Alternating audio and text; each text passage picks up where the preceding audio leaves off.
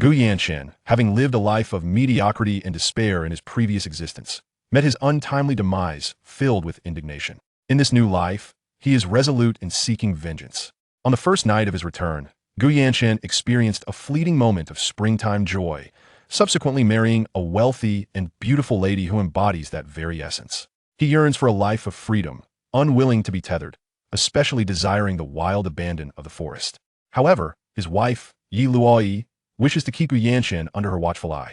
Despite her intelligence and wisdom, she finds herself unable to restrain the allure of beautiful women who readily offer their affections, and ultimately must accept this reality with a heavy heart. In this new life, Gu Yanchen aims to establish his own financial empire, engaging in meaningful enterprises such as semiconductor manufacturing, pharmaceuticals, and agriculture, genuinely contributing to the nation and the welfare of the populace. Chapter 80. A love-filled evening. Upon returning home, Gu Yanchen found Luoyi in the living room. Before entering, he meticulously checked for the scent of perfume and stray hairs, knowing that if Luoyi discovered any evidence, no amount of explanation would suffice. Upon seeing Gu Yanchen, Luoyi immediately exclaimed, "You're back so soon?" "Yes, I returned as soon as the matters were concluded." Gu Yanchen removed his coat and sat beside Luoyi. "Darling, can we set off tomorrow for your family's home?" "Indeed, we have an afternoon flight. Are you looking forward to it?" "I have no concerns.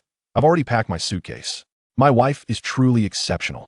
Upon hearing this, Luoyi felt a surge of joy. Her husband's emotional validation filled her heart. "Darling, am I really your first love? What else could it be? You even took my virginity. How can I trust that? You are quite adept at charming women. Where did you acquire that skill? Have I never seen a pig run just because I haven't eaten pork?" Luoyi leaned closer to Gu Yanchen and whispered, "Then why is your technique so refined?" "It's quite the same. It's all theoretical knowledge, supplemented by a bit of practice, self-taught." Luoyi shot him a reproachful glare. Gu Yanchen spoke with earnest absurdity, and she found herself believing him. "Darling, my mother wants me to have children soon. I am curious about your thoughts on this. Let's enjoy our time together as a couple first. Children can wait. You are only 27. There's plenty of time." Luoyi laughed at this, wrapping her arms around Gu Yanchen's neck. Initially conflicted, she felt immense happiness upon hearing his words, as they aligned perfectly with her own desires. "Darling, there's something else. The Fengyun Group is currently embroiled in legal troubles, and those companies in Donghai are eyeing it greedily. Should we consider a slice of that pie?" "Forget it. Real estate is not a favorable industry. What about that computer manufacturing company?" "Wife, let's not pursue that. Our company's funds can be utilized for greater purposes, and we have other projects to invest in. Once we return from our honeymoon, we can discuss it further." "But who possesses the capability to bring down the Fengyun Group so decisively? How do they manage it?" A smile graced Gu Yanchen's face, his heart brimming with joy, for he knew he was the origin of it all. "Do you truly believe they possess such capability? If they did not, how could they? The Fengyun Group finds itself on precarious ground, likely to be taken over soon." Gu Yanchen chuckled. "That's not our concern. We should focus on our own enterprise." "Very well, I shall heed your words." After dinner, Luoyi tugged Gu Yanchen toward their bedroom. He embraced her tightly, asking, "Why the rush, my dear wife? We haven't had our wedding night yet. Don't we need to make up for that? Besides, we have to rise early tomorrow." As they entered the room, Gu Yanchen swept Luoyi into his arms and carried her to the bathroom. "I forgot to bring my nightgown." "What need is there for a nightgown? Let's simply go to bed."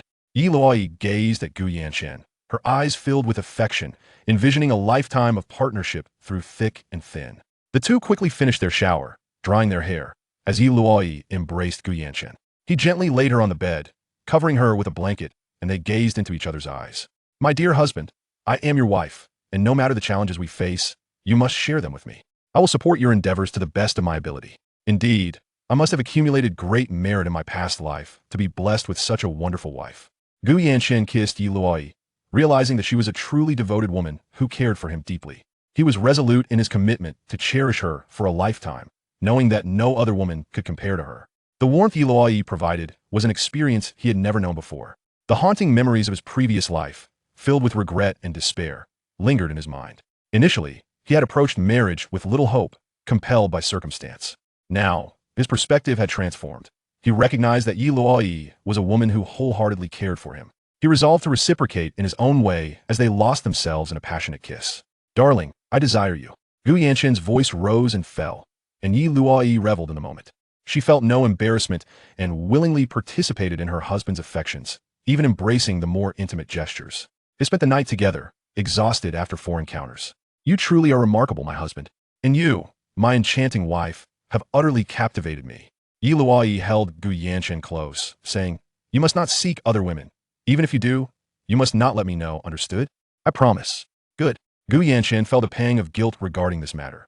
For anything else, he would acquiesce to Yi Luoyi's wishes. Yet, this particular issue weighed heavily on him. He believed that the unsavory actions he had taken should forever remain hidden from her. "You promise me?" "I promise." Gu Yancheng gently kissed Yi Luoyi. "Sister, it's time for bed. Brother, good night." Yi Luoyi also planted a kiss on Gu Yancheng's cheek. Yi Luoyi considered her husband quite handsome, with excellent physical prowess that endeared him to her.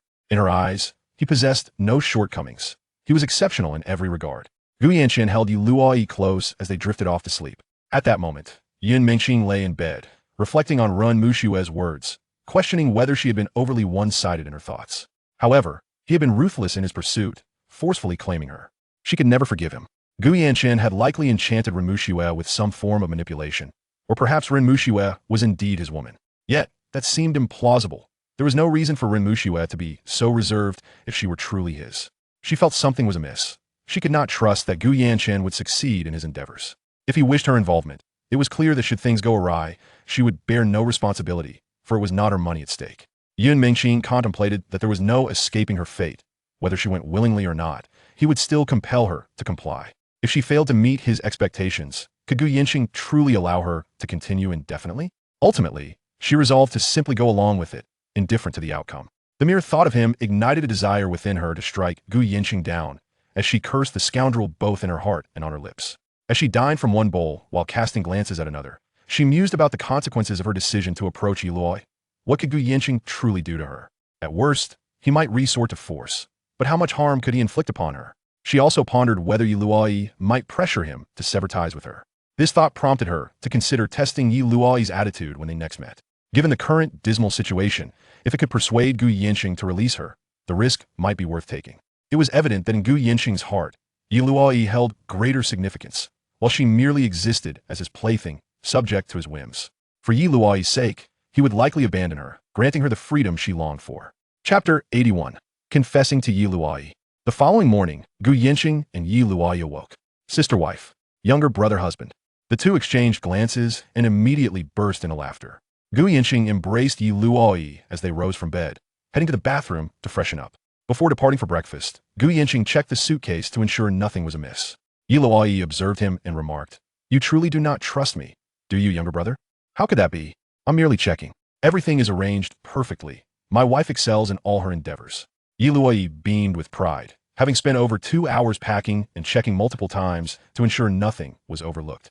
Sister is truly capable. As Yi Luoyi linked her arm with Gu Yancheng's, they stepped outside, ready to return home before heading to the airport. At the Yi family's ancestral residence, Gu Yancheng donned a suit, while Yi Luoyi wore a chic winter dress paired with warm stockings and a white shawl. "You're back. Father, mother," they chorused in unison. Yi father and Yi mother smiled upon witnessing the couple's harmonious rapport, filling their hearts with joy.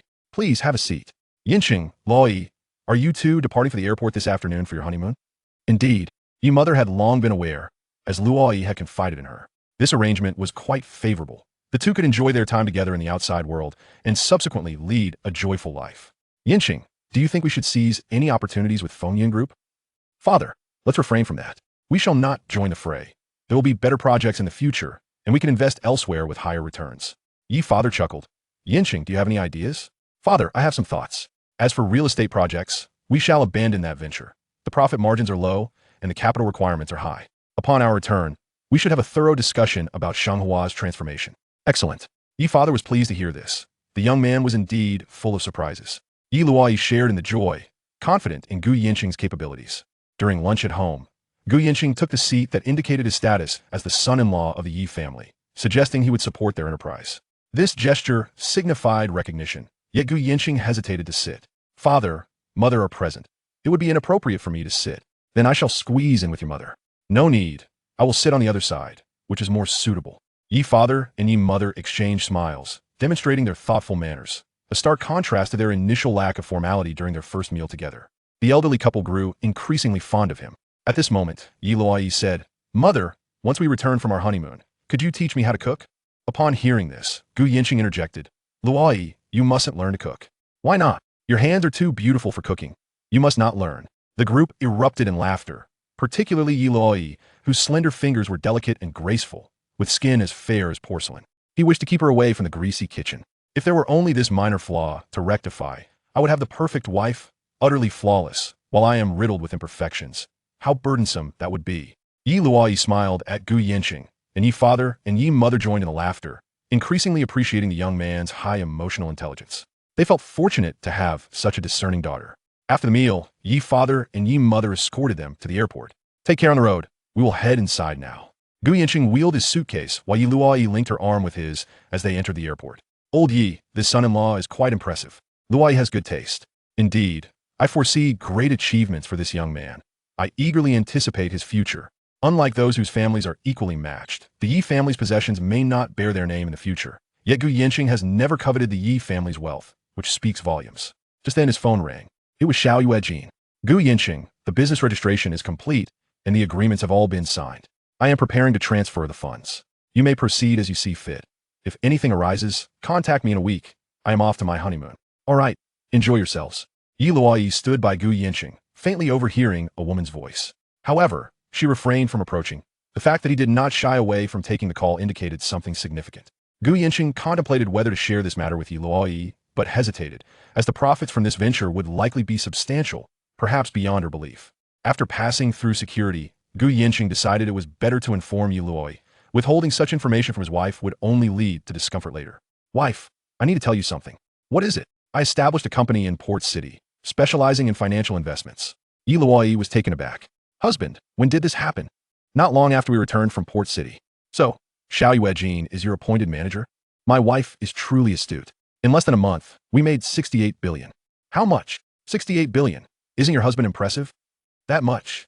Yi Luoyi was gradually astonished. It was an astronomical sum. In the future, there may be even more. Do not be surprised. Your husband is quite remarkable. Yi Luoyi clutched Gu Yancheng's arm. Why did you wait until now to tell me? The previous relationship was different. Now you are my most beloved wife. If I do not share this with you, whom else could I trust? Yi Luoyi felt a surge of happiness upon hearing this. All right, I understand. She had not anticipated that her husband could achieve so much in such a short span. And 68 billion was no trivial amount. Shenghua had been her father's lifelong endeavor, accumulating 200 to 300 billion in assets, while her husband had amassed such wealth in just over a month. She did not dwell on the specifics, knowing her husband possessed both discretion and method. Wife, just knowing about this is sufficient. The matters I am undertaking are significant, and I will explain them to you in detail later. All right. Yi Luoyi felt a swell of pride. Her judgment had proven correct. If he were truly as unambitious as her mother suggested, he would never have volunteered this information. This also validated her esteemed position in Gu Yancheng's heart, bringing her immense joy. Whatever he intended to pursue, he would willingly share with her, which filled Yi Luoyi with delight. Husband, you are truly impressive. Gu Yancheng playfully pinched Yi Luoyi's nose. It is you, my wife, who is exceptional. You are undoubtedly the finest investor in Huaxia. Yi Luoyi erupted in laughter, increasingly convinced that her husband surpassed her expectations, and perhaps Huaxia's chip technology could indeed thrive under his stewardship. She felt an overwhelming sense of anticipation. Look at my husband, wealthy, capable, with high emotional and intellectual intelligence. If I do not seize this opportunity, would I not be a fool? My wife is the most intelligent, wise, and beautiful. In Gu Yancheng's eyes, Yi Luoyi saw admiration akin to a doctor's reverence, coupled with eager expectation. Chapter 82. Encountering Han, Yancheng again, Yi Luoyi, entwined with Gu Yancheng, boarded the aircraft. She had reserved a first-class seat, and once settled, her gaze remained fixed upon Gu Yancheng. At this moment, she comprehended the source of her husband's unwavering confidence, and she harbored a firm belief in his inevitable success. In the future, she would be the woman standing beside him, gazing upon the picturesque landscape. How could she not feel a sense of anticipation? Why do you keep staring at me? Yi Luoyi shifted closer to Gu Yancheng, whispering softly in his ear, My dear husband is truly remarkable. The more I see, the more I adore you. Gu Yancheng turned to face Yi Luoyi, a broad smile illuminating his features. He leaned in, whispering back when we reached the hotel, You must allow me to show you just how much I cherish you. He then planted a gentle kiss on her cheek. A smile lingered on Yi Luoyi's face. For from a moment she resolved to become his true wife, she had placed unwavering faith in him. Hearing of his success brought her joy, not only for him, but for herself as well. Choices in life hold great significance. She felt assured that her selection was indeed the right one. Had she not pursued him, he might have never desired her. What she once failed to understand, she now grasped fully. Gu Yancheng clasped Yi Luoyi's hand, its delicate smoothness a testament to her beauty, which radiated from every inch of her being. The two nestled together, drifting into slumber. Meanwhile, Yun Mengqing wrestled with her thoughts, ultimately deciding to visit Tianxiao Investments. She sought to uncover Gu Yancheng's undertakings. Clad in a tailored suit, she arrived at the office, situated in a standalone building, small yet fully equipped. Her mind was resolute on extricating herself from Gu Yancheng's influence. A strategic retreat was indeed the best course. Gu Yancheng would not indulge her, and only by acquiring leverage over him could she ensure her own escape. At that moment, Ren Muxue entered Yun Mengqing's office. President Yun, regarding the chip company, I am entrusting the entire matter to you. President Gu has set a tight deadline. I need weekly updates on your progress. Understood. But this industry requires talent, Yun Mengqing replied. President Yun, I won't interfere with that, but fiscal discipline is essential. President Gu only demands results, not the process. Ren Muxue remarked, her tone slightly irked by Yun Mengqing's reference to Gu Yancheng. Were it not for his direct involvement, she would have little interest in her. Yun Mengqing felt a flicker of irritation at Ren Muxue's tone. After enduring Gu Yancheng's temper, she now faced this condescension. In that case, I will require authority. That is acceptable, but I must oversee the financial matters. You may freely allocate the company's resources otherwise. Agreed. Ren Muxue was curious to see what capabilities Yun Mengqing possessed that warranted Gu Yancheng's personal attention, given that they were in the initial stages, where expenditures were plentiful. She felt compelled to scrutinize the financial outlay. After Ren Muxue departed, Yun Mengqing muttered to herself, truly, a loyal lapdog of Gu Yancheng. He certainly knows how to choose his subordinates. Unwilling to be underestimated, she set to work, recognizing that she needed a capable team to achieve her goals. As she reviewed her plans, she prioritized recruitment, issuing directives to HR to hire and scout talent. If she desired swift progress, investing money was the solution. After all, it was Gu Yancheng's wealth, and she was indifferent. On Bali Island, Gu Yancheng escorted Yi Luoyi to the hotel restaurant, located on the top floor, where they secured a table by the window. Yi Luoyi gazed at her husband and inquired, Darling, apart from the chip company, what else do you wish to pursue? My dear wife, I am a man of ideals and vision. My aspirations are grand. In the next decade, perhaps I shall amass considerable wealth, yet ultimately, it shall flow back into Huaxia. Are you envisioning a venture abroad to garner profits before establishing a foundation here? Indeed, this is merely the starting point. The future holds greater promise. As Yi Luoyi observed her husband's self-assured demeanor, a radiant smile graced her face. It all made sense. His endeavors in Hong Kong were steps toward achieving his goals. With such an exceptional husband, I eagerly await the day of your triumph. Yi Luoyi understood that he would attain considerable wealth, but what mattered most was his ability to engage in meaningful pursuits. Money, when it merely accumulates in a bank, becomes nothing more than a number. Otherwise, it lacks significance. Life's material pleasures, even at their most extravagant, could not exhaust their worth throughout the year. Food, clothing, and shelter were necessities that could never be fully consumed. Hearing Gu Yancheng express his intentions to undertake meaningful endeavors filled her with unwavering support. A true husband is one who strives for purpose. In Huaxia, heroes are not defined by their wealth, but by their contributions to the nation. Those who engage in unscrupulous commerce have long been scorned. The wealthy who lack compassion are even more so. Engaging in truly significant work outweighs all else. And should you squander it all, you must support me. I shall depend on you for a lifetime. Very well. I shall care for you for eternity, Gu Yancheng replied, his face aglow with delight. Just then, a familiar figure approached, Han Yunting, accompanied by a striking woman, whose beauty, while commendable, paled in comparison to Yi Luoyi. President Fan, you two have come to Bali Island? Yi Luoyi greeted.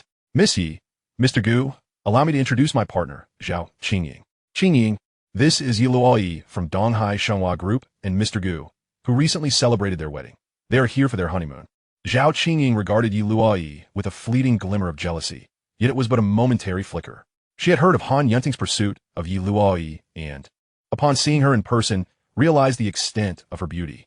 Gu Yancheng harbored no fondness for Han Yunting, perceiving him as somewhat treacherous, and thus felt no inclination to entertain further thoughts regarding the Han family. However, should they pose a threat, he would not hesitate to act with resolve.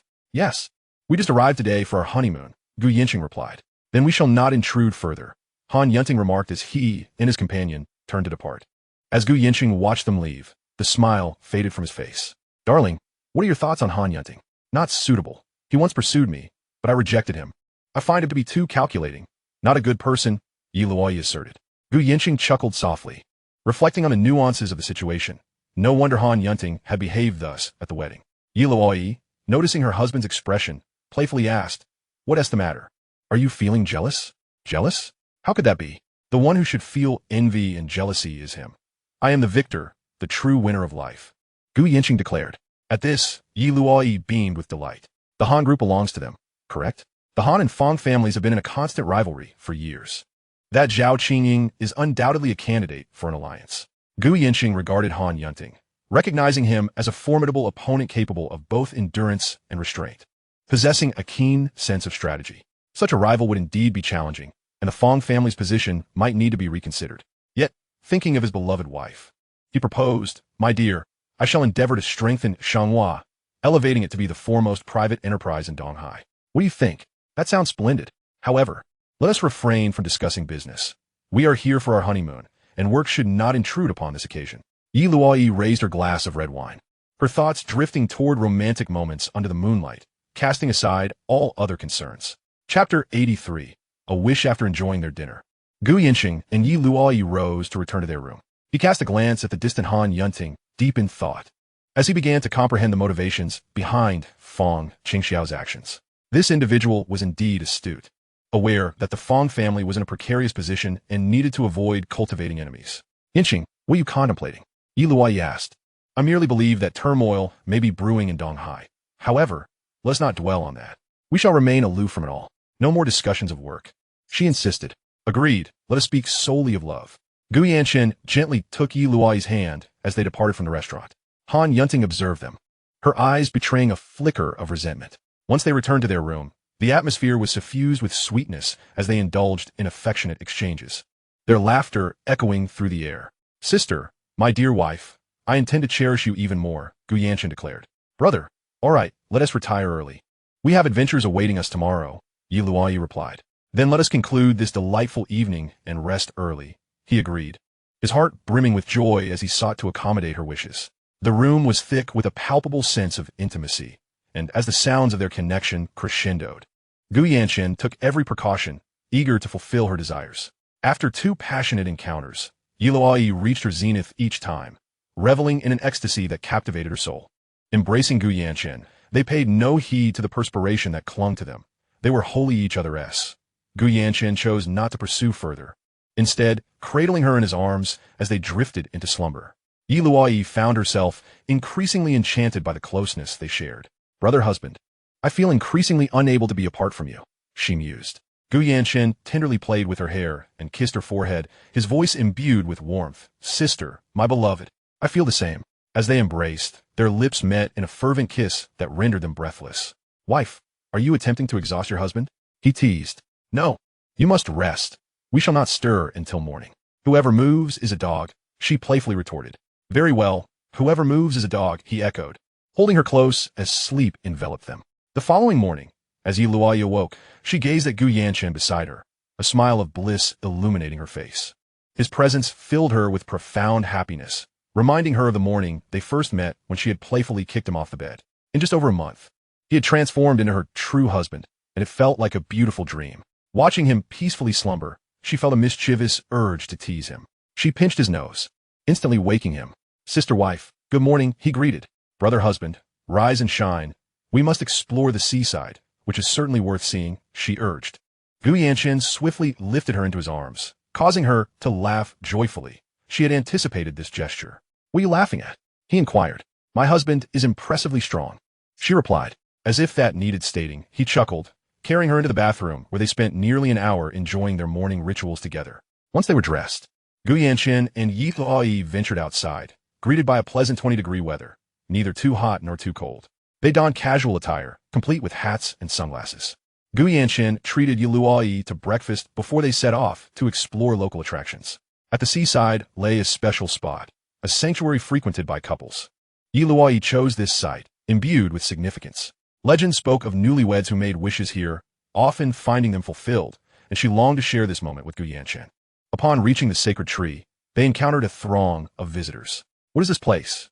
Gu Yancheng inquired. "It is a site for newlyweds to make wishes. Reputed to be particularly potent," she explained.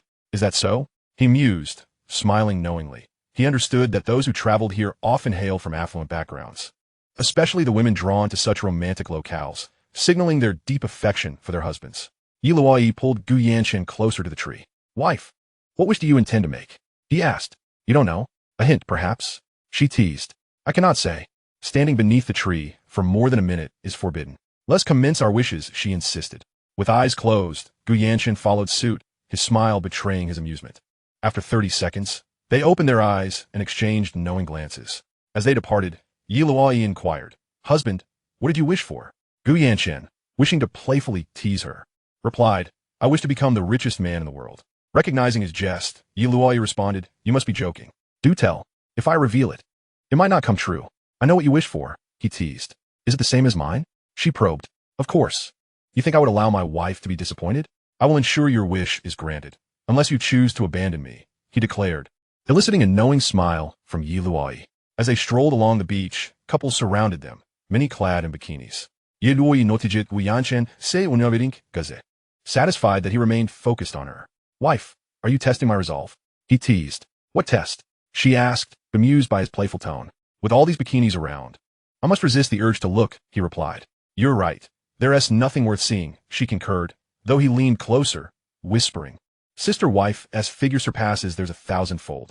Luoyi felt a surge of joy at his words, relishing his ability to charm her. Gu Yancheng, how did you learn such sweet nothings? She inquired. No need for learning. I merely speak the truth. In my eyes, sister wife is the most beautiful woman in the world, he replied, causing her smile to widen. At that moment, a couple passed by, the man carrying his partner on his back. Luoyi remarked, Look at that husband. No need to pity him. Let us move on, she added, her laughter ringing out, drawing approving glances from onlookers. Yet Luoyi yearned for Gu Yancheng to carry her as well. Husband, I can't walk any longer, she pouted. Responding to her playful tone, he crouched down. A woman who knows how to be coy has the best fortune. Fully aware of his weakness, Luoyi climbed onto his back, her eyes fixed on the sea, bathing in happiness, as if she were the luckiest person in the world. As they walked for about 10 minutes, Gu Yancheng remarked, Wife, you've grown heavier. Have you gained weight? Luoyi, anticipating his intention to set her down, retorted, Even if I have, I'm still your wife, and you must carry me for life. Even a beast of burden needs to catch its breath, he joked. You're already weary after just a few minutes? I just praise your strength. Hold on a bit longer, she encouraged. As they continued, Han Yunting and Zhao Qingying spotted them from a distance. Han Yunting, you wish to marry me to gain the Zhao family's support. We both know the truth. Your heart lies with Luoyi. Now that she is married, are you not feeling a pang of discomfort? Zhao Qingying queried. No, that is all in the past, he replied. Observing Han Yunting, she sensed a hint of apprehension beneath his calm demeanor. Do you believe we are well suited? She asked. What is unsuitable? We are a match made in heaven, he asserted. Zhao Qingying, however, found his words hard to believe. Han Yunting is a figure of remarkable forbearance, and she must be approached with caution. Tomorrow, I shall return to my homeland. Han Yunting turned her gaze towards Zhao Qingying and spoke with a calm demeanor. Since you harbor reluctance in your heart, shall we embark on a collaboration? Collaboration? What sort of collaboration? Zhao Qingying inquired. You assist the Han family in ascending to the pinnacle of the East Sea, and in return, I will procure the Zhao family shares for you. Once our objective is achieved, we shall part ways amicably. What say you? Zhao Qingying regarded Han Yunting. How do you intend to assist me in acquiring the Zhao family shares? I shall provide the betrothal gifts, and the Zhao family must surely offer some dowry in return. Zhao Qingying looked at Han Yunting, acknowledging the depth of her strategy, realizing she was no ordinary adversary. I require 10 of the Zhao family shares. Very well. Han Yunting responded without hesitation. Zhao Qingying felt a twinge of apprehension at this answer, yet deemed it acceptable for the sake of her own interests. Tomorrow, I will return home. Agreed. Gu Yancheng carried Luoyi for half an hour, beads of sweat dotting his forehead, while Luoyi occasionally wiped his brow. Are you fatigued? She teased. What do you think? Over 100 pounds, impossibly heavy. Yet, when we were in the harbor city, you carried me with such joy. I'm still quite happy now, just in need of a brief respite. All right, set me down. Gu Yancheng sat by the roadside, and Luoyi joined him, handing him a bottle of water. My husband is the most capable and the most caring. With that, she leaned against him. Luoyi, are you employing this tactic to tease me? What do you mean by tease? That is affection. Gu Yancheng found himself at a loss for words.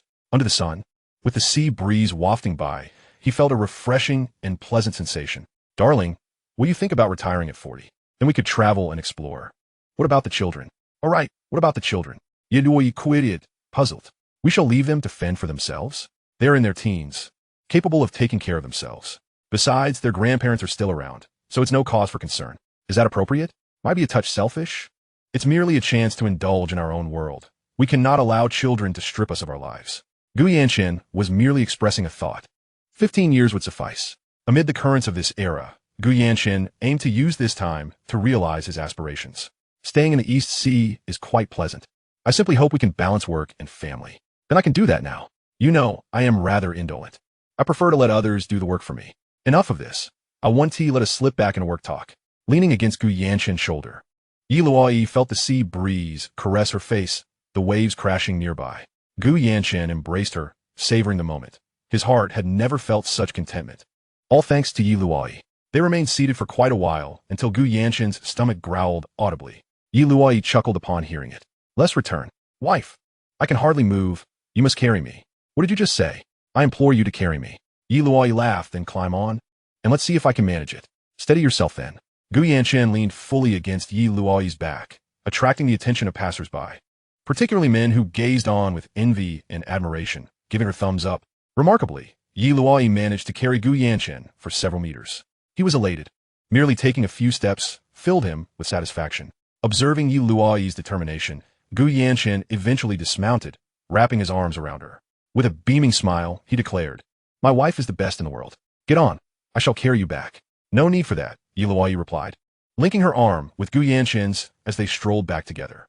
She understood his intentions. Yancheng returned kindness with interest. How fortunate am I to have such an understanding wife? Yancheng mused as they walked. In the following week, Yancheng and Luoyi indulged in the local cuisine on Bali Island, which was decidedly unpalatable, save for the hotel's Western fare. The scenery was also rather mediocre, yet the couple remained joyful. As long as they were together, happiness prevailed. Before long, a week had passed. Darling, I feel I have not yet had my fill of fun. We can enjoy ourselves once more upon our return. We are together every day, are we not? That is true, though I find myself reluctant to return to work. My wife is a cool and collected CEO. How can she possibly neglect her duties? If you do not work, who will manage Shenhua? Will you take charge? That is not feasible. I cannot manage the company. I can merely offer suggestions. And I lack the inclination. You are simply lazy. Your ideas surpass anyone else's. Upon our return tomorrow, I must earn money for our future child. Luoyi observed his lack of focus. Very well, I shall not impose. Tend to your own matters. You're the best, my wife. You only know how to flatter me. Wife, I assure you, you're the sole recipient of my flattery. I shall remember that.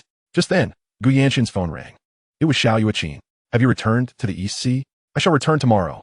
Is there an urgent matter? Well, the European branch has been finalized, named Universal Capital. It's all on you. Ensure you appoint trustworthy personnel in finance. All is arranged. We have already begun to lay out short positions. The year end is approaching. We shall short the index. Understood. The US dollar can be bought on dips. Got it. Are you enjoying your honeymoon? Quite so. Congratulations. Xiao Yuqin extended her well wishes to Yancheng. Thank you. I appreciate your efforts. When we meet next, I shall ensure you are treated with utmost hospitality. No need for trickery. That is absolutely out of the question. Xiao Yuqin chuckled, exchanging pleasantries before hanging up.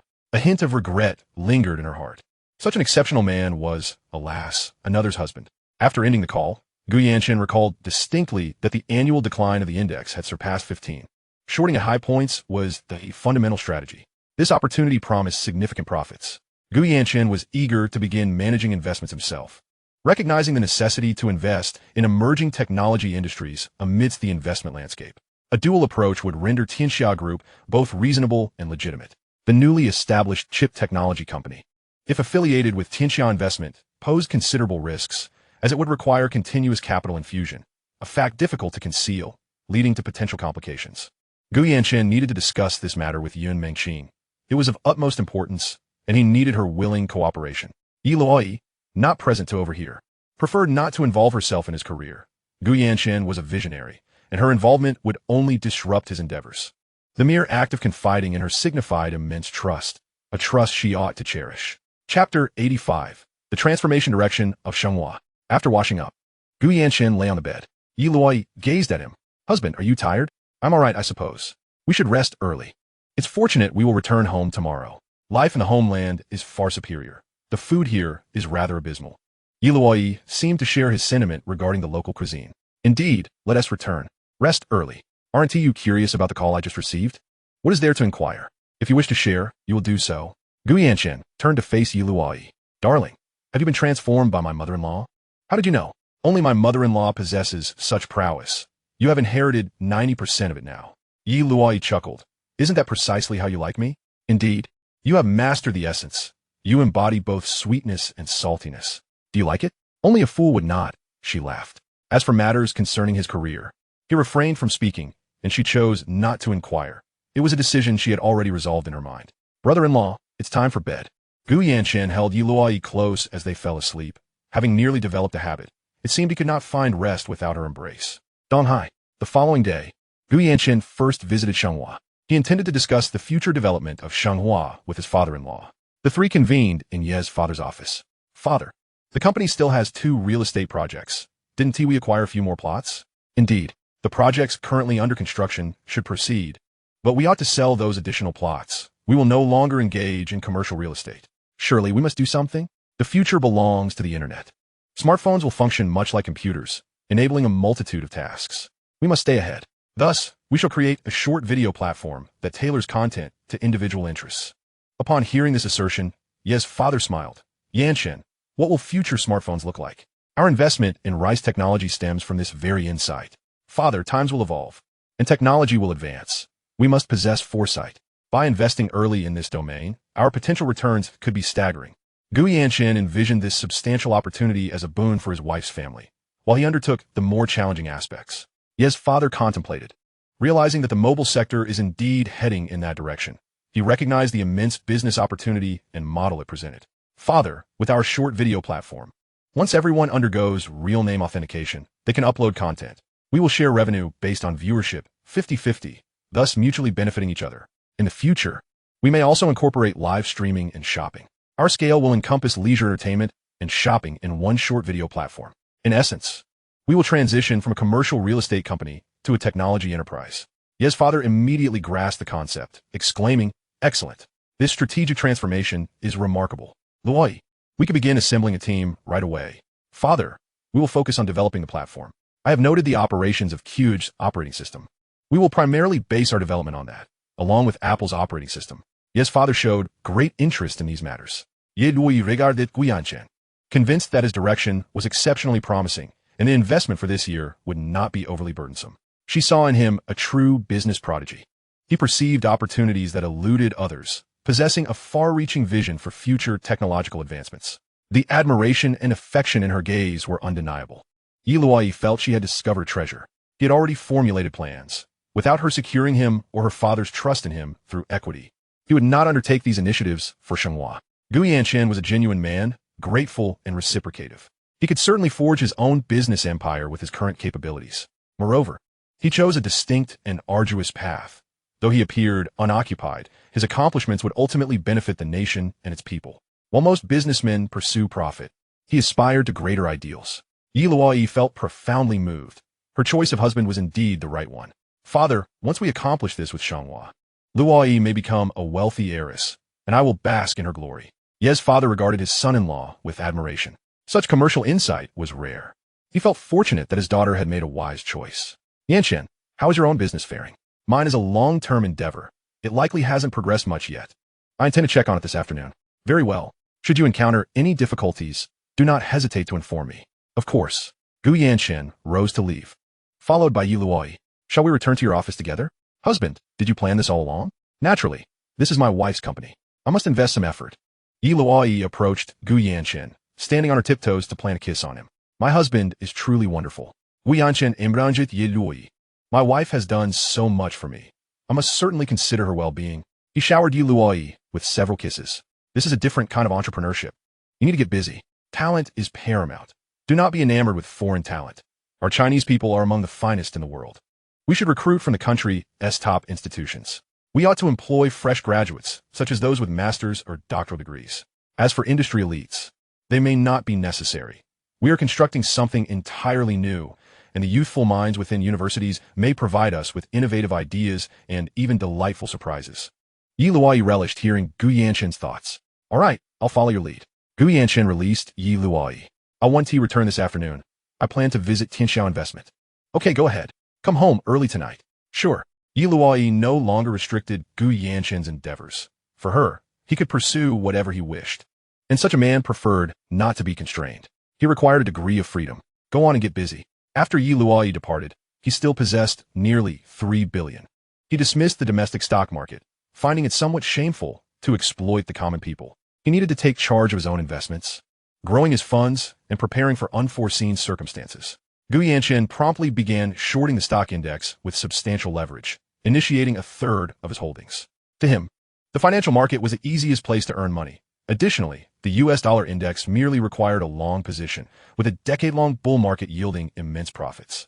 Gu Yancheng would not lack for funds. Thus, utilizing this capital for meaningful endeavors epitomized the true value of his rebirth. Chapter 86. Once again pressuring Yun Mengqing. In the afternoon, Gu Yancheng arrived at Tianxiao Investment. After exchanging a few words with Ren Muxue, he proceeded to Yun Mengqing's office, once again barging in unannounced. Yun Mengqing was engrossed in work and looked up to see Gu Yancheng, the scoundrel. She greeted him with a frosty demeanor. Gu Yancheng, you rogue. What are you doing here? I came to see my woman and to check on the work progress. Who is your woman? Don't spout nonsense. I missed you dearly during these past few days. Have you thought of me? I wish you would perish. Yun Mengqing harbored no fondness for Gu Yancheng. Yun Mengqing. After sharing a bed, we have a bond that spans 100 days. Cursing me brings you no benefit. Yun Mengqing set down her documents, glaring fiercely at Gu Yancheng. While he was off enjoying his honeymoon, she was laboring away for him. I would rather you vanish.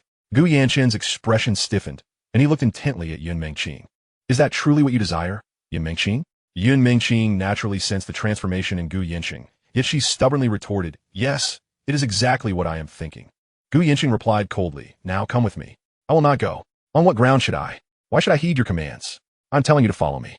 Whether you choose to comply or not is entirely up to you. I shall wait for you in the car downstairs. Yun Mengqing gazed at Gu Yancheng's retreating figure, resolute in her decision to remain immobile in the office. She refused to descend. What could he possibly do? They had also locked the door, preventing Gu Yancheng from entering. She felt invulnerable, sitting in her office chair until the end of the workday, and Gu Yancheng did not come upstairs. Believing he had left, she felt a sense of relief. She entered her car and drove home, only to find Gu Yancheng's vehicle entering the community right behind her. Unperturbed, she proceeded into the elevator. In a swift motion, Gu Yancheng stepped in alongside her. Gu Yancheng, you scoundrel, have you been tailing me all this while? I am hungry. Let me sample your culinary skills. Gu Yancheng wrapped his arm around Yun Mengqing, leaving her with no opportunity to escape. Are you not afraid I might poison you? Upon reaching her doorstep, Yun Mengqing adamantly refused to open the door, and they stood there at an impasse. Open the door, Gu Yancheng insisted, forcibly prompting her to unlock it with her fingerprint. He then embraced her as they entered, and at that moment, she realized she was once again trapped in his clutches. Prepare dinner. I wish to taste your cooking. Do not even think of fleeing. You might escape the first day, but not the 15th. Hand me a key to your home. Not a chance in your wildest dreams. Yun Mengqing stood her ground, acutely aware that her resistance was futile. Gu Yancheng, unperturbed, asked, Yun Mengqing, do you truly despise me this much? Yes, I absolutely detest you. Observing her unwavering defiance, Gu Yancheng concluded that if hatred was her choice, then let it endure a lifetime. He continued to embrace Yun Mengqing, leading her into the room. Yun Mengqing had no illusions. She was fully aware of Gu Yancheng's intentions. She lay on the bed, permitting him to remove her clothing. Yun Mengqing, are you surrendering without a fight?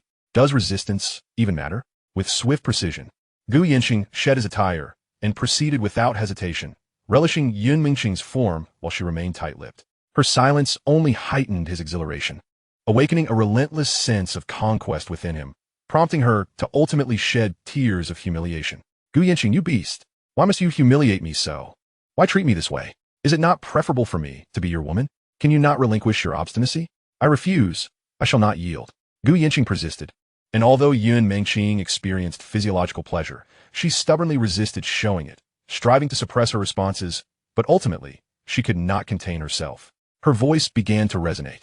This was precisely the effect Gu Yancheng sought, to conquer Yun Mengqing through such means, for she would never acquiesce otherwise. A wave of shame washed over her, signaling her defeat. She glared fiercely at Gu Yancheng. He regarded her with a mixture of fascination and amusement, wiping the tears from her eyes before leading her into the bathroom. Following their intimate exchange, subtle shifts in their mental states began to emerge. Gu Yancheng, you are nothing but a brute. I offer you 10 of the chip company's shares, though they shall officially be in your name. Yun Mengqing fixed her gaze upon him. Why do you look at me so? You are astute enough to understand what this entails. I know you harbor hatred for me, yet in my realm, you are my woman, and I shall provide for you. The chip company is crucial, requiring substantial investment and holding significant strategic value for the nation. I am placing you in this position. You should comprehend its implications. Though Yun Mengqing understood his words, she remained resolute in avoiding any entanglement with Gu Yancheng. And remember, there is no escape. The path for my woman lies solely along this route. Reflect deeply on this. In merely a decade, should you succeed, you will stand as the foremost figure in the country, basking in the glory of external accolades. Gu Yancheng, are you merely spinning tales to entice me? Do you truly believe I would fall for such tricks? With a decisive motion, Gu Yancheng lifted Yun Mengqing, their bodies closely entwined. Do you possess any alternatives? He leaned in to kiss her. Yun Mengqing pushed him away with all her might, but to no avail, and was left to endure his advances. A profound sense of injustice filled her. She had never been afforded a choice, each instance dictated by Gu Yancheng's forceful hand. As he released her, Yun Mengqing retaliated with a slap, only for Gu Yancheng to capture her wrist. Yun Mengqing, never entertain thoughts of betraying me, for the consequences will be dire, far worse than what Zhong Jianlin faced. Though you are innocent, encountering me offers you an opportunity. Ultimately, a woman's true reliance lies with a man. Comply and assist your man in achieving greatness, and we shall mutually thrive. With that, Gu Yancheng turned off the water and began drying her body, as well as his own, before donning his clothing. He did not leave immediately, but remained seated in the living room, the clock nearing 8. Are you not departing? What is the rush? You shall prepare dinner. I will eat before I return. I refuse to cook, be gone. Gu Yancheng pulled Yun Mengqing into the kitchen and opened the refrigerator. I will not be cooking, I simply will not. Observing her defiance, Gu Yancheng noted her remarkable spirit and obstinacy. He began to prepare a meal from the ingredients he found, while Yun Mengqing exited the kitchen. The vigorous exertion from earlier had indeed left her a bit hungry, and she sat in the living room clad in her pajamas, astonished that Gu Yancheng could cook. As she pondered his words from the bathroom, she contemplated the implications of his investment in the chip technology company. If she were to take the helm, as he suggested, it could indeed lead to her own success and recognition. Yun Mengqing occasionally glanced toward the kitchen, perplexed by Gu Yancheng's motives. Did he genuinely believe in her potential? She struggled to comprehend his true intentions. Having entered into matrimony, and with a stunning wife like Luoyi, why did he still pursue her? Men were never to be trusted. Realizing her limited options, she was consumed with questions regarding Gu Yancheng's apparent fearlessness. Did he truly not fear her revealing anything to Luoyi? This question lingered in her mind. Gu Yancheng was bustling about in the kitchen. While Yun Mengqing felt it imperative to have a serious conversation with Luoyi, she could no longer tolerate Gu Yancheng's behavior toward her. After more than an hour, Gu Yancheng emerged with the dishes. Dinner is ready. Come quickly, he urged. However, Yun Mengqing remained seated, entirely disinclined to engage with him. Noticing her immobility, Gu Yancheng approached and directly pulled her to the dining table. You are the second woman I've cooked for. Who cares? Yun Mengqing responded disdainfully. Were it not for his lingering guilt towards Yun Mengqing and his perception of her as his own, Gu Yancheng would hardly possess such patience. As he served her rice, Yun Mengqing glanced at the dishes on the table. They appeared appetizing, yet she resolutely refrained from eating. Hurry and eat. I'm not hungry, she retorted, even as her stomach betrayed her with a rumble. Embarrassed, she felt her resolve wavering. Gu Yancheng chuckled at her discomfort, serving her some vegetables. Eat up. I won't harm you. Being with me, aside from not giving you a title, I can provide everything else. Think carefully. A man like me is not someone just anyone can attract. Yet, Yun Mengqing remained unmoved. Gu Yancheng, observing her stubbornness, jested, Shall I feed you? At this, Yun Mengqing contemplated briefly before picking up her chopsticks. Being an obedient woman is the truest form of happiness. Why be so obstinate? How lovely it would be to be gentle and charming. Angered by his words, Yun Mengqing felt as though he was coercing her while expecting her to be tender in return. This was utterly unacceptable. She set down the chopsticks she had just picked up, glaring at Gu Yancheng. Fine, do as you wish. Focus on your chip company. It will only benefit you, not harm you. Gu Yancheng continued to serve her, then resumed his meal. As her stomach grumbled again, she questioned why she should abstain from eating in her own home. She picked up her chopsticks and took a bite. The food was indeed quite delicious. His culinary skills were surprisingly commendable. She couldn't help but glance at Gu Yancheng, pondering the mystery of his confidence. This was a question she couldn't quite fathom.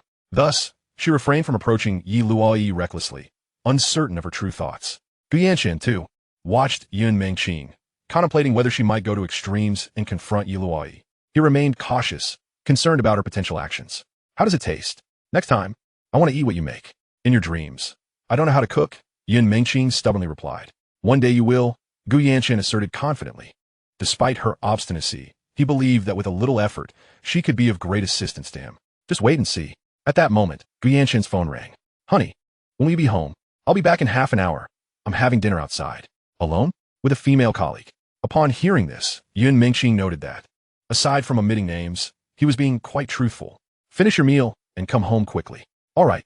After hanging up, Gu Yanchen noticed Yun Mengqing's displeasure. He quickly finished his meal, and although she felt a twinge of jealousy at his demeanor, her emotions were complex. Gu Yanchen leaned down and kissed her lightly on the cheek. Eat slowly, and don't think about going to find Yi Luoyi. I prefer she doesn't know about this. Don't feel wronged. If you need my help, I will assist you. Hearing this only fueled Yun Mengqing's anger. I want to confront her. I want to tell her that you're a beast who forces me. Gu Yanchen, with a serious expression, responded, Yun Mengqing, if you dare to approach Yi Luoyi about this matter, I will confine you for life, leaving you with no freedom.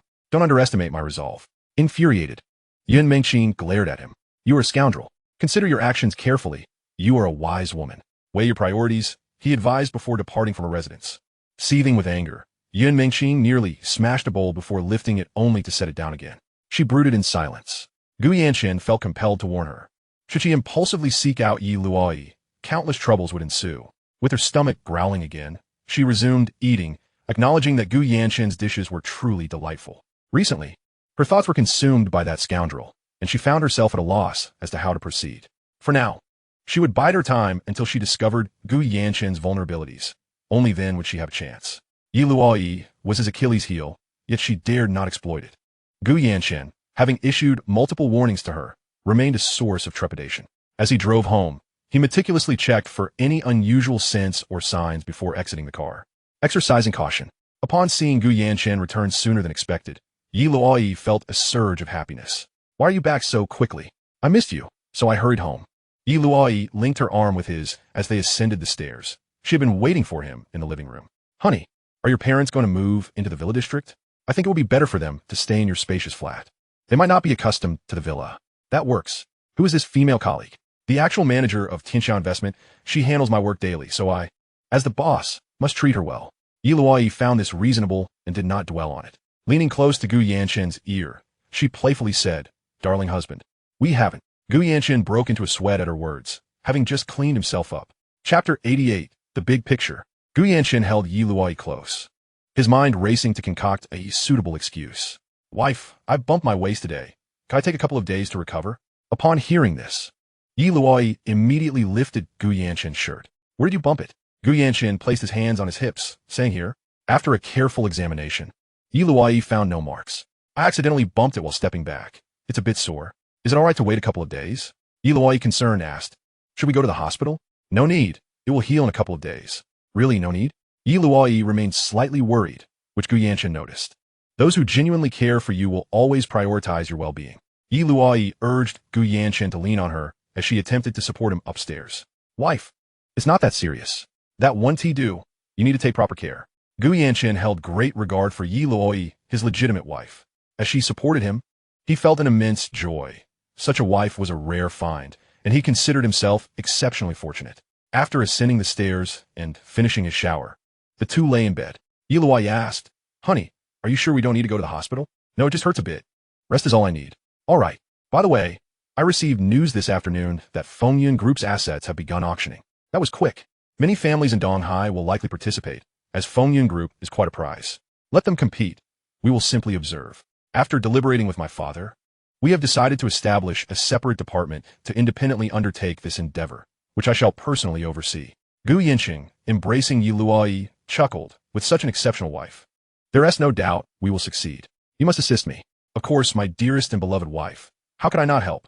Yet I confessed, I truly lack expertise in company management and operations. I can handle strategic decision-making, but when it comes to specific tasks, that is beyond my capabilities. Darling, I will teach you, she offered. However, Gu Yanchen promptly declined, stating, My dear, you misunderstand. I only focus on the overarching direction, leaving the minutiae to my subordinates. If a problem can be resolved with money, why exert myself unnecessarily? Otherwise, how could I indulge in leisure? Luoyi, contemplating his words, inquired. Then how do you manage the company? I entrust tasks to those I trust. If their capabilities are slightly lacking, it matters not. As long as they adhere to my guidance, there will be no issues. Luoyi found this reasoning quite sound. So, might I also adopt such an approach? With so many vice presidents in the group, I could certainly do likewise. You lack my level of nonchalance. Thus, you cannot emulate my style. You are inclined to be hands-on, whereas I prefer to oversee only the larger picture. I am rather lazy, only needing to manage the general direction. Then will you teach me? This is not a matter of teaching. Can you truly entrust subordinates to execute tasks? After some reflection, Luoyi realized she indeed may not be suited for such delegation.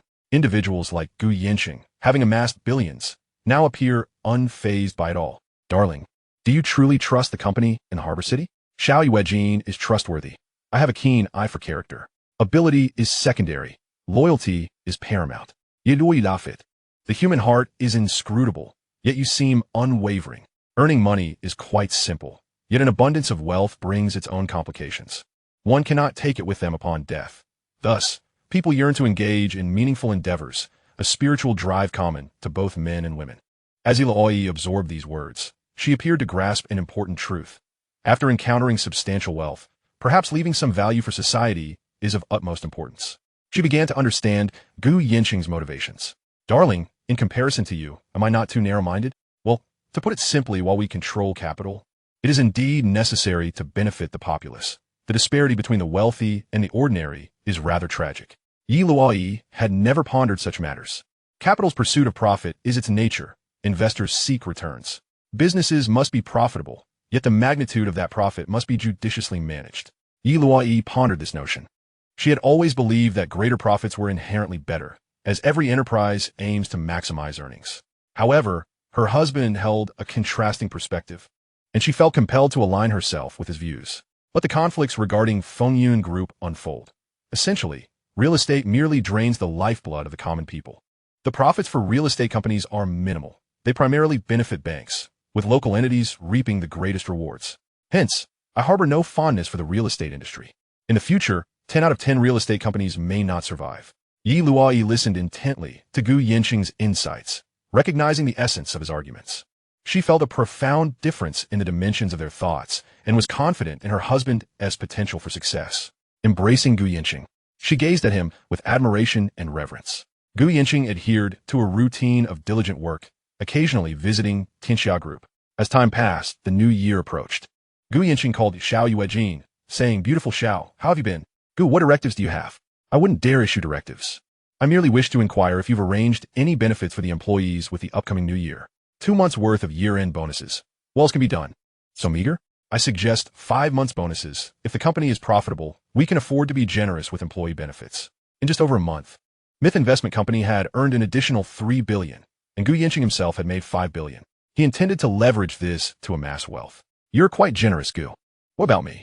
Will you offer me some incentive? You're a family. What rewards do you need? Why are you so generous with your employees, but so stingy with me?" "It's different. You are wealthy, while those employees strive for their livelihoods. We should treat them well." Xiao Yuejin felt an increasing admiration for Yancheng. Reflecting on her initial misconceptions of him as a mere philanderer, a smile spontaneously graced her face as she thought back. Understood. Does Gu have any further directives? The term Gu Dazhangui implies a hands-off manager. Xiao Yuejin found this perplexing. He neither appointed people nor inquired about progress, merely providing direction for her to implement. She regarded Yancheng as a hands-off manager, but she had reflected deeply on this. She believed Yancheng possessed a grand vision. This was not trivial money, but nearly $100 billion in funds. The company's finances had not allocated personnel, and the instances of their personal meetings were few. His trust in her was remarkable, an extraordinary feat. As it is said, a soldier dies for his confidant, a woman adorns herself for her admirer. Currently, she and Yancheng shared such a bond. Nothing much. Clear out the inventory before the new year, and we can discuss matters afterwards. Treat yourself kindly. Purchase things you enjoy. As for the Xiao family, do not dwell too much on it. If you find yourself alone, come to Donghai, and I shall treat you well. Yancheng, are you not afraid of your wife? I am not one to fear my wife. By the way, if you come, remember to dress with a touch of femininity. Get lost. Yancheng laughed heartily. After hanging up, Xiao Yuejin felt a warmth in her heart. Her feelings toward Gu Yanqing were quite complex. Chapter 89. Yun Mengqing is pregnant. After ending the call, Gu Yanqing made his way to Yi Luoyi's office. He intended to visit Tianxiao Investment today. The company was gradually finding its footing, and the chip company had been established. Yun Mengqing was proving capable in her responsibilities. Wife, I am heading to Tianxiao Investment to provide some benefits for the employees. I will accompany you. All right, the company is slowly taking shape. I have something to tell you. Yun Mengqing has joined Tianxiao Investment. Sister Yun, how did she end up at your company? Did you poach her? In a manner of speaking, Yi Luoyi, after hearing this, contemplated briefly, feeling somewhat puzzled, but chose not to voice her concerns. She took Gu Yanqing's arm and descended the stairs. Secretary Sun Luoyi was aware of their marital relationship, as it had long been public knowledge. However, Gu Yanqing was not overly involved in the company's day-to-day affairs. He managed the investment department and rarely inquired about progress, focusing solely on decision-making. The group's employees were quite curious about Gu Yanqing, given that they often saw him in the company cafeteria. They would remark on the juxtaposition of a beautiful flower among manure. Gu Yanqing had heard such comments, but was indifferent. After all, one cannot prevent others from speaking. Yi Luoyi intended to issue a notice, but Gu Yanqing stopped her, saying, "They are merely envious." He felt a sense of pride. At Tianxiao Investment Company, Yi Luoyi surveyed the office environment, an independent 3-story building, as Gu Yanqing led her inside. Mr. Gu, your choice of location is truly commendable. The accessibility and spaciousness are quite impressive. It's acceptable, though I cannot claim credit for selecting it. Gu Yanqing escorted Yi Luoyi to Run Mushue's office, knocking gently before entering upon hearing an invitation. He gestured for Yi Luoyi to proceed first, where Yun Mengqing was already present. Upon seeing Yi Luoyi, Yun Mengqing exhibited a hint of unease, as Gu Yanqing brazenly made his entrance. Both Ren Mushue and Yun Mengqing rose to greet them. Mr. Gu, Miss Yi, they acknowledged as Yi Luoyi and Gu Yanqing entered. Observing Ren Mushue and Yun Mengqing, Yi Luoyi felt a surge of vigilance towards her husband, who seemed to have a penchant for surrounding himself with strikingly beautiful women. She was acutely aware of her husband's remarkable qualities, understanding that his subordinates were no fools either. Ms. Run, my husband has long spoken of your capabilities. It is indeed a pleasure to finally meet someone so talented and captivating, Yi Luoyi remarked. Your flattery is misplaced, Ms. Yi. It is you who embodies true talent and beauty, Ren Mushue replied, genuinely taken aback by Yi Luoyi's stunning appearance, silently praising such a woman as worthy of Gu Yanqing. Yun Mengqing, maintaining a calm exterior, felt a pang of jealousy as she regarded Yi Luoyi. Suddenly, she covered her mouth, a wave of nausea washing over her. Is everything all right, Sister Yin? Yi Luoyi inquired with concern. Yun Mengqing had been feeling a bit queasy for the past couple of days, occasionally experiencing bouts of discomfort. Upon seeing Gu Yanqing, she seemed to realize the implications of her current state, recalling a lack of precaution during their last encounter, followed by a flurry of busyness. Gu Yanqing observed the scene with an outward calmness, yet internally, a tempest brewed. Yun Mengqing was carrying his child. Ms. Yun, would you like me to escort you to the hospital? He offered. No need, Yun Mengqing declined outright. Luoyi, please keep an eye on things at the office. I will take Yun Mengqing for a checkup. Here are the car keys. Shall we go together? I've seen most of the office already, Yi Luoyi suggested. Yun Mengqing turned to Gu Yanqing and said, Luoyi, would you accompany me to the hospital? Gu Yanqing regarded Yun Mengqing, realizing her intent to provoke him openly. Nevertheless, he remained composed. If she was pregnant, so be it. Ms. Gu, thank you for accompanying me to the hospital, Yun Mengqing said. Gu Yanqing exchanged a few words with Ren Mushue, instructing her to issue year-end bonuses equivalent to 5 months' salary, before departing with the two women. Once in the car, Yi Luoyi asked, Sister Yin, you're not pregnant, are you? Yun Mengqing, startled by the question, hurriedly denied. That's impossible. Perhaps we should check at the hospital. Gu Yanqing and Yun Mengqing both felt a deep-seated certainty about the answer. Yi Luoyi felt a pang of sympathy for Yun Mengqing, if she were indeed pregnant. Her ex-husband was still incarcerated, and the Fengyun group was on the brink of dissolution. Raising a child alone would be a formidable challenge. Upon arriving at the hospital, Yi Luoyi supported Yun Mengqing, as Gu Yanqing followed closely behind. They proceeded directly to the gynecology department, and after a series of examinations, the truth emerged. Yun Mengqing was indeed pregnant. Stunned by the revelation, she wore a grim expression as she processed the reality of carrying Gu Yanqing's child. Yi Luoyi, noticing her distress, chose not to comment, recognizing the personal nature of the situation. On the way back, Yun Mengqing's demeanor was far from cheerful. Sister Yun, let's take you home, Yi Luoyi offered. Thank you, Yun Mengqing replied. her mind racing with thoughts of revealing to Yi Luoyi that her child belonged to Gu Yancheng. A revelation she deemed a fitting revenge. Gu Yancheng drove attentively, acutely aware of Yun Mengqing's actions. His greatest fear was her disclosing the child as paternity to Yi Luoyi, which would spell disaster for him. Suddenly, Yun Mengqing turned to Yi Luoyi and declared, "Luoyi, I'm pregnant. Where do you live, Sister Yun? Don't you know? Oh, is it the Yuhai Bay community?" Gu Yancheng cast a sharp glance at Yun Mengqing, his eyes gleaming with intensity. Yun Mengqing, feeling the weight of his penetrating gaze, suppressed her anger, wary of what Gu Yancheng might do. Yi Luoyi then asked, "Yancheng, how do you know where Sister Yun lives? I saw it during the interviews. Being from Donghai, I'm naturally familiar with affluent neighborhoods." His explanation seemed plausible, yet Yun Mengqing viewed him as an insufferable beast, harboring a multitude of grievances against him. Yi Luoyi probed, "Sister Yun, what were you going to tell me?" "I was merely curious. Since you are married, when you plan to have children, perhaps in another year, I wish to relish our time as a couple a bit longer." Yi Luoyi had sensed a subtle dissonance between Gu Yancheng and Yun Mengqing, yet she dismissed it, reassuring herself that her husband wouldn't entangle himself with her. After dropping Yun Mengqing off at her community, Yi Luoyi advised her to take care.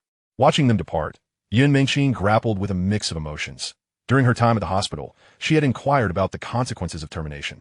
The doctor had advised against it, considering her age of 30, as future pregnancies could become increasingly difficult. Caught in a dilemma, she cursed Gu Yancheng, labeling him a scoundrel and a beast. In the car, Yi Luoyi remarked, "Sister Yun seems rather pitiful. Her marriage has dissolved, the Feng Yun group is in disarray, and now she finds herself pregnant." Gu Yancheng sighed with relief. This complication was manageable. "My dear, she is indeed somewhat unfortunate. As her employer, I shall ensure she receives proper care. You would not object, would you?" "Providing care is only right, considering her situation," Yi Luoyi replied, feeling reassured. Gu Yancheng's heart swelled with joy. At least he could maintain his facade. The prospect of becoming a father filled him with unexpected delight. Chapter 90. Naming the child. Gu Yancheng returned home with Yi Luoyi.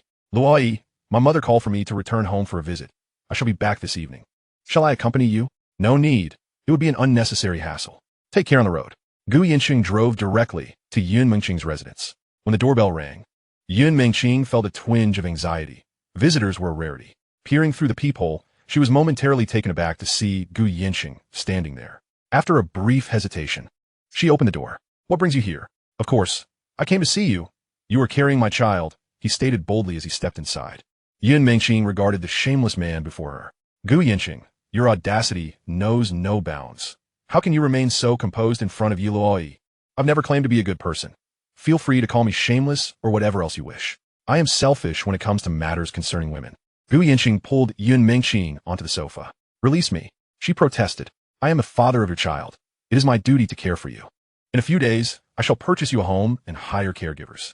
I do not require your assistance. I will terminate the pregnancy." "You dare? You must carry it to term." "On what grounds?"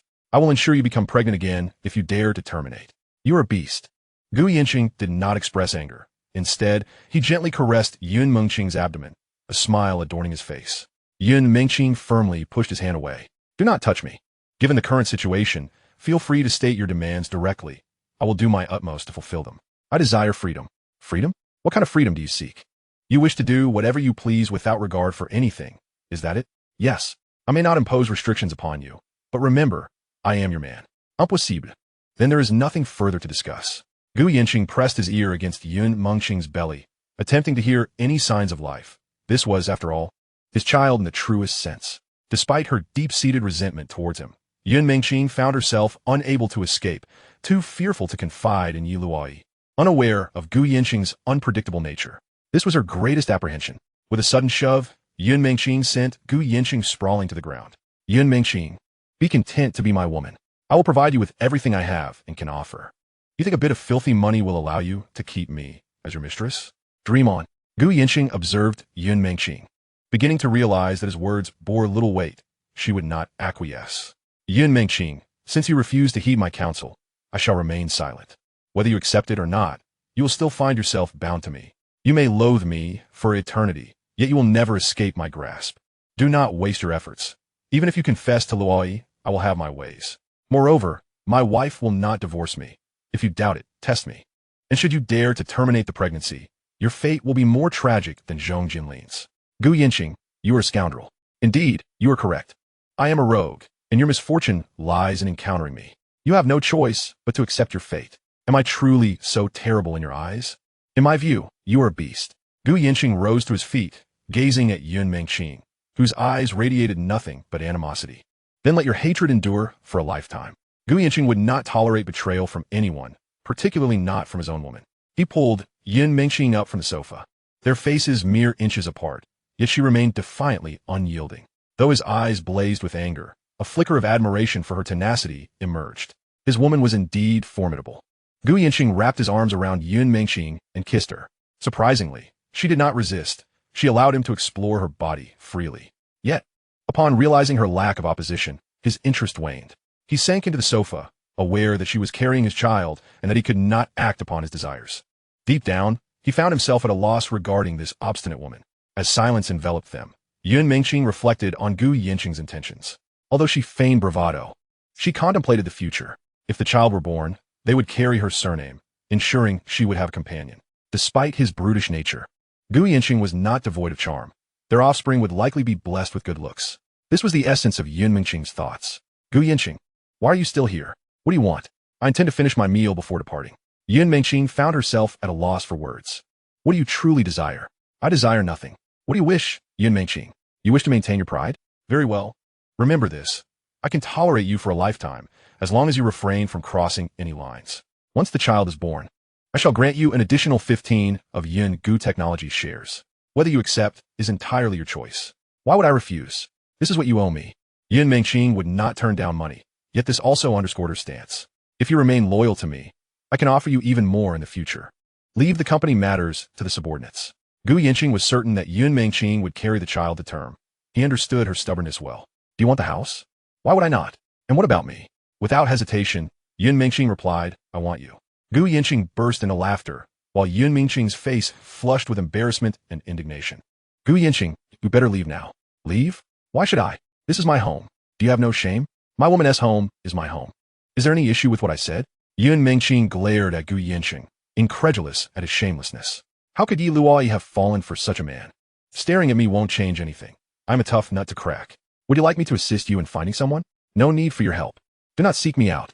I won't seek you. I will find my son. Gu Yancheng settled beside Yun Mengqing once more, wrapping an arm around her shoulders while the other hand rested on her flat abdomen. He truly had not anticipated Yun Mengqing's pregnancy. It felt as though fortune had smiled upon him without effort. Yun Mengqing observed Gu Yancheng's joyful demeanor, her emotions swirling in a complex mixture of happiness and anguish. Each encounter with him ignited her hatred, yet his tenderness evoked an unexpected sense of delight. What should we name the child? Let me think. Yun Mengqing remained silent, her gaze fixed on Gu Yancheng. After a moment of contemplation, he spoke. If it's a girl, we shall name her Yun Mushuan. If a boy, Yun Mujin.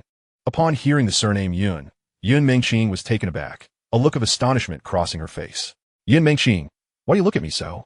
Is the surname Yun truly so surprising? Yun Mengqing did not respond. Think carefully about it. Gu Yancheng glanced at the clock. It was nearly 5 o'clock. Rising, he rummaged through the fridge. Yun Mengqing's gaze followed him, her heart fluttering with a hint of joy. In her mind, having the child bear her surname meant leaving a legacy, a comforting thought as she neared her 31st birthday. Indeed, a moment of crisis. With a child now on the horizon, and Gu Yancheng's good looks and wealth, why should she refuse? Suddenly, everything fell into place in her mind. It was simply how it was meant to be. Her eyes lingered on Gu Yancheng in the kitchen. Though he was a beast, at times he exhibited a semblance of humanity, leaving Yun Mengqing in a state of internal conflict. The humiliations he had inflicted upon her were vivid in her memory. Forgiveness seemed impossible. In Gu Yancheng's eyes, this was a child, and the surname Yun was far more fitting than Gu, for he had to conceal this from many, particularly Yi Luoyi. He yearned for her to remain blissfully unaware. Wishing her eternal happiness, he was willing to compromise for her sake, for she was a woman who genuinely cared for herself and placed herself in his heart, a quality of immeasurable importance to Gu Yancheng.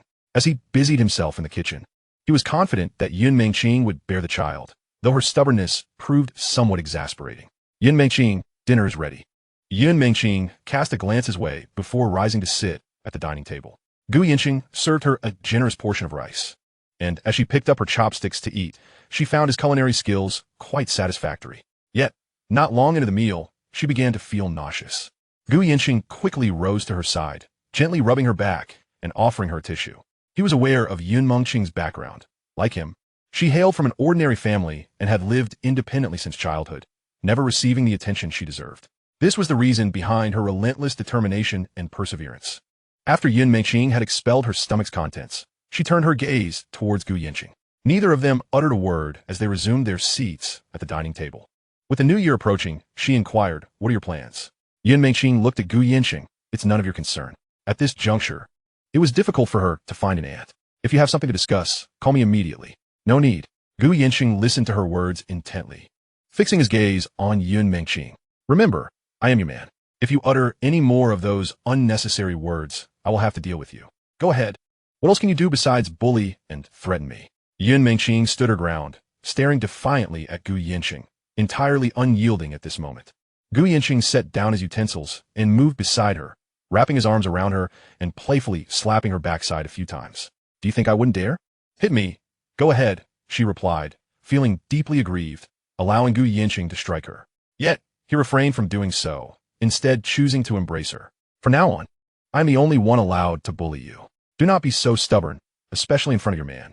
Yun Mengqing felt her defenses crumble at his words, tears of frustration cascading down her cheeks. He gently patted her back. However, she pushed him away. "Gu Yancheng, I will hate you for the rest of my life. Hate me if you wish. You can hate me for eternity." Gu Yancheng extended his hand to wipe away the tears at the corners of her eyes, but she recoiled. He guided her back to her seat and served her some food. They ate in silence, and afterward, Gu Yancheng cleared the dishes.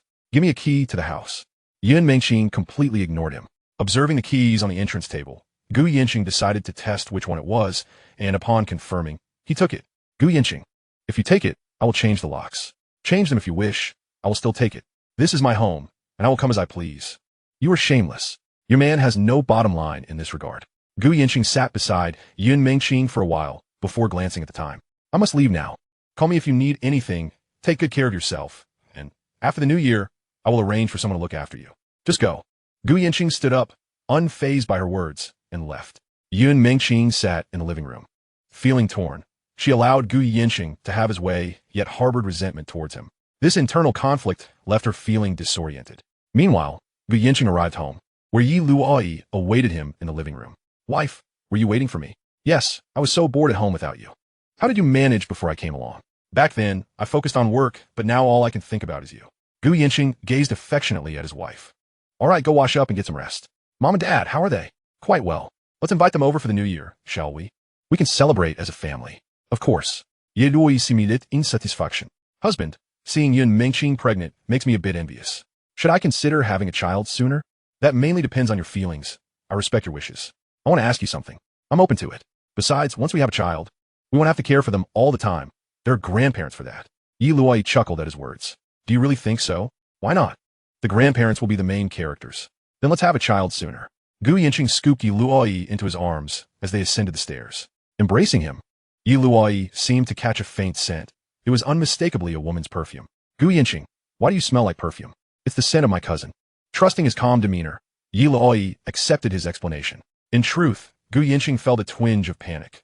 Women have keen senses, and if she discovered the truth, he would have to buy the same perfume for his cousin to avoid being exposed. He thought of the troubles that lay ahead and resolved to be more cautious in the future.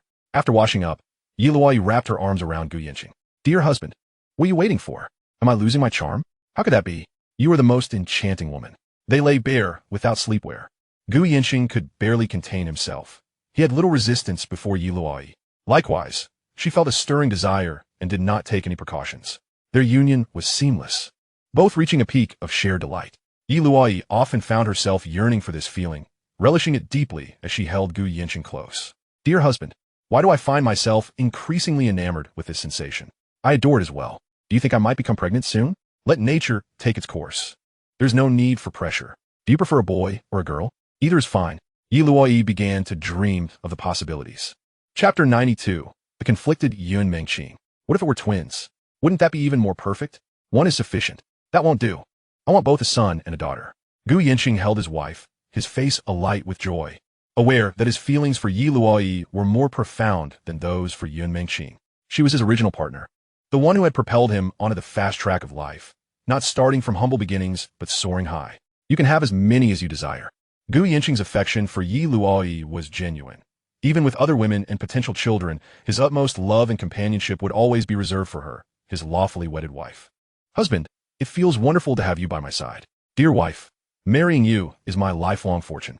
Yi Luoyi bestowed a gentle kiss on Gu Yancheng, whispering, I feel the same. Wife, if I were to make some mistakes, would you forgive me? Yi Luoyi immediately focused intently on him, her mind racing. Her only concern was whether Gu Yancheng had other women in his life. Everything else was trivial. Husband, are you hiding something from me? What could I possibly hide? I immediately hypothesizing. If it's a minor mistake, then it's nothing. Other matters can be assessed as they arise. Gu Yancheng embranjet Yi Luoyi, thinking it best to keep certain things hidden. Some truths were better left unknown. Then there is no problem. Yi Luoyi smiled, slightly surprised. She knew Gu Yancheng wouldn't speak without reason, but since he chose silence, she wouldn't pry. She simply wished to enjoy their life together. Before long, it was New Year's Eve. Gu Yancheng brought his parents over, and his father-in-law and mother-in-law also arrived. The two families gathered together for a festive reunion dinner, filled with warmth and joy. Both Gu Yancheng and Yi Luoyi felt particularly content as the elders discussed the prospect of children, urging them to have a baby soon so they could lend a helping hand. This was the third time their families had dined together, and they all felt that the son-in-law and daughter-in-law were exceptionally well matched. As they enjoyed their meal together, laughter and merriment filled the air, with plans for drinks in the works. Meanwhile, Yun Mengqing sat alone at her dining table, having prepared a feast for one. She couldn't help but reminisce about the times she shared meals with Gu Yancheng. Shaking her head, she scolded herself. What is wrong with me? Thinking about that scoundrel. Cursing under her breath, she muttered, beast, scoundrel, bastard. As she sat at the table, surrounded by the dishes, she could no longer contain herself. Tears streamed down her face uncontrollably, and she sobbed openly. She had tried so hard to be strong, yet her heart remained fragile. Deep down, she was terrified and devoid of security. Holding her chopsticks, she picked at the food, but felt as though she could hardly taste anything. Her mouth was filled with bitterness. On one side was the lively and joyful New Year's Eve dinner, while on the other lay a desolate, lonely, and sorrowful meal. Gu Yancheng excused himself to the restroom, where he called Yun Mengqing. Upon seeing Gu Yancheng's call, she hesitated for a moment before hanging up. Gu Yancheng, staring at the disconnected call, tried again. Annoyed by his persistence, Yun Mengqing felt that he was the root of her troubles and hung up once more, leaving Gu Yancheng somewhat helpless. Yun Mengqing glanced at her phone, secretly hoping for another call from him. Yet, as silence lingered, she grew frustrated and hurled her phone onto the table, resuming her meal. What a jerk! A scoundrel! She muttered under her breath. Gu Yancheng, having taken care of his business, returned to the dining table. Dad, shall we have another drink? That's enough, Yi Luoyi replied, noticing the 2 bottles of baijiu nearing emptiness, their faces flushed. No more drinking, you'll get drunk. Gu Yancheng chuckled at her words. Then let us just eat. Their parents watched this exchange, smiling at the couple. Listen to my wife. She speaks wisely. Everyone wore smiles, with Yi Luoyi slightly embarrassed. Yet the elders were thoroughly pleased. After finishing the meal, they sat together chatting. Yi's father inquired, Yancheng, what are your plans after the new year? Your chip company has already gotten on track. Is there anything I can assist with? Dad, there is really no need at the moment, but I'll certainly reach out if I do. All right, as long as you know. Yi Luoyi brought over several cups of tea, and Gu's mother praised. Our Yancheng is truly fortunate to marry Luoyi. It must be a blessing from our past lives. Yi's parents smiled at this, their approval ensuring the stability of the young couple's marriage. Gu Yancheng was hesitant to accept such praise. Knowing that all he could guarantee was his kindness towards Yi Luoyi, everything else felt uncertain. After a while, the elders took their leave, with Yi's mother driving Gu's parents home. Gu Yancheng and Yi Luoyi escorted them to the door. It was now past 9, and Yun Mengqing had waited over an hour without a call or text from Gu Yancheng. What a scoundrel, a rascal, she cursed him repeatedly. After tidying up, and while Yi Luoyi went to freshen up, Gu Yancheng picked up his phone and called Yun Mengqing again. Surprised yet irritated by the incoming call, she hung up once more. Seeing that she had rejected his call again, Gu Yancheng sent her a text. Yun Mengqing, answer the phone.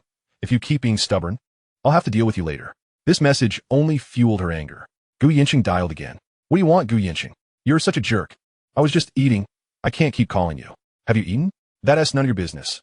Why are you even calling? Just eat well. And after the new year, I'll arrange for someone to take care of you. If there is an emergency, just call me. Happy New Year. Hearing his words touched something in her heart. Gu Yancheng glanced at the time and said, in a couple of days, I'll have time to see you. Take care of yourself. He hung up the call. Yun Mengqing stared at her phone, feeling irked. After waiting so long, He had dismissed her in mere minutes. It was all his fault. She tossed the phone onto the sofa. Now, she was uncertain of her feelings. She both longed for and wished to avoid seeing Gu Yancheng. Such contradictions consumed her. Gu Yancheng deleted the call logs. Knowing he had to tread carefully, continuing this way was untenable, especially given his circumstances. He was acutely aware that Luoyi, being a clever woman, would surely notice. The thought of her discovering the truth filled him with dread. If Luoyi were to leave him, he would, like Yun Mengqing, try to keep her close. Yet their relationship could never return to its former state. His earlier probing questions had been an attempt to gauge her awareness. She was perceptive, and he dare not say anything further. Chapter 93. Better to make a woman suffer than to let a woman make me suffer. Gu Yancheng returned to his room, finding Yi Luoyi in the bathroom, drying her hair. He took the hairdryer from her and tenderly dried her hair. As she watched him with earnest concentration, she found him irresistibly charming in that moment. My husband is truly handsome. Gu Yancheng smiled at her compliment. My wife is the most beautiful woman in Donghai. Yi Luoyi cherished such exchanges. While Gu Yancheng might perform his duties, he did not always articulate them. She provided him emotional support, and he reciprocated, which she adored. This was why she frequently praised her husband. Yi Luoyi was delighted, wishing for this moment to last forever. After helping her dry her hair, she rose to fetch his sleepwear. Watching his devoted wife, Gu Yancheng felt a pang of anxiety as thoughts of Yun Mengqing resurfaced. He resolved to keep them apart and considered managing Yun Gu technology himself for a while. It seemed a more legitimate solution. This warranted a discussion, though he doubted Yi Luoyi would agree. After washing up, he lay in bed beside her. Wife, I need to discuss something with you. Since Yun Mengqing is pregnant, I should stay at Yun Gu technology for a while until we find someone new. What do you think? Hearing this, Yi Luoyi felt a twinge of reluctance. What about Renmushue? Can't she manage things? Gu Yancheng chuckled. Are you worried I might be lured away? Of course. My husband is so exceptional. I need to keep a close watch, especially since your company is filled with beautiful women, each with a different allure. Gu Yancheng, do you have ulterior motives? What motives could I possibly have? Women tend to be more compliant. Those like me prefer obedient partners. Male managers usually have their own agendas. Yi Luoyi pondered this, finding a semblance of truth in his words. And I demand loyalty. I choose who I wish to see. Not everyone meets my standards. Gu Yancheng, why does it feel like you're spouting nonsense? It's not nonsense. Women are generally more obedient. My business requires this dynamic. I provide direction and funding, and they execute. I don't want you to go. If you do, I 1T see you during the day. Well, I do. Then I 1T go. I'll just check in occasionally. That's more acceptable. All right, let us sleep now. Gu Yancheng nestled against Yi Luoyi, inhaling her fragrance. My wife smells divine.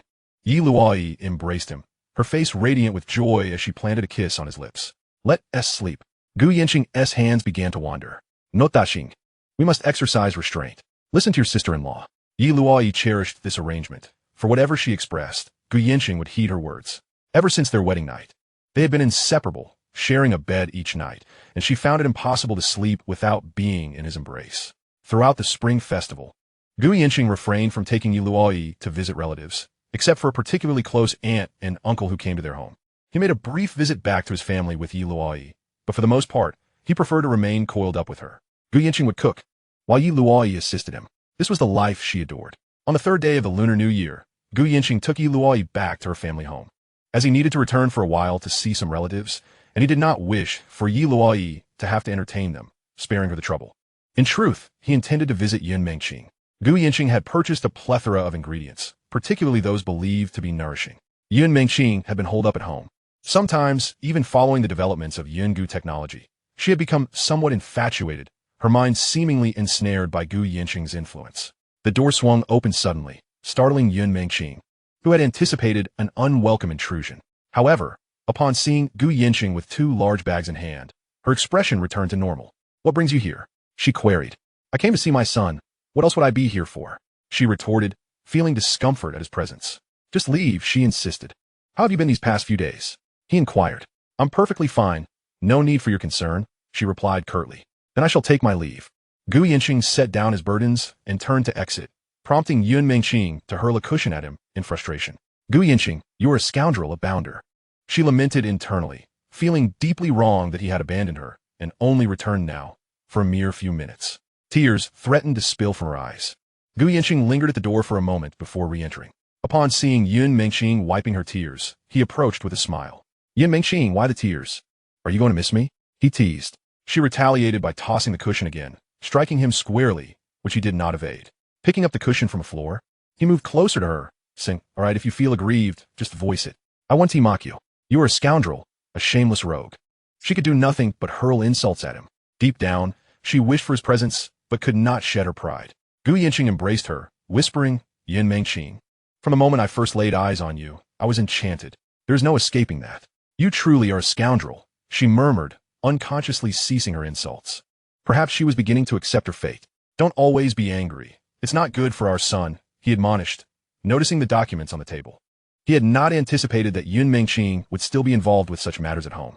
Turning to her, he regarded the woman he had bullied, yet who bore his child, feeling a pang of sympathy and pity for her. She had even been deprived of the right to pursue her own happiness. He held her close, and though she attempted to break free, it was in vain. She allowed him to embrace her, sensing in that moment his genuine concern. A flicker of comfort washed over her heart. Gu Yancheng pressed a soft kiss to her cheek. "Take good care of the baby. I will have Ren Mushue oversee Yin Gu technology for a while. After you give birth, should you wish to return, you may do so at any time. Trust in your man. He is capable and will ensure success for Yin Gu technology. In the future, you will stand in the spotlight, enjoying your moment." Yin Mengqing remained silent, feeling Gu Yancheng's resolve, though she was uncertain about his confidence. "Do not paint illusions for me. Even if I do not tell you, Luoyi, she will inevitably find out. This is none of your concern. Just take care of yourself. If you need anything, let me know, and I will do my utmost to accommodate you." "Gu Yancheng, do you truly feel no guilt at all?" she challenged. He laughed heartily in response. "In matters of love, I would rather be the one to deceive than to be deceived. Any woman who dares to betray me will face dire consequences. Yin Mengqing, do not entertain such thoughts." Hearing his words sent a chill down her spine. She perceived him as a madman, a shameless rogue. Chapter 94, Negotiating Terms. Gu Yancheng had returned from his rebirth, and if he could not achieve this, he would become a monumental joke. No amount of wealth could cleanse his sins. It would remain a stain upon his life. Such a situation was intolerable to him. His gaze sharpened as it fell upon Yin Mengqing, causing her to shiver, genuinely frightened. He momentarily softened his eyes before retreating to the kitchen. Yin Mengqing was somewhat apprehensive. She sensed his intense focus on the matter at hand. His repeated warnings left no doubt in her mind that he was capable of carrying out his threats. She considered him a complex individual. He could offer her his possessions and even cook for her, yet when he turned cruel, he would do so without a flicker of remorse. Her emotions were tangled. Upon learning of the downfall of Fengyun Group, she had only dared to curse him, never considering taking substantial action. After witnessing the sharpness in his gaze, her courage dwindled further. While Gu Yancheng busied himself in the kitchen, Yin Mengqing observed him, her thoughts shifting. She realized that she could not change the situation. She was pregnant. She even questioned whether, should she terminate the pregnancy, he would cast her aside and treat her as nothing more than a plaything. She could not afford to gamble. Losing would lead to a far more tragic existence. Resignation settled within her, though a stubbornness remained. Gu Yancheng would not treat her any differently. He would merely continue to toy with her. He had given her her share, and as he had claimed, should Yin Gu technology rise, it would stand as a beacon of success. Perhaps in the future, she could indeed bask in the limelight and fulfill her career ambitions. Gu Yancheng glanced back at Yin Mengqing. His feelings toward her were undeniably complex. His heart belonged to Yi Luoyi, while his sentiments towards Yin Mengqing were more entwined with vengeance and possessiveness. Yet, her pregnancy sparked a subtle shift in his demeanor, leading him to feel a tinge of pity for her, and he began to care for her as if she were truly his. As Gu Yancheng prepared the meal, he occasionally stole glances at Yin Mengqing, who was also watching him. She found him opaque, shrouded in mystery. Yi Luoyi had likely married him for this very reason. It was evident that she loved him deeply, and he appeared to reciprocate. Yet, this scoundrel continued to provoke her, seemingly unwilling to set her free.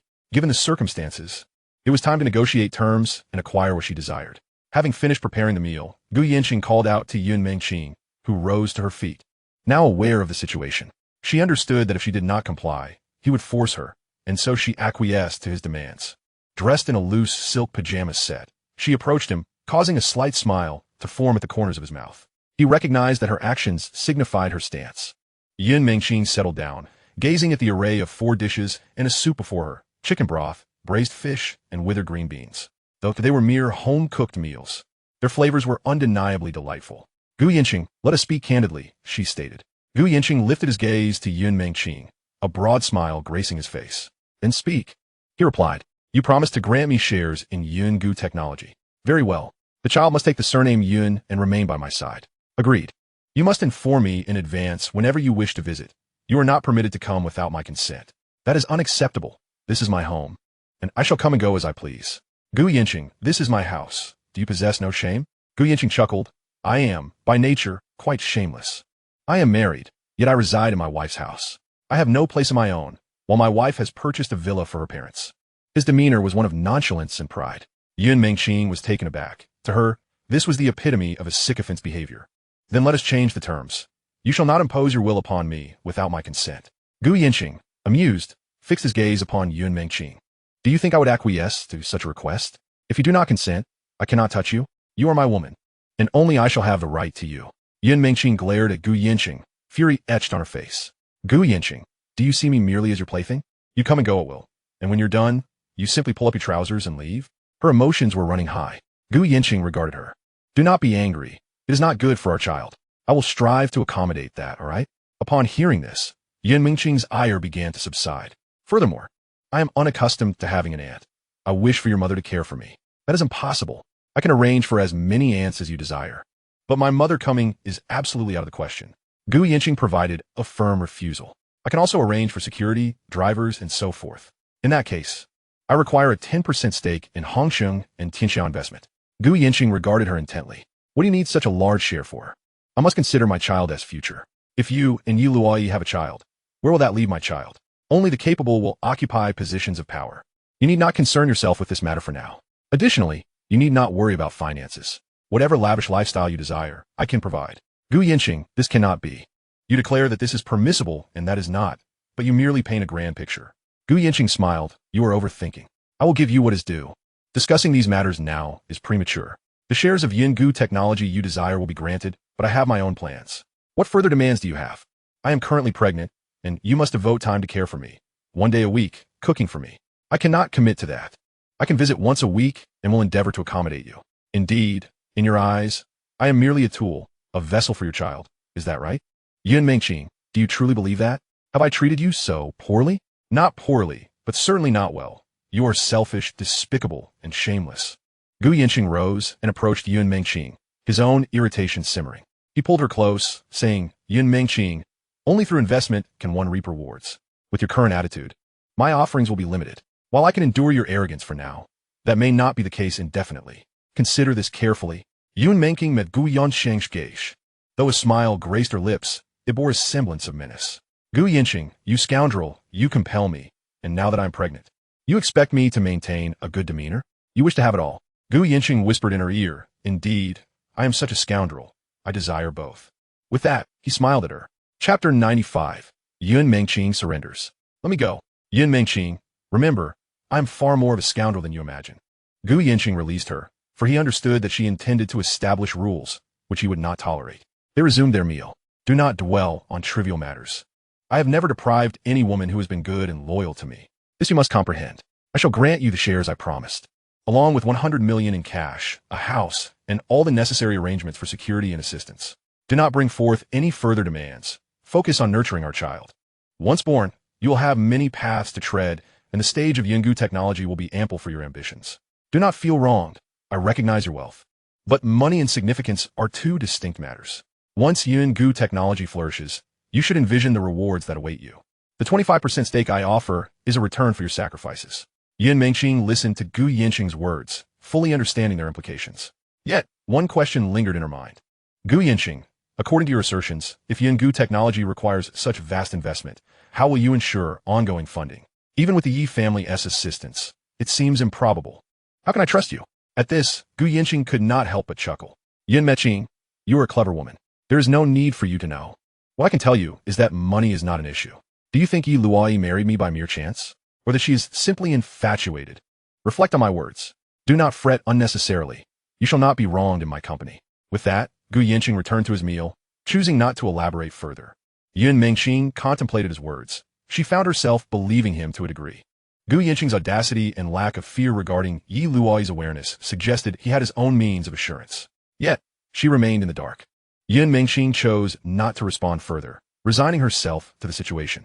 Acknowledging her advancing age and impending motherhood, she resolved to focus on her own career. As for Gu Yancheng, She held no extravagant expectations. She would follow him, for there was no escape. Gu Yancheng, however, was acutely aware of Yun Mingqing's thoughts. After their meal, he leaned down to listen to the sounds emanating from her belly, for he was indeed invested in the child. To him, this represented his greatest triumph, a satisfaction born from the thrill of revenge. Yun Mingqing, do you wish for a boy or a girl? He inquired. Yun Mingqing was taken aback by the question. She had pondered it herself, longing for a son who could provide her with security. Gu Yancheng seemed to sense her desire and stated, you wish for a son, do you not?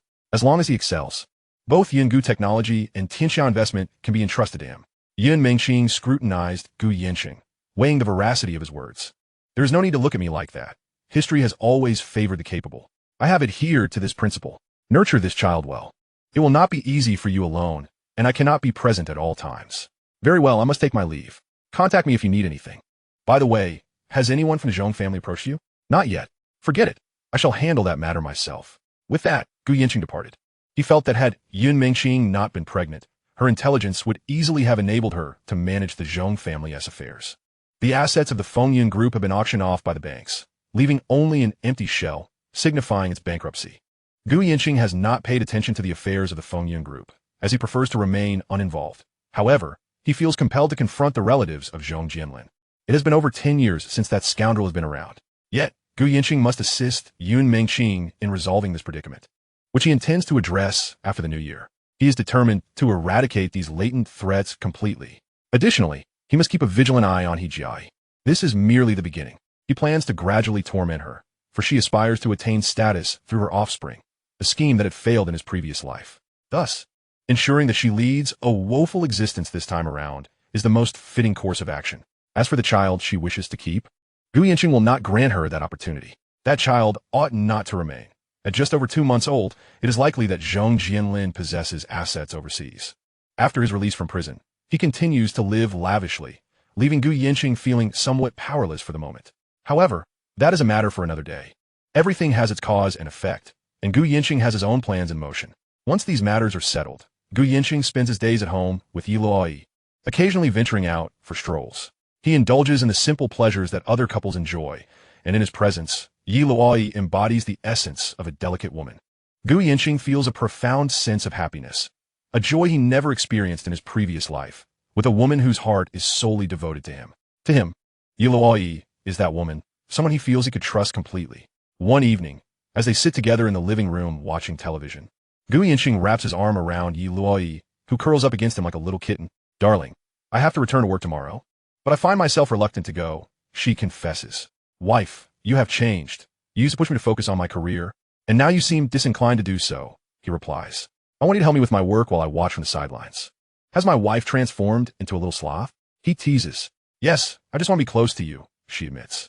Gu Yancheng kisses her forehead just as his phone rings. It is Xiao Yuejin calling. Master Gu, did you forget to send me a New Year's greeting? I was waiting for your message. How have you been? She inquires. I'm vacationing in Europe and will return to Yancheng tomorrow, he replies. As the boss, shouldn't you send me a red envelope? How about reimbursing my travel expenses? The company is in your hands, so you can award yourself a bonus. What else can I say? When are you coming to Yancheng? Gu Yancheng asks. After the new year, depending on my schedule, I might come for a visit, but I'm not sure how useful my presence would be. Are you afraid of your wife? My wife is right beside me, he responds. Xiao Yuejin pauses, taken aback. Gu Yancheng hands the phone to Yi Luoyi. Yi Luoyi is somewhat surprised. Miss Xiao, Happy New Year, she greets. Happy New Year, Miss Yi, Xiao Yuejin replies. I apologize for my previous impertinence at the hotel. No need to be so formal, Miss Xiao. You're the boss lady, and I wouldn't dare, Yi Luoyi responds. I didn't even send you a wedding gift. I'll make sure to remedy that when you visit Yancheng next. Thank you, Miss Xiao, Yi Luoyi says. Xiao Yuejin is taken aback by Yi Luoyi's demeanor. This woman is indeed exceptional. The transformation is quite significant, and the fact that she is privy to the company's affairs in Yancheng adds an intriguing layer to the situation. It is remarkable how quickly Yi Luoyi has captivated Gu Yancheng. In Xiao Yuejin's mind, Gu Yancheng is a financial prodigy, easily generating wealth. She believes he may amass even greater fortunes in the future. Shenghua Group is merely average, potentially yielding hundreds of billions in profits this year alone. She senses that Gu Yancheng's ambitions are within reach, perhaps achievable in a few years. This is her instinctive impression. Chapter 96, Discussing Cooperation. Yi Luoyi hands a phone back to Gu Yancheng. She feels a wave of joy, knowing he trusts her enough to let her answer the call, indicating his openness. He has never concealed their marriage, which puts her somewhat at ease, especially considering that his subordinates are all beautiful women. Gu Yancheng and Xiao Yuejin conclude their brief conversation and hang up. Darling, aren't you going to send a financial officer to the Hongqing company? Ye Luoyi Ingwides. Why would I do that? Since I chose her, I must place my full trust in her. How else can we proceed? But aren't you worried? Why should I be? Money can always be earned again. Besides, Xiao Yuejin is a woman dedicated to her career. I have no concerns, he reassures her. Yi Luoyi feels a twinge of jealousy at Gu Yancheng's trust in Xiao Yuejin. It seemed you trust her more than you trust me, she remarks. That's not the case. You are my wife. What is mine is yours. It's different, he assures her. Really? Of course. You could be a founding shareholder. And a major one at that. Yi Luoyi laughs heartily at his words. All she needs is a little affection from Gu Yancheng to brighten her day. They embrace and continue to enjoy each other as company. The following day, Gu Yancheng arranges for someone to find a housekeeper, a bodyguard, and also to secure a residence in a particularly well-secured neighborhood. Yun Mengqing continues her work at Tianxia Investment, dedicated and persistent. She now regards Yun Gu Technology as her career. Despite her lingering grievances against Gu Yancheng, she cannot deny that he provided her with an opportunity. Though she possesses a modest sum of money, around 30 million in total assets, including a restaurant worth 20 million and real estate valued at 10 million, she would not have compromised her principles had it not been for her unexpected pregnancy. Her intention in joining Yun Gu Technology was to uncover Gu Yancheng's vulnerabilities, but circumstances have changed. Now, for the sake of her child and herself, she feels compelled to take this path. Gu Yancheng has been keeping a close watch on Hijai. He aims to eradicate her final illusions once and for all. He merely hints at his intentions, and she comprehends immediately, as both parties are astute. As long as the money is sufficient. It is not a matter of life and death. It involves simply facilitating an abortion, a matter that can easily be resolved with a bit of funding. Gu Yancheng is their benefactor, having already provided them with tens of millions. They see him as a substantial patron. He is no fool, mindful not to allow any leverage against him. He remains cautious and discreet, ensuring that the other party is left to interpret his intentions. The funds will be discreetly transferred from other accounts. Gu Yancheng intentionally orchestrates such matters, believing that caution is paramount. He is now awaiting further developments. As for the Zhong family, he has had them investigated. These matters are relatively straightforward. He observes their actions, and if they show no intention of pursuing Yun Mengqing, he will let it be. However, should any malice arise, he is not averse to employing measures. He intends to nip all risks in the bud. With regard to Hijai, he has only just begun. He plans to ensure she remains jobless and unmarried for life, subjecting her to relentless torment. This will not easily quell Gu Yancheng's resentment. To him, spending money on such matters is trivial. They're like ants in his eyes, and he feels no trepidation or guilt. The only exception is Yun Mengqing, a woman who, in moral terms, is innocent.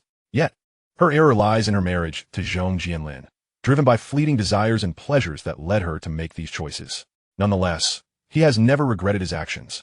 A man of integrity must act accordingly. Such is the fate of Yun Mengqing. To be candid, Yun Mengqing is with child, and this revelation has indeed taken him by surprise. Regardless of the circumstances, it remains a joyous occasion, one that even serves to satisfy Gu Yancheng's desire for retribution to the fullest extent.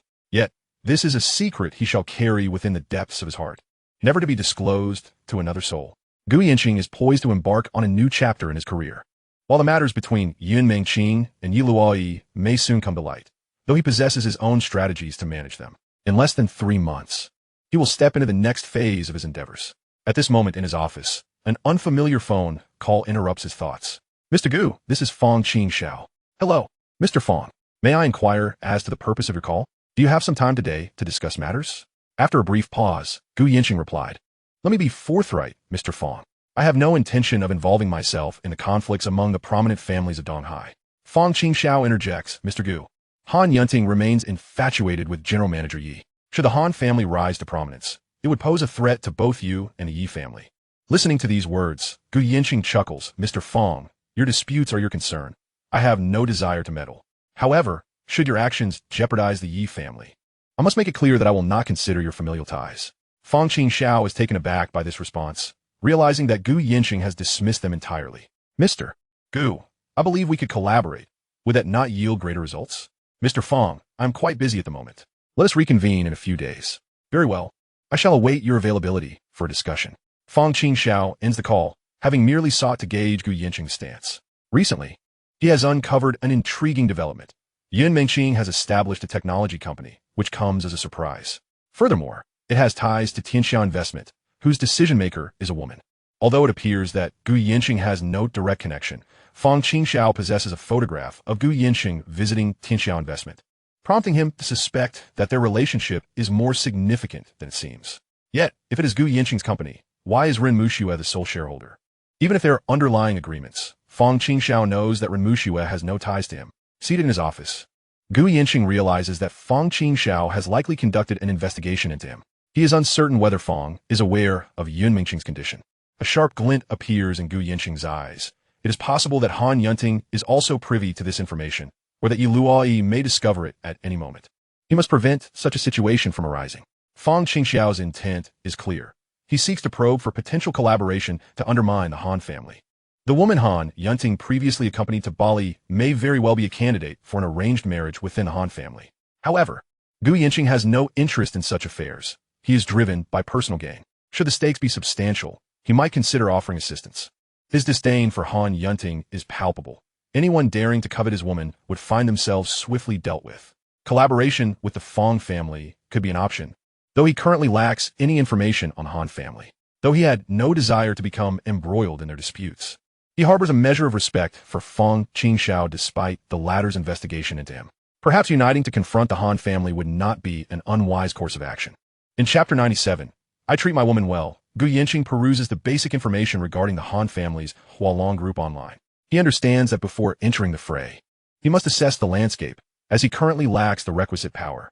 Small investments will not suffice. He is unwilling to leverage the resources of the Yi family.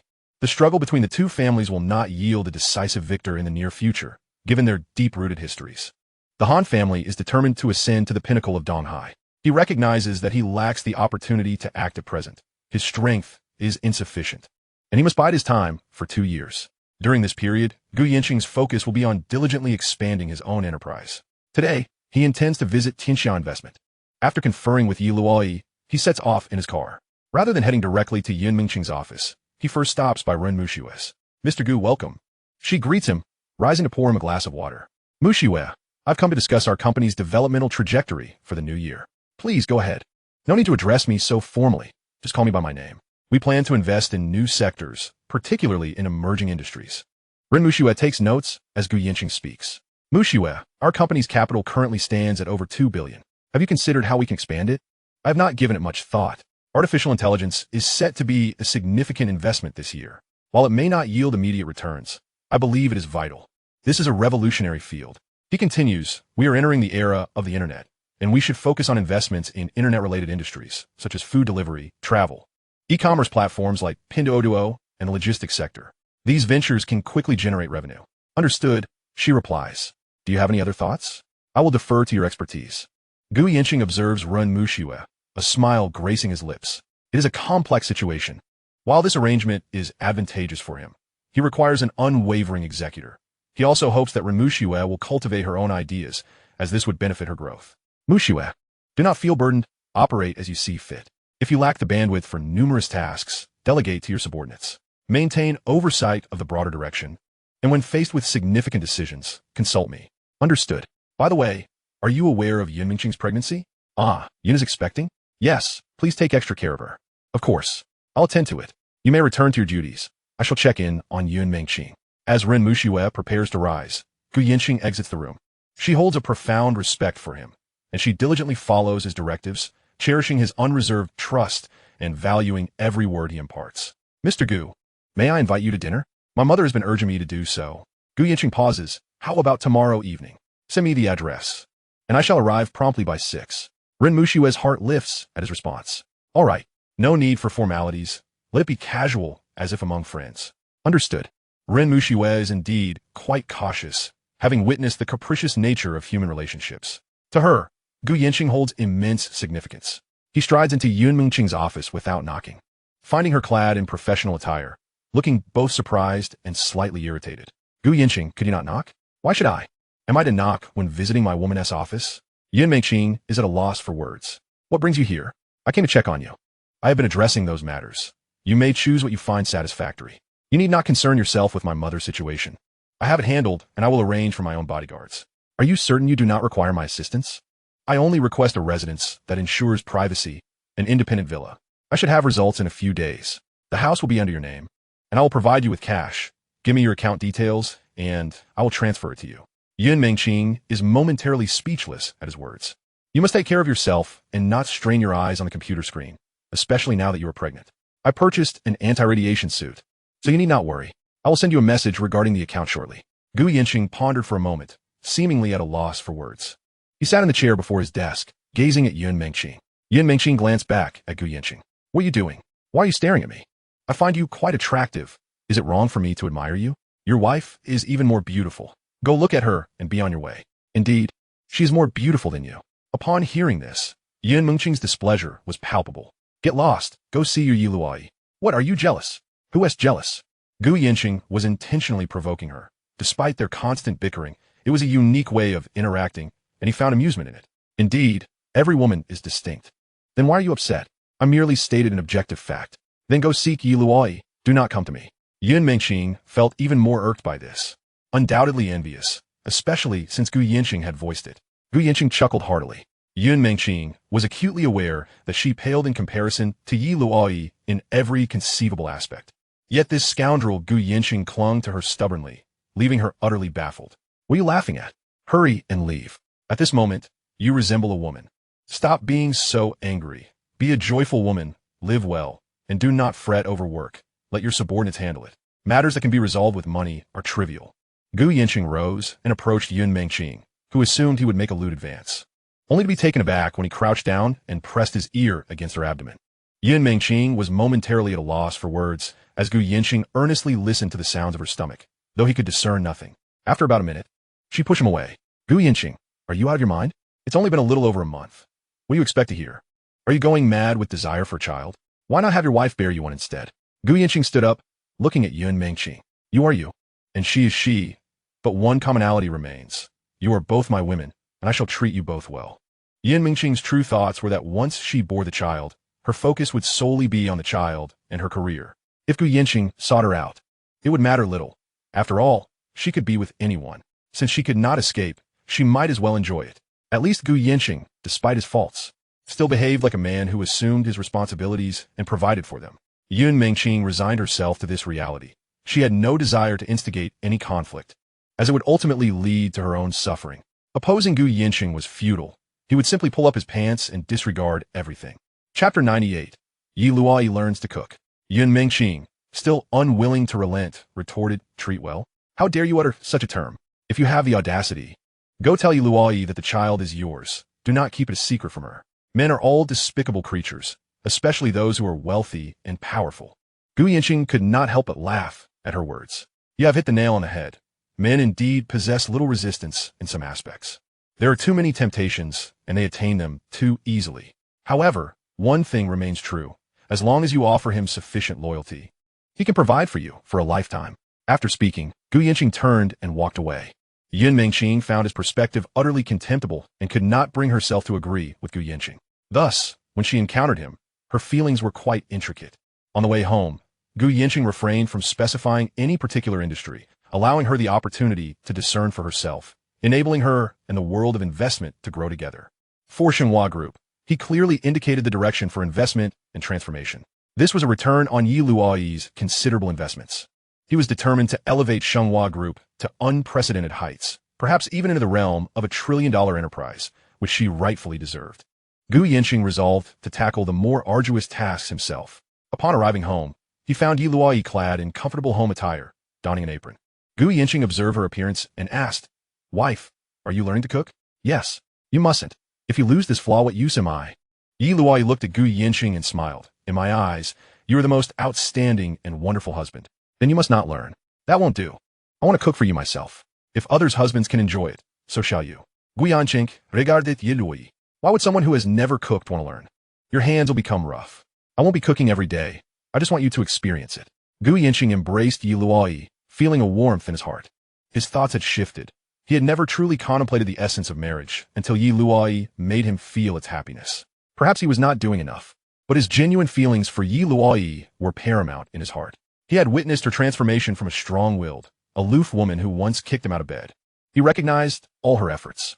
Gu Yancheng believed that no woman could fulfill the role of a virtuous wife and mother better than she. All right, I must go to the kitchen. You are not allowed to enter. Later, you shall taste my cooking. Very well. Gu Yancheng watched Luoyi head to the kitchen, reflecting. With a wife like this, what more could a man desire? Yet, a flicker of worry crossed his mind. If she were to discover that Yancheng was carrying his child, how would she react? It was a truth he dared not voice. He could only strive to keep it hidden. The more kindness Luoyi showed him, the more anxious Gu Yancheng became. His concerns were not for any other reason, but purely out of consideration for Luoyi. He wished to protect her from harm. He decided to take each step as it came, occasionally glancing toward the kitchen. Eventually, he could no longer restrain himself and rose to approach the kitchen door. Inside, an aunt was teaching Luoyi how to cook. Gu Yancheng stood at the door, watching her clumsy attempts, a smile creeping up the corners of his mouth as he felt a swell of emotion within him. Often, the most touching moments are not found in sweet words, but in genuine actions. Gu Yancheng quietly observed, and when Luoyi turned around, she spotted him standing at the entrance. You should leave, do not linger here. The aunt, witnessing the couple, wore a knowing smile. She was accustomed to their affectionate displays. Gu Yancheng chuckled. Is it wrong for me to watch? It's not good. You should sit in the living room. Luoyi dried her hands and pushed Gu Yancheng away from the kitchen, not wanting him to witness her awkwardness. Gu Yancheng understood her intentions. All right. I won't intrude. I'll just wait. He sat in the living room for a short while when his phone buzzed with a message from Yancheng, providing her bank account details. As he glanced at it, he turned to look at Luoyi, feeling as though he were using his wife's money to support his mistress. Gu Yancheng had considered giving money to Luoyi, but she would never accept it. In her heart, they were a family, indistinguishable from one another. He stood up and proceeded to the computer to make the transfer, determined to fulfill his promises. Yancheng received the message and stared at the 100 million transferred to her account. Although she was wealthy, receiving such a substantial sum at once left her feeling somewhat dazed. Gu Yancheng was indeed a man who evoked both love and hatred. After completing the transfer, Gu Yancheng returned to find Luoyi still busy in the kitchen. His account held just under 400 million, along with the villa, which would also amount to several tens of millions. He still needed to carefully contemplate his next steps. He had to diligently manage his investments and earn some profits. The stock market was out of the question. It held little allure for him, as the capital involved yielded scant returns. This was also the primary reason why Gu Yancheng hastened to open an account in the harbor city. There were numerous matters at hand. Yet as he closed his eyes to ponder, his phone rang. Mr. Gu, she is in the hospital. It seems she cannot hold on much longer. Gu Yancheng uttered not a word, but simply hung up the phone. At that moment, a sudden smile graced his face, and he experienced a thrill of vengeance, of wielding power and wealth, and the ability to dictate the fates of ordinary lives. His laughter was somewhat unrestrained. He knew that his destiny was doomed, and the same awaited Zhong Jianlin. Once he left the country, things would be even simpler for Gu Yancheng. He had already devised their future fates. The most merciless form of retribution was to torment them for a lifetime, and that was precisely his intention. He was unyielding towards his adversaries, bearing no burden of guilt. Even if there were innocents caught in the crossfire, he would not hesitate. After all, he was a man who had once tasted death, and thus, he would spare no one involved. At that moment, Luoyi emerged from the kitchen, announcing, Yancheng, wash your hands, dinner is ready. Gu Yancheng immediately adjusted his demeanor, shaking off the harshness that had enveloped him. He glanced at the dishes on the table. They appeared visually pleasing, but he wondered about their flavor. After washing his hands, he found that Luoyi had already set the table, while the aunt in the kitchen was smiling. With eager anticipation, Luoyi awaited Gu Yancheng's response. He hesitantly took a seat at the table. Luoyi offered him chopsticks, her eyes sparkling with expectation as she urged, you should try it. The auntie says it's quite delicious. Upon hearing this, Gu Yancheng picked up the chopsticks and took a bite. The dish was rather salty. No wonder the aunt was smiling. He chuckled, wife, it's delicious, you've done well. Really? Let me try a bit, she said, but Gu Yancheng intervened, stating, wife, since you made it for me, I should be the one to eat it. You can have the aunt prepare something just for you.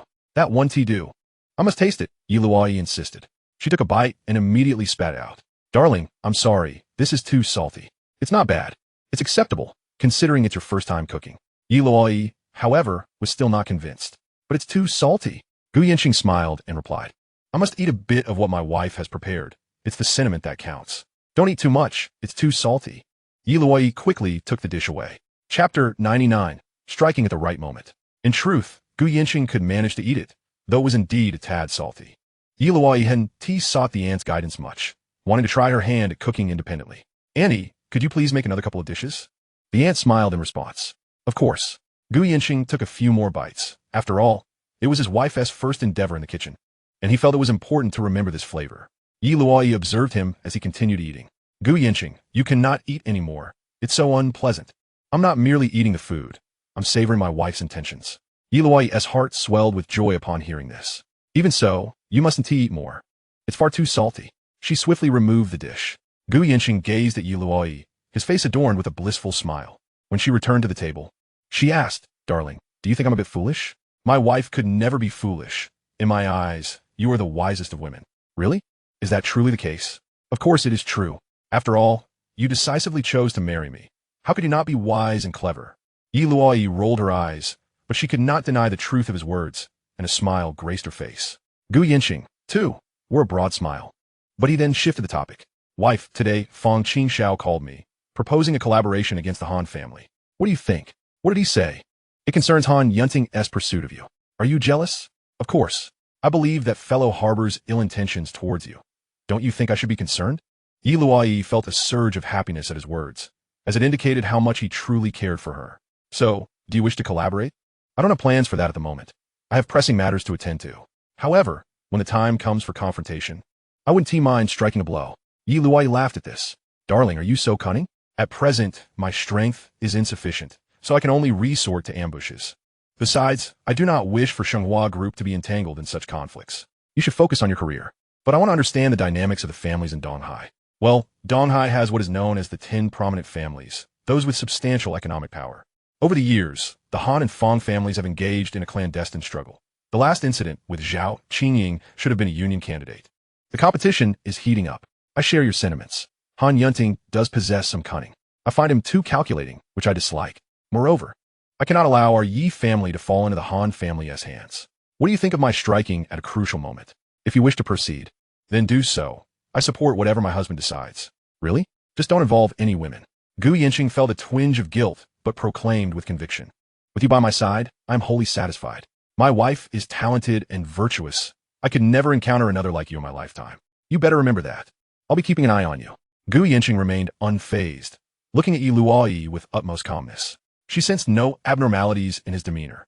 He was home every day, and she had never doubted him. "I will handle the matters concerning the Han family." "All right, but these families are quite formidable. Each a conglomerate worth billions. Our Shenghua is merely a second-tier family." Yancheng chuckled. "In a few years, Shenghua will be the foremost in Donghai, and my wife will be the wealthiest in Donghai. Is that truly the case?" "Indeed, it is true. If not, I will elevate you to that status." Luoyi beamed with joy upon hearing this. "What are your plans for the future?" "Currently, my funds are limited. I need to let them accumulate further. And there's no rush. It will take time to determine the victor." "My husband is so astute. Business battles are ruthless. We must tread carefully." "My dear, do not hesitate to invest. Talent is key, and it is the least costly resource. Attracting exceptional talent and having them execute your vision is paramount. Honey, why don't you manage Shenghua? I feel you're far more capable than I am." "I'm merely speaking. I'm just lazy, and lazy people think like this. That is precisely what makes you formidable. I could never emulate your approach, especially in entrusting the company to Xiao Yuejin and Renmu Xue. That is what I find most impressive about you. It's just laziness. Not everyone can do that." Luoyi genuinely admired Yancheng for this trait. She didn't wish to pry too much into his business dealings. He had his own ideas and methods, and she had come to believe that Yancheng was indeed exceptional in both commercial insight and strategy. Hence, she refrained from interfering. "If I were to lose everything, dear wife, would you support me?" "Support you? I would keep you close by my side. You're the best, my wife." The aunt brought the dishes to the table, and Yancheng expressed his gratitude. Luoyi harbored a modicum of concern for Yancheng. Such an exceptional man. It was evident that any woman with her wits about her would be drawn to him like a moth to a flame. She understood well the depths of Yancheng's affections. He loved her dearly. Yet should another woman pursue him, he would undoubtedly not refuse her advances, concealing this truth from himself. Thus, Luoyi felt compelled to keep a vigilant watch over him. In Yin City, at the Zhao family residence, Han Yancheng was currently seeking a marriage proposal. The Han family was offering 15 of shares from the prestigious Hualong Group as a dowry. The Zhao family members were taken aback by this revelation. especially the esteemed elder of the Zhao family. Naturally, he understood the implications behind the Han family's intentions.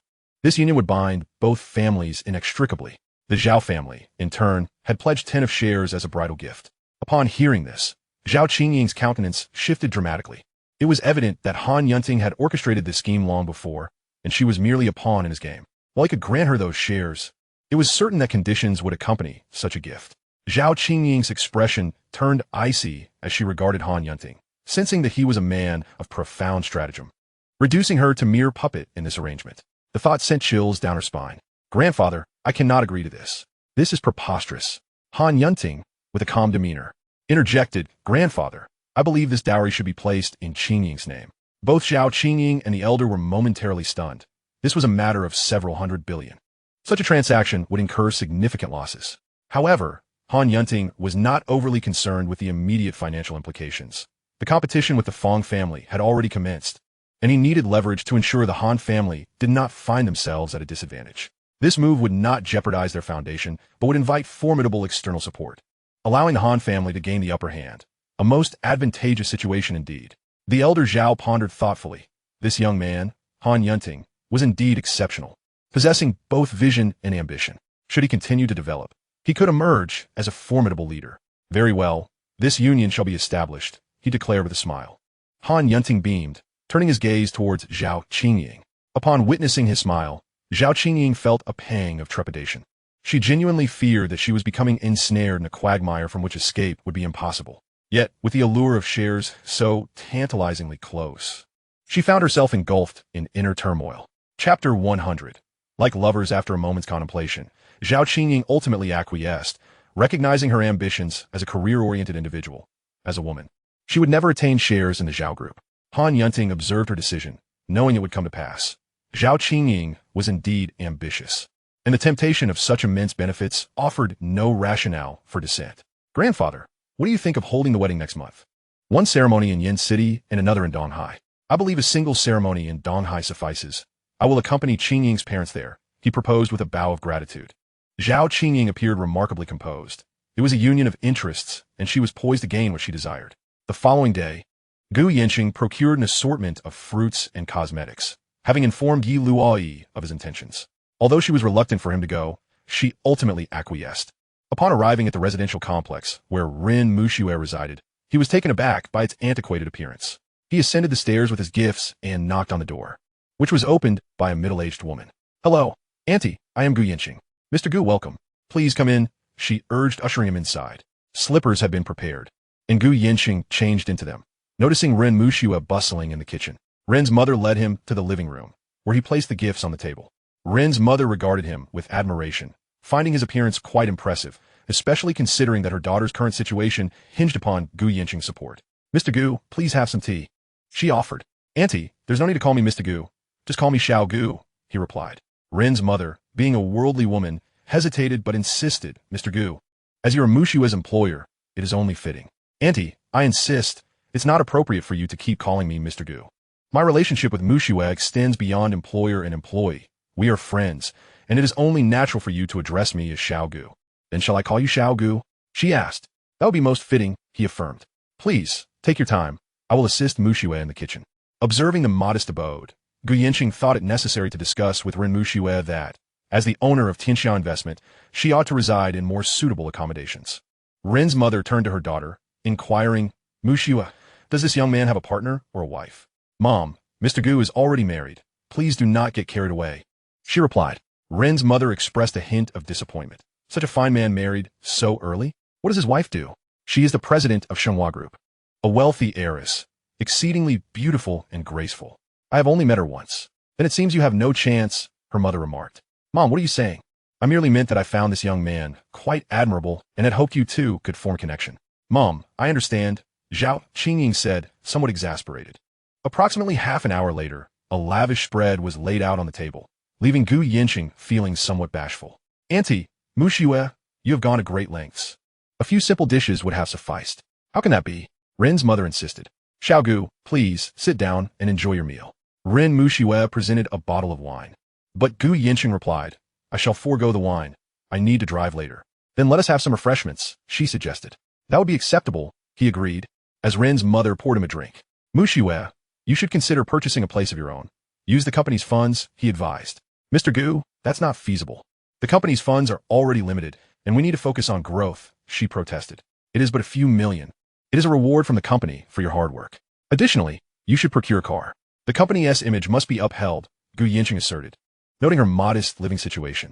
Mr. Gu, this is not appropriate. You have already assisted me significantly, and we truly cannot accept any more, she insisted. Enough. This is merely the beginning. Your potential is boundless, and such a sum is inconsequential. Follow my guidance, he encouraged, observing the determination in her demeanor. Ren's mother regarded Gu Yancheng, impressed by his maturity and composure. Her daughter would undoubtedly benefit from his mentorship. Initially, she had suspected his intentions were driven by an attraction to her daughter's beauty, yet it appeared her fears were unfounded. Very well, Mr. Gu, she acquiesced. Please do not dismiss my invitation. I shall visit again, he added. Of course, you're always welcome, Ren's mother replied warmly. Thank you, Auntie, Gu Yancheng said as he engaged in light conversation with the mother and daughter. Though Ren's mother contemplated probing further into his personal life, she deemed it inappropriate given his marital status. Thus, they exchanged pleasantries. Gu Yancheng praised their culinary skills, which delighted Ren's mother, evoking the sentiment of a mother-in-law increasingly fond of her son-in-law, lamenting how unfortunate it was that he had married so early. Indeed, good men seemed to be in short supply, and Ren's mother felt a twinge of regret. After finishing his meal and lingering for a while, Gu Yancheng noted Ren's mother's warmth toward him, which made him somewhat uncomfortable, aware of his married status. Thus, he decided it was time to take his leave. Ren Mushiwe accompanied him downstairs. Mr. Gu, please do not mind my mother, she said. It is quite all right. Auntie is delightful. You are now the owner of Tianxiao Investment. Treat yourself well, and do not be so hard on yourself, he reassured her. Well, I'm leaving now. You can go up. Gu Yancheng drove away.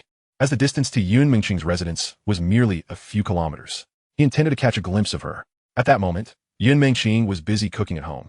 Upon entering, Gu Yancheng was greeted by a delightful aroma. Hearing the noise, Yun Mingqing emerged with a kitchen knife and, upon recognizing him, asked, "What brings you here?" "I came to see my son. What's the matter?" Gu Yancheng replied, nonchalantly walking in and eyeing the dishes on the table. He picked one up and began to eat.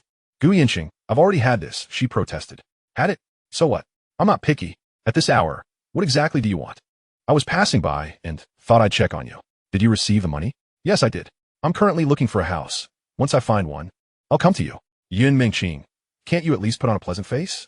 "I don't have a pleasant face. I've seen enough. Finish eating and then leave quickly." "I'm not leaving. I'm staying the night." Yun Mingqing remained unfazed, well aware that this rogue would never actually stay overnight. He was simply being obstinate. "Stay if you have the guts. Leave, and you're a dog, a turtle." Just as Gu Yancheng was about to retort, his phone rang. It was Yi Luoyi calling. "Brother-in-law, when will you be home?" "In about half an hour. Shall I come pick you up?" "No need. I haven't been drinking. I'll be back shortly." "All right, drive safely." After hanging up, Gu Yancheng glanced at Yun Mingqing, his expression tinged with irritation. Though he couldn't do much, he took a few bites with his chopsticks, finding the food quite delectable. It was beautifully presented as well. "Yun Mingqing, can't you be a bit nicer to me? This is how I am. I can't change. If your wife treats you well, go find her."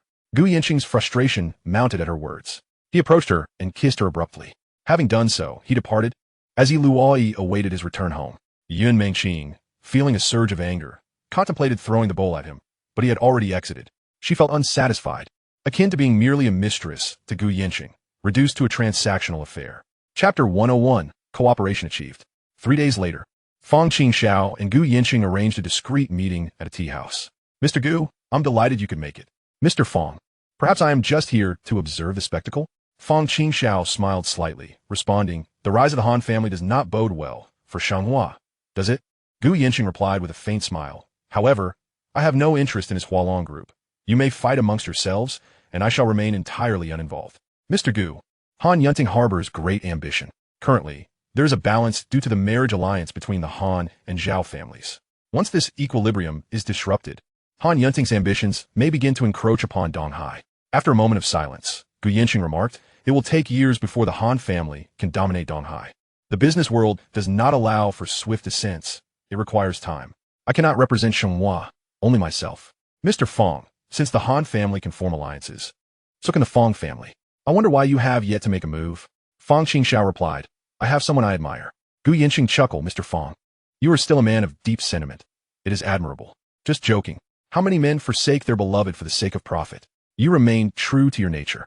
Gu Yancheng regarded Fang Qingxiao directly, stating, collaboration is not out of the question, but I cannot engage at this moment. I need to wait. Fang Qingxiao was somewhat taken aback, but remained silent, eager to hear Gu Yancheng's reasoning. In essence, I will make my entrance at a critical juncture. Fang Qingxiao's expression turned serious. He could not ascertain when Gu Yancheng's critical juncture would arise, nor whom it would target. Seeing his demeanor, Gu Yancheng maintained a smile. Mr. Fang, I will either remain uninvolved or strike decisively at the right moment. You may weigh your options. Fang Qingxiao pondered this statement, his tone imbued with confidence.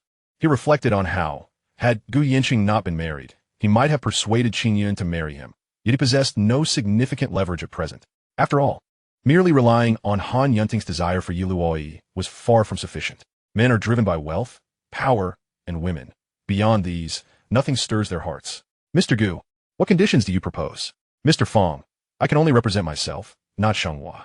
Listening to this, Fang Qingxiao contemplated. He had discovered that Gu Yancheng had deep connections with Tianxiao Investment, yet the scale of Tianxiao Investment was limited, leaving him genuinely curious about Gu Yancheng. Very well. Since you are so forthright, you must have some preparations in mind. What conditions do you require? I would like to hear what you can offer. Upon successful completion, I can grant you a 5 stake in Yantian Group. How does that sound? Deal. However, I reiterate, I will need over a year before I can act. Agreed. Gu Yancheng was motivated by mutual benefit, finding this arrangement quite satisfactory. For reasons unknown, Fang Qingxiao felt that Gu Yancheng was an enigmatic individual, exuding a confidence that suggested he would not regard the Han family without the Fang family support. The two sat across from each other, sipping tea, and amidst their dialogue, a sense of camaraderie emerged. Gu Yancheng was not one for pleasantries. Profit was the true driving force. He had no desire to engage in certain commercial rivalries. But Han Yunting's actions displeased him. The only individuals for whom he would forsake profit were family, loved ones, and mistresses. Gu Yancheng took his leave first, as he intended to inspect the villa later.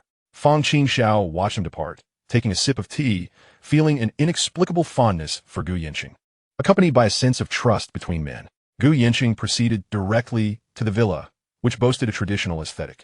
Although modest in size, it was ready for immediate occupancy, and he found it quite satisfactory, especially the security features. He purchased it in Yun Mingqing's name, at a cost of nearly 60 million. After the purchase, Gu Yancheng chuckled to himself, realizing that while his parents and wife had acquired nothing, he had prioritized buying a home for Yun Mingqing. In due time, he would ensure Luoyi and his parents received better as well. It was only fair. This would serve as a gift for his child. Once he completed these arrangements, he waited at Yun Mingqing's home for her return, eager to discuss matters briefly. When Yun Mingqing opened the door and saw Gu Yancheng in her home, she walked in, questioning, "What are you doing here again?" "This is the key to the villa at Jingshuo Mountain. With a bit of cleaning, it will be ready for you to move in. The property deed will be delivered shortly." Yun Mingqing stared at the key, then glanced at Gu Yancheng, extending her hand to accept it. "Yun Mingqing, can't you even muster a smile? Am I just wasting my money? Do you truly care? Is this a heartfelt gesture, or merely for the sake of the child?" Gu Yancheng felt a surge of anger at her words. "Yun Mingqing, if you persist in this sour disposition, once the child is born, I will teach you a lesson. My wife doesn't even receive such treatment, yet here you are, taking advantage. Don't be ungrateful. Do I even care?" Gu Yancheng was left speechless. Were it not for the child, he would surely reprimand her. Seeing Gu Yancheng at a loss, Yun Mingqing felt a sense of satisfaction. "What about the shares? Will they be transferred to me?" "Yun Mingqing, where is your face? You desire everything and yet still want more. This is rightfully mine. Why should I not have it?" Gu Yancheng gazed at Yun Mingqing's assertive demeanor, feeling somewhat helpless. After all, she was carrying his child. He could hardly resort to violence. Once the child is born, he would grant her what she seeks. Yun Mingqing, unfazed, thought to herself that at least this man was somewhat responsible. At that moment, Yi Luoyi's call came through, and Gu Yancheng engaged in a brief conversation before hanging up. Upon entering the room, he noticed Yun Mingqing still wearing high heels and promptly remarked, "You are pregnant now. You ought to refrain from wearing high heels. Moreover, you should work less. You are not getting any younger, so take care of yourself." Initially, Yun Mingqing found his words quite comforting, but the latter part left her feeling discontent. "If I'm getting older, then why do you keep coming to see me? What do you want every few days?" Gu Yancheng embraced Yun Mingqing, a mischievous grin on his face. "Age brings its own charm, and you, indeed, possess a unique allure." With that, he planted several kisses on her lips. "Listen well, and you shall live comfortably. Do not always seek discomfort. Gu Yanqing's thoughts drifted away. He needed to return home early. Yun Mengqing observed his behavior, realizing that every time Luoyi called, he would linger for only a few minutes before slipping away after a fleeting moment of intimacy. She could not help but compare herself to Luoyi, which ignited her frustration. Deep down, she understood she could not compete. Yet every time Gu Yanqing praised Luoyi, a wave of inexplicable anger washed over her. As she approached the window, watching Gu Yanqing drive away, she found herself in a quandary. She both wanted him to come and wished he would not. She yearned for the meals he prepared and the feeling of togetherness. It was a profound conflict within her. However, she could not articulate her feelings. When he was near, her words would take on a different hue. It was all rather awkward. Chapter 102, a supplement for Gu Yanqing. Gu Yanqing returned home and recounted his conversation with Feng Qingxiao to Luoyi. Upon hearing it, she laughed and said, "Darling, you have achieved a dual purpose. You see, business is inherently profit-driven. How can the Feng family be assured that I won't turn against them unless they invest something?" Luoyi understood immediately. Wrapping her arms around Gu Yanqing and whispering in his ear, "My husband is truly remarkable. I had the chef prepare something delicious for you. What is it? You shall find out shortly." Luoyi beamed with delight. Gu Yanqing playfully tickled Luoyi, eliciting laughter that echoed through the living room. All right, I will tell you." She leaned in closer, whispering, "Ox penis." Gu Yanqing looked at her in shock, amusement dancing in his eyes. Luoyi explained, "This supplement is good for your health." Gu Yanqing was at a loss for words. "I am perfectly fine. Are you not aware of that?" Luoyi retorted, "But we have not conceived in quite some time." "Do not fret. It typically takes a month for pregnancy to show. I refuse to eat that. We have already done it. You are already impressive. And this will only enhance your prowess. That is unacceptable. If word gets out, what will happen to my reputation?" Later that evening, she declared, "I intend to punish you severely." Luoyi was in high spirits, having researched ways to enhance male vitality. When she spoke to the chef about it, the latter smiled knowingly, having been through similar experiences. Gu Yanqing found himself both amused and exasperated by Luoyi's antics. "In the future, do not do this. Your husband is already formidable enough without any enhancements." Luoyi chuckled. "I apologize, dear husband. I was mistaken." As they sat down for dinner, the chef glanced at Gu Yanqing, her face alight with a smile. Gu Yanqing was left speechless. Luoyi found the entire scene quite amusing, and Gu Yanqing could only roll his eyes at her. Luoyi served him food, saying, "Try this." In a fit of frustration, Gu Yanqing tossed the ox penis into the trash, resolutely defending his dignity as a man. Luoyi laughed uncontrollable. "I am sorry, dear husband. I shall not prepare that for you again." As they finished their meal, Gu Yanqing took Luoyi upstairs. "It is still early," she protested. "I must enforce the household rules." Once in their room, Luoyi intended to fetch her nightwear. But Gu Yanqing enveloped her in his arms and led her to the bathroom, swiftly shedding their clothes. She could not help but smile at her eager husband. The two stood naked under the shower, and as Gu Yanqing kissed her, the warmth of the water enveloped them, creating an intoxicating atmosphere. He lifted her, and they began anew, lost in each other's embrace, their sounds of passion resonating throughout the room.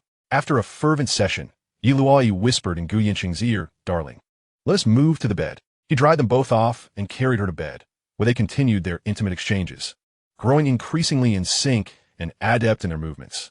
After nearly 2 hours of passionate exploration, Gu Yanqing smiled at Luoyi and asked, "My dear wife, do you still dare to offer me ox penis?" "I dare not. I dare not," she replied, fearing the implications. "I'm most capable," he boasted with a grin. "If I were to become pregnant, would you prefer a boy or a girl?" "I will be content with either," he replied, "but I desire a son first." "Why is that?" "I wish for a son to inherit the family business." Gu Yanqing chuckled heartily. "What is so funny, dear husband? Can a daughter not inherit?" "Firstly, I must clarify that inheritance is reserved for those who are capable and exceptional, not simply handed down. We seek true talent. Then you shall nurture them well. Ultimately, it is their abilities that matter. If they lack competence, I would prefer to leave them with enough resources to live comfortably, while entrusting the business to capable professionals." Luoyi listened, struggling to comprehend. "But what if the child is not capable? What will happen to the company?" "We shall appoint professional managers to oversee operations. We can relinquish control, but retain ownership." Luoyi regarded Gu Yanqing tough. "Well, that is a discussion for another day. It is far too early to ponder such matters, as we have decades ahead of us before retirement." Luoyi found herself both amused and bewildered. Gu Yanqing lifted her once more, leading her to another shower, drying her hair afterward, concerned she might catch a cold. At that moment, Luoyi recalled something. "Sister Yun, is she expecting a boy or a girl?" "How would I know? But she is truly unfortunate, having to work while pregnant. Not really. She could hire someone to take care of her. It isn't as dire as it seems. You know, Zhong Jianlin is in prison. Raising a child alone after a divorce makes her a single mother. Gu Yanchen found himself at a loss for words, acutely aware that he must tread lightly. Any slip could lead to dire consequences. Why should you concern yourself with her troubles? Everyone has their own destiny. What is wrong with expressing a smidgen of sympathy for her, as we are both women? How about we invite her to stay at our home, so you can take care of her? Gu Yanchen, what are you suggesting? She cannot possibly stay with us. Precisely. We ought not to meddle in matters that do not concern us. We should focus on ourselves. After all, she is a wealthy woman, surely. She can manage on her own. Gu Yanchen remained unfazed, knowing that bringing her home would undoubtedly incite a storm with Yi Luoyi. He lacked the courage to reveal such a matter to her, especially before she had given birth, as it would surely unleash a torrent of chaos. Yi Luoyi contemplated this and added, "Imagine if Sister Yun has a daughter and I have a son. Wouldn't it be delightful if their daughter marries our son?" Gu Yanchen nearly choked on his indignation. Absolutely not. Why not? It simply cannot happen. My son will not marry a girl from a single-parent household. Yi Luoyi, noticing his intense reaction, chuckled. I was merely jesting. Gu Yanchen was taken aback by her words and realized he must be more cautious in the future. Such thoughts are strictly forbidden. All right, I understand. Yi Luoyi nestled in Gu Yanchen's embrace, and the couple drifted into slumber. Chapter 103, discussing the Han family the following day. Gu Yanchen perused the news. Han Yancheng of the Hualong group was set to host a wedding. As he absorbed the information, his mind wandered back to Zhao Qingying from Bali Island, whose demeanor was decidedly aloof. Perhaps this presented an opportunity. There was no need to rush. In due time, when the Han family faced ruin, this woman might become a formidable adversary. Gu Yanchen mused that a woman's betrayal could pierce a man's heart. At that moment, Yi Luoyi entered the office, finding Gu Yanchen engrossed in the news. "Darling, have you seen the news? I'm reading it now. What is up?" The Zhao family is quite powerful as well. The Fong family may not stand a chance against the Han family. We need not worry. Let the Fong family engage in their own battles.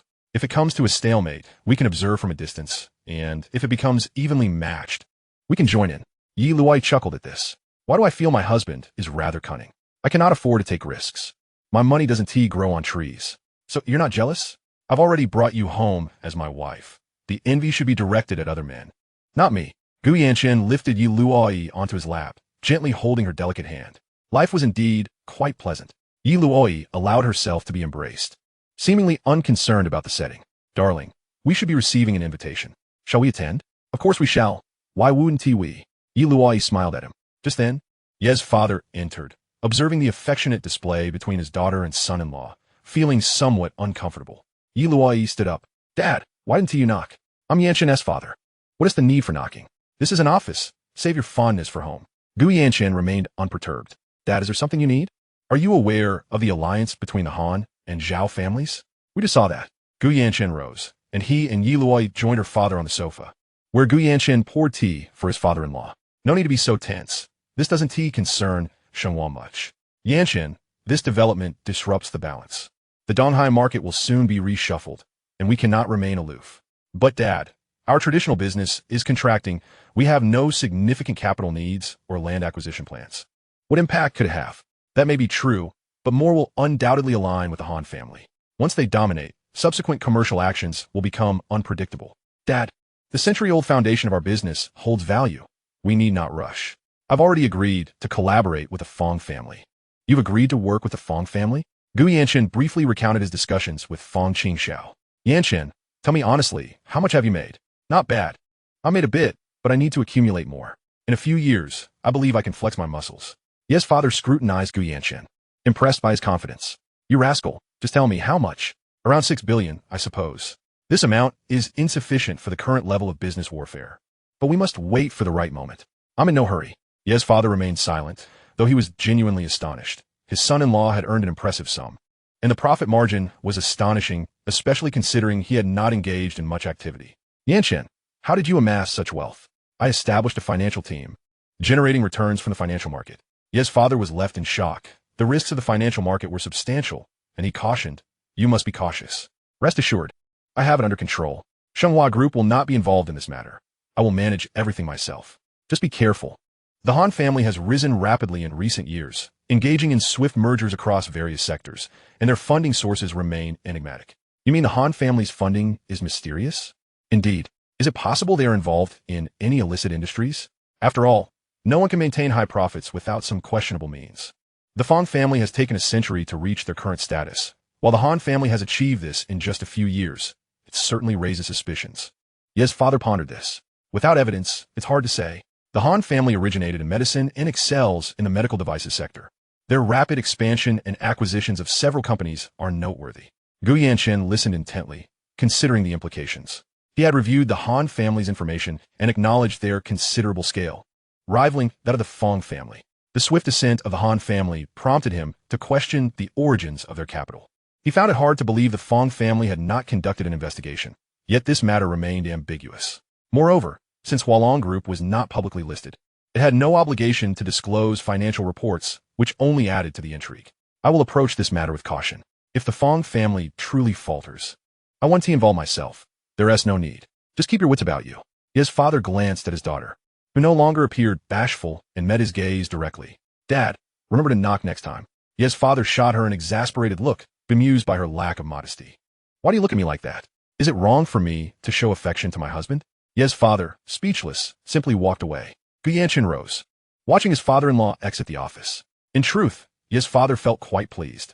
He had not misjudged his son-in-law. Tripling profits in such a short time was no small feat, indicative of keen business acumen and financial prowess.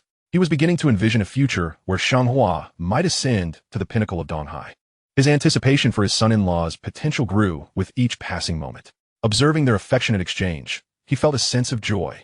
A strong emotional bond was essential to captivate a man, and as a man himself, he understood this well. If his daughter treated Yancheng with kindness, he would undoubtedly reciprocate in kind 100-fold. Even the short video business represents a significant opportunity. It is evident that Yancheng has entrusted Shanghua with this endeavor, indicating his earnest regard for the Yi family and his genuine desire to reciprocate their kindness. He understands that this matter transcends mere monetary concerns. Had he simply bestowed money upon Luoyi, it would have created a rift. The intricate relationship of mutual dependence is indeed the most profound. Yancheng excels in this regard, truly a treasure to behold. Luoyi sat beside Yancheng. You say my father is doing well? Dad is quite all right. And he is right. We should be affectionate when we return home. Darling, why do you act this way? Have you lost interest in me? Please turn around so I can see. Luoyi watched as Yancheng turned. He smiled and nodded, saying, You remain as alluring as ever. Hearing this, burst into laughter, playfully hitting Yancheng. Chapter 104, Yun Mengqing's Warning. Before long, the time for Han Yunting's wedding arrived. Throughout the past half-month, Luoyi had experienced no changes in her condition. She insisted on accompanying Yancheng to the hospital for an examination.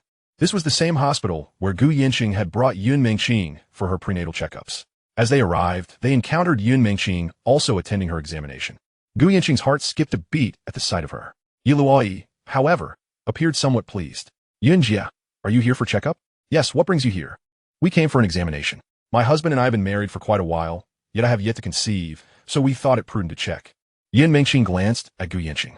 How is the baby? Is everything healthy? Quite well. All tests have returned normal. Yancheng remained silent, merely listening.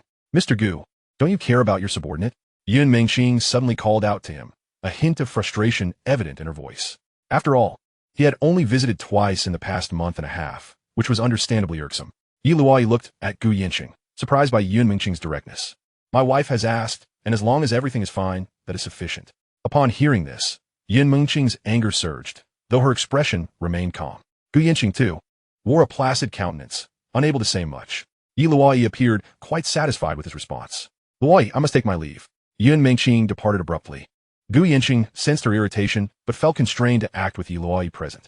Yun Mengqing turned back to glance at them, her anger mounting. She called Yancheng. Seeing her number, he felt caught in a dilemma, whether to answer or not. Why aren't you picking up? I'm just checking the number. Hello, who is this? Yancheng, you scoundrel. I am right outside. If you don't arrive within 10 minutes, I shall inform Luoyi that the child is yours. Yancheng stood a few steps away from Luoyi, momentarily speechless as Yun Mengqing hung up. He felt a surge of irritation. How could he possibly deal with this situation while Luoyi was nearby? Yun Mengqing watched the seconds tick by, growing increasingly agitated as Yancheng failed to appear. She decided to head toward the gynecology department. Yancheng occasionally glanced toward the corridor, genuinely concerned that Yun Mengqing might show up. When she finally did, he swiftly approached her. Yin Mengqing, have you lost your mind? I gave you a chance. Have you lost your senses? You spend all your time with Yi Luoyi. Have you ever shown concern for your child? Reflect on how often you visited during this time. Go back. I don't have time to argue with you. If you seek trouble, you shall see how I handle you. Gu Yanqing, do you think I fear you? What can you possibly do to me? Yin Mengqing was indeed conflicted. Gu Yanqing sensed her jealousy and resolved to remain calm. A woman driven by irrationality could be quite formidable. Return first. I will visit you in a couple of days. Who cares if you visit? Gu Yanqing couldn't help but laugh. She was undeniably obstinate. All right. I will see my son. You return for now. I need to see Yi Luoyi. See her? Let me make this clear. If you dare speak of our situation to Yi Luoyi, the consequences will be beyond your capacity to endure. You will gain nothing. Not even the child. At this, Yin Mengqing flung Gu Yanqing's hand away and marched toward the gynecology department. He grabbed her arm, but her fury was palpable. She felt compelled to apply pressure on Gu Yanqing. Otherwise, he would assume he could simply throw money at the problem and remain indifferent, which was intolerable. What are you trying to do? What am I trying to do? With this attitude, there's nothing to discuss. What do you truly want? Speak your terms. 3 days a week, you will cook for me. What nonsense! You expect me to cook for you 3 days a week? Have you lost your mind? Just then, Gu Yanqing's phone rang, and he noticed it was Yi Luoyi calling. I must return now. I'm leaving. He abandoned Yin Mengqing, who stomped in frustration. She followed him toward the gynecology department, aware that she needed to make Gu Yanqing remember the stakes at play. Yi Luoyi noticed Yin Mengqing approaching and was somewhat taken aback. Yinjia, why have you returned? Gu Yanqing eyed Yin Mengqing warily. If she truly lost her composure, it would be a disaster. Yin Mengqing completely ignored him, opting not to engage. Luoyi, how did the examination go? The doctor said everything is fine. There are no issues. I returned to discuss some work matters with Mr. Gu. I hope that's not inconvenient. Yin Mengqing glanced at Gu Yanqing, who was genuinely concerned that her volatility could escalate. Let us discuss this later. You should return for now. The company's finances are tight. We need to acquire land, factories, and talent. Understood. The funds will be transferred within 3 days. That's all. Luoyi, do you wish to have children? Would you prefer a boy or a girl? I desire both a son and a daughter. How about you? I wish for a son. That would be splendid. I previously thought you should have a daughter to marry my son. Yin Mengqing gasped at this remark. That one do. Siblings are fine. But marriage is out of the question. She shot a glance at Gu Yanqing, who was utterly vexing. I maintain that's unacceptable. Siblings are one thing, but marriage is another. Yi Luoyi chuckled. That's agreeable. The three exited together, with Yi Luoyi intending to drag Gu Yanqing for a checkup at the mail department. Yinjia, I'll take him along for an examination as well. Yin Mengqing laughed at this. Luoyi, it's essential to examine thoroughly. If it's not your issue, then it must be Mr. Gu's. Ensure it is detailed and meticulous. Gu Yanqing regarded Yin Mengqing, knowing that she dared to provoke him and that he would certainly deal with her later. It's crucial to conduct a thorough check. Please take your time, Yinjia. Yi Luoyi linked arms with Gu Yanqing as they departed, leaving Yin Mengqing to watch them, feeling both anger and envy. She longed for the day when she could, like Yi Luoyi, happily hold a man's hand. Gu Yanqing dared not glance back at Yin Mengqing, for Yi Luoyi was astute and meticulous, and he could not afford to reveal any signs of abnormality. Yin Mengqing served as a reminder to Gu Yanqing that she was now pregnant. With a child on the way, this was her leverage. She chose to silence herself, knowing that Gu Yanqing would have to offer something in return. Mere monetary compensation was insufficient. She craved something more substantial. Chapter 105, Taming Yin Mengqing. Gu Yanqing had initially been reluctant to investigate. As a respectable man, how could he possibly be incapable now that Yin Mengqing was expecting? Yi Luoyi pushed Gu Yanqing gently, coaxing him with sweet words. Darling, I know you're fine, but this won't affect you. Now that you're here, why not take a look? This display of affection softened Gu Yanqing's resolve, especially given the situation with Yin Mengqing. He ultimately relented. After undergoing various examinations, all results came back normal. Yi Luoyi, upon hearing the results, was elated. Darling, we've been trying for so long. Why am I still not pregnant? Are we not trying hard enough? Gu Yanqing looked at Yi Luoyi bemused. Wife, not trying hard enough. You're nearly draining all my vitality. Yi Luoyi burst into laughter at this. Darling, I'll replenish you. She clung to Gu Yanqing, giggling uncontrollably.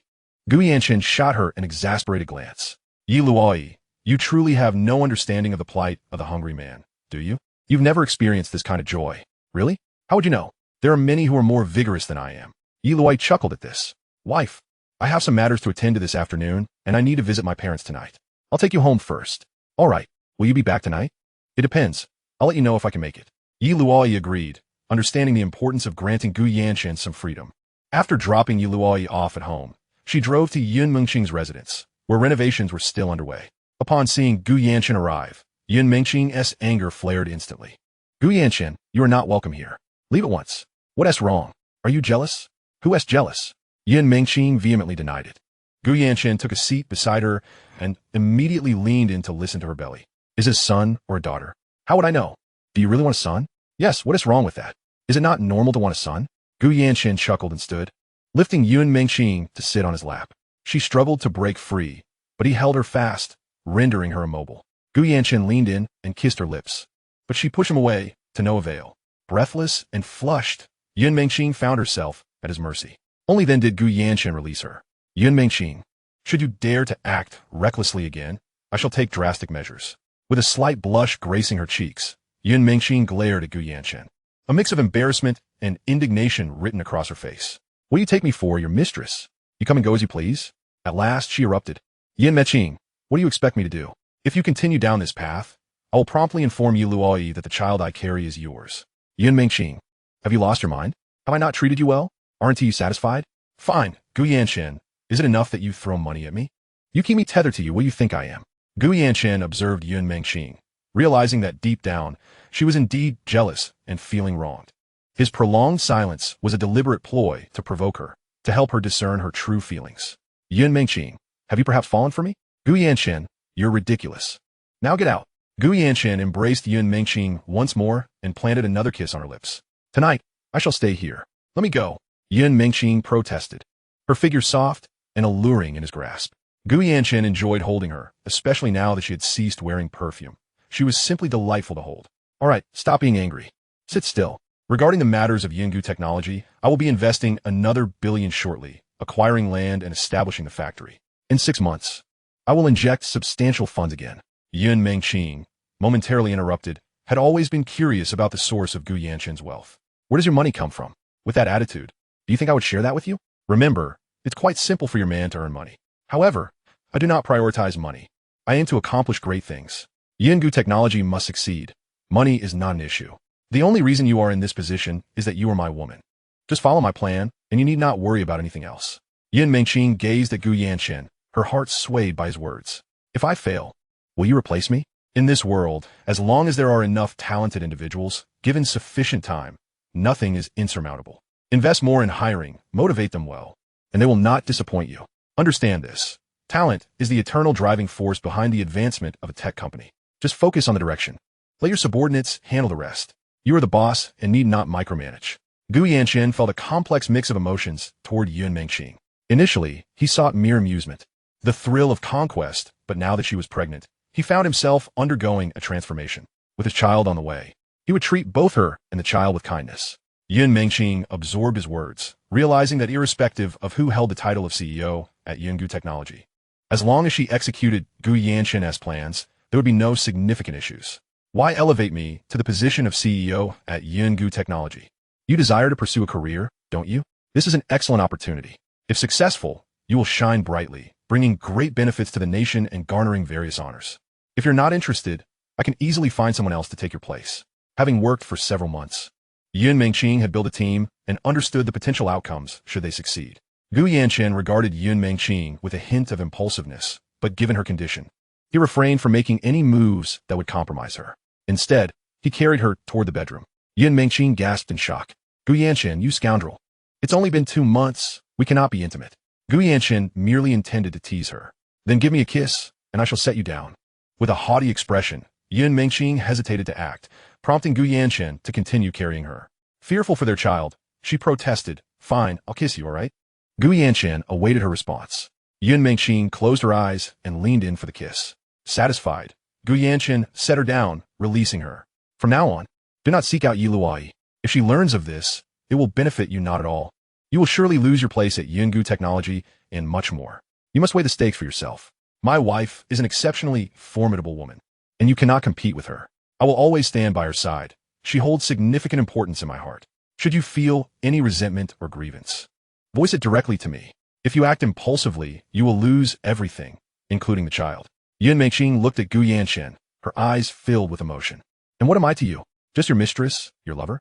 Will my child forever be denied the knowledge of who their true father is? This matter will be resolved. But not at this moment. Gu Yancheng, I will not allow my child to grow up in an environment devoid of a father. You must consider this carefully. Gu Yancheng nodded in acknowledgement. Only then was Yun Mengqing satisfied. Despite Gu Yancheng's shortcomings, he was a man of his word, and she was well aware of that. A little more patience was all she required. Chapter 106. Envy and Jealousy. Gu Yancheng caressed Yun Mengqing's face. Do not be so proud in my presence, for I harbor greater pride. Yun Mengqing gazed at Gu Yancheng, recalling that from the very first moment she laid eyes on him, he seemed to perceive her as prey, a mere pawn in her schemes. Gu Yancheng, I wish to understand why you treat the Fengyun group and me in this manner. Gu Yancheng responded with a smile. I'm doing this for you, after all. Yun Mengqing could hardly accept such a notion. From the outset, Gu Yancheng had regarded her as a plaything, an inconsequential entity. A reality she recognized with clarity. Gu Yancheng, do you truly expect me to believe that? You ought to take pride in the fact that I am merely a means to your ends. Gu Yancheng, what you are currently undertaking, Luoyi is unaware of. If she were to find out, how would you justify yourself? Justify myself? Yun Mengqing, what is the most crucial thing for a man? Men are driven by wealth, power, and women. You are quite right, hence I have no cause for concern. It is simply not the right time for her to know. I certainly do not wish for her to find out. I hope she can live a happy life, so if you tell her, I fear I may never forgive you. If I do not tell her, do you believe she will remain oblivious? This is not your concern. I will handle it myself. What about the aunt? Yun Mengqing had deliberately sent the aunt away, knowing that Gu Yancheng would undoubtedly seek her out. The aunt had matters to attend to. I granted her leave. With your current demeanor, it is best that you do not come here. I prefer to keep outsiders at bay. Very well, I understand. Gu Yancheng and Yun Mengqing settled onto the sofa, with Gu Yancheng wrapping an arm around her. His mind was preoccupied with various thoughts. This situation could not remain hidden, especially not from his adversaries. The Fong family could investigate him, and so could the Han family. Perhaps the Han family was already aware, and that thought unsettled him. Gu Yancheng felt a twinge of anxiety. If Han Yunting dared to disclose this to Luoyi, he would ensure that the Han family faced dire consequences. Yun Mengqing glanced at Gu Yancheng, noticing the furrowed brow that suggested he was deep in thought. Gu Yancheng, what occupies your mind? Gu Yancheng snapped back to reality, replying, nothing of consequence. Meanwhile, Han Yunting held documents in his hands, observing that Yun Mengqing had recently acquired a new villa, along with photographs of Gu Yancheng visiting her community. A sly smile crept across his face. This Gu Yancheng is indeed intriguing. With this leverage, and considering the connection between him and the downfall of the Fengyun group, everything appears to be connected. Sending Zhong Jinlin to prison, leading to the collapse of the Fengyun group, and even securing Zhong Jinlin's ex-wife. This is quite the intricate play. However, upon deeper reflection, the ease with which Gu Yancheng managed to orchestrate Zhong Jinlin's downfall and the collapse of the Fengyun group was unsettling. He realized he must tread carefully. The Yi family might not possess such power. Now, he held a potent bargaining chip to win Gu Yancheng's support. A glint of mischief sparkled in Han Yunting's eyes. In due time, he would seek out Gu Yancheng for a conversation. Gu Yancheng increasingly felt that Han Yunting might have already seized upon a crucial weakness. Yet, Han Yunting was a man of considerable cunning, and he would undoubtedly aim to extract as much as he could from this situation. Gu Yancheng knew he must approach this adversary with utmost caution in the coming years. He was certain that, in time, Han Yunting would seek him out for negotiations. Gu Yancheng chose not to dwell further on it. He believed that matters would resolve themselves in due course. Yun Mengqing found herself perplexed by the origins of Gu Yancheng's actions. She could not fathom that this man, whom she regarded as deeply enigmatic, was motivated by her. There must be deeper reasons behind his actions. His seemingly unremarkable background suddenly transformed when he married Luoyi. The ensuing events appeared utterly bizarre. What grievances could the Fengyun group possibly have against him? It was evidently not that simple. Thus, she remained confounded. Nevertheless, it must be said that Gu Yancheng was indeed a man difficult to decipher. Gu Yancheng, go prepare dinner. Gu Yancheng cast a glance at Yun Mengqing, jesting, a kiss. And I shall attend to your culinary desires. Yun Mengqing remained motionless as Gu Yancheng cupped her face, planting several kisses upon her. Feeling a touch discomfort, she retorted, Gu Yancheng, could you not be a bit more serious? What is wrong with kissing my woman? With that, he rose and made his way to the kitchen. Yun Mengqing remained seated, feeling a tumult of conflicting emotions. She both desired and resisted his advances. It seemed that only through Gu Yancheng's insistence could she accept the situation in her heart. Watching him busily in the kitchen brought a smile to her face. In this regard, Gu Yancheng was indeed commendable. One could not deny that Luoyi was exceptionally fortunate. However, this man showed little concern for her and their child, believing that financial support sufficed. His affectionate demeanor with Luoyi stirred her jealousy, carrying his child. He did not even take the time to check on her or offer care. Could she not feel anger? The complexities of a woman's emotions are indeed intricate and volatile. As Gu Yancheng turned around, Yun Mengqing quickly averted her gaze, feigning interest in a book. Gu Yancheng, aware of her thoughts, smiled knowingly. With a spirited woman like Yun Mengqing, he knew he must train her to be compliant. While busy in the kitchen, he made a call to Luoyi. Wife, I will not be returning tonight. I am staying in my parents' home. Darling, what if I cannot sleep tonight? I am so used to your embrace. You must endure. It is just one night. Shall I come to you? Is that all right? I have matters to attend to tonight. It will be quite late by the time I return to my parents' home. You must be obedient. Very well. At that moment, Yun Mengqing stood at the doorway, listening to Gu Yancheng's words, feeling a shiver run down her spine, accompanied by a surge of jealousy. Once Gu Yancheng ended the call, she exclaimed, Gu Yancheng, your words are utterly revolting. Gu Yancheng, knowing her thoughts, chuckled, revolting? You are merely envious that I do not treat you with such tenderness. Who is envious? Be good. My affection is reserved for those who listen. With a huff, Yun Mengqing stormed off. Gu Yancheng merely smiled faintly, while Yun Mengqing sulked on the sofa, still feeling vexed. She grabbed a cushion and vented her frustration, realizing her inability to confront Gu Yancheng. Coincidentally, Gu Yancheng emerged from the kitchen just in time to witness her antics, prompting Yun Mengqing to quickly feign nonchalance. Gu Yancheng, beaming with delight, approached her. Come, join me in the kitchen. Chapter 107, Gentle Affection. Yun Mengqing wore an unwilling expression as Gu Yancheng pulled her into the kitchen, where he helped her don an apron. As she prepared the meal, Gu Yancheng assisted her, all the while eliciting her eye rolls. Yet, inexplicably, a sense of happiness surged within her. Gu Yancheng observed Yun Mengqing. Realizing this was the first time he had seen her cook, and the sight of her made him smile. Why are you staring at me? A woman who can cook is truly beautiful. If you want to see, go watch Luoyi cook. Yun Mengqing, you constantly compare yourself to Luoyi. You are merely inviting your own troubles. She is she, and you are you. I cannot treat you both equally, so stop the comparisons. If you admire Luoyi, then go to her. Why do you keep provoking me? Gu Yancheng observed the increasingly agitated Yun Mengqing and offered a faint smile. You are still my woman, but my focus will always be on Luoyi. She is my legitimate wife and will forever occupy a special place in my heart. The weight of your presence is simply different. Yun Mengqing, placing the spatula down, prepared to leave, her frustration reaching its peak. Yun Mengqing, your anger is futile. I speak plainly, without circumlocution. If you desire sweet words, I can provide them, but I wish for you to understand the reality of the situation. The Yi family and Luoyi have treated me exceptionally well. Frankly, my wealth is largely derived from the Yi family. The money and the villa I provide you with are all thanks to them, so do not feel wronged. It is what it is. Contentment is the key to happiness. Listening to his words, Yun Mengqing fixed her gaze on Gu Yancheng. You rely on your wife's wealth to support me, and you feel no guilt at all. Speaking with such righteous indignation, you truly are a scorpion in disguise, the first of your kind. Gu Yancheng did not shy away from the truth. Hearing her words, he chuckled. In the future, I will repay her 1,000-fold. A woman must be wise and discerning, understanding what it takes to captivate a man. Beauty and children are far from sufficient. A man with wealth and power can have as many children as he desires, with countless women vying for his attention. Although Yun Mengqing recognized the truth in Gu Yancheng's statements, discomfort washed over her. You want to hear flattering words, and I can provide them. But the question remains, is it worth it? You have yet to make me feel that it is. Her response only deepened her displeasure, and she exited the kitchen without hesitation. Gu Yancheng refrained from stopping her. He needed Yun Mengqing to clearly understand her position.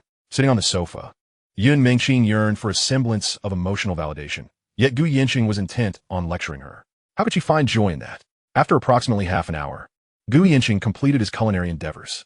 Noticing that Yun Mengqing was still upset, he approached her and effortlessly scooped her up in a princess carry, placing her gently on a dining chair.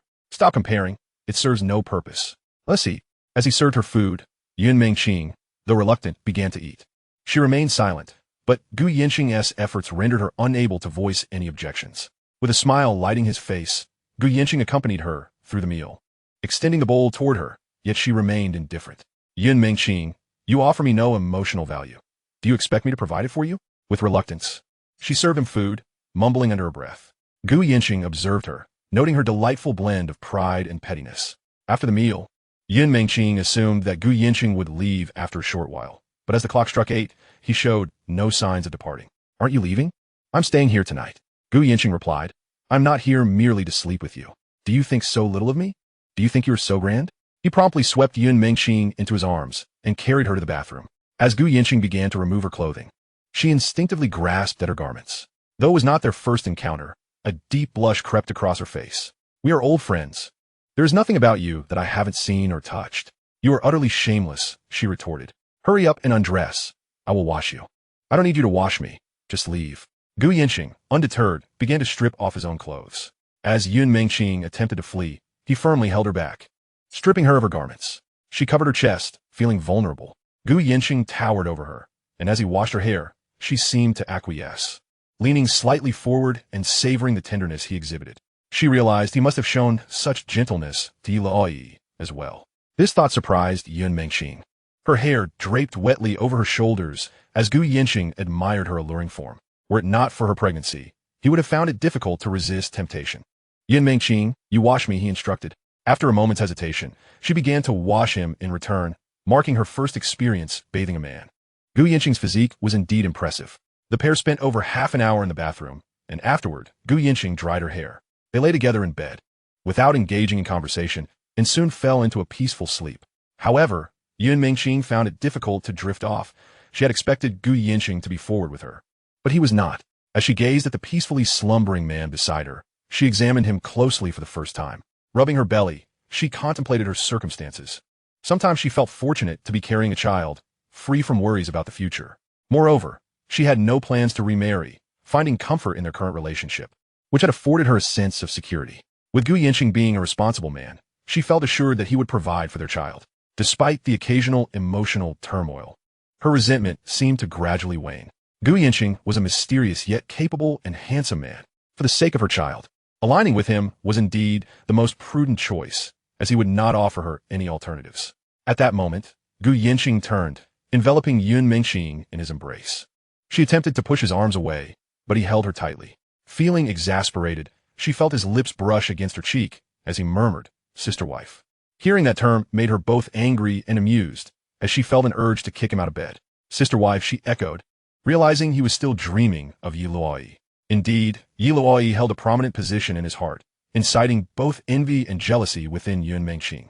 She struggled to free herself from his grasp, but he only tightened his hold. Though uncomfortable, Gu Yancheng appeared to relish the moment, leaving her with no choice but to remain in his embrace. As she gazed at him in the darkness, she recognized that he was her nemesis, someone she could never escape. Chapter 108. Gu Yancheng's strategy. Upon waking the next morning, Gu Yancheng smiled at the sight of Yun Mengxing beside him. He prepared breakfast before leaving. Yun Mengxing had already awakened when he rose. She had slept rather late, but surprisingly found herself well rested, feeling a sense of reliance and warmth. Gu Yancheng left early to return home and change before heading to the office. Luoyi, having had a restless night, immediately checked Gu Yancheng's office upon arriving at work to see if he had come in. Discovering he had not, she called him. "Darling, when will you arrive at the office?" "I'm on my way. I'll be there shortly. I'll wait for you." "Okay." Gu Yancheng took his time getting ready at home, exercising extra caution. Upon arriving at the office, he found Luoyi waiting at his desk. She rushed over and embraced him. "Darling, I couldn't sleep last night. From now on, I want to leave you alone at home. Then you must take me with you wherever you go." "Of course." Gu Yancheng said Luoyi. "Tomorrow is Han Yunting's wedding. Shall we attend?" "Of course. It would be rude not to go." Luoyi gazed at her husband, captivated by Gu Yancheng's confident demeanor. "You should take a rest for a while. I have some matters to attend to," she suggested. Gu Yancheng needed to meticulously examine the Hualong group, as he was obliged to unearth its vulnerabilities, especially with Han Yunting holding leverage over him. He felt compelled to prepare for any eventualities, though he refrained from disclosing this to Luoyi. There were reasons for his silence. Perhaps it involved enlisting her support against the Fong family, a highly probable scenario. One could not deny that this man was quite astute, and once he reached the pinnacle of Donghai, he might very well discard those who had served their purpose. Han Yunting was no ordinary adversary. He possessed considerable prowess. Luoyi observed Gu Yancheng from the sofa, finding him most handsome when he was earnest. She realized she was becoming increasingly dependent on him. His presence instilled a profound sense of security within her. The Hualong Group had risen to prominence in the pharmaceutical sector, aggressively merging with competitors. And the Fong family had a stake in this field, qualifying them as semi-rivals. The pharmaceutical industry was notoriously lucrative, and Gu Yancheng contemplated striking at its roots. However, engaging in such a business battle would undoubtedly be taxing, and he felt ill-equipped to sustain at present. While this year's profits might be substantial, the key question remained: could the Fong family endure the pressure? There were other vulnerabilities as well. The public financial statements revealed a staggering $35 billion in assets. Coupled with the resources mobilized through the Zhao family's alliance, their strength was indeed formidable. Gu Yancheng's primary concern was Yi Luoyi's feelings. He remained indifferent to other matters, knowing that any threat to him would only lead to the downfall of the Han family. Even if the Han family ascended, he could just as easily bring them down. He was curious to gauge Han Yunting's attitude. As he pondered these thoughts, he felt no urgency. As long as he withheld his stance, Han Yunting would be cautious. Yi Luoyi eventually fell asleep on the sofa, and Gu Yancheng gently draped his coat over her. The investment department had already found its footing, and Shenghua Group was in the process of assembling its team. There was little left for him to do but wait. As he watched Yi Luoyi, he felt a pang of guilt, particularly when he saw the adoration radiating from her eyes. How could he possibly tell her that there was another woman in his life? One who was even pregnant? It was a truth she could never accept. This was the only thing that truly weighed on his mind. Gu Yancheng gazed at Yi Luoyi, tenderly brushing her hair from her face, acutely aware that he may never encounter another woman like her. She slept soundly, and he quietly observed her. With insufficient strength to act, he could only bide his time. Just then, Yi Luoyi's father knocked and entered. Gu Yancheng rose. "Dad, shall we discuss this in your office?" The two exited together. "Yancheng, the Han family's wedding is tomorrow. You and Luoyi will be attending, won't you?" "Yes," he replied. "That's good, considering both the Fong and Han families are now the premier families in Donghai, each with their own legacies. Though the Han family may be lacking in some aspects, their alliance with the Zhao family complicates matters." "I understand, Dad. It won't be long before our family reaches the summit as well, perhaps within a decade." Upon hearing this, Yi Luoyi's father burst into laughter. "Yancheng, are you that confident?" "Absolutely, Dad. Just wait and see." He poured tea for Gu Yancheng, who briefly considered whether to share his ambitions with his father-in-law, but ultimately dismissed the notion. It was too early. Once substantial achievements were realized, such discussions might be more appropriate. When Yi Luoyi awoke, she noticed the coat draped over her and smiled, recognizing the love Gu Yancheng had for her in the smallest details. Upon realizing he was not in the office, she stepped out to inquire with the secretary about his whereabouts. Sun Ruowei, now immune to their displays of affection, had grown accustomed to it. She informed Yi Luoyi that Gu Yancheng was in her father's office. With the coat in hand, Yi Luoyi made her way to her father's office, where she entered to see him and Gu Yancheng engaged in conversation. "What are you two discussing?" she asked. "Just some light chit-chat." "Did you both visit the hospital for a checkup yesterday?" "Yes, everything is fine," Yi Luoyi replied. "Then you both should make an effort. Since Shenghua Group isn't too busy right now, it would be wise to have children sooner rather than later." "Dad, we are already planning for that." "That's good to hear," he said, though he harbored thoughts of wanting his daughter to have another child, one who would carry the Yi surname. However, he refrained from voicing this, feeling it inappropriate to do so just yet. "But Dad, the Han family is a pharmaceutical giant, and the Fong family also has a quarter of its operations in that sector. They've faced considerable pressure over the years. If the Han family manages to dismantle the Fong family's pharmaceutical division, they will truly dominate. Indeed, their rise has been remarkable. They've introduced numerous new drugs and reaped enormous profits." Gu Yancheng recognized this trend, sensing that the Han family was determined to succeed. "Dad, I want to take action regarding the Hualong Group." "What are your plans?" "I intend to purchase shares in Hualong Group, but not with the aim of profit. That won't amount to much. Hualong Group is under absolute control, holding 68 of the shares, which poses no real threat. It's not that.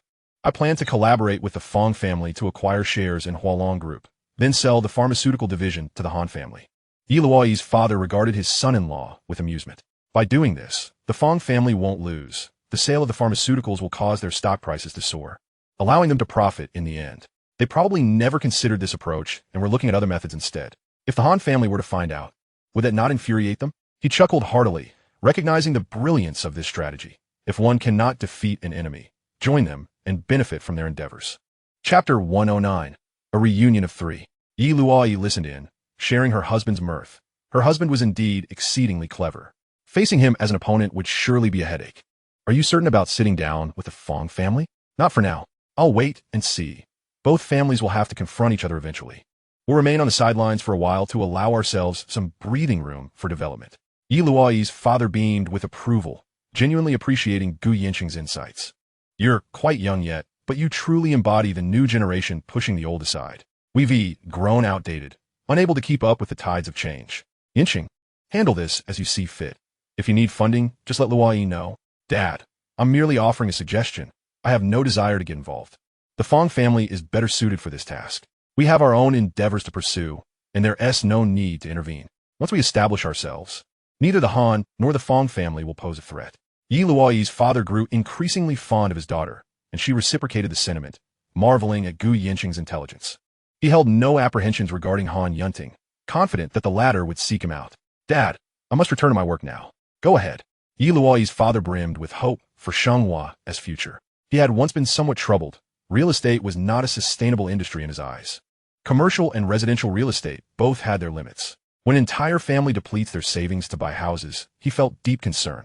Such actions could lead to a decline in social consumption, making economic growth challenging, a foregone conclusion.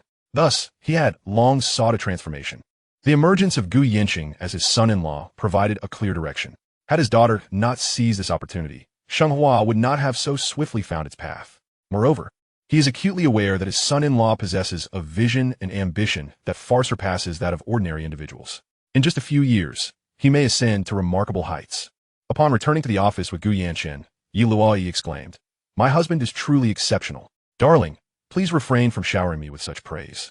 What if I become overly proud?" Yi Luoyi, entwining her arm with Gu Yancheng's, gazed at him with genuine admiration. She increasingly understood the disdain he initially held towards her, and felt fortunate for having pressed him into marriage. Although he might have lacked capital at the outset, given time, he could undoubtedly evolve into a resounding success. In turn, Yi Luoyi had become the most discerning investor, firmly binding herself to his side, her own stroke of luck. The following day, Gu Yancheng drove Yi Luoyi to the wedding venue, where Han Yanting awaited at the entrance to welcome guests. Clad in an elegant evening gown, Yi Luoyi strolled alongside Gu Yancheng. Gu Yancheng deliberately approached Han Yanting. "Congratulations, Mr. Han." Yi Luoyi echoed his sentiments. Han Yanting responded with a smile. "Welcome, welcome," yet a glimmer of amusement flickered in his gaze towards Gu Yancheng. Both Gu Yancheng and Yi Luoyi noticed this exchange, and Gu Yancheng could now surmise that Han Yanting was aware of his connection with Yun Mengqing. At that moment, Yun Mengqing approached, and Han Yanting's smile broadened further. Gu Yancheng recognized her arrival, but was taken aback that she had not informed him. "Mr. Gu, Ms. Yun has arrived. Won't you wait?" He fixed his gaze on Gu Yancheng. Gu Yancheng was acutely aware of Han Yanting's ulterior motives. "Of course, we shall wait," he replied, slightly taken aback by Gu Yancheng's audacity. "I heard Ms. Yun is expecting. I wonder who the father is?" Upon hearing this, Gu Yancheng's eyes narrowed with intensity. Though his smile remained intact, Yi Luoyi sensed something was amiss. Why was Han Yanting bringing this up? At that moment, Yun Mengqing arrived. "Mr. Han, congratulations. Ms. Yun, we haven't seen you at the restaurant lately. What has kept you so busy?" "Oh, just other matters. I've been away from the restaurant. Please come in." Yun Mengqing glanced at Yi Luoyi and Gu Yancheng, greeting them. "Mr. Gu Luoyi, Sister Yun, allow me to assist you. Let us enter together." Gu Yancheng and Han Yanting exchanged knowing glances. Han Yanting's expression brimmed with amusement, while Gu Yancheng's gaze was sharp. Han Yanting had crossed a line, and he would ensure that this behavior bore consequences. The Han family would not ascend without challenge. As they entered, the three took their seats at the same table. Yun Mengqing observed Gu Yancheng's demeanor, her concern growing. Han Yanting's words unsettled her, hinting that he might know more than he let on. If Yi Luoyi were to discover this, what would become of the situation? She felt a pang of anxiety. Shortly after they sat down, Fong Qingxiao entered and approached them. "Mr. Gu, Ms. Yi, Mr. Fong, please take a seat. I would like to discuss something with you." Fong Qingxiao sat down and inquired, "Is there something you wish to discuss, Mr. Gu?" "Mr. Fong, I suggest you secretly acquire shares in Hualong Group. The more, the better. Then sell your pharmaceutical segment to the Han family." Fong Qingxiao listened in astonishment, realizing the brilliance of this strategy. This move would make them shareholders in Hualong Group, thus benefiting them as well. He quickly expressed his admiration, saying, "Mr. Gu, you are truly remarkable. The details of execution are yours to decide. I appreciate your insight, and I shall host a banquet at my family's residence to express my gratitude." "You are too kind," Gu Yancheng replied, inviting Fong Qingxiao to take a seat. "Mr. Fong, why didn't you bring your partner? He dislikes attending such events, and there are familial considerations." Gu Yancheng chuckled, and Yi Luoyi was somewhat surprised. She had anticipated Gu Yancheng directing Fong's family on their course of action. Nevertheless, she could discern that Gu Yanchen harbored a dislike for Han Yunting. In matters of love, true connections often triumph over familial alliances. Most affairs in the world revolve around interests, and only genuine feelings are worth cherishing. Fang Qingxiao smiled. When the opportunity arises to meet your esteemed father, perhaps I can advocate on your behalf. Thank you, Mr. Gu. Fang Qingxiao concluded that Gu Yanchen was indeed a person worth befriending. He had offered advice without any expectation of return. It would be prudent to cultivate a rapport, for having him as an adversary could be daunting, akin to walking on a bed of thorns. He had also sensed that Gu Yanchen was the mastermind behind the downfall of Fengyun Group, appearing detached, yet orchestrating its collapse with remarkable efficiency. He had learned that someone had disclosed the true financial state of Fengyun Group to the Provincial Disciplinary Committee, leading to its unraveling. Intriguingly, Yin Mengqing had divorced prior to this, with no connection to Zhong Jianlin or Fengyun Group, only to subsequently emerge at Tianxia Investment. All of this seemed far from coincidental.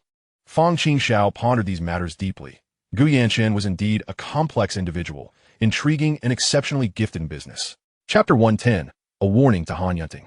When Han Yunting entered and spotted Gu Yanchen seated with Fang Qingxiao, his eyes glinted with sharpness. He had previously warned Gu Yanchen, yet here he was, brazenly sitting alongside Fang Qingxiao. Did he truly believe he could escape the consequences of his actions, especially with the Han family competing against the Fang family? Gu Yanchen seemed to sense a watchful gaze. He turned to meet Han Yunting's eyes, understanding that Han Yunting would not dare speak to Luoyi about this, particularly before the outcome of the rivalry with the Fang family was determined. Nevertheless, he found this scheming distasteful. He was the one who devised plans against others. Han Yunting was courting disaster. Gu Yanchen's gaze pierced through Han Yunting, a smile gracing his lips. Han Yunting returned the gaze, believing that despite Gu Yanchen being a mere son-in-law, he possessed some talents. However, such audacity warranted a lesson. Gu Yanchen contemplated the possibility that if Han Yunting were to expose their connection, what of it? He would not admit to anything. They possessed no evidence against him. Their interactions had remained above reproach. If Luoyi began to suspect, then so be it. Upon noticing Gu Yanchen's gaze, Luoyi turned to see him locked in a stare with Han Yunting, perhaps a contest of wills between men. She reached for Gu Yanchen's hand, which did not go unnoticed by Yun Mengqing, who felt a tinge of envy. Han Yunting excused himself to the restroom. Gu Yanchen patted Luoyi's hand. I shall step away for a moment. Luoyi expressed her concern. Gu Yanchen and Han Yunting entered the restroom one after the other. Mr. Gu, you are disregarding my warning. Mr. Han, I find you somewhat foolish. Do you truly believe this course of action will yield any consequences for me? Your family may not even prevail against the Fang family. Even if you do win, it may not last long. Han Yunting absorbed this information. Oh, if Luoyi were to learn that the child in Yun Mengqing's womb might be yours, how would she react? Gu Yanchen looked at Han Yunting with a smile, as if everything were as it had always been. As for how long your Han family can endure, that remains uncertain. Do not doubt my words. Consider this a warning. If you do not believe me, feel free to test it. There will be no regrets when the time comes. Han Yunting regarded Gu Yanchen with disdain. You, a mere son-in-law, dare to utter such words before me? Then by all means, give it a try, Gu Yanchen retorted before turning to leave. Han Yunting's expression darkened. He was being warned by someone like Gu Yanchen. However, reason triumphed over impulse. He had yet to fully gauge Gu Yanqing's capabilities, nor could he ascertain whether Yun Mengqing was indeed carrying Gu Yanqing's child. Despite the strong connections, if it were otherwise, the situation could backfire, pushing the Yi family into the arms of the Fang family. This was a crucial time of competition, and no disturbances could be afforded. Once the Han family ascended to power, he would clarify Gu Yanqing's true nature. As Han Yunting exited the restroom, he cast a distant glance at Gu Yanqing before walking away nonchalantly. The rift between Gu Yanqing and Han Yunting had been irrevocably torn. Luoyi would eventually learn of Yun Mengqing's situation, but if the Han family dared to speak out, Gu Yanqing would not let them off lightly. He could not tolerate being threatened in such a manner. He already had a strategy in place for dealing with Luoyi. The Han family lacked substantial evidence, at most possessing merely photographs from Yun Mengqing's residence. He could simply explain to Luoyi, confident that she would not easily believe such claims. There might be doubts, but Gu Yanqing would gradually clarify matters, ensuring that the truth would only emerge after Luoyi's pregnancy. Regardless, he could not allow Luoyi to leave him.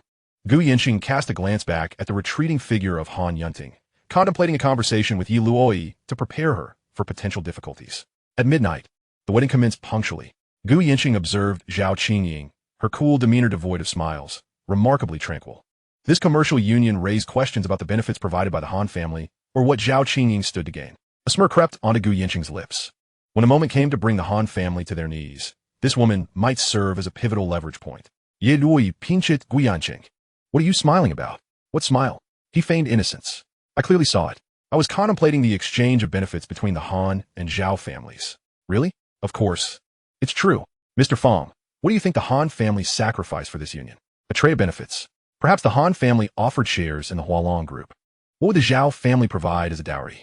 Fong Qingxiao interjected with a chuckle. Perhaps shares in the Zhao family enterprise? That seems plausible. Zhao Qingying is a career-oriented woman. Perhaps she consented to this arrangement to secure shares from her family. The two exchanged knowing smiles. Yet, the Han family still maintains absolute control over the Hualong group, Fong Qingxiao noted. That is inconsequential. It's merely a binding of interests. When greater benefits are presented, this will be insignificant, Gu Yancheng remarked nonchalantly. Yun Mengqing sat beside Yi Luoyi, remaining silent. From Gu Yancheng's demeanor, she understood that he intended to take on the Han family. It seemed Han Yanting had caught wind of something earlier. She felt a twinge of anxiety and regretted not having informed Gu Yancheng about her presence. However, pride compelled her to attend. If they could come, why couldn't she? Fong Qingxiao observed Gu Yancheng's confidence and sensed that he was far more complex than his profile suggested. The Yi family's particular interest in Gu Yancheng surely had significant reasons behind it. She raised her glass to toast with Gu Yancheng, a scene that Han Yanting witnessed, filling him with rage. Since they had allied, he could not allow Gu Yancheng a foothold in Donghai. He would ensure that investment opportunities were obliterated, and, secondly, he would orchestrate Gu Yancheng's expulsion from the Yi family. He intended to crush Gu Yancheng as one would an ant. As the wedding progressed, they merely nibbled on refreshments. Yi Luoyi tended to Yun Mengqing, who appeared somewhat uneasy. She began to comprehend Gu Yancheng's motives for concealing matters from Yi Luoyi.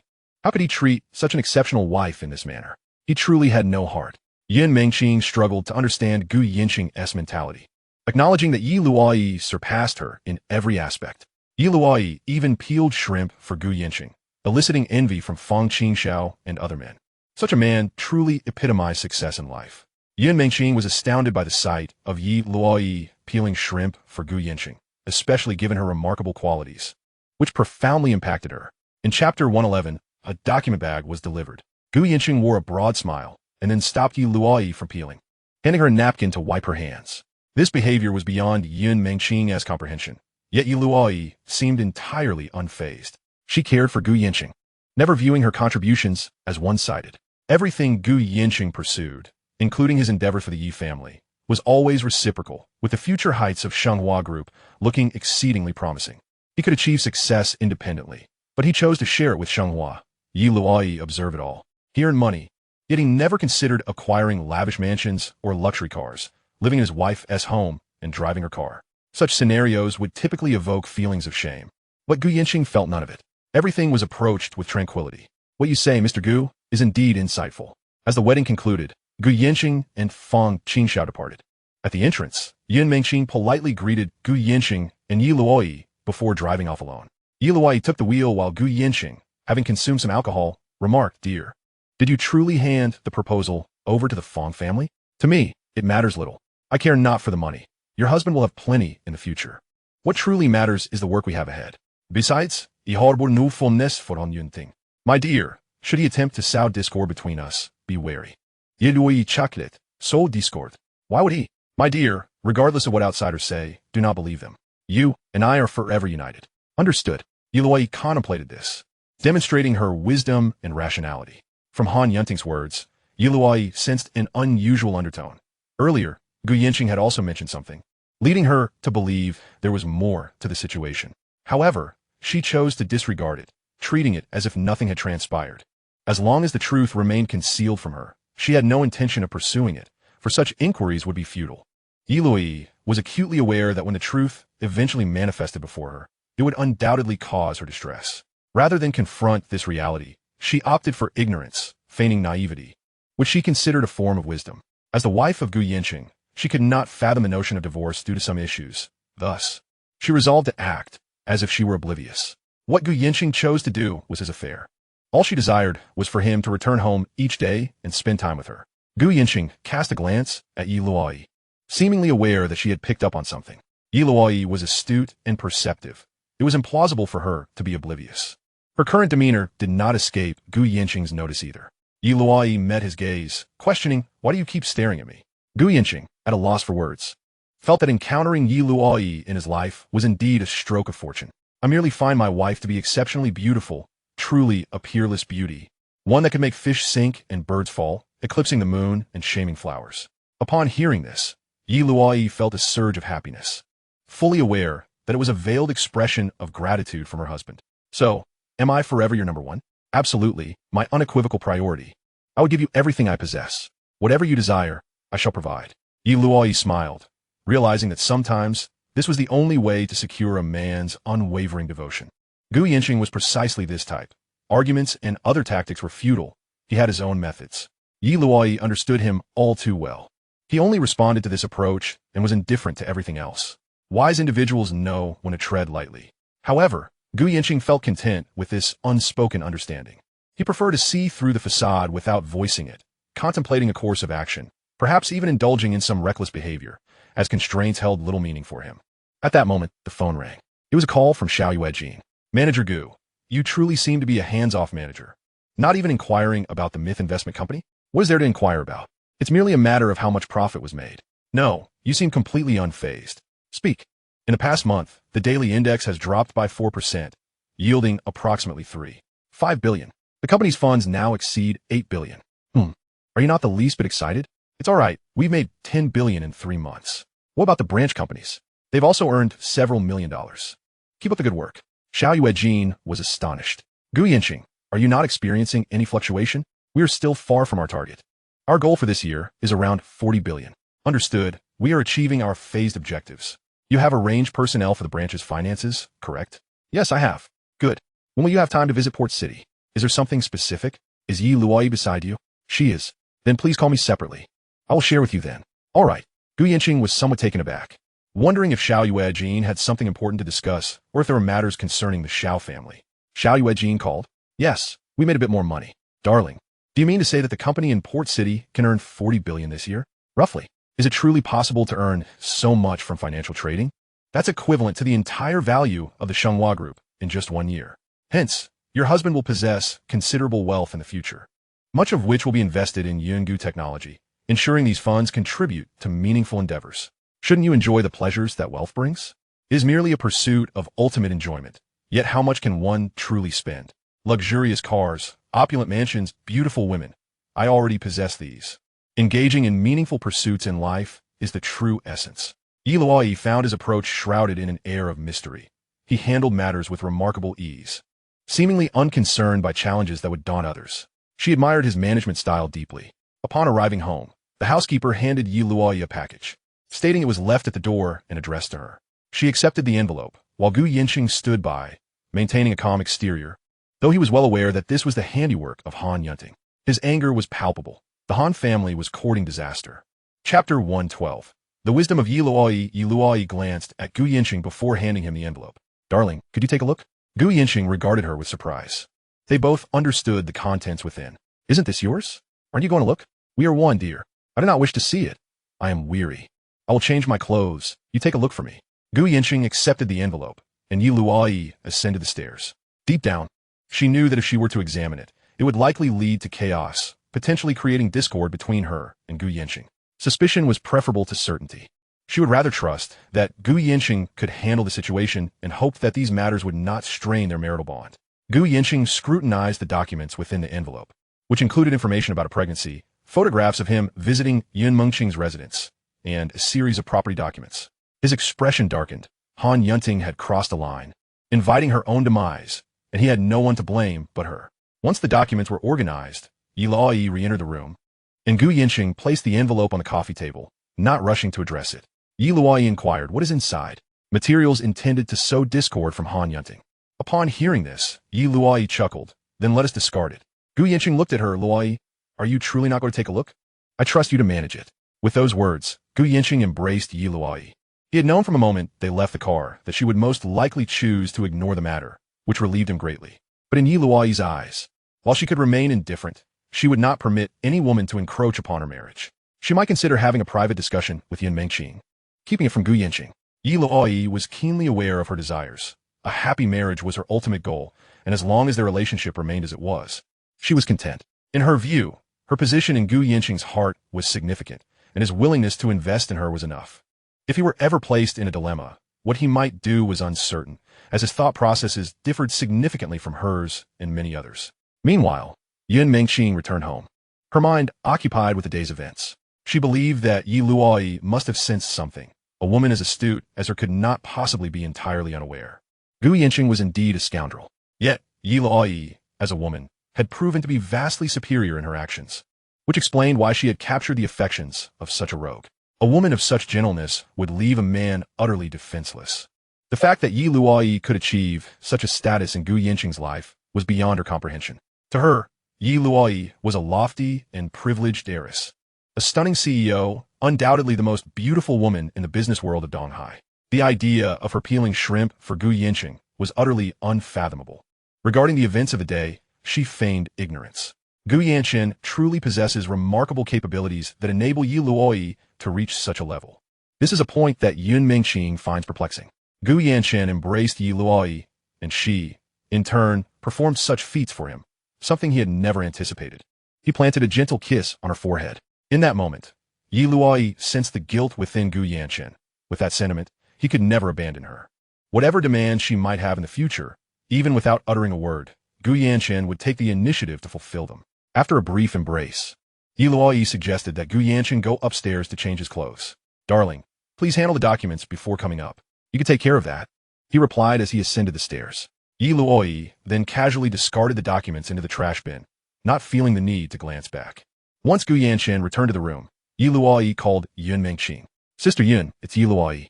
Yun Mengqing felt a twinge of anxiety, uncertain as to why Yi Luoyi sought her out. "Luoyi," she replied, "shall we meet this afternoon for a discussion?" Hearing this, Yun Mengqing's heart raced. "All right. I hope our meeting remains between the two of us." Agreed. At that moment, Yun Mengqing couldn't help but curse Gu Yancheng internally. Yi Luoyi's private summons made her bear the burden of the situation. "Send me your address. I will come to your home." "Sure." With that, Yun Mengqing felt a sense of trepidation. She was aware that Yi Luoyi must have learned something, and this meeting would likely be a confrontation. She sent her address while contemplating whether to inform Gu Yancheng about this development. Her nerves were frayed. That scoundrel Gu Yancheng. Yet, she quickly dismissed her anxiety. After all, what did this have to do with her? Gu Yancheng was the one at fault. She merely found herself as a victim. If Yi Luoyi were to visit, what authority did she have to admonish her? Meanwhile, Gu Yancheng was in his room and decided to call Xiao Yuejin. "Beautiful Xiao, what is up? You need to come to Port City in a few days. I have something I need your help with." "What kind of matter? Don't tell me you want me to be your fake boyfriend. Why are you unwilling?" "That is rather inappropriate. I'm a married man. How could you expect me to compromise my status? Please, if I didn't think you were somewhat presentable, would I even consider you? Is there not a decent man in your vicinity? Besides, as an independent woman, you shouldn't be bound by such constraints. Stick with me, and the wealth you earn could last you multiple lifetimes." "Do I even have several lifetimes?" "Fair point. However, I have a suggestion. Let my son call you godmother. And when you grow old, he can support you. How does that sound?" Xiao Yuejin burst into laughter upon hearing this. "Gu Yancheng, are you out of your mind? Do you think I'll leave my inheritance to your son? Such a beautiful fantasy you weave. I'm merely alleviating your concerns for the future. Will you come or not? I'm currently overwhelmed. Let us postpone this for a few days." "You, the carefree manager, what troubles could possibly weigh on you?" "A few matters. I'll address them later." "Fine, but I've already informed my parents. If you don't assist me with this, I want to be responsible for any investment losses. Why not just hire a man? If my wife finds out, how would I explain it?" "Gu Yancheng, are you afraid of your wife? This really isn't appropriate. You could easily find a wealthy and handsome man." Xiao Yuejin began to tease. "You really do fear Yi Luoyi, don't you? It seems she has trained you well. Is there anything else? You need to come to Port City within a week. I've already assured my parents, and I have no intentions of marrying in this lifetime. You must serve as my shield." Gu Yancheng neither agreed nor declined, and the call ended. Xiao Yuejin was, in truth, a rather carefree woman, quite unsuitable for marriage. Gu Yancheng, at this moment, truly dared not pursue such a course of action. In Chapter 113, Yi Luoyi met with Yun Mengqing. That afternoon, Yi Luoyi was set to venture out, surprising Gu Yancheng. She had consumed some alcohol and decided to stay home to organize her accounts. Through her recent endeavors, she had earned threefold returns, totaling 600 million. However, she possessed only 800 million in liquid assets. This was the result of over half a month's trading, marked by her aggressive strategies. Operating with nearly half of her capital, and leveraging substantially. Yi Luoyi arrived at Yun Mingqing's residence with a selection of fruits. Yun Mingqing had been waiting at home, and though she claimed to be calm, that was far from the truth. When the doorbell rang, she quickly tidied up before opening the door. Luoyi arrived. Yi Luoyi, foregoing pleasantries, changed her shoes and stepped inside. Observing this, Yun Mingqing understood the purpose of Yi Luoyi's visit. Luoyi, please have a seat. Yi Luoyi surveyed the spacious apartment, noting the lack of Gu Yancheng's presence. Once seated, Yun Mingqing poured Yi Luoyi a glass of water. Shall we get straight to the point? What are your intentions regarding the child? Yun Mingqing looked at Yi Luoyi, somewhat bewildered by her meaning. Was she suggesting an abortion? I wish to give birth, Yi Luoyi stated firmly. Upon hearing this, she met Yun Mingqing's gaze. From now on, you'll have to raise the child alone. He is unlikely to be there for you. I understand, and I have no plans for marriage. Having a child will provide me with a source of support in the future. Then you will care for the child by yourself. Are you certain he will offer you some financial assistance? Will the child take your surname? Yes. From this exchange, it was clear that neither party needed to spell things out explicitly. They understood each other's implications. In that case, maintain your position clearly. I shall no longer interfere in your affairs.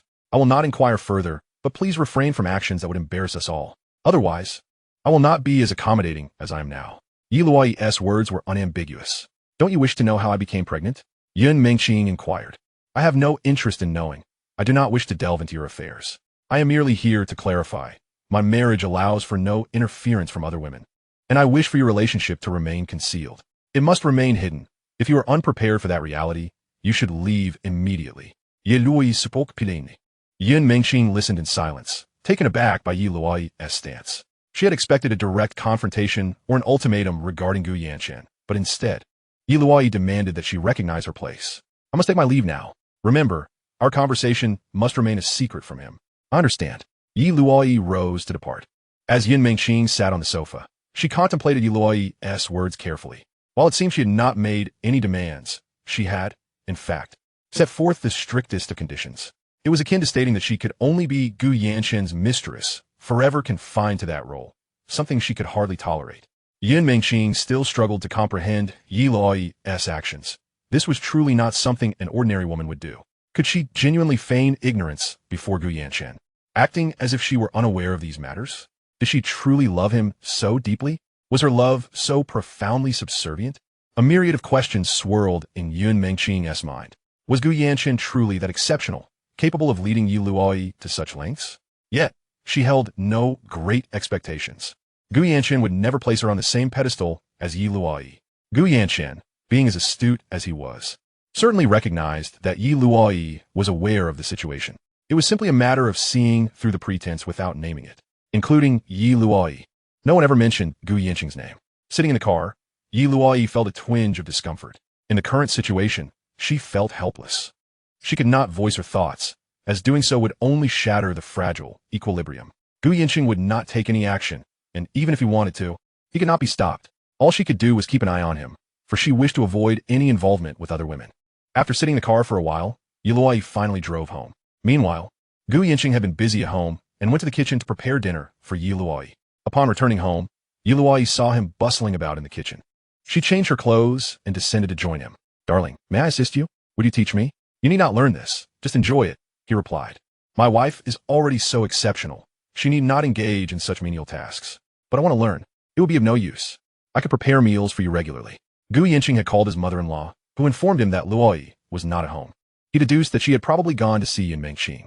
Observing the ever-patient Yi Luoyi, he embraced her and whispered in her ear, Luoyi, I am sorry. At that moment, Yi Luoyi could no longer contain her emotions, and tears streamed down her face. She felt a profound ache in her heart.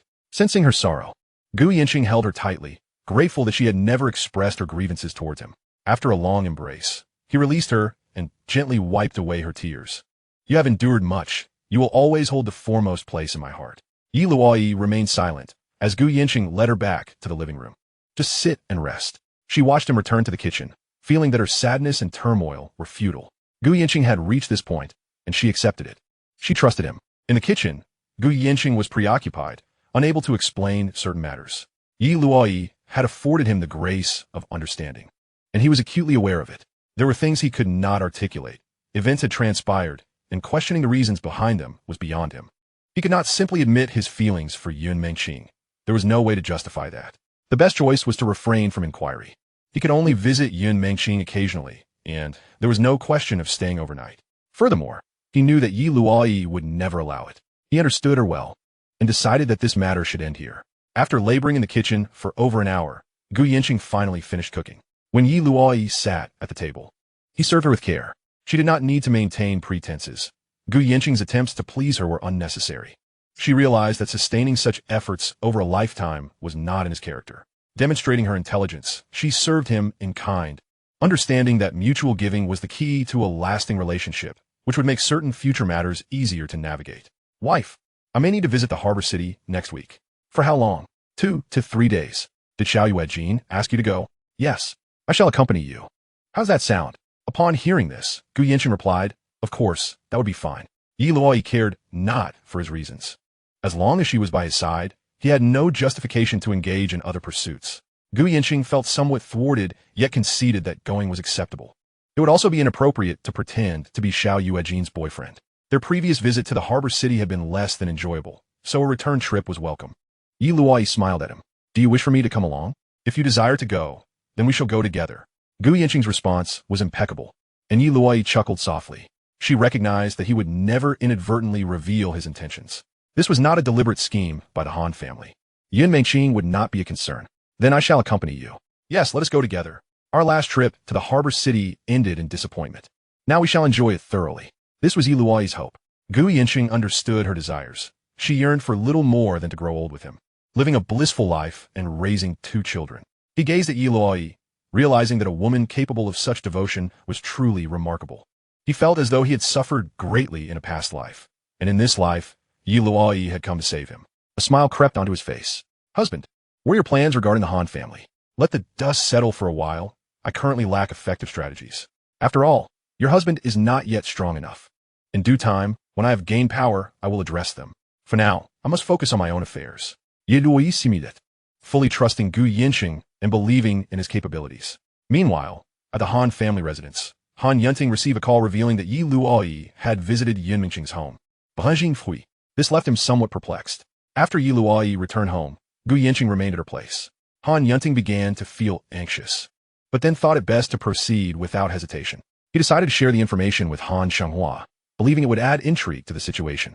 After dinner, Yancheng and Luoyi sat on the sofa. Luoyi pondered a troubling issue. What if her parents were to discover the truth?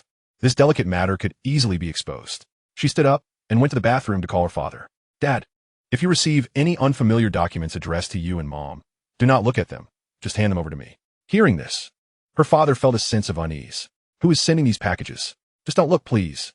Allow me to handle it. All right. Please inform Mom as well. Understood. After ending the call, Luoyi's father was left puzzled. Nevertheless, trusting his daughter, he planned to follow her instructions and subsequently informed Luoyi's mother. Luoyi's mother, equally confused, asked, what could be in that folder? What do you think it might be? Luoyi's father pondered for a moment before turning to his wife. Are you suggesting? She nodded, saying, we should refrain from meddling in their affairs. Since Luoyi has managed to navigate this situation, there is no need for us to intervene. Is Luoyi not the one who has suffered? Shouldn't we have a word with that insufferable young man? Luoyi is quite astute and wise. Perhaps Yancheng is aware of the situation as well. Luoyi's father suddenly understood. Making a man feel guilty ensures that he remains under control for a lifetime. Both parents exchanged knowing smiles. As Luoyi and Yancheng returned to their room, everything seemed as it always had been, as if nothing had transpired. They shared moments of intimacy, and afterward, Yancheng held Luoyi close, kissing her forehead. Luoyi gazed at Yancheng with joy, realizing how dependent she had become on him. She could not imagine life without him.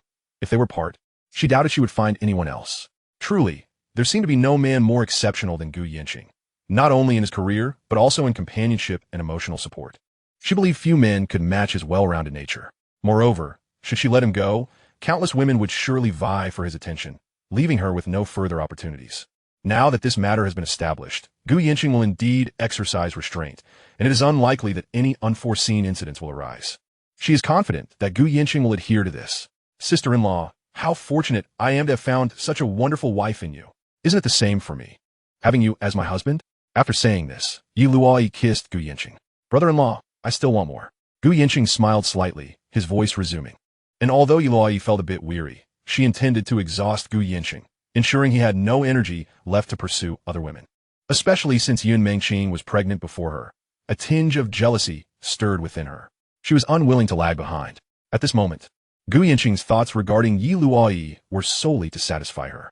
Such a wife is truly impeccable. At the Han residence, Zhao Qingying and Han Yunting were seated together in conversation. Han Yunting, our marriage will continue as it is, each living our own lives. If there are any social obligations, let me know, and as for matters in private, we shall maintain a cooperative relationship. Zhao Qingying remarked, one condition, during the duration of our marriage. Do not engage in anything that would embarrass the Han family. And you as well. Are you still thinking about Yi Luoyi? I overheard your phone call. That has nothing to do with you. It is my affair. Isn't this a bit degrading for you? Han Yunting glared at Zhao Qingying, irritation evident on his face. My matters do not require your concern. Do you think Gu Yancheng is that simple? It is clear that Yi Luoyi cares for him deeply. Without substantial evidence, or even if such evidence exists, what difference would it make? And your behavior is rather low. True men employ forthright methods. That is the righteous path. The business world has always been ruthless. Zhao Qingying, you must clarify your own position. Zhao Qingying said nothing further, but turned to leave. She held Han Yunting in contempt. Yet for her own interests, she could compromise, though she would not remain ensnared indefinitely. In a fit of rage, Han Yunting resolved to leave Gu Yancheng with no escape, determined to ensure that Tianxia investment would have no foothold in Donghai. This matter was far from over. Once he was ousted by the Yi family, he would reduce Gu Yancheng to a beggar. He raised his glass and drank deeply. Gu Yancheng and Yi Luoyi, having paused their activities, were entwined in each other's embrace. Darling, the Han family may target Tianxia investment. You should be cautious. No worries. Tianxia investment is merely an investment project. As for everything else, we shall focus solely on domestic investments. Do you have a specific direction in mind? We will concentrate on e-commerce, internet transportation, and food delivery sectors. Could we also collaborate with Shanghua? One cannot place all their eggs in one basket. I must also study the Han family. In the next 2 to 3 years, I may have to take action. Gu Yancheng stated with unwavering resolve. My husband is the most formidable. Yi Luoyi always believed in Gu Yancheng's capabilities. As he accumulates capital, once he reaches a certain threshold, perhaps the Han family will indeed meet their end. Her husband is a formidable character, revealing genuine affection only for the women he truly values. The following morning, Ye's father indeed received an envelope. The two sat in the living room, and after a moment's contemplation, Ye's father chose not to open the envelope. To him, whether he looked or not, he already knew the outcome, and Ye's mother had no desire to see it either. Old Yi, take it to the company and give it to Luoyi. She should have received the same envelope. Ye's father inquired, are you not at all concerned about our daughter being wronged? Even if we question Yancheng, it is already a fait accompli. Nothing can change that. Are we to force them to divorce? That is unrealistic. Yancheng is a guy. Luoyi has become dependent on him and hardly returns home, spending her days entwined with that boy. Ye's father chuckled. From a man's perspective, that boy is indeed outstanding. We just need to keep a close watch. However, he genuinely cares for our Luoyi, which is beneficial for her future marital life. By the way, Ye's father took the envelope to the company. Yi Luoyi went to her father's office. Dad, where's the envelope? Ye's father handed the envelope to Yi Luoyi. Luoyi, do you know what is inside? I have an inkling. What does Yancheng think about this issue? I do not concern myself with him. He will handle it on his own. I prefer not to shatter this fragile situation. Ye's father smiled. My daughter is truly clever. Do you know who the other party is? We have conversed and issued a warning. Upon hearing this, Ye's father burst in a hearty laughter. No wonder you are my Yi Shenghua's daughter. Yi Luoyi Simidet. Go ahead. Yi Luoyi took the envelope to Gu Yancheng's office. Gu Yancheng regarded the envelope she held. Darling, this is the envelope the Han family sent to my parents. They did not open it. You handle it. Yi Luoyi placed it on Gu Yancheng's desk and then exited. As Gu Yancheng stared at the envelope on the desk, his expression darkened. Han Yunting was courting disaster, and he must teach the Han family a profound lesson. He began contemplating how to target Hualong Group. Studying the financial report, Gu Yancheng shifted his thoughts. If he could control the raw materials and the upstream of Hualong Group, he could sever their lifeline. This, too, was a strategy. Gu Yancheng understood that this would incur an exorbitant cost, as Hualong Group was a leading enterprise, and this plan seemed implausible. He did not possess such strength at this stage. Furthermore, Hualong Group enjoyed a high profit margin, with a 15% profit rate, which provided ample profit space. He considered taking over the pharmaceutical sector of the Fong family, which would enable him to engage Hualong Group in a more favorable manner. He called Fong Qingxiao. President Fong, this is Gu Yancheng. President Gu, what instructions do you have? Would you consider selling your pharmaceutical sector to me in the near future? President Gu, do you truly want it? Our pharmaceutical company may not survive under Hualong Group's siege. No matter, but I cannot provide you with a purchase price at this moment. President Gu, what are your intentions? President Fong, would you be interested in playing a game with me? What kind of game? Shall we work together to bring down Hualong Group? Fong Qingxiao appeared somewhat puzzled. President Gu, wouldn't that lead to mutual losses in this business war? No matter. Even if we incur losses, the benefits will ultimately accrue to the common people. Once we bring down Hualong Group, we can operate on slim profits. How about tonight? Come to the Fong family. We can discuss it with my grandfather. All right. I am eager to meet your elder. Unbeknownst to the Han family, their fate was sealed. He would ensure they met a disgraceful end, with a scale of 200 billion, yielding an annual profit of approximately 15 billion. He aimed to strip the Han family of their market, while simultaneously tarnishing their reputation. Gu Yancheng's gaze was sharp. He intended to strike decisively against the Han family. Unperturbed by any losses, seeking the effect of using minimal effort to achieve maximum results. Very well. Tonight we shall await your arrival at the Fong family estate. Agreed. Gu Yancheng ended the call, confident that the elder from the Fong family would be willing to get involved. Han Yancheng currently finds himself seated in his office. Having received word that the Yi family remains entirely unresponsive to his situation, while Gu Yancheng continues to occupy the top-floor office of Shenhua Group, seemingly unaffected. In a fit of rage, he hurled the documents across the room. He struggles to comprehend the Yi family's indifference towards his affair and the ensuing pregnancy, particularly given Gu Yancheng's audacity to issue him a warning. It is evident that Gu possesses considerable skill. No wonder he feels emboldened to confront him. The Tianxia Group is languishing with minimal business activity, save for Yungu Technology, which appears to be aggressively recruiting, while everything else stagnates. He finds himself devoid of viable solutions, burdened with expenses and lacking any source of income. He feels utterly helpless. Gu Yancheng stowed the file in his office drawer, acutely aware that the Yi family is fully cognizant of the situation. For him, this is far from advantageous. The Yi family stance has placed him at a distinct disadvantage. He detests this feeling, simmering with anger. He realizes that he may have to lower his head in their presence moving forward.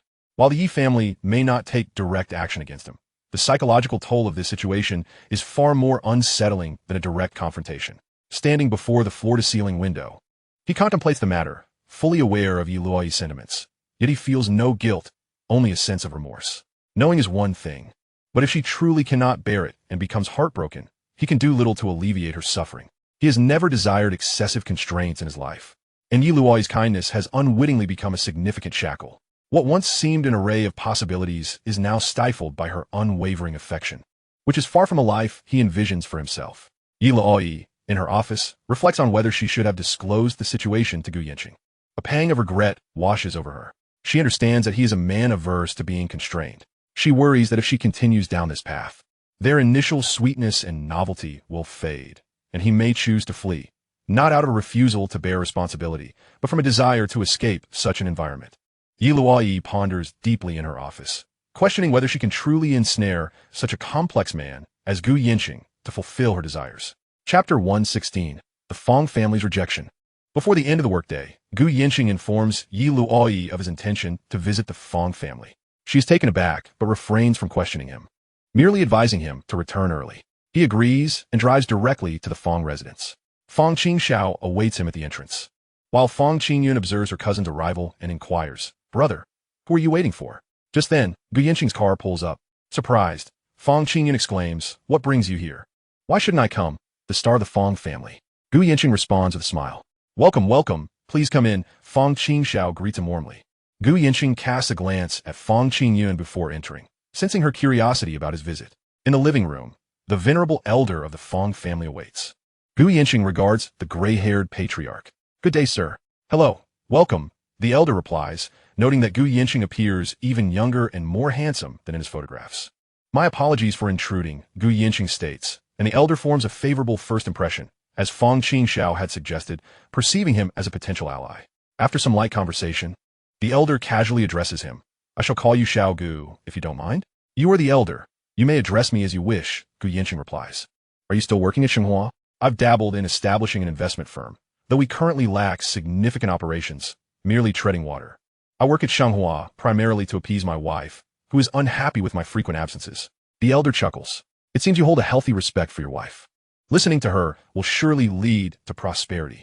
The elder finds Gu Yancheng's demeanor quite agreeable. You previously mentioned the idea of if you can't beat them, join them.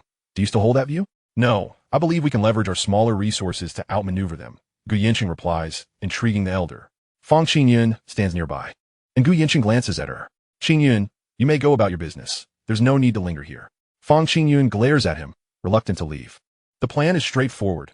We will engage in a price war and control our supply chain by acquiring raw material companies, Gu Yanqing explains. The elder listens intently. Controlling raw materials can be exceedingly costly. It is a challenge to manage. It can be quite simple. We only need to dominate the surrounding suppliers. If they procure materials from elsewhere, it will inevitably cost them more. We can afford to sell at a slightly higher price while maintaining lower costs. Even if we incur some losses, the primary businesses of the Han family will suffer, and they will be the first to buckle under the pressure. I can invest 1 billion, he adds. Xiao Gu, are you representing the Yi family or yourself? I am speaking for myself. But that 1 billion is merely a preliminary gesture of goodwill. I intend to increase my investment next year to ensure we can bring down the Han family. What do you think? The elder considers Gu Yanqing's proposition, withholding immediate judgment. Do you seek the Fang family's pharmaceutical business? I currently lack the strength to pursue that. Hence my desire to partner with you to dismantle the Han family. Once that is accomplished, you will have little to worry about. Why go to such lengths to target the Han family? I simply find them displeasing, Gu Yanqing responds candidly. The elder chuckles heartily at this. Time is of the essence. Let us proceed to dinner. Upon hearing this, Gu Yanqing realizes the Fang family may be somewhat hesitant. However, he is not one to pressure them. If they choose not to engage, he will pursue his objectives independently in the coming years, as the Fang family holds no strategic value for him. They would merely be surpassed. Gu Yanqing finds himself seated beside the elder at dinner, much to Fang Qingyun's chagrin. She feels slighted by his repeated disregard for her feelings and cannot fathom why her cousin has invited him into their home. Gu Yanqing glances at Fang Qingyun, thinking her mindset is rather misguided and that she ought to be wary of being outmaneuvered. Seeing this exchange, the elder feels a tinge of regret. Had Gu Yanqing not been married, he would not have minded playing matchmaker. The meal is lavishly prepared, but Gu Yanqing abstains from alcohol, sensing the Fang family's reluctance to engage. Consequently, he finds little enthusiasm for the evening's proceedings. After dining, the elder invites Gu Yanqing to his study, leaving the rest of the family somewhat astonished, for the study is not a space one enters lightly. Old Master Fang brewed tea for Gu Yanqing, who surveyed the study, imbued with an antique charm and the passage of time. Young Gu, how confident are you regarding this matter? Old Master Fang inquired. If the Fang family is reluctant, I shall not impose. I will pursue my own endeavors, Gu Yanqing replied. This statement took Old Master Fang by surprise. He had not anticipated such assertiveness from Gu Yanqing, and his actions momentarily faltered as he fixed his gaze upon him. Gu Yanqing maintained a calm demeanor, meeting the elder's eyes. I comprehend the Fang family's stance and respect your choices. Consider today as if I had not visited, he added. Old Master Fang felt a slight jolt within. Had Gu Yanqing represented the Yi family in negotiations, he might have been more amenable, but as he stood solely for himself, apprehensions weighed heavily. Mr. Gu, commercial collaborations inherently require consideration of certain factors. Were you to represent the Yi family, I would be inclined to deliberate carefully. However, as an individual, we harbor numerous reservations. Gu Yanqing was acutely aware of this. It appeared that the Fang family lacked the necessary audacity, their conservatism a hindrance to progress. Sipping his tea, he mused that their limitations would inevitably lead to their surpassing. I represent solely myself, not the Yi family. Upon hearing Gu Yanqing reiterate his position, Old Master Fang hesitated further, his resolve wavering. Gu Yanqing, in turn, remarked, the tea is delightful. Both Fang Qinxiao and Old Master Fang sensed the underlying implications in his words. How about this, Mr. Gu? We shall deliberate further. No rush. Take your time to consider. Gu Yanqing reassured them. He had formed a clear impression of the Fang family, understanding now why they were destined to be overtaken. After a brief stay, Gu Yanqing prepared to depart, with Fang Qinxiao escorting him out. At the entrance, Gu Yanqing smiled and remarked, Fang, it's no wonder your family is in such a predicament. You possess aspirations, yet lack the means to realize them. Am I correct in assuming your grandfather wishes to acquire shares and sell the pharmaceutical sector to the Han family? My grandfather supports this plan, Fang Qinxiao replied. Very well. Should you wish to proceed, then do so, Gu Yanqing concluded before entering his vehicle and driving away. Watching him leave, Fang Qinxiao reflected on the waning vitality of the Fang family, feeling a sense of decay that rendered them unable to keep pace with the times. Chapter 117, A Confidant. Fang Qinxiao returned to the study. Grandfather, Shall we simply refuse? The Yi family has no stake in this matter. What capital do they possess to engage? 10 billion. What can that accomplish? Yet this is an opportunity. If we execute it properly, we may be able to contain the Han family. Foolishness. What can Gu Yancheng achieve alone? These burdens fall entirely upon the Fong family. Losses do not accumulate overnight. Gu Yancheng is merely attempting to use us as pawns. If our family lacks the courage to act and remains solely defensive, do we have any prospects? One must prioritize benefits. Continuing our conflict with the Han family may lead to losses in the hundreds of billions. Fong Qingxiao struggled to comprehend, suspecting Gu Yancheng had seen through their concerns. He believed the latter's intervention carried a strong ulterior motive, yet his grandfather's disapproval and lack of authority hindered any progress. He felt a twinge of disappointment. Upon returning home at 9 o'clock, Gu Yancheng found Luoyi waiting for him in the living room, clad in her pajamas. She immediately approached him, assisting him with his coat. Were you waiting for me? Yes. How did your discussion go? Not particularly well, but it matters not. I will consider other options. Luoyi listened, her smile illuminating the room. My husband is so capable. Surely you will find alternative solutions. Gu Yancheng chuckled softly. The Fong family truly seems to be faltering. This century-old lineage may soon be cast aside by the tides of time. What do you mean? They lack the zeal to advance. Being surpassed is merely a matter of time. What proposals did you present? None of significance. I shall wait 2 years and personally engage. I intend to see if the Han family can withstand the pressure. Luoyi beamed at this declaration, aware that Gu Yancheng was prepared to strike decisively. Once he set his mind on something, he would not fail. Initially, he had wished to avoid direct involvement, as it would disrupt his plans, yet this situation demanded his presence. Luoyi understood that Gu Yancheng was currently amassing capital. Utilizing substantial funds against the Han family would undoubtedly disrupt his strategy. Darling, why not approach the Fong family on behalf of the Yi family once more? No need. They are already in decline. Fong Qingxiao lacks real power, and any attempt might easily falter. There is no necessity for potential betrayal. But, dear wife, do not fret. I have it under control. Gu Yancheng held a degree of admiration for Fong Qingxiao, yet lamented the missed opportunity. Had he assumed control earlier, he might have elevated the Fong family to new heights. Have you eaten? Indeed, the dishes from the Fong family are quite palatable. Luoyi linked her arm with Gu Yancheng's as they ascended the stairs. Let's retire early. Gu Yancheng was now determined to devise a swift and effective means to teach the Han family a lesson. Otherwise, Han Yancheng would only become more audacious. Luoyi, sensing his thoughts, could only observe in silence. Gu Yancheng needed to allocate funds to thoroughly investigate the share composition and business dealings of Hualong Group. Seeking the most detailed information, this conglomerate, valued at nearly 200 billion, was currently beyond his reach. Yet he felt compelled to take action. Otherwise, he would appear cowardly, allowing Han Yancheng to continue his overreach. After freshening up, Gu Yancheng and Luoyi lay in bed. Darling, perhaps you should take a step back. There is no need to be so entangled at this moment. Enough, let us sleep. Gu Yancheng embraced Luoyi, and she remained silent, refraining from enticing him further. Recognizing the need for moderation, as he closed his eyes, contemplating his next move, Luoyi watched him, feeling somewhat powerless. After all, Hualong Group's strength surpassed Shenghua by several folds and occupied a different domain altogether. However, it was not long before Gu Yancheng succumbed to slumber. Upon hearing his rhythmic breathing, Luoyi smiled, reassured, and allowed herself to drift off to sleep. Several days later, Gu Yancheng received a call from Fong Qingxiao. Mr. Gu, my grandfather is still inclined to pursue your earlier suggestion. That is your prerogative, Gu Yancheng replied before hanging up. He was currently purchasing shares of Hualong Group at a low price, intending to orchestrate a lesson for the Han family. The Han family was also in the market.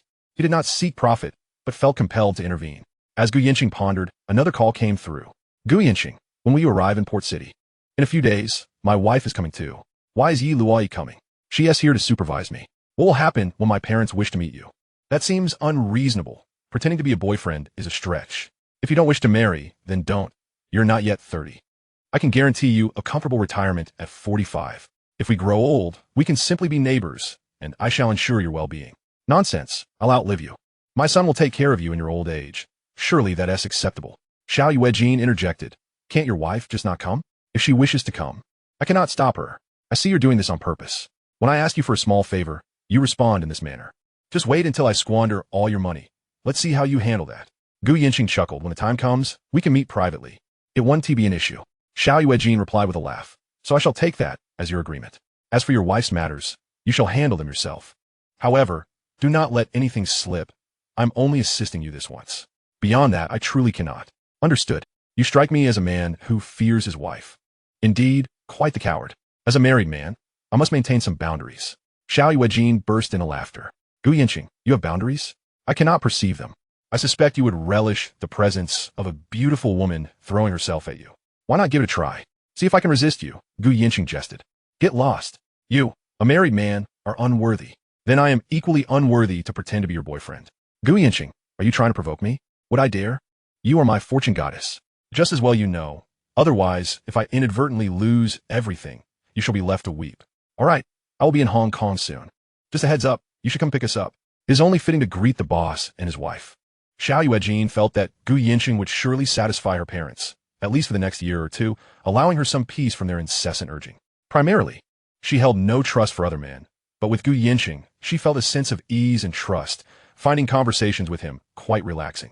She sensed he harbored a similar trust towards her, though she could not pinpoint its origins. Regardless, he remained unfazed by her teasing, and in his presence. Xiao Yuejin felt a kinship akin to that of confidence, a bond straddling the line between friendship and romance.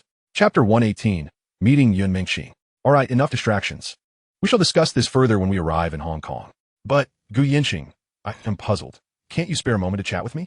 Or are you afraid your wife might overhear? In a few days, I will be in Hong Kong. Remember to dress with a touch of femininity. Do not don professional attire every day. Aren't you afraid I might outshine you, Luoyi? You fall short by 3 points compared to my wife. Should you embrace a more feminine demeanor, you would still be 2 points behind. Xiao Yuejin found herself both amused and exasperated by his words. Gu Yancheng, I possess an excellent figure. I have yet to see it, but my wife's physique is undoubtedly flawless. You cannot compare. Leave me be. Gu Yancheng laughed heartily. Xiao Yuejin, feeling quite vexed, hung up the phone. In the aftermath, her lips curled into a faint smile.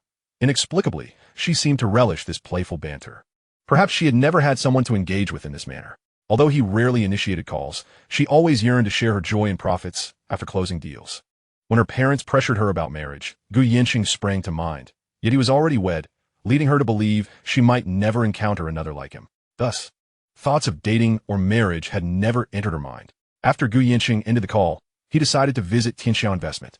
Upon arriving at Yi Luoyi's office, he inquired, Wife, I plan to head to Tianxiao Investment. Would you care to join me? I think not. You should return home early. All right, then I shall take my leave. Yi Luoyi watched Gu Yancheng depart, feeling relieved that she did not have to go. With Yun Mengxing present, it would be complicated.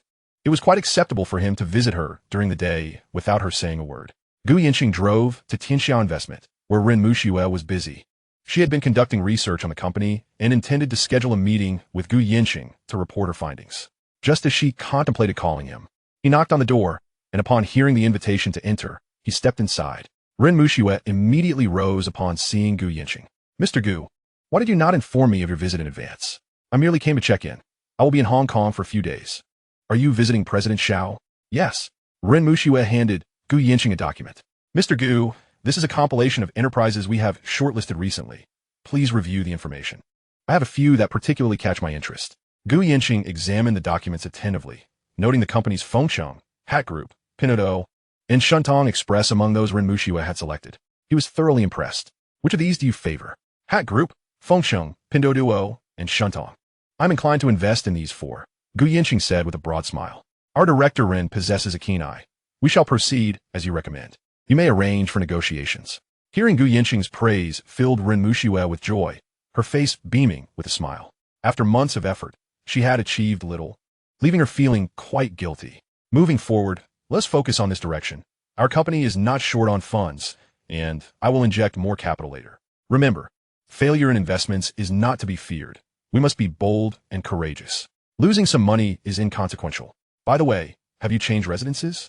I have moved to a better neighborhood. Still renting? Yes. You should purchase a property. And what about a car? There seems to be no immediate need. Pei Muxu, as the owner of Tianxiao Investment and my subordinate, you cannot live such a life. Within a week, you must secure a house and a car. Do you understand?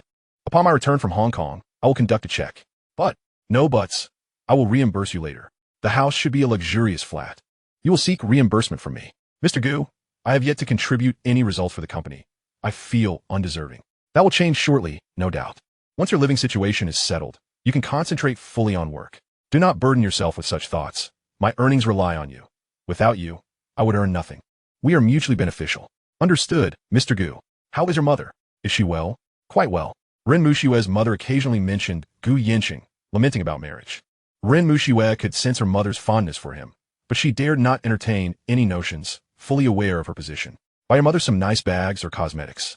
You won't have to worry about money in the future. Yes, your days of hardship ended the moment you chose to work with me.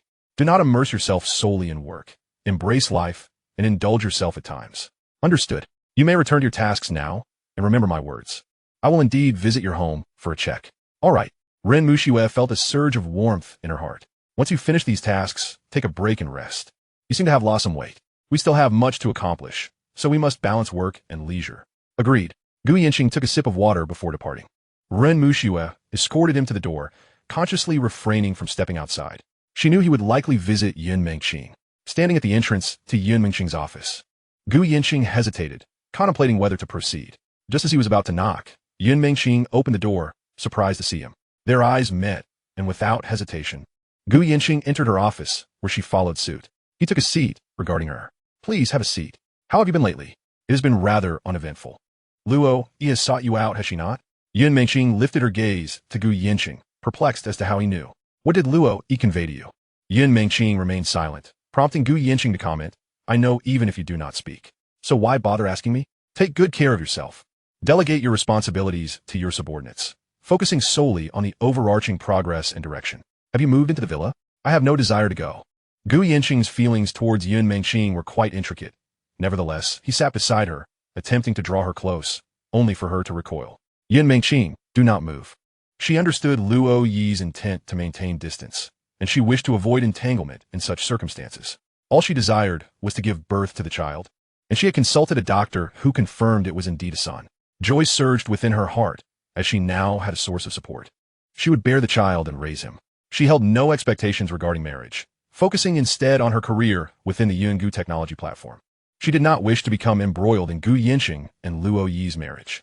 Gu Yancheng drew Yun Mengqing in, observing her closely. Despite her pregnancy, she remained strikingly beautiful. Chapter 119. The insatiable desire is inherent to human nature. Release me. Yun Mengqing, you need not act this way. You are still my woman, and the child within you will call me father. Do you believe I would allow you to go unaccounted for? I wish not to meddle in your affairs with Luoyi. I only want to give birth and raise the child, without any involvement with you. I am focused solely on my career. Gu Yancheng chuckled softly. He embraced Yun Mengqing and kissed her directly. She pushed against him with all her might, yet it was futile. Sensing her struggle, Gu Yancheng pulled back after the kiss. Observing her with a calm demeanor as he said, What transpires between Luoyi and me is our affair. You need not concern yourself. What exists between you and me is our matter. I refuse to be constrained by anyone or anything. I dare to act, and will own my actions. You utter these words before me. If you possess the courage, go and speak to Luoyi. If you are bold, bring me back home. Do you dare? Yun Mengqing retorted fiercely. Gu Yancheng responded directly, No, I do not dare.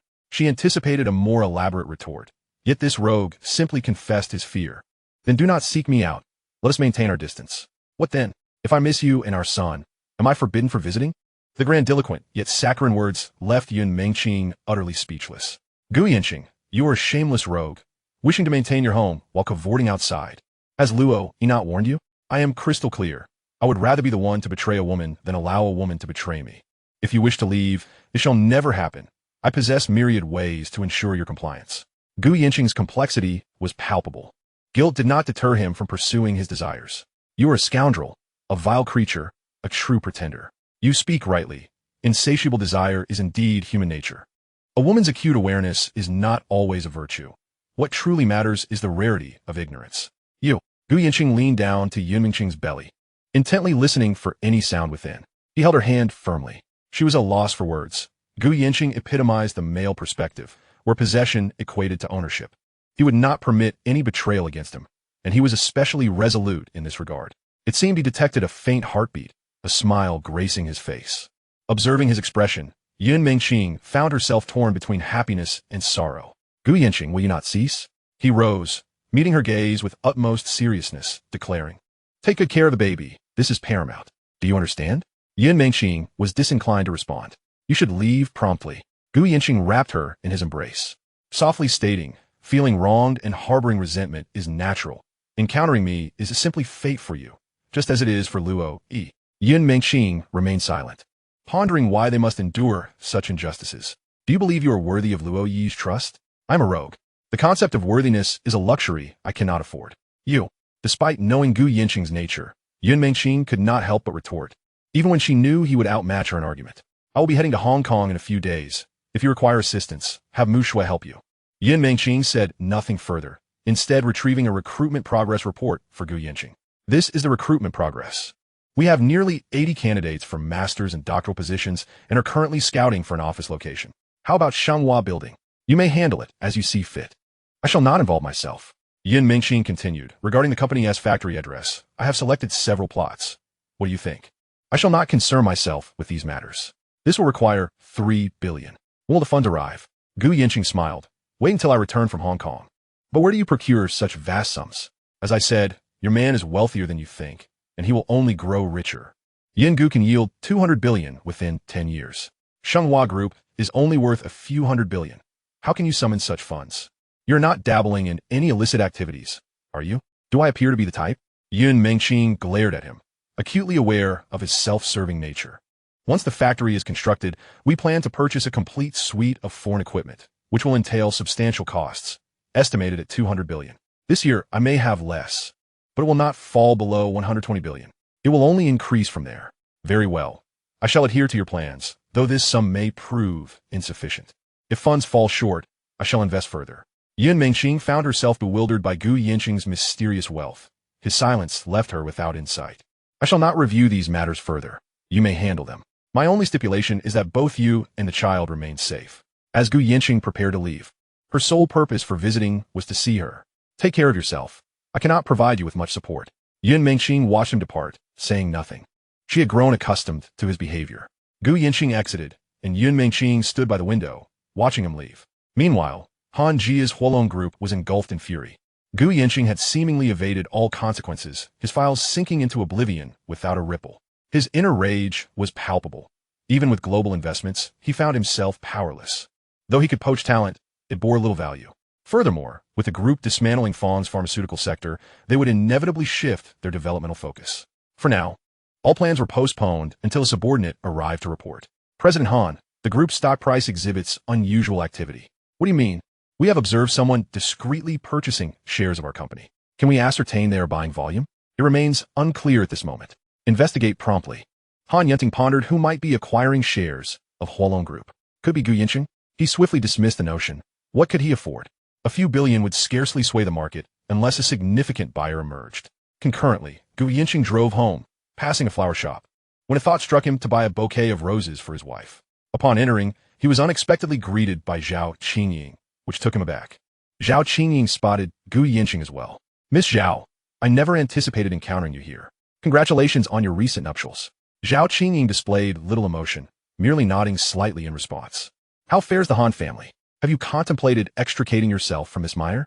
Mr. Gu, what are you insinuating? We are all adults here, in the realm of adulthood. There exists only self-interest. Sentimentality is a luxury, indeed.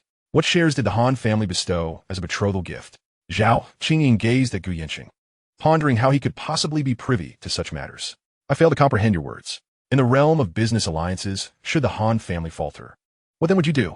Zhao Qingying regarded Gu Yancheng with disdain. What concern is it of yours whether the Han family rises or falls? Chapter 120, The Clam and the Stork. Gu Yancheng chuckled. Perhaps, Miss Zhao, you do not desire an escape route?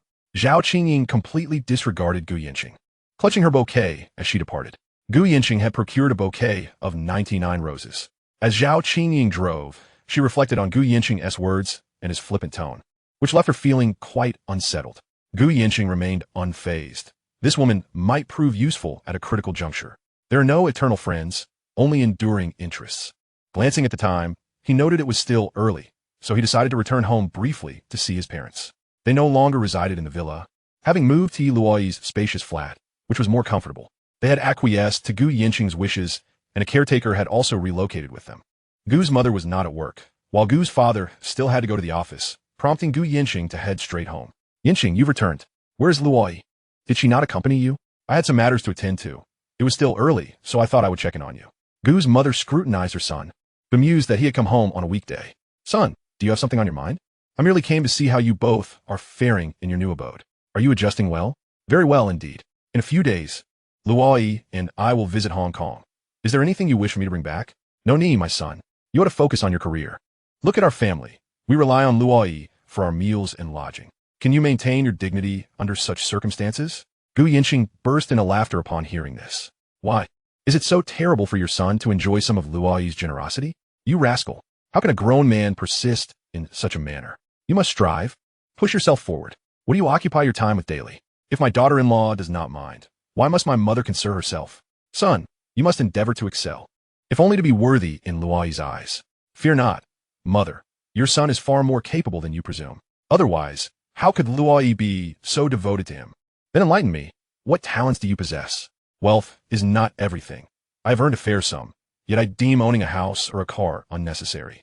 My wife has them already, and acquiring them would serve no purpose. Would I let them sit idle? Besides, you are well settled here. We are family, and there is no need for such distinctions. Yet still, mother, I have my own career, and you can boast about your daughter-in-law, and how wonderful she is, which only enhances our family standing. You incorrigible boy, your audacity is astounding. This is called confidence. You should feel at ease in your new home.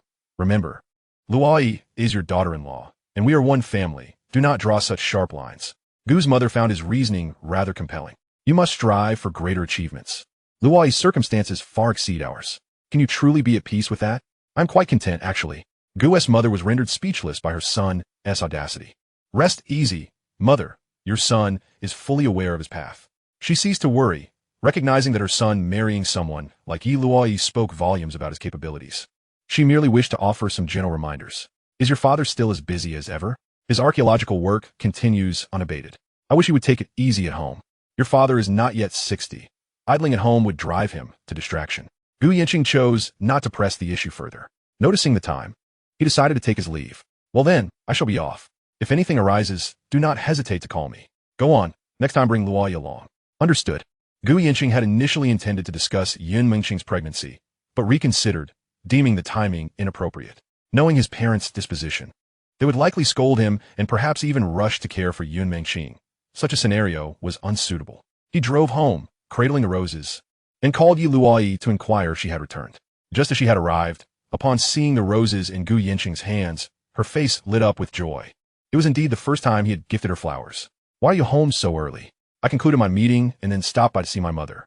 How is she faring? Is she adjusting well? She insists that I should not be a freeloader. And what was your retort? I told her I take great pleasure in partaking of my elder sister's generosity. Luoyi chuckled, well aware of Gu Yancheng's penchant for jest. I'll have to ask her later. And by the way, does she carry any burdens on her mind?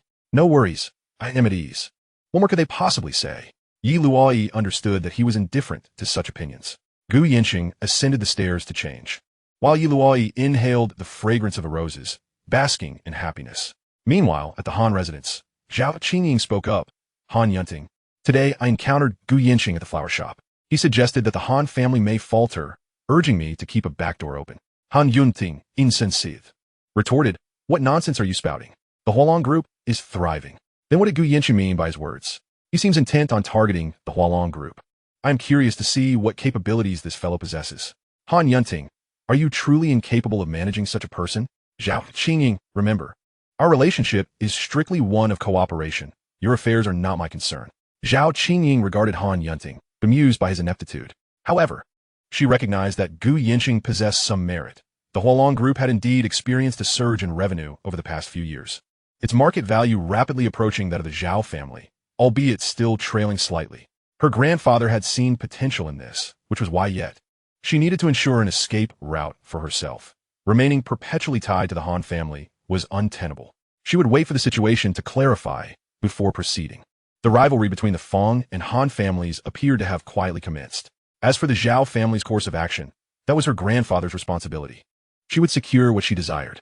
Moreover, there existed overlapping business interests between the Zhao and Fong families in the cosmetic sector, both having their respective brands. This was the primary reason Han Yunting sought to court the Zhao family. He aimed to strike the Fong family from both sides. Zhao Qingying was astute enough to see through this, though she remained unaware that the Han family had already begun to take action. Gu Yancheng, freshly attired, descended the stairs to find Luoyi reveling in her roses. Wife, are you truly this elated? Of course. This is your first time gifting me roses, is it not? If you cherish them, I shall present them to you daily. No, that would lose its charm. I would prefer an occasional surprise to keep me delighted. By the way, dear husband, the Han family has indeed commenced their actions. Today, several of their products began to see price reductions, specifically targeting those of the Fong family. That was rather swift. The Fong family is but a decaying tree. Now, with the Zhao family attacking, they are caught in a pincer movement. In recent days, the Fong family has been making attempts to acquire shares of the Hualong Group, although their stake remains minimal. Even the Han family may not necessarily desire the portion of business that the Fong family holds. After all, their ultimate goal is to see the downfall of the Fong family. The acquisition for a sum of 1 or 200 billion is not guaranteed. I might as well stir the waters a bit. Je Luoyi instantly understood. You mean to say that you will disclose the Fong family's acquisition of Hualong Group shares to the Han family? Gu Yancheng smiled and remarked, my wife is truly astute. Luoyi gazed at Gu Yancheng, sensing that he had meticulously planned this strategy. It appeared he intended for the clam and the snipe to contend, leaving the fishermen to reap the benefits. The conflict between the Han and Fong families might not reach a resolution for several years, providing him ample time to grow stronger. However, the Fong family, if they fail to advance, cannot blame me. In the realm of business, it is a matter of survival. Either you perish or I do. Lingering in mediocrity offers no escape. Chapter 121. The complexity of Gu Yancheng. Luoyi observed Gu Yancheng, knowing that he operated in this manner. Should the Fong family refuse to cooperate, he would resort to scheming. Nevertheless, this plan of killing 2 birds with 1 stone is indeed feasible. Once he has amassed sufficient strength, dealing with the Han family will become considerably easier. If this was a scheme he devised from the outset, she felt a chill at the thought of Gu Yancheng's cunning, navigating layers of intrigue. Darling, was this your plan from the beginning? Initially, I had not intended to take such measures. However, the Fong family has proven rather inept, while the Han family possesses genuine strength. I must compel them to expend their resources, thereby easing my future endeavors to undermine the Han family. Wife, do you find me somewhat terrifying? Indeed, a little. Yet, the business world is akin to a battlefield, and you have always excelled. Luoyi couldn't help but praise him. Gu Yancheng chuckled. To deal with adversaries, one must be ruthless. Otherwise, endless troubles will ensue. Luoyi linked her arm with Gu Yancheng's, sharing his belief that the business arena is a jungle where the weak fall prey to the strong. Furthermore, should the 2 families coexist peacefully, it could pose significant challenges for our Yi family. Our situation necessitates that they remain preoccupied and beleaguered, creating a favorable external environment for Shenhua Group. Honey, how does your mind work? When I have leisure, I tend to ponder more deeply. Luoyi's conviction in his potential to achieve great success grew stronger. His ambitions could reach remarkable heights. Sometimes, fate unfolds in such a manner that fortune is inescapable. The following day, Gu Yancheng intentionally let word slip, and the Han family received the news promptly. The Fong family was covertly acquiring shares of the Hualong Group. His expression darkened. The Fong family harbored intentions of undermining him while reaping the benefits of Hualong Group's growth. Such a notion was unacceptable. He was determined to obliterate the Fong family. The Zhao family also commenced their actions, reducing cosmetic prices to strike at the heart of the matter. The Fong family held half of these 2 sectors. By dismantling this stronghold, they would be relegated to a lower tier. Old Master Fong learned of this situation immediately. Qingxiao, what is your take on this? At that moment, Fong Qingxiao's phone rang. President Fong, the shares of Hualong Group have suddenly surged and hit the limit. Fong Qingxiao was momentarily taken aback. He quickly realized this was the doing of the Han family. Grandfather, we have missed our opportunity. Now we can only face enemies on both fronts. Are you still pinning your hopes on that lad, Gu Yancheng? Grandfather, is it wise to remain passive? We have no chance with the Hualong Group shares. The Han family is already caught on and is entering the fray. We can only confront them on 2 fronts. Qingxiao, the burden of the family rests on your shoulders. We have but one path left. Grandfather, I do not wish for this. Qingxiao turned to leave, fully aware of the Fong family's predicament. Gu Yancheng sat in his office, observing the skyrocketing Hualong Group stock. Over the past few days, he had gradually acquired 200 million and was now prepared to liquidate 100 million. Witnessing signs of the limit being breached, he aimed to stoke the flames of this situation. Han Yanting was also monitoring the situation closely, instructing his team to hold the line and prevent the limit from being breached. He was seething with anger should the Fong family succeed. Particularly in the pharmaceutical sector, where they could sell at low prices, it would be tantamount to a significant setback for the Han family. He absolutely would not permit such an occurrence. At that moment, Yi Luoyi entered with a cup of coffee. Are you keeping an eye on Hualong Group stock? Indeed. My dear wife, I have made over 10 million. Yi Luoyi smiled, watching Gu Yancheng manipulate the two groups in Donghai with such ease. When he truly possesses absolute power, it will be a trivial matter to crush them beneath his feet. Darling, is it certain that the Fong family will lose? With both families besieging one another, they would surely suffer considerable losses. It remains uncertain if other families will seize the opportunity, as the collapse of a wall invites a push from all sides. Regardless, I seek merely time. I require 2 years. The fiercer their competition, the better for us. Shenghua must seize this window to undergo a swift transformation and embrace the internet. Yi Luoyi stood and began to massage Gu Yancheng's shoulders. Do you think the Fong and Han families will be infuriated once they discover your manipulation behind the scenes? Their desires are inconsequential. If they wish to ascend to the pinnacle of Donghai, it must be a matter of life and death. Yi Luoyi rested her head on Gu Yancheng's shoulder. When will we stand at the zenith of Donghai? If you desire it, it will be soon, 3 to 5 years perhaps. Is that truly the case? Naturally, I possess absolute confidence in my wife. Yi Luoyi smiled. I have booked tickets to Port City for next Tuesday. What do you think?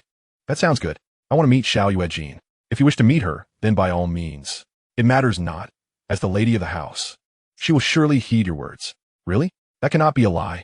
I would say it if it weren't true. I doubt she would listen. Who knows? She seems rather brusque with you. Why does she want you to go to Port City? To showcase her accomplishments. Yi Luoyi had always been curious, asking, darling, can your stock index futures in Port City truly yield such profits? With leverage, a professional team, and Xiao Yuejin's audacity, I am merely a hands-off overseer. Yi Luoyi understood that Gu Yancheng often spoke in half-truths, never fully revealing his thoughts, which was his habit. He preferred not to elaborate. 400 billion. How do you intend to allocate that? I plan to invest 120 billion in Yunga technology. The remainder will be reserved to continue generating profits. Plain and simple. With over 200 billion left, in 2 to 3 years, it will reach the level of 1 trillion. Thereafter, I will navigate with ease, with wealth aplenty, allowing me to prepare for overseas acquisitions of quality assets. Ultimately, money is but a tool. This is my fundamental objective. And what about Tianxia investment? Normal investments will suffice. We already have 20 billion, allowing for gradual development. I plan to acquire a bank, primarily to engage in low-interest loans to serve a vast number of small and medium enterprises, as well as rural entrepreneurship. But can that still be profitable? As long as it breaks even, I am satisfied. I do not expect it to generate significant profits. Yi Luoyi listened, her gaze towards him transforming, filled with admiration. If he were to face continuous losses, what then? Losses? As long as they remain within a reasonable range, I see no issue. Since Gu Yancheng embarked on Yunga technology, she had known his ambitions were grand. If he could achieve them step by step, it would indeed be a remarkable feat for him. Earning substantial wealth while also contributing to society is something not many can accomplish. Gu Yancheng is indeed a complex individual, one whose intricacies elude the understanding of many. In chapter 122, lovers struggle to become partners. His wife inquires, my dear, what is your purpose in undertaking all these endeavors? He responds, to engage in pursuits of meaning in life. The purpose of earning money is ultimately to spend it. A nation thrives when its people prosper. At this, Yi Luoyi beams, giving Gu Yancheng an approving thumbs up. However, a note of concern lingers in her voice as she adds, darling, your actions may disrupt the equilibrium for many. Reality may not permit such ambitions. He reassures her, worry not, my dear. A prosperous future awaits me, and as long as those in power do not obstruct my path, no one can hinder my progress. Yi Luoyi, recognizing the broader implications of his endeavors for the nation and its citizens, understands the arduous journey that lies ahead. Rest easy. Your husband will merely express ideas, not engage in the minutiae of execution. Let the specialists handle their domains. I shall merely provide the necessary funds. A gentle smile graces Yi Luoyi's face, for only those who have encountered him can truly appreciate his charismatic essence. He is unencumbered by trivialities, focusing instead on significant undertakings with unwavering resolve. Yet, a tinge of worry resides in her heart, knowing his subordinates can sense the weight of his ambitions. Such a man possesses an undeniable allure. Yi Luoyi grapples with her own internal conflict. If she continues to restrain Gu Yancheng, what course might he take? Conversely, if she allows him freedom, her heart aches with the sense of helplessness it brings, a relinquishment she is reluctant to embrace. She is acutely aware of his thoughts, yet she chooses to focus on the comfort of their present life. News from the market indicates that the Fong family has also taken action, reducing prices on pharmaceuticals and cosmetics. Now, it remains to be seen who can withstand this shift. The competition is becoming increasingly intriguing, with a legacy spanning a century. The true depth of the Fong family's foundation will soon be tested. In his office, Fong Qingxiao reflects on the unfolding events. The Han family will not grant the Fong family an opportunity. From the onset of their alliance, they have meticulously plotted against the Fangs. The current scenario has decimated half their territory, leaving the Fong family teetering on the brink of irrelevance. Yet, this is not the gravest danger. The prospect of a united front against them is what truly unsettles Fong Qingxiao. Anxiety gnaws at him, for inaction will only exacerbate their dire situation. How can he face his ancestors if the Fong family collapses during their stewardship? The agony of this predicament weighs heavily on his soul. The notion of an alliance signifies a profound loss. He reaches for his phone and dials. "Uni, what are you up to?" She replies, "I'm working." What's the matter? Fong Qingxiao has kept his family and Zhou Uni in the dark, wishing to shield her from these burdens, yearning instead for a sincere love. "I'll pick you up after work." Sounds good. They have been together for 5 or 6 years now. He is 28, while she is 27. She has never pressed him about marriage, patiently awaiting his decision. He now finds himself at an impasse, compelled to choose a path. That evening, Luoyi takes Yancheng out for a fine dining experience, as they have spent much time at home. Shortly after they are seated, Fong Qingxiao enters with Zhou Uni, and their eyes meet. Yancheng observes Zhou Uni, recognizing her as the woman who occupies Fong Qingxiao's heart. Zhou Uni appears somewhat anxious, for this is her first visit to such an upscale restaurant. Dressed in casual jeans and a jacket, her hair cascading loosely, framed by rimless glasses, exuding an air of intellectual charm. Having heard from Mr. Fong about his admired companion, she finds Zhou Uni undeniably beautiful. "Mr. Gu, Ms. Yi, we'll be on our way," they say. "Enjoy," Gu Yancheng replies, watching them depart. Luoyi playfully teases, "Why you keep staring at them?" "I simply find it a pity," he says. "What do you lament?" "The difficulty of lovers becoming partners." Luoyi ponders this, beginning to grasp the implications. Is Fong Qingxiao also contemplating an alliance? The Fong family is beset with crises, and the vulnerability of their other ventures remains uncertain, leaving Fong Qingxiao with limited options. People are invariably ensnared by their interests. Luoyi smiles, "And what about you? I can create my own opportunities. Besides, I do not place much value on wealth. An excess can be burdensome. You boast about the prowess and scale of your company, but these are merely weights upon one's shoulders. When your company falters, those employees face unemployment. With rising costs and inflation, salaries must also increase." As Luoyi absorbs Gu Yancheng's perspective, she senses his transcendence over material concerns. Yet, she finds his words captivating. "My dear, you earn so much. Will you simply squander it without considering your descendants?" Individuals pursue their desires, and wealth does not guarantee happiness. It merely affords better material conditions, finer living, and a more attractive spouse. Ultimately, we all age in similar ways. Moreover, with a wife as affluent as you, I am well cared for. Even my mother acknowledges this. You cover my living expenses. I am but a beneficiary of your generosity. Yet, I relish it. For those who wish to live off others often find it elusive. Then I shall ensure you enjoy this life forever, and you must not refuse. Only a fool would decline. In their discussions, Gu Yancheng and Luoyi eschew conversations about profits, focusing instead on the depth of their emotions. Conversations about money seem mundane, and matters of the heart should remain untainted by such trivialities. Their bond thrives on this unspoken understanding. Gu Yancheng, somewhat clumsy with the fine dining utensils, reflects on his limited experience with Western cuisine, finding only steak palatable. Luoyi, noticing his selection of several steaks, remains unbothered, embracing spontaneity in her choices of food and experience. Meanwhile, Fong Qingxiao attends to Zhou Uni, who is currently pursuing her doctorate and has yet to enter the workforce. He gazes at her, words of his true feelings trapped within him, for he has already made a choice in his heart. Such is the nature of adult relationships. He cannot turn a blind eye to the affairs of the Fong family. "Qingxiao, what troubles you? Is there something you wish to discuss?" "No, not at all," he replies, hesitating. "If there is something on your mind, just say it." Zhou Uni observes his reluctance, concern etched in her expression. "How have you been? Are you busy?" "Not particularly. My thesis is nearly complete, and I'll be able to remain at the university after graduation." "That's wonderful. Qingxiao, let us marry once I complete my doctorate." Fong Qingxiao yearns to agree, his smile betraying his desire as he responds, "We can decide after your graduation." Zhou Uni, perhaps sensing a shift in the atmosphere, maintains her composure. In chapter 123, Three Women in a Play, Gu Yancheng casts a distant glance at them, feeling an inkling of regret. Being born into a prominent family can sometimes feel like a curse. Luoyi observes as well. My dear, do you truly believe Feng Qingxiao would forsake his beloved for an alliance? It is highly probable. That is indeed unfortunate. His girlfriend appears to be quite remarkable. Gu Yancheng chuckles lightly. Life is a series of choices. Missed opportunities can haunt one for a lifetime. Luoyi concurs with his sentiment, reflecting on how, without the initial threat, their paths might have diverged, and their future would never have unfolded. Luoyi prepared a steak for Gu Yancheng, who had little fondness for salads. Pasta or escargot. She felt immense happiness simply being with him. It is indeed a rare fortune in life to encounter someone who genuinely loves and cares for you. Thus, one must cherish such moments. On Tuesday, at Donghai International Airport, Luoyi linked her arm with Gu Yancheng. This was their second trip to the port city. During their first visit, they had quarreled, and she had returned with a sprained ankle. After passing through security, Luoyi playfully requested, "Husband, carry me." Gu Yancheng turned to her, questioning, "Are you not embarrassed?" She replied, "We are a legally married couple, and I desire to be carried." Without further ado, Gu Yancheng crouched down, allowing Luoyi to comfortably settle on his back.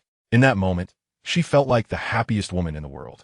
Both adorned in sunglasses, Gu Yancheng supported Luoyi's legs, traversing the airport while oblivious to the gazes of onlookers. Luoyi's feelings had transformed. She no longer harbored disdain for him, but instead was enveloped in joy. Gu Yancheng carried her to the VIP waiting lounge, traversing a considerable distance without breaking a sweat. "Husband, they say married men tend to gain weight. How come you remain so fit?" Luoyi inwided. Gu Yancheng whispered into her ear. "With you constantly squeezing every bit out of me, how could I possibly gain weight?" "Oh, please," Luoyi retorted playfully. "Husband, why do you think I haven't conceived yet?" She asked. "Let nature take its course. We've been trying hard enough already. Are you truly putting in effort?" Gu Yancheng chuckled at her question. "Wife, ask your conscience if I'm not trying hard enough. My husband is both capable and diligent." Now that's more like it. Just as they were engaged in lively conversation, Zhao Qingying approached. Gu Yancheng and Zhao Qingying exchanged surprised glances. Zhao Qingying took a seat beside Gu Yancheng, which puzzled him. "Are you two traveling to the port city?" She inquired. "Indeed. Miss Zhao, why are you alone in the port city? Where's Han Yunting?" "He's quite busy, so I came alone." Both the Han and Zhao families are currently engaged in a competitive struggle with the Fong family, and it seems Zhao Qingying believes they are assured of victory. "Is that so?" Zhao Qingying said with a hint of disdain. "Not necessarily. If the Fong family has formidable external support, the outcome is uncertain. If the Han family wishes to ascend, they must not be crippled in the process," Zhao Qingying remarked, observing Gu Yancheng's expression with disdain. "There is no need for such a look. If I were you, I would consider my escape route. Alliances formed out of self-interest are bound to dissolve when interests diverge. If the Han family were to falter, would you still remain with them? Do you believe the Han family will lose?" Gu Yancheng countered. "There are no eternal trees. Perhaps one day a bolt of lightning will strike the Han family tree, turning it into a withered trunk." Gu Yancheng had researched the Han family's pharmaceutical products, noting their generally high profit margins, particularly those targeting specific demographics. This was money made unethically, further diminishing his regard for the Han family and Han Yunting. "Once I am free, the first thing I will do is take care of your Tianxiao investment," Zhao Qingying declared. "Oh, is that so? I shall await that moment." Gu Yancheng replied, unfazed. Luoyi had remained silent throughout, but was puzzled by Gu Yancheng's intentions. "Husband, why are you discussing such matters with Zhao Qingying?" People weigh their options. At critical moments, the dagger is often wielded by those closest to you. What about you? You need not worry about others.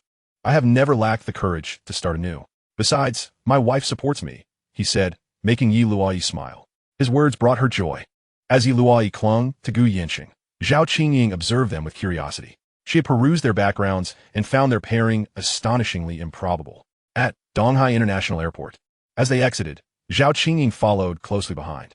Upon their arrival, Xiao Yuejin awaited them at the entrance. This marked Luoyi's second formal encounter with Xiao Yuejin, the first having been rather unpleasant.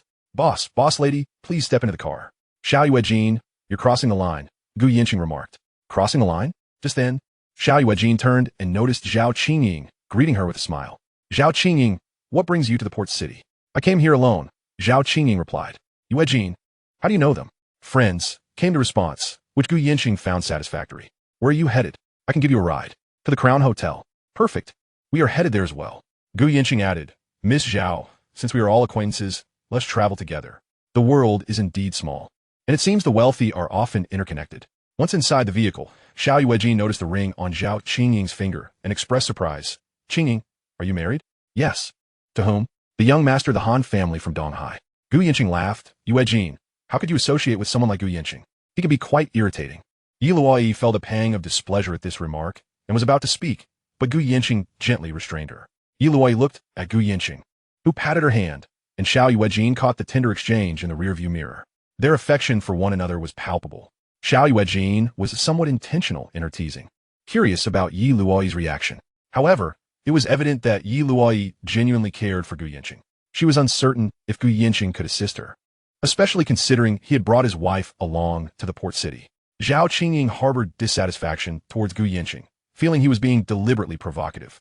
Observing the three women, Gu Yancheng found this trip to the port city rather intriguing, as if it were a thrilling game. Upon arriving at the hotel, Gu Yancheng and Yi Luoyi checked in first while Xiao Yuejin and Zhao Qingying chatted in the lobby. Yuejin, how did you come to know that fellow Gu Yancheng? We met by chance a few months ago. He's not too bad. Do you have a history with him? He seems to have some issues with the Han family. Hearing this, Xiao Yuejin grew concerned. You've only recently married. How is your relationship? It's all right, but Yuejin, I advise you to keep your distance for Gu Yancheng. Have you noticed? He's married and carries a rather frivolous demeanor that can be quite off-putting. That's just how he is. Why don't you go rest for a bit? I'll treat you to dinner later. Zhao Qingying was taken aback by this suggestion, noticing that Xiao Yuejin seemed to have a good rapport with Gu Yancheng. Yet she cautioned, Yuejin, really, keep your distance from that guy. All right, I understand. Zhao Qingying and Xiao Yuejin had met during their studies abroad, so they were quite familiar with one another. In their hotel room, Yi Luoyi remarked, Xiao Yuejin said that about you, yet you wouldn't let me speak. Is that so? She often scolds me. Those who are capable tend to have fiery tempers, and as a boss, one must be magnanimous. Upon hearing this, Yi Luoyi chuckled.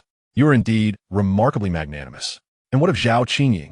What is the nature of your relationship with her? This is akin to killing two birds with one stone. I insinuated to her that the Han family is on the verge of collapse. How could she not prepare herself? Ultimately, she even wishes to partake and share the spoils. In any case, I advise you to limit your interactions with them and refrain from calling them frequently. My dear wife, you do me an injustice. I have scarcely reached out to Xiao Yuejin. She is the one who has been calling to report matters. She even refers to me as the hands-off manager. That is somewhat more acceptable. Yi Luoyi felt a sense of satisfaction with this, as she harbored no desire for other women to linger around Gu Yancheng, regardless of the context. Though he appeared indifferent towards Yun Mengxing, he still cast glances in her direction. Before long, the doorbell rang. Yi Luoyi opened the door to admit Xiao Yuejin. Gu Yancheng, here are the company's financial reports. Please have a look. What is there to observe? I shall pass. Yi Luoyi, why not take a glance? Unable to suppress her curiosity, Yi Luoyi took the report and scanned it. The company had made a profit of 1 billion over 3 months. Though the expenditures were somewhat unexpected, a company in Europe and America had cost 15 billion, and Tianxia investments required 20 billion. The remaining wages and various expenses amounted to a couple of million. As she perused the financial report, she found herself somewhat taken aback, as Gu Yancheng had indicated. Let us allocate 5 billion to Yunga technology, and the remainder can continue operations for the time being. Upon hearing this, Xiao Yuejin immediately expressed her discontent. Gu Yancheng, Myth Investment has just begun to accumulate a base. How can you transfer such funds? How will we achieve our annual targets? Trust in our general manager Xiao. Her beauty is matched only by her capability. I assure you, there will be no immediate financial needs. If you withdraw such a substantial sum, Myth Company will fail to meet its targets, and I shall not take responsibility. I trust you just this once. Xiao Yuejin was truly at a loss for words regarding Gu Yancheng's actions. Ms. Yi, may I speak with Gu Yancheng privately? Yi Luoyi was taken aback, unsure of their discussion subject, so she directly inquired, is there anything I cannot hear? There are certain confidential matters concerning the company that are not convenient to discuss. Though slightly uncomfortable, Yi Luoyi retreated to her room. Xiao Yuejin, you are truly creating trouble for me. You are genuinely afraid of your wife, aren't you? I see Yi Luoyi is here to audit the accounts. Not to worry. She is aware of the situation, so there is no need for concern. Tomorrow evening at my place, don't forget. Could it not be at noon? You have it scheduled for the evening. Noon is fine, but do make an effort to present yourself well. At least maintain an elite image. Perhaps just show your mother the balance in your bank account. That should suffice. Besides, my wife is here, and if I dress too casually, how shall I explain? I won't concern myself with that. You decide what to do. Tomorrow at noon. It is settled. I shall take my leave now. Xiao Yuejin, you still dress as you did before. Cannot you change your style? Mind your own business. I'm leaving. I shall pick you up tomorrow morning. Provide me with the address. I shall come on my own. to engage in such matters before Yi Luoyi poses a true challenge for Gu Yancheng. In her room, Yi Luoyi pressed against the door, eager to discern their conversation. After Xiao Yuejin departed, Gu Yancheng opened the door and chuckled upon seeing her. Luoyi, I have some matters to attend to tomorrow and must step out briefly. Please wait for me at the hotel. For the entire day? Not necessary. I shall return by 2 or 3 in the afternoon. Is it with Xiao Yuejin? Indeed.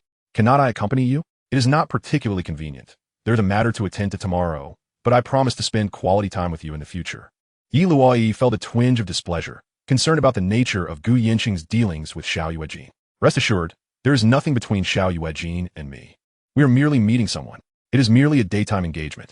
Seeing Gu Yancheng's assurance, Yi Luoyi felt reluctant to press further. Yet, Gu Yancheng had a habit of leaving things unsaid. While the truth was undeniable, he withheld details about whom he intended to meet.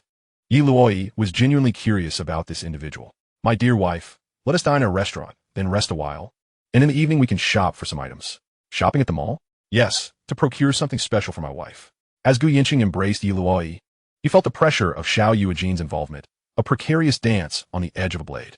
If Yi Luoyi were to discover this, he would find himself in dire straits. He viewed Xiao Yuejin as a trusted friend, yet to not assist her seemed somewhat unjust, especially since she was diligently working for Myth Company. However, as she was unwed, her involvement posed no significant threat. Upon returning home, Xiao Yuejin confided in her mother, Mom, he is coming tomorrow, arriving at noon. Who is he?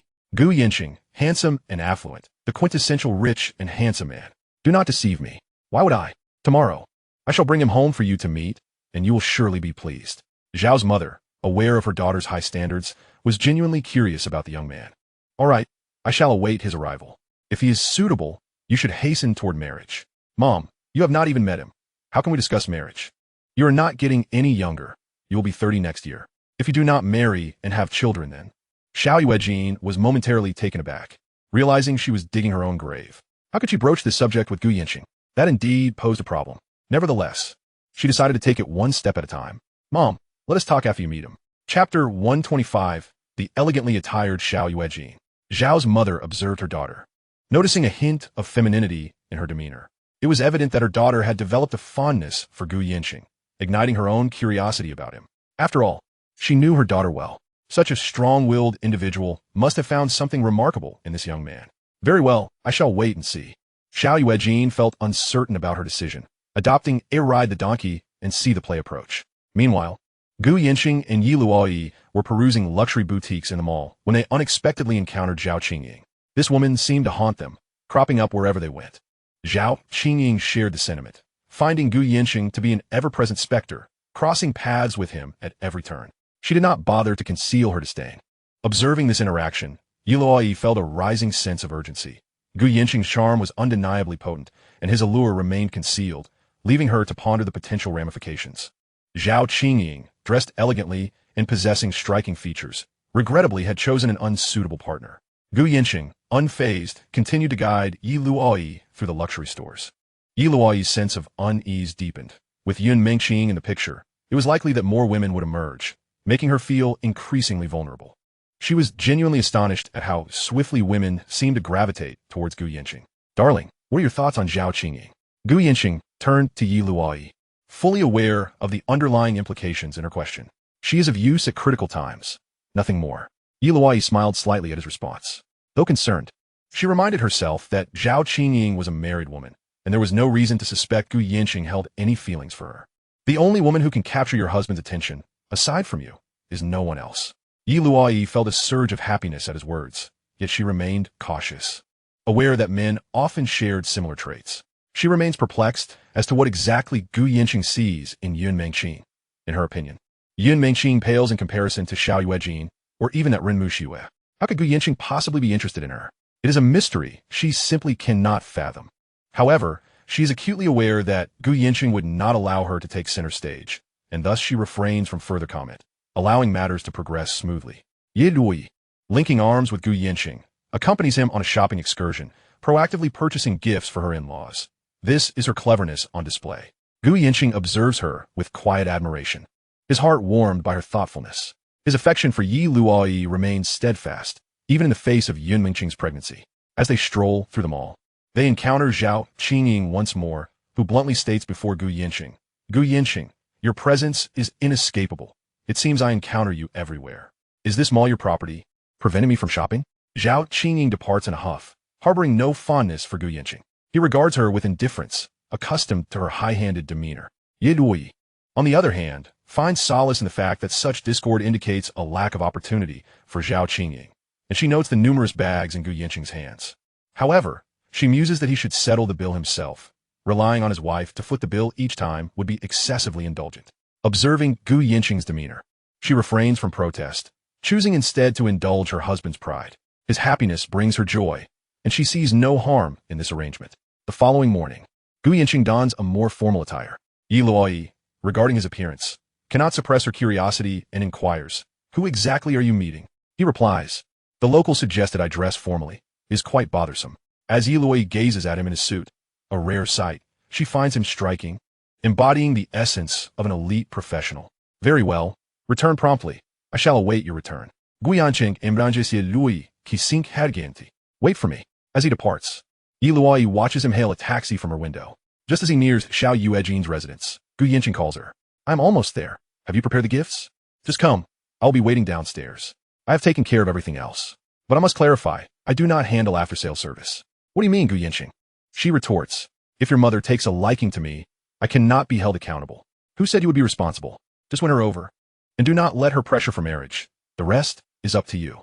Also, should I aim to please your mother or not? Make it a bit challenging for him. You are raising the stakes for me." In the midst of their banter, Gu Yancheng arrives at her community's entrance. Xiao Yuejin awaits him there, and upon seeing him in his suit, she remarks on his handsome appearance, handing him the item she has brought. "These are the cosmetics and a necklace you bought for my mother." Gu Yancheng appraises Xiao Yuejin in her form-fitting dress, noting how it reveals a portion of her thigh. He scans her with a keen eye, observing her light makeup. If only her hair were longer, she would be even more enchanting. "Gu Yancheng, what are you staring at?" She challenges. "You've developed a touch of femininity. Leave it be. If you let your hair grow a bit, you could earn a 94. "Gu Yancheng, what are you implying? Is no one able to surpass your wife?" "That goes without saying." Xiao Yuejin appears slightly dissatisfied, but maintains a neutral stance, expressing, "This puts me in a bit of a quandary. Just maintain that demeanor." She entwines her arm with Gu Yancheng's, causing him to feel somewhat awkward. "Xiao, this seems inappropriate. It must be convincing. Just this once." "Gu Yancheng, you resemble a woman. I am not even worried about you taking advantage of me. Yet you seem so shy. What? Has Yi Luoyi installed surveillance on you? How could that be?" As Xiao Yuejin clings to Gu Yancheng, he finds no pleasure in the act, but rather experiences a sense of guilt akin to that of a thief. Noticing his discomfort, Xiao Yuejin chuckles. "Gu Yancheng, am I truly making you this uncomfortable?" "I am hardly uncomfortable. I could even say I am enjoying myself." Xiao Yuejin tightens her grip on his arm, a playful smile gracing her features. "Why did you marry so early?" "It was merely a fortuitous encounter, even more so than yours." "What is it about Yi Luoyi that captured your interest?" At that moment, they arrive at the door. Just as Xiao Yuejin is about to open it, her mother swings the door wide, immediately spotting Gu Yancheng. This young man is quite handsome, and his taste in attire is commendable. "Hello, Auntie," Gu Yancheng greets first. Come in quickly." Xiao Yuejin resumes her hold on Gu Yancheng's arm, and her mother takes notice, realizing her daughter is quite at ease with him, especially since her daughter's appearance is clearly for Gu Yancheng's benefit. Chapter 126. Xiao Mother pushes for marriage. Once seated, Xiao Mother scrutinizes Gu Yancheng closely, seemingly content with his appearance. "Auntie, these cosmetics and necklace were chosen by Yuejin for you," Gu Yancheng states. "No need to rush." "Gu Yancheng, how old are you this year?" 27. "Our Yuejin is 2 years your senior. Does that bother you?" "Not at all. With someone as beautiful as Yuejin, I could not be more thrilled." Xiao Yuejin beams at this compliment, and her mother shares in her delight. "Young Gu, how long have you and Yuejin been dating?" "Approximately 4 months."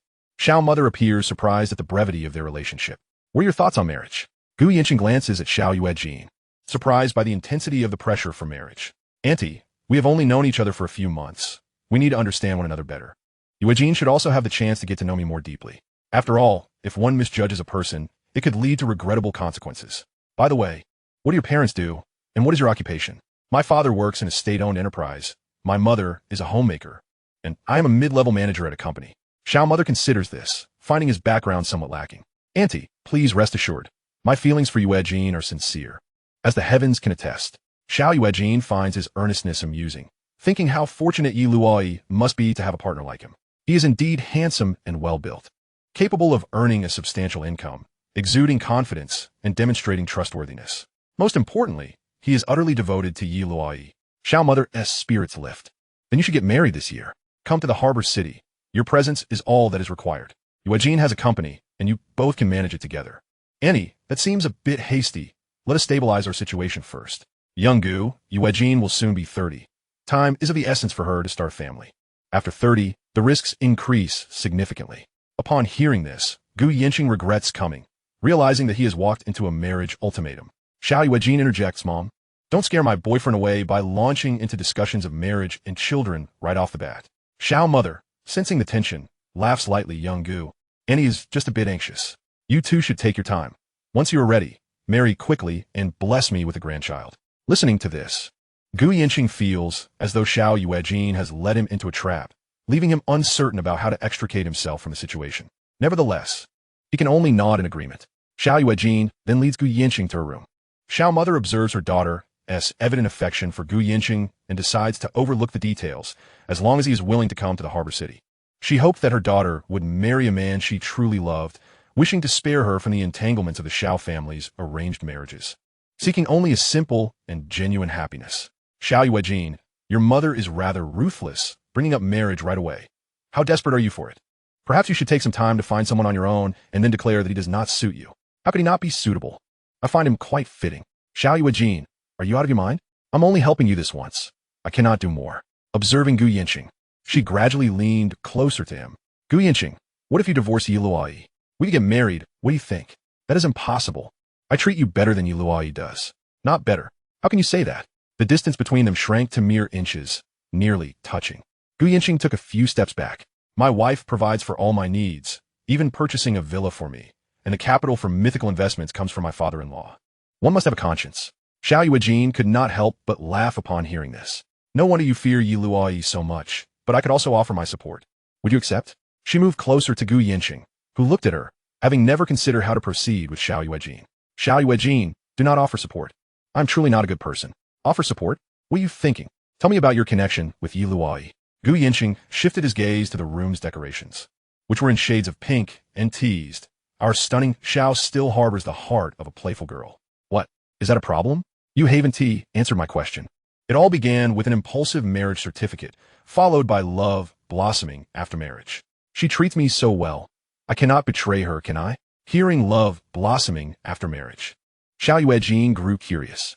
I am genuinely curious. How did a prominent CEO like her fall for you? Gu Yancheng sat at the edge of Xiao Yuejin's bed, smiling as he replied, what can I say? She has discerning taste and recognized the gem that I am. You're just boasting. Is Yi Luoyi a fool? If she hadn't seen your worth, would she have acted that way? Believe it or not, Yi Luoyi did marry me when I had nothing. The last time I was in Hong Kong, she chose to marry me. She seized the opportunity and captured my heart. So, does that mean I have no chance? If you're willing to offer support without asking for anything in return, then perhaps you still have a chance. Upon hearing this, Xiao Yuejin rolled her eyes at Gu Yancheng. He reclined on her bed, which was surprisingly soft. However, she did not seem surprised by his response. I heard you entrusted Yun Gu technology to Yun Mengqing, and this woman is pregnant. So what? Gu Yancheng replied nonchalantly. Yun Gu technology is so important, and you entrusted it to Yun Mengqing, the ex-wife of Zhong Jianlin from the Feng Yun group, who is also pregnant. I find that rather peculiar. Gu Yancheng chuckled. You're not mistaken. Xiao Yuejin was momentarily stunned by his candid admission. Does Yi Luoyi know? She does. Xiao Yuejin gazed at Gu Yancheng, her expression brightening with amusement. Gu Yancheng, you truly have your methods. Has Yi Luoyi not caused you any trouble? Perhaps it's my charisma. She chose to turn a blind eye. Hearing this, Xiao Yuejin instantly regarded Yi Luoyi as a wise woman, understanding why Gu Yancheng was so devoted to her. I must ask you, how can you allow a divorced woman to become pregnant for you? Are you that desperate, or do you have some peculiar preference? That was an accident. Another accident? You truly are fortunate. Gu Yancheng smiled. What? You better not pull any accidents. Once I put on my pants, I won't recognize anyone. I'm not a good man. What percentage of shares did you give Yun Mengqing in Yun Gu Technology? 25. You are quite generous. Yun Gu Technology requires significant investment, and its potential for success is immense, making it a leader domestically. For the sake of the child, I gave it to her. Xiao Yuejin was aware that she was the woman who knew the most about Gu Yancheng, and his willingness to share this information indicated his trust in her. Gu Yancheng, if I were to join you, how much would you give me? Gu Yancheng turned to face Xiao Yuejin. Why do you need so much? You're not getting married or having children. Is it wrong to ask? 30% of mythical investments. You are worth more than Yun Mengqing. Xiao Yuejin laughed heartily. Is that your sincere opinion? There's no pretense. You know more about my affairs than anyone, even more than my wife does. So this is my honor? We complete each other. How do you define our relationship then? A confidant. The term fits you perfectly. Xiao Yuejin laid down beside him, their eyes locking, as if they could hear each other's breaths. Chapter 127. I am not a good man. Xiao Yuejin's curvaceous figure was laid bare before Gu Yancheng. He understood the implications, but quickly stood up, feeling hesitant to continue this suggestive atmosphere, especially in her home, fearing what commotion might ensue. Xiao Yuejin observed Gu Yancheng's demeanor and laughed. Gu Yancheng, are you that timid? Xiao Yuejin, I am not a good man. Have you considered what you are doing? What? Are you afraid I will cling to you? That is hard to say. In any case, I want to be at a loss. Xiao Yuejin laughed. They were practically on the verge of crossing a line, but being at her home made everything inconvenient. She stepped closer, gazing intently at Gu Yancheng. Gu Yancheng, don't you truly want this? Gu Yancheng retreated a few steps. According to his previous thoughts, he would welcome any beautiful woman, but Xiao Yuejin was different. Taking that first step could lead to complications. Xiao Yuejin sensed Gu Yancheng's hesitation.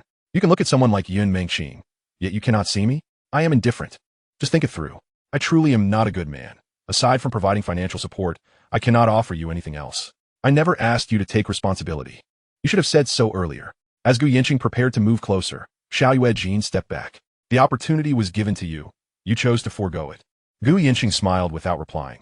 He understood that Xiao Yuejin was merely saying these things. Such decisions are not made lightly. For him, whether there was one more or one less did not matter. He felt no significant conflict and lay back down, saying, You handle your mother. I will be in Hong Kong for a few days. My mother is quite fond of you. You will have to continue acting with me. What? You expect me to fly from Donghai to Hong Kong every month to play pretend? How will I explain it to my wife? Isn't Luoyi strict with you? I respect her. My wife has made compromises and has said nothing. That's excessive. I have stated that apart from financial support, I find it quite challenging otherwise. Do not harbor too many lofty expectations. As for Yun Mengqing, I can count on both hands the number of times I visited her. Gu Yancheng recounted the events truthfully to Xiao Yuejin. In Gu Yancheng's heart, Xiao Yuejin was truly a confidant, and he wished for their bond to remain unaffected by any external circumstances. After their intimate encounter, expectations heightened and demands increased. You are indeed a cold-hearted man, she remarked. You are not a good person.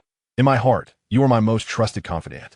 I hope there will be no unpleasantness between us, for I rely on you to manage the mythological investments. Gu Yancheng, do you truly see me as a mere tool? She inquired. Certainly not. You know well that for those I care about, I tread with caution. Then where do I stand in your heart? She pressed. Second only to my wife, he replied. Pleased with this answer, Xiao Yuejin suggested. Let's get up and go out. We can't linger in my room forever. As for marriage, you must stand firm. Otherwise, I will refuse, stating that we are merely dating and not tying a knot. I am a staunch advocate of remaining unmarried. What if you say that? What am I to do? He questioned. No such talk, and please don't be overly accommodating. My mother constantly urges me. Understood. As Xiao Yuejin linked her arm with Gu Yancheng's while driving, they were unexpectedly overheard by her mother at the door, creating an awkward moment. Mom, why are you eavesdropping? She exclaimed. I came to call you both for some fruit. Zhao's mother replied, slightly embarrassed. Gu Yancheng remained silent as Xiao Yuejin led him to the living room, where they sat closely together, and her mother observed Gu Yancheng with increasing approval. Xiao Gu, have you ever considered coming to Port City? She inquired. Once our relationship stabilizes, I will give it serious thought, he answered. You ought to consider it soon. When your father retires, you can bring your parents to Port City, making it easier for you to take care of them. Annie, my family's financial situation isn't particularly favorable. Port City might be a stretch. You needn't worry about that. Xiao Yuejin will ensure all your needs are met, her mother assured him. Gu Yancheng glanced at Xiao Yuejin, who beamed with a smile. As long as you come, I will handle everything, she declared. Gu Yancheng shot her a knowing glance.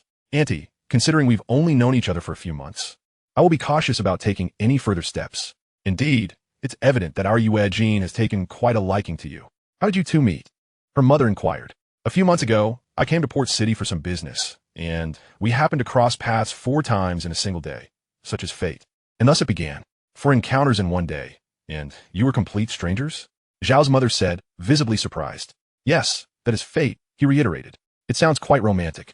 She mused. Initially, Yuejin found me unappealing, thinking I was just a superficial flirt, but upon getting to know me, She discovered that beneath my handsome exterior lies an intriguing soul, and thus she became enamored. Xiao Yuejin nearly sputtered her drink at this remark, while her mother chuckled appreciatively. Interesting men are indeed rare. I don't care about family background, as long as my daughter is happy. Observing Gu Yancheng's confidence and composure, it was clear to her that it was genuine, not feigned. Who is enamored with you? Don't be so self-absorbed, she retorted. Auntie, if you think she doesn't admit it, I have no money to offer, and aside from my handsome looks and intriguing personality, I lack much else. Zhao's mother laughed. That is quite sufficient, as long as you bring happiness to our Yuejin. Isn't that right, Auntie? I may not earn a fortune, and perhaps Yuejin will end up supporting me. I hope you don't mind. To be honest, today's meeting gift was all arranged by Yuejin. Zhao's mother paused, contemplating the implications of his words. No worries. Financial constraints are inconsequential, as long as Yuejin is content. Auntie, if all mothers-in-law in Huaxiao were like you, the marriage rate would soar. But rest assured, I will work diligently. No matter my shortcomings, I will not let Yuejin down. Zhao's mother sensed his intentions, recognizing it as a preemptive measure.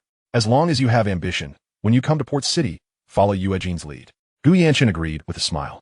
Xiao Yuejin couldn't help but laugh, realizing he had quite the knack for charming her mother. Luoyi, alone in a hotel, felt a twinge of worry. She sensed that Xiao Yuejin's motive for bringing Gu Yanchen to Port City was not as straightforward as it seemed. She wanted to ask Gu Yanchen, but he would likely keep the truth from her. She felt that Xiao Yuejin understood more than she let on. When Gu Yanchen returned from Xiao Yuejin's home after their lunch, her mother had a favorable impression of him. He appeared quite forthright, and as long as her daughter was happy, she would not oppose his coming to Port City. Xiao Yuejin intended to accompany Gu Yanchen home, but he refused, saying, "You should head back. There is no need to see me off." Am I really that intimidating? She asked. It's not about intimidation. I simply wish to avoid any misunderstandings. Gu Yanchen, you are truly cautious. All right, I can drive you nearby. Will that suffice? After a moment's contemplation, he checked the time, just as his phone rang. Honey, when will you be back? On my way. I should be home in less than an hour. Observing Gu Yanchen's demeanor, Xiao Yuejin couldn't help but laugh, wondering how he dared to provoke Yun Mengxing. Once the call ended, she teased, Gu Yanchen, you are truly timid. You are so afraid of your wife that you must keep her updated on your whereabouts. I bet you wouldn't even leave the house if she were unaware. It's not that exaggerated. Now, hurry and take me back. Xiao Yuejin mused that as long as Yi Luoyi was around, her chances were slim. However, if there were no opportunities in Port City, surely there would be in Donghai. Why bring Yi Luoyi to Port City? If she wants to come, how could I not bring her? Wouldn't that make me seem guilty? Gu Yanchen, answer me directly. What do you see in Yun Mengxing? It was an accident, purely accidental. Come on. Although I haven't met her, I've heard that she is quite beautiful and charming. Enough with that.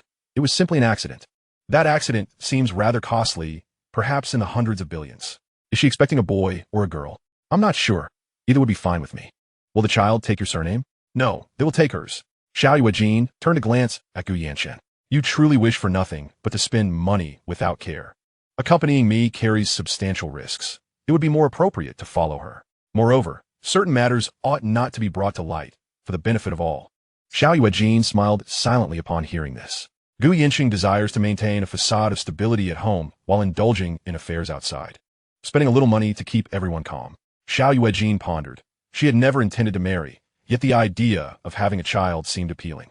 Observing the beaming Xiao Yuejin, Gu Yancheng inquired, what makes you smile? Nothing, she replied, but I do wonder, is Yi Luoyi truly oblivious? Has she warned Yun Mengxing? Undoubtedly. He affirmed. Gu Yancheng, you are quite capable. It suffices, he replied modestly. Xiao Yuejin had her own calculations. She had no desire for marriage. Yet she genuinely wanted a child. To her, Gu Yancheng was indeed an excellent choice. His genetic lineage was commendable, and their offspring might inherit the wealth of mythology investments.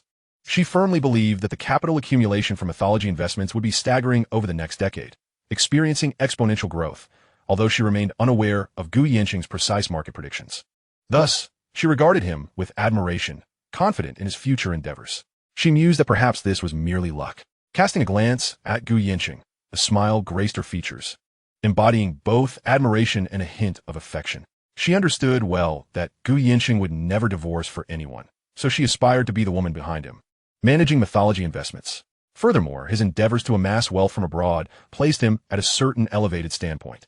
With a playful smile, she asked, Gu Yancheng, do you prefer my long hair? I believe it suits you better. You are an independent woman, yet there is no need to shroud yourself completely. You are already strong.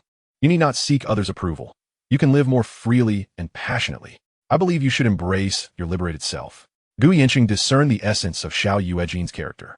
I wish to remain this way for eternity. But as I age, who shall inherit my estate? That is simple. Let my son call you godmother, and that shall suffice.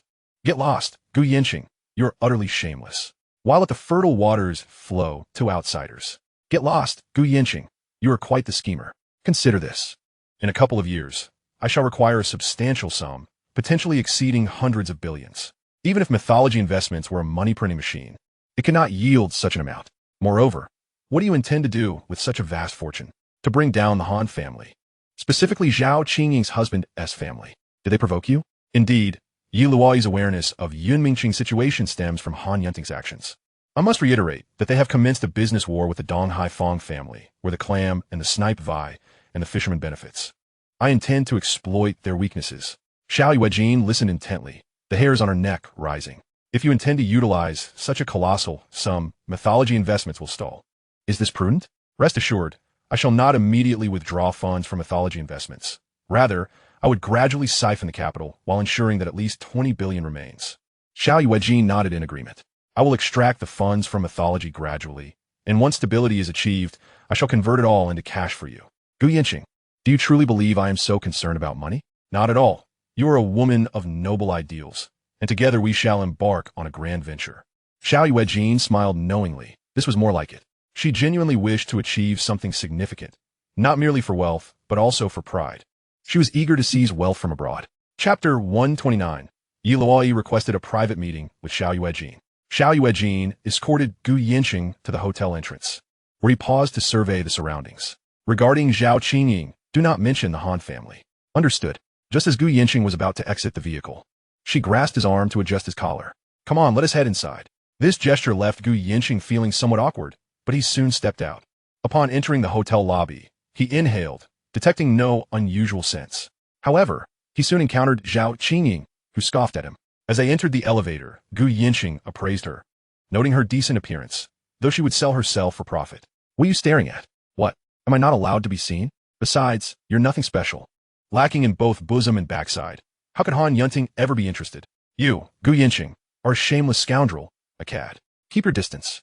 I would want you to get hurt. The elevator doors opened, and Zhao Qingying stormed out, revealing that she was staying in the presidential suite next door.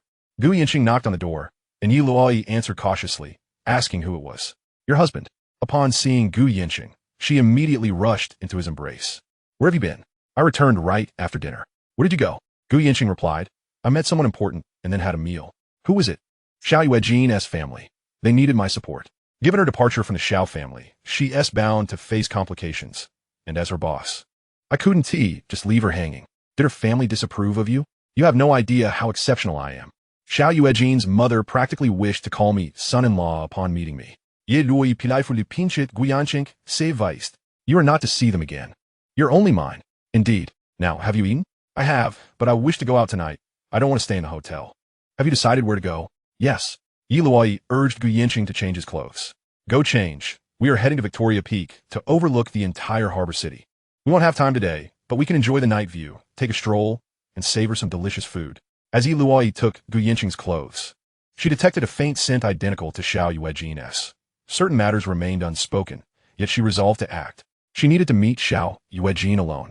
Gu Yancheng changed into casual sportswear, sending his clothes for laundry. Yi Luoyi donned a sporty ensemble, short sleeves, long pants, and sneakers, with her hair tied in a ponytail, exuding a vibrant and youthful aura. My wife looks good in anything. Is Xiao Yuejin attractive? Not as much as you. You will always be my number one. Gu Yancheng sensed Yi Luoyi's underlying concerns, but chose not to address them, uncertain of how to reassure her. Can mythology investments really be replaced? Why would we need to replace anyone? Are you worried I might be taken from you? I will not leave you. My wife is too wonderful for me to be foolish or blind. Do not fret. Yi Luoyi felt compelled to assert her position. Gu Yancheng wrapped his arm around her as they stepped outside. My wife is the most splendid and perfect woman in the world.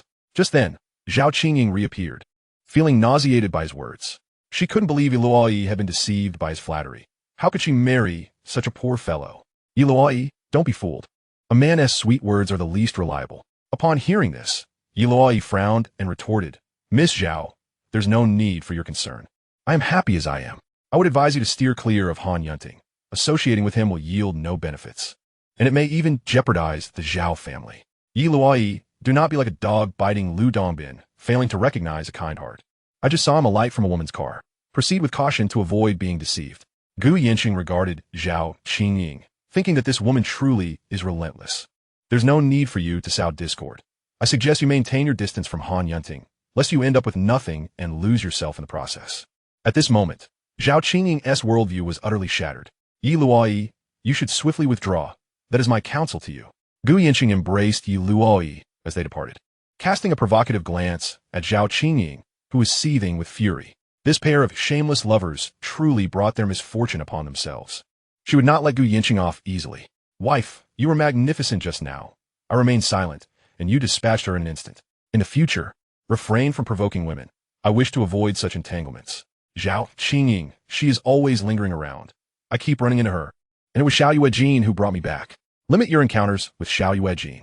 I have hardly seen her a few times, and our phone interactions are minimal. This is merely a favor. Do not overthink it. It's not that I am overthinking. I perceive Xiao Yuejin as a clever woman, which implies her ulterior motives.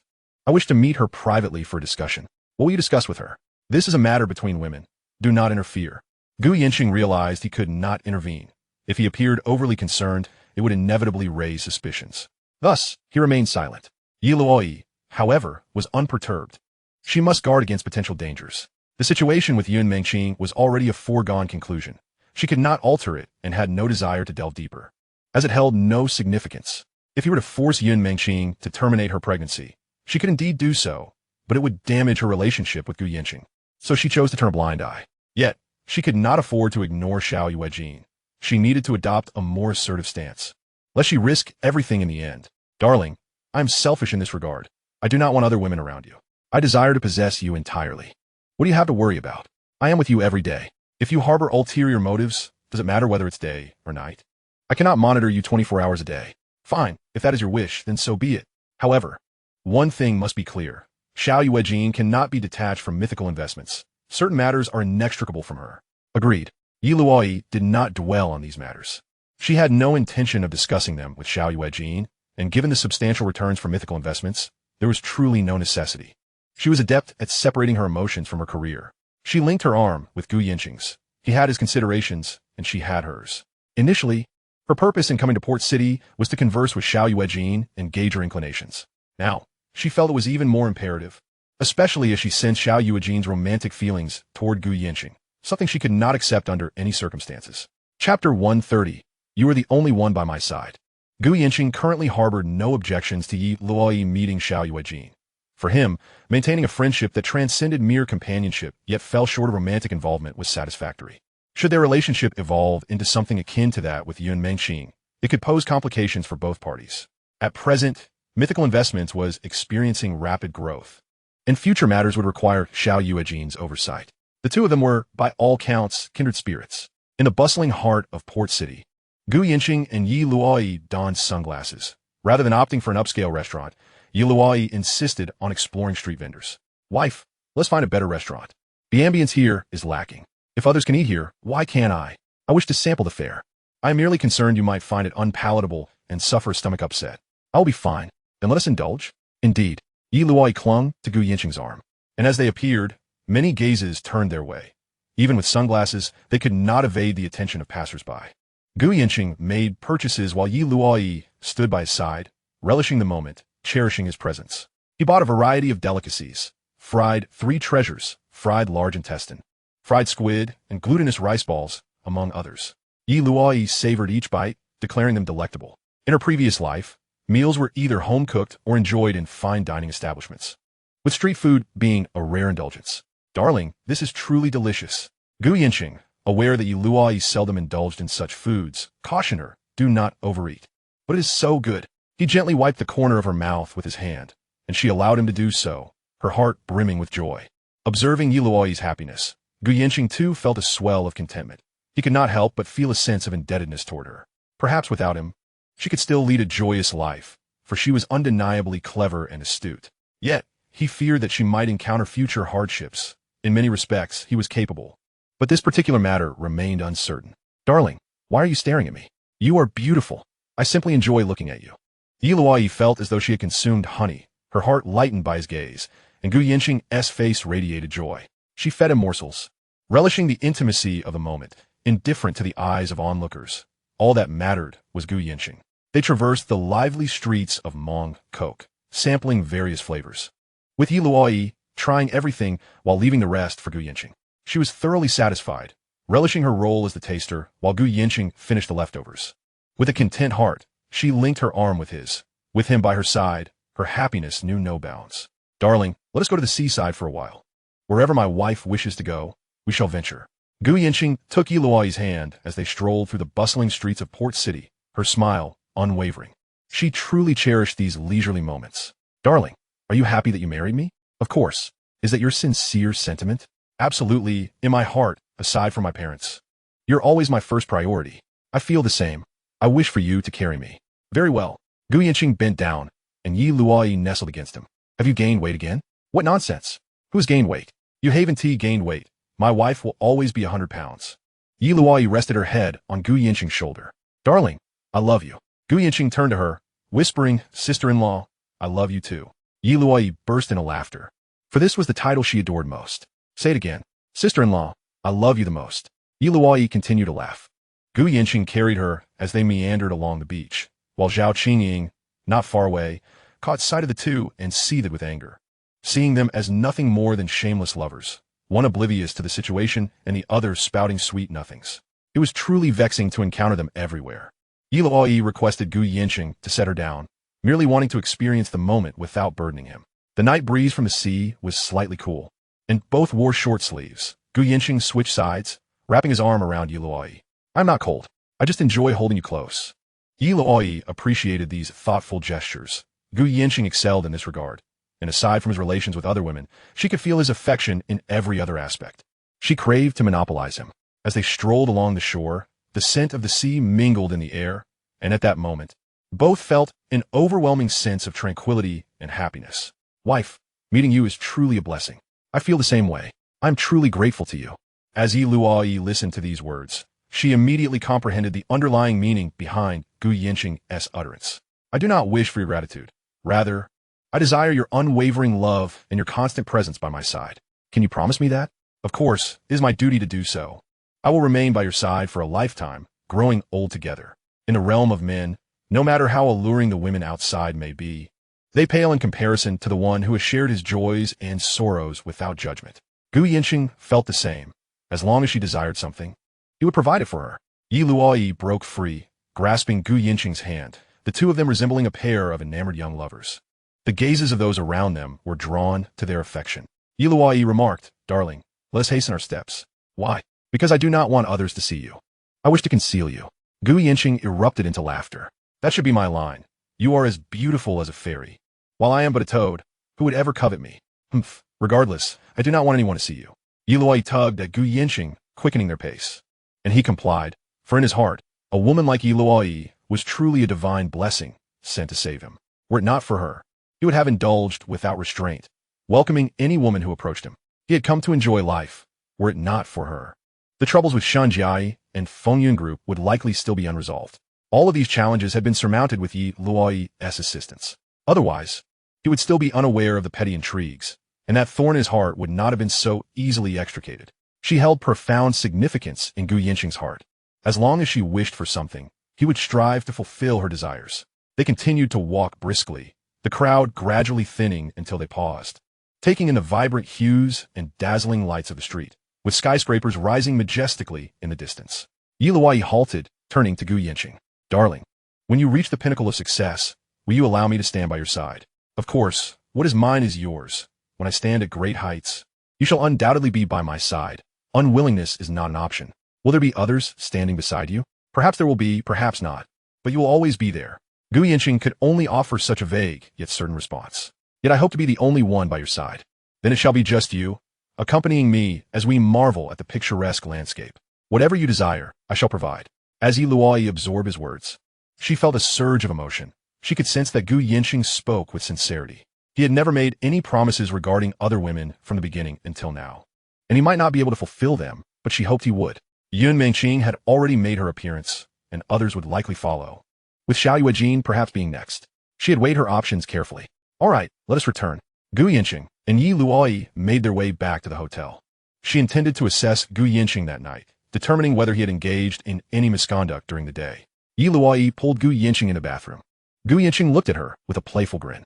Wife, you seem a bit too eager. Yi Luoyi initiated a kiss with Gu Yancheng, who enveloped her in his embrace. As the shower was turned on, their clothes fell to the floor. Yi Luoyi clung to Gu Yancheng's neck, kissing him fervently. She wanted to possess him, believing that he could only be hers. Gu Yancheng felt Yi Luoyi's fervor. After their kiss, sound soon filled the air as they matched each other's rhythm perfectly. Transitioning from the bathroom to the bedroom, Gu Yancheng thought to dry off, but Yi Luoyi interrupted. No need, we will wash again later. Gu Yancheng simply wiped himself down with a towel and carried Yi Luoyi back to the room. She looked flushed, gazing at him with tender eyes. Gu Yancheng returned her gaze, and in that silence, words were unnecessary. Gu Yancheng leaned in to kiss Yi Luoyi, and after a playful interlude, they commenced a new wave of delight. Yi Luoyi reached the apex of pleasure multiple times, yet she refused to let Gu Yancheng cease. She aimed to exhaust him, ensuring he would not stray outside. Gu Yancheng looked at Yi Luoyi, understanding her intentions. After it all ended, they were both drenched in sweat, and he pulled her into his arms. Some words lingered on the tip of his tongue, but he was unsure how to articulate them. They both understood each other implicitly. Darling, are you satisfied? Wife, you truly intend to drain your husband dry.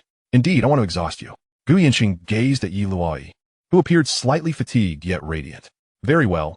As long as you desire it, I will brave any challenge without hesitation. Yi Luoyi burst into laughter at his words. Who asked you to brave challenges? Gu Yancheng stood, lifting Yi Luoyi back to the bathroom, where they took turns washing each other. Their smooth, fair skin and alluring figures captivated Gu Yancheng. Yi Luoyi felt the same. Though Gu Yancheng's physique was not imposing, he exuded strength. His chest and abdominal muscles, though seemingly untrained, were remarkably well-maintained. Yi Luoyi caresset Gu Yancheng's abdomen. My husband has such a fine figure. That is all thanks to you. Yi Luoyi chuckled, wrapping her arms around his neck. Brother husband, sister adores how you look when you work out. Gu Yancheng embraced Yi Luoyi tightly, kissing her deeply for nearly 2 minutes until they were both breathless before finally parting. They locked eyes and, without a word, burst into laughter together. Sister wife, what are you laughing at? And what are you laughing at? Of course, I am laughing out of happiness. I feel the same. After their ablutions, Gu Yancheng, as usual, dried Yi Luoyi's hair, and she reciprocated. Gu Yancheng's hair was short, styled in a handsome buzz cut. It took only 2 minutes to dry. Yet he remained strikingly handsome, bolstered by his innate confidence, which held a potent allure for women.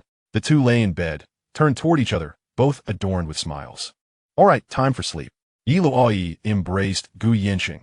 Having grown accustomed to his presence at her side, she wished to hold him every night. She tilted her head, and Gu Yancheng placed a gentle kiss on her lips, followed by another on her forehead. Satisfied, Yi Luoyi closed her eyes. This routine had become a nightly ritual. Exhausted, they quickly succumbed to a deep slumber. The following morning, Yi Luoyi arranged to meet Xiao Yuejin at the hotel cafe. Initially, Xiao Yuejin was somewhat surprised by the invitation. She pondered the reason behind it, suspecting it was related to Gu Yancheng. This fellow hadn't even bothered to inform her. She would surely scold him later. Arriving punctually at the cafe, Xiao Yuejin found Yi Luoyi already inside, while Gu Yancheng remained in the hotel room. Unperturbed as there was no romantic entanglement between him and Xiao Yuejin. Xiao Yuejin had made an effort to enhance her appearance, embodying the womanly charm Gu Yancheng had suggested. When Yi Luoyi spotted her, a flicker of surprise crossed her gaze, quickly replaced by a knowing look. It was evident that this was a deliberate act of provocation, reinforcing her suspicion that Xiao Yuejin harbored feelings for Gu Yancheng. Miss Xiao, please take a seat. Would you care for a drink? An Americano, please. Yi Luoyi ordered a cup of Americano. Xiao Yuejin scrutinized her, and as Gu Yancheng had remarked, Yi Luoyi was indeed strikingly beautiful, even as a woman herself. She couldn't help but acknowledge that Yi Luoyi possessed an unparalleled combination of figure, demeanor, and visage. Ms. Yi, may I inquire why you summoned me? Miss Xiao, I shall speak plainly. Of course, please do. Xiao Yuejin had already anticipated the conversation. I hope you and Gu Yancheng can maintain a distance in your personal interactions. Aside from work, Xiao Yuejin smiled, countering, isn't this a matter between Gu Yancheng and myself? It seems you lack the authority to intervene. Besides, there is nothing inappropriate between him and me. Upon hearing this, Yi Luoyi frowned slightly. Miss Xiao, I am Gu Yancheng's wife. We both understand certain things. Even if you achieve your aims, what will you truly gain? Why must I gain something? Xiao Yuejin replied. Our relationship is purely that of friends and business partners. His bringing you to Hong Kong was, in fact, a bit surprising to me. Xiao Yuejin, you are an astute individual. Speaking too much is detrimental to everyone. Indeed, Yi Luoyi, it is quite impressive how you managed to command Gu Yancheng's attention. But tell me, do you truly believe you can hold him indefinitely? Gu Yancheng has his nature, and we both know it, including the matter of Yun Mengqing. How do you know about Yun Mengqing? The investment funds from Tianxiao were transferred from Myth Investment, and I am somewhat familiar with the situation at Yungu Technology. It is not difficult to deduce. Are you attempting to emulate Yun Mengqing? Not at all. My relationship with Gu Yancheng is strictly platonic. You need not feel threatened. He still values you above all. Yi Luoyi was, in truth, quite angered. Xiao Yuejin's words were undeniably a provocation. Xiao Yuejin, I advise you to abandon your intentions. Yi Luoyi, I must admit I am somewhat envious of you, yet I also feel a pang of sympathy. We both know Gu Yancheng cannot be tethered. At that moment, Yi Luoyi's expression darkened. You needn't be angry. I am merely stating facts. To be frank, you are fortunate. You are his angel investor, which affords you a significant position in Gu Yancheng's life. No one competes with you. If you continue down this path, you will only exhaust yourself. So, you still desire him? Who can predict the future? Exceptional men are seldom lacking in female company. If I were to disappear, there would be others. Surely, you understand this. Xiao Yuejin, it appears you are determined to proceed regardless. I will not act with intent. I shall leave it to fate. Yi Luoyi's face darkened further. Do you believe I can oust you from Myth Investment? You cannot, nor can Gu Yancheng, unless he manages it personally. Is that what you wish to see? Furthermore, Gu Yancheng harbors grand aspirations. Do you wish to see them thwarted? Are you threatening me? No, it is you who are threatening me. We have little in common. You summon me merely to issue a warning. However, your words carry no weight. Let Gu Yancheng speak. You are clever, wise, and quite capable. But I am not Yun Mengqing. There is nothing illicit between Gu Yancheng and myself. Your audacity lacks decorum. Yi Luoyi fixed her gaze on Xiao Yuejin, recognizing that this woman was formidable and seemingly well prepared. Then let us see how this unfolds. Yi Luoyi, you needn't threaten me. It is futile. Our paths do not intersect. I shall pursue my own affairs, and my interactions are solely with Gu Yancheng. If you can keep him, that is your skill. If not, you cannot blame anyone. Xiao Yuejin observed Yi Luoyi with keen interest, fully aware that Yi Luoyi's ultimate goal was to secure Gu Yancheng's affections. She intended to tighten the reins, knowing that in time, Gu Yancheng would inevitably break free from any constraints. Xiao Yuejin, you are indeed astute and resourceful. But even if you were to be with Gu Yancheng, what would you truly gain? Wealth? I desire nothing. Merely witnessing his ascent is sufficient for me. Yi Luoyi pondered this. Conversely, you, Yi Luoyi, the more you care, the more likely you may lose him in the end. You understand that Gu Yancheng can generate immense profits from Myth Investment, and he is likely to succeed in his endeavors. Do you believe you can truly hold him? You are undeniably beautiful, the most stunning woman I have encountered, yet I still do not believe you can keep him. He is destined to be a man at the pinnacle. In 10 or 20 years, when you have aged, will you still possess the same allure? Yi Luoyi considered this deeply. We both know him well. He can provide you with wealth, but he can never offer unwavering loyalty. That is simply Gu Yancheng's nature. His motivations are likely clear to you. Xiao Yuejin, I concede your points are well-founded, yet I must prevent such occurrences from happening again. Xiao Yuejin smiled and sipped her coffee. Then it shall depend upon your capabilities. Yi Luoyi glared at Xiao Yuejin, her heart brimming with fury. Mei Siye, do you have anything further to say? If not, I shall take my leave. Xiao Yuejin, are you certain you wish to proceed in this manner? You need not threaten me. Merely safeguard Gu Yancheng. With that, she rose, clutching her bag, and departed. Yi Luoyi seethed with indignation. After settling the bill, she returned to her suite, where she found Gu Yancheng casually seated in the living room, igniting her ire further. She approached him and sat down, immediately sinking her teeth into his arm. Gu Yancheng, perceiving her demeanor, understood she had faced a setback with Xiao Yuejin. He made no attempt to resist, allowing Yi Luoyi to vent her emotions. As she bit into his arm, silent tears streamed down her cheeks. Upon releasing her bite, Gu Yancheng enveloped her in his embrace, offering gentle words of comfort. Enough, do not stoop to Xiao Yuejin's level. She is simply that way. Your words bear little significance. So you are aware of her intentions? Your husband is no fool. How could he not comprehend? She embodies a free-spirited nature and may never marry. But she seeks to take you from me. I am your husband. No one can take me away, and even if you wish to leave, I would never permit it. We are bound for life until old age. Even when you are adorned with wrinkles, I shall still cherish you. And what of them? Perhaps someone will care for them. I shall care for you. You speak so sweetly. Promise me to keep your distance from them. Very well. Do not deceive me. Why would I deceive you? I'm already avoiding them. Luoyi dried her tears on Gu Yancheng's shirt. Do not pay heed to Xiao Yuejin. She is merely spouting nonsense. I find her words to be accurate. You are indeed a fickle heart. You wrong me. My heart has always belonged to you. I disdain all other women.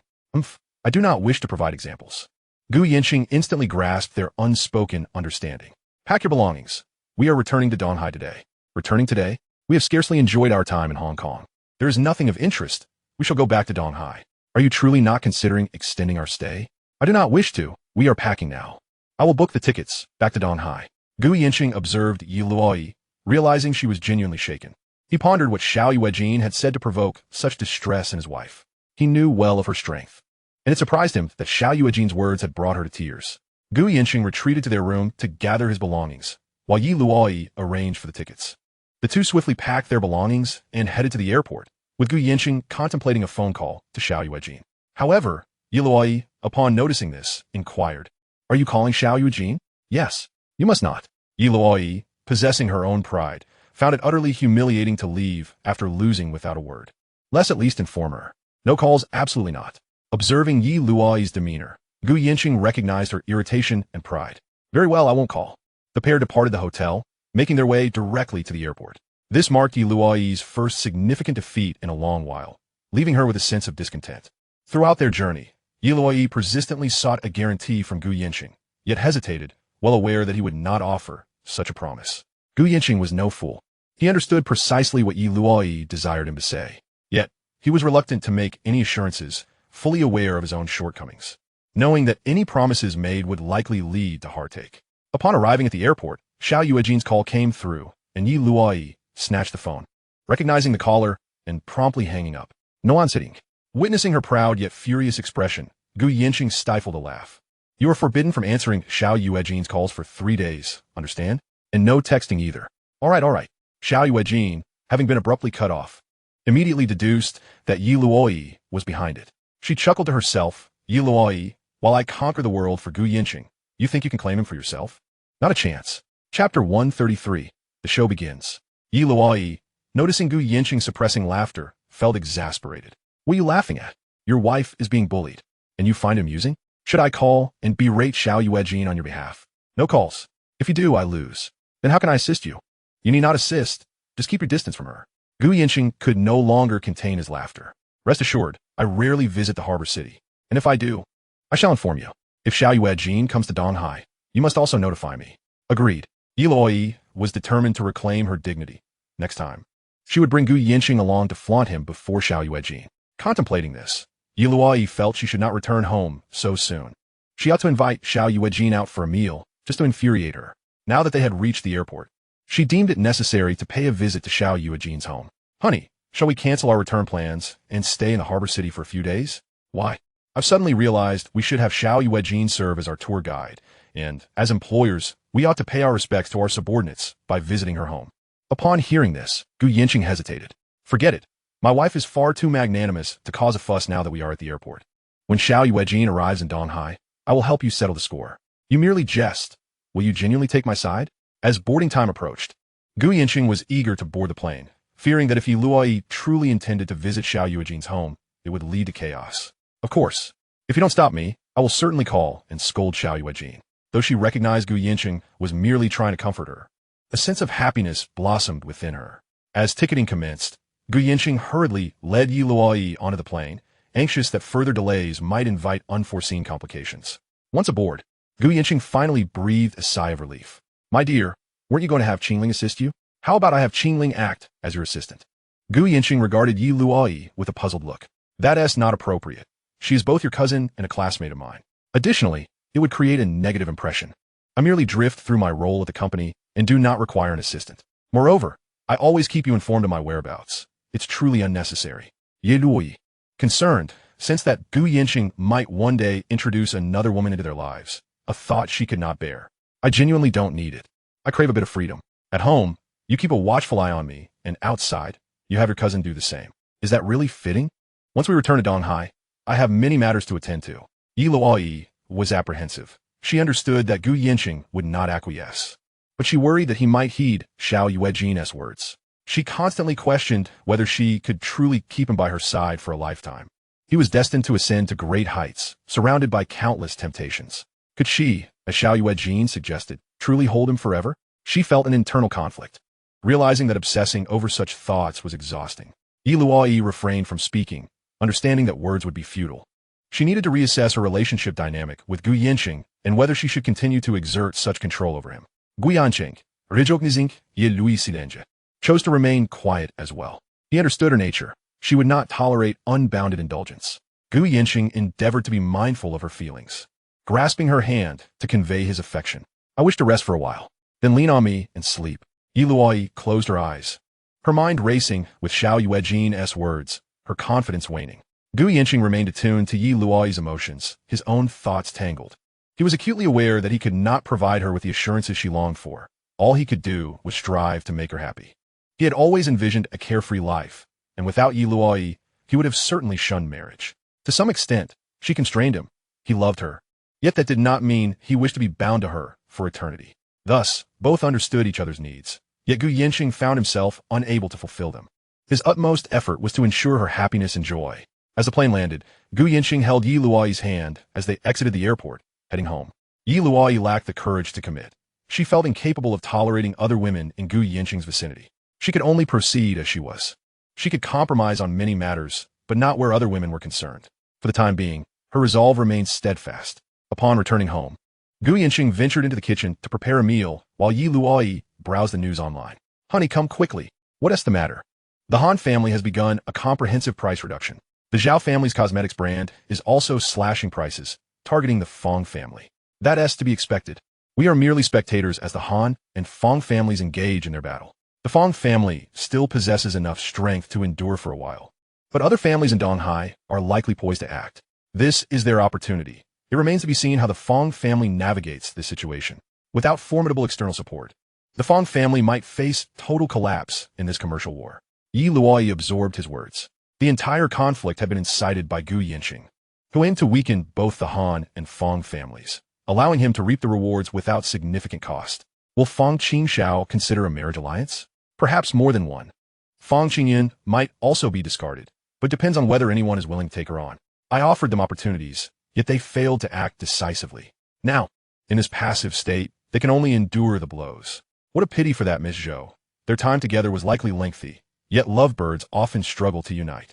Are you truly lamenting for them? Admittedly, it is somewhat regrettable. Fong Qingxiao once mentioned it to me. Their backgrounds simply do not align. It is exceedingly difficult for ordinary individuals to penetrate the upper echelons, unlike me, who seems to have such fortune.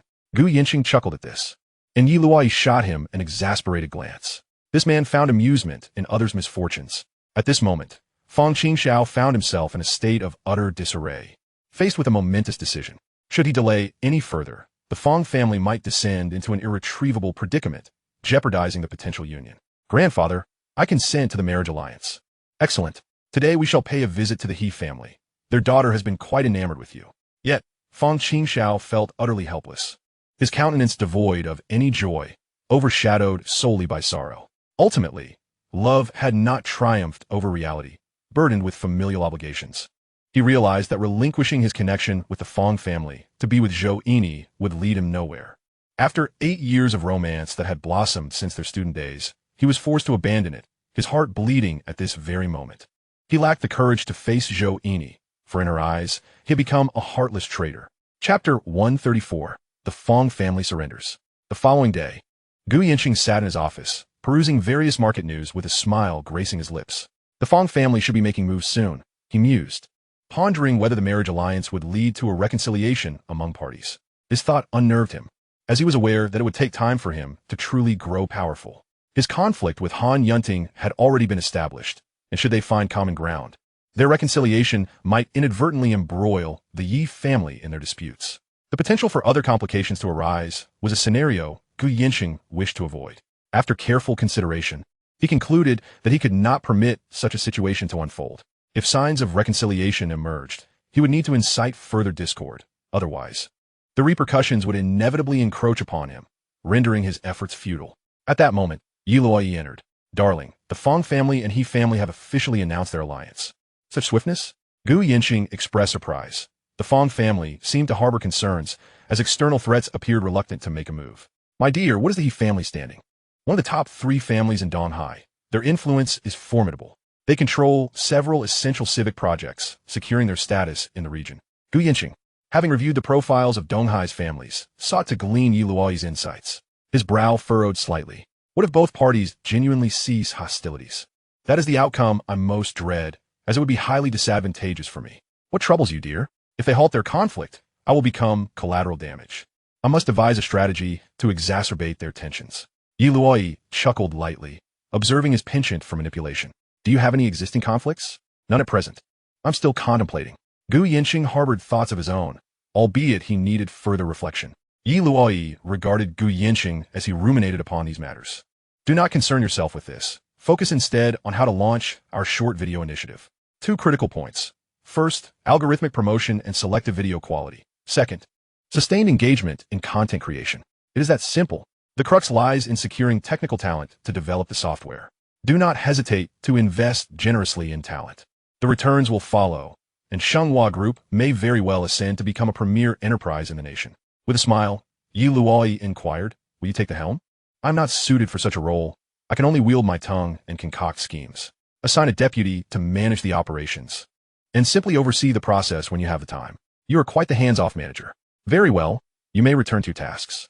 I too must attend to my responsibilities. Yi Luoyi was aware of Gu Yancheng's thoughts, his focus on strategizing against the Fong and Han families, and she chose not to intervene further as she departed.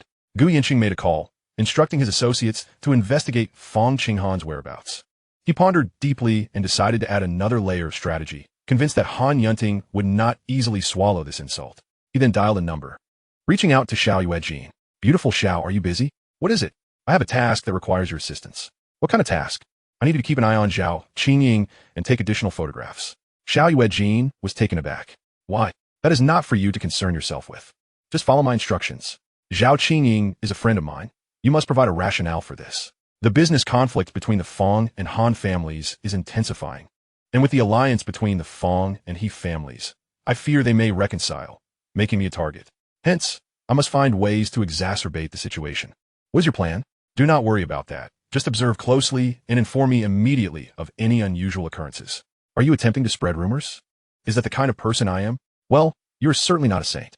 Gu Yancheng chuckled heartily, asserting that one should never show mercy to enemies, as it would lead to endless troubles. Understood. When do you plan to leave Port City? I will see you off. There is no need for your concern. Have you and Yi Luoyi already fled? How could you say such a thing?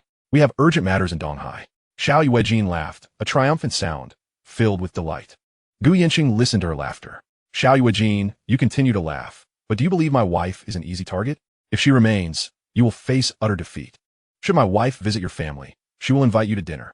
You would find it impossible to explain yourself. Gu Yancheng, are you trying to sabotage Yi Luoyi? I am sweating bullets. Do not disregard this. Very well. If that is the case, I have no objections. In the worst-case scenario, I will merely speak the truth. As for you, brace yourself for kneeling on a washboard.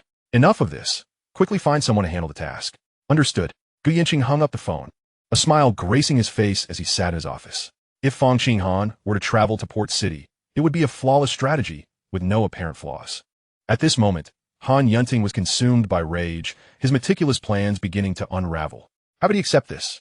The He family's entry into the fray made his battle increasingly arduous.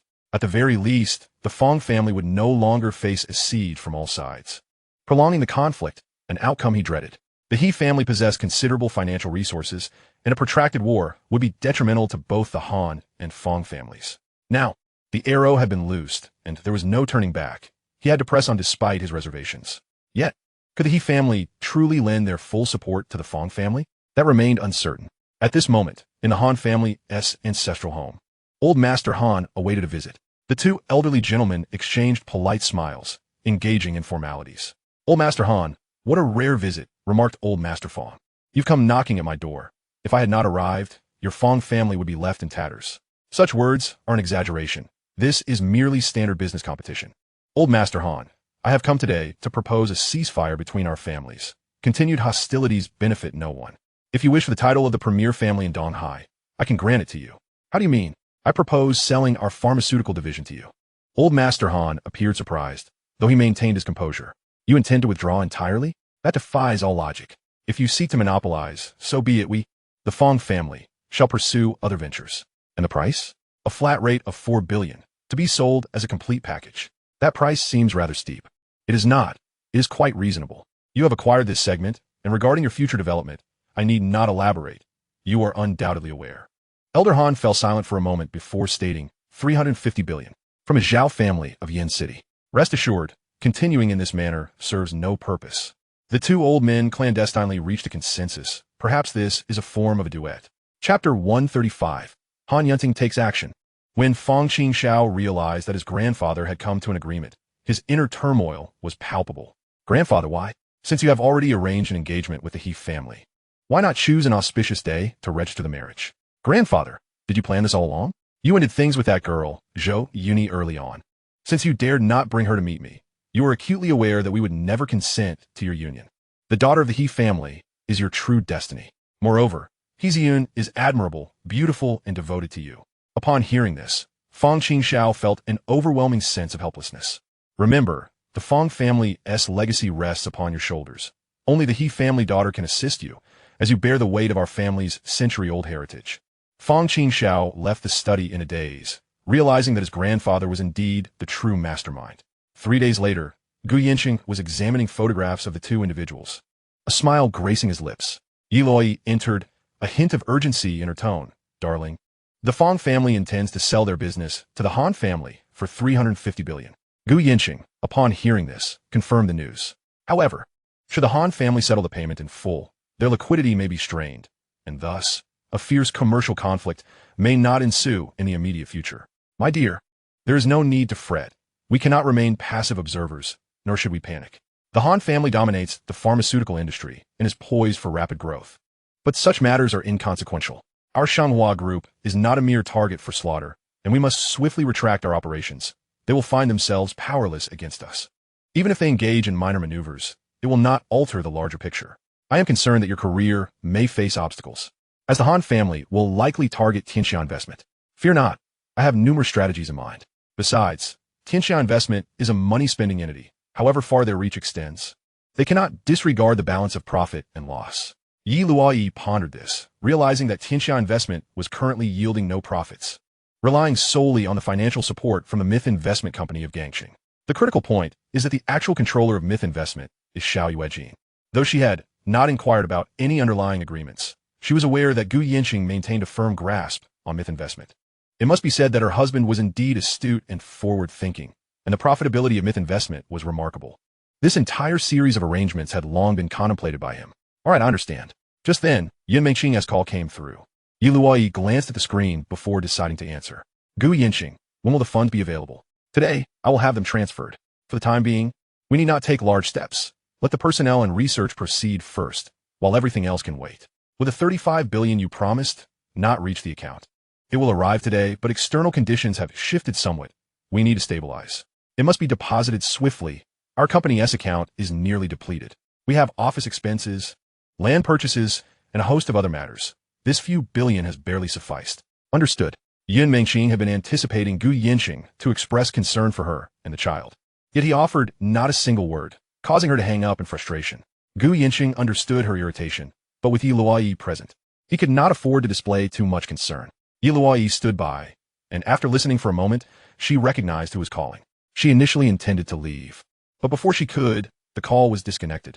Yin Mengqing, fuming, learned from Mu Shui that Yi Luoyi had also gone to Yancheng. It only added to her discomfort. While they toiled diligently on his behalf, he gallivanted around with his delicate wife, Yi Luoyi. Her request for funds was merely a pretext to gauge Gu Yancheng's attitude, and the result was a dispassionate indifference toward her and the child. As Gu Yancheng observed Yi Luoyi leaving, he picked up the phone to call Yin Mengqing again. Upon seeing the number, she immediately hung up. Gu Yancheng persisted in calling. Yin Mengqing, growing impatient, hung up once more. After 2 or 3 attempts, she finally answered. Gu Yancheng, what do you want? If you dare hang up on me again, I swear I shall deal with you upon our next encounter. Suit yourself, Yin Mengqing retorted. Abruptly ending the call, Gu Yancheng gazed at his phone, bemused by her stubbornness.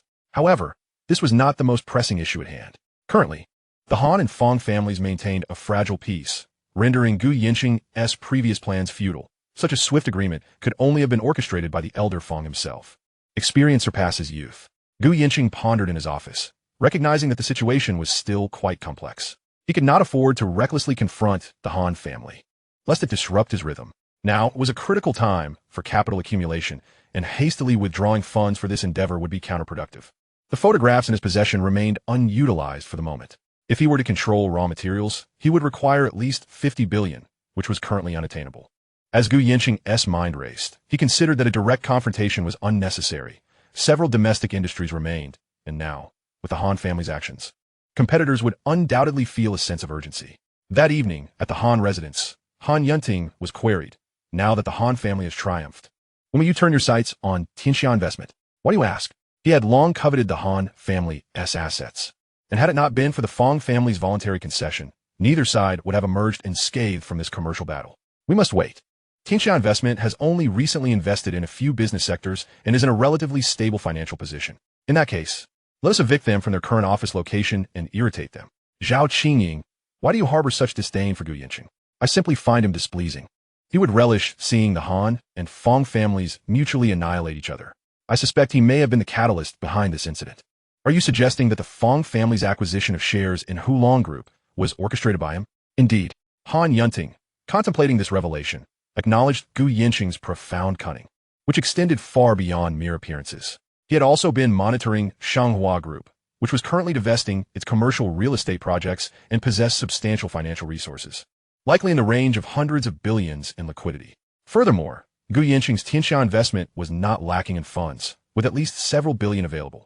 Recently, they had also been acquiring land. This series of maneuvers left Han Yancheng somewhat perplexed regarding Gu Yancheng's true intentions. You don't merely intend to speak without action, do you? Perhaps we should first apply pressure on Tianxia investment to relocate to Shanghua building. Han Yancheng smiled slightly. That makes sense. Zhao Qingying returned the smile, confident that once Gu Yancheng and the Yi family fell out, the remaining issues would swiftly resolve themselves. A mere Tianxia investment was hardly a formidable challenge. She was eager to see what capabilities Gu Yancheng possessed to act so arrogantly in her presence. Chapter 136. Ruthlessness. At this moment, Yun Mengqing was at home, seething at her phone. It was evident that she held no significant position in his life, merely an expendable presence. She hurled a cushion to the floor in frustration, prompting the housekeeper to quietly approach and pick it up. No need to retrieve it, she said to the housekeeper, who dared not speak, simply retreating. However, her phone rang. Gu Yancheng was calling. After a moment's hesitation, she answered. What do you want now? Are you upset? Jealous? Do you have something to say? If not, I shall hang up. How have you and the child been lately? Without you, we are quite well off. Since everything is fine, I shall take my leave. Upon hearing these words, Yun Mengqing's anger flared immediately. Gu Yancheng, are you even human? You are nothing but a scoundrel. Gu Yancheng burst into laughter, for he understood Yun Mengqing all too well. Enough of the insults. I feel wrong too. During the day, my wife is by my side. What can I say? When I have time, I shall visit you. Who cares? Let us leave it at that. We can discuss matters further when we meet. Gu Yancheng ended the call, still worried that Luoyi might discover something. Some matters should not be pushed too far. The next day, shortly after Gu Yancheng arrived at the office, a call from Ren Mushiue came through. President Ren, what brings you to call me so early?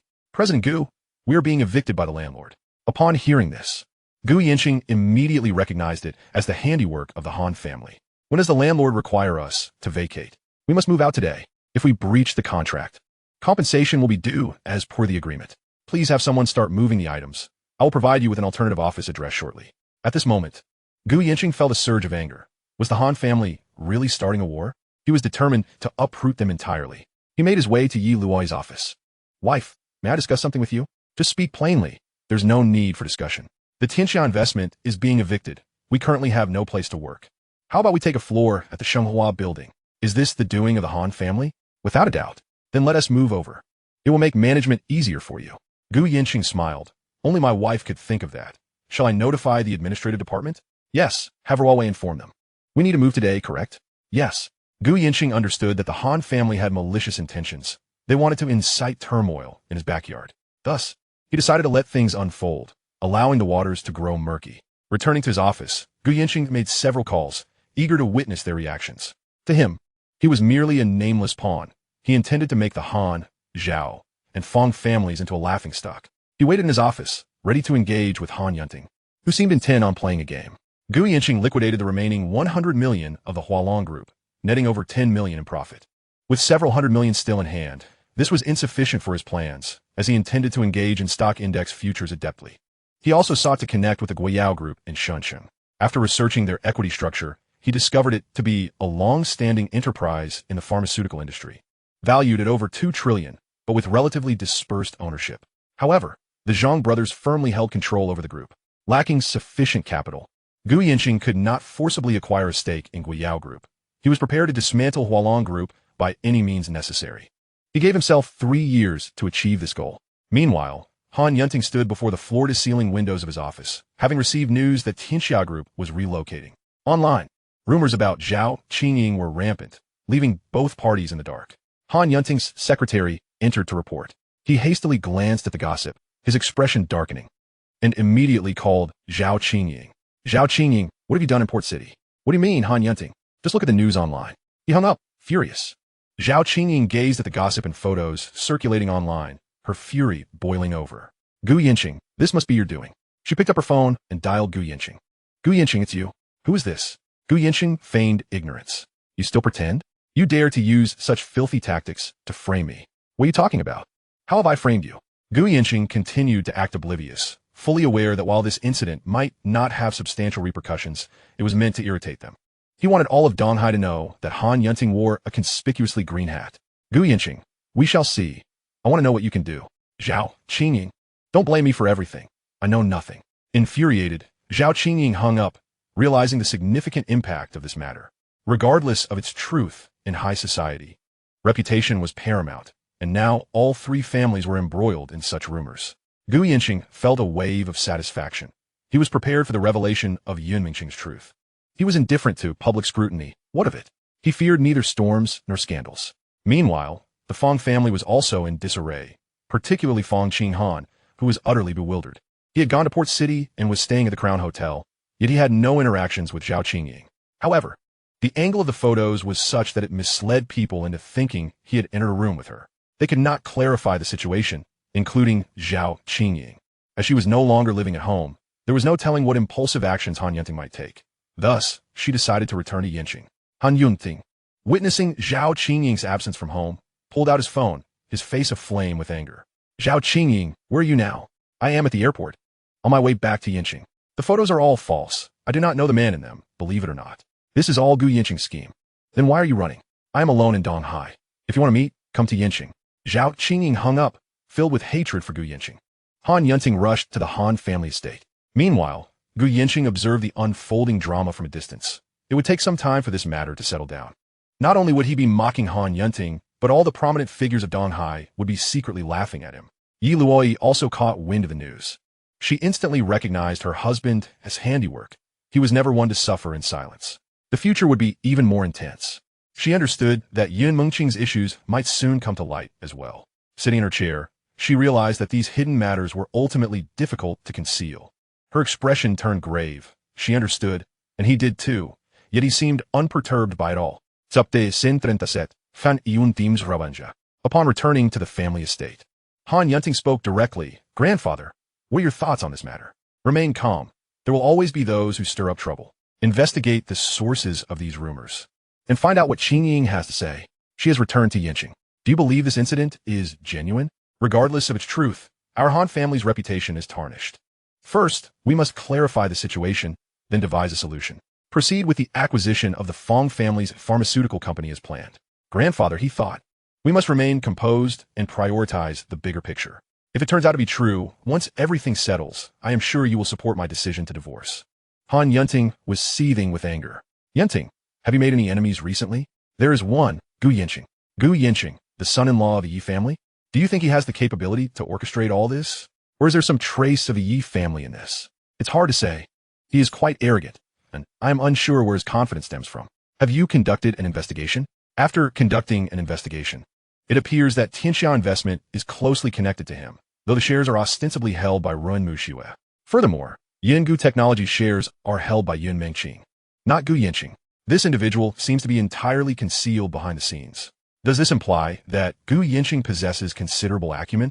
Indeed, his actions are quite remarkable. Entrusting shareholding to others carries immense risk, yet his confidence in this strategy is evident. We must refrain from hasty actions. Our priority is to acquire the Fong family's pharmaceutical company, especially given the limited liquidity within the group. Steady development is essential. To achieve greatness, one must first cultivate patience. Is this minor issue causing you to lose your composure? When we reach a critical juncture and Hu Long Group faces a crisis, will you be able to manage? I understand, grandfather. After leaving the ancestral home, Han Yunting felt as though he had swallowed a fly, discomfort gnawing at him. He called Zhao Qingying. Han Yunting, are you done? I have no connection to the man in the photograph. I don't know him. Believe it or not, it's your choice. If you don't, then leave. Zhao Qingying, tell me, who do you think is behind this?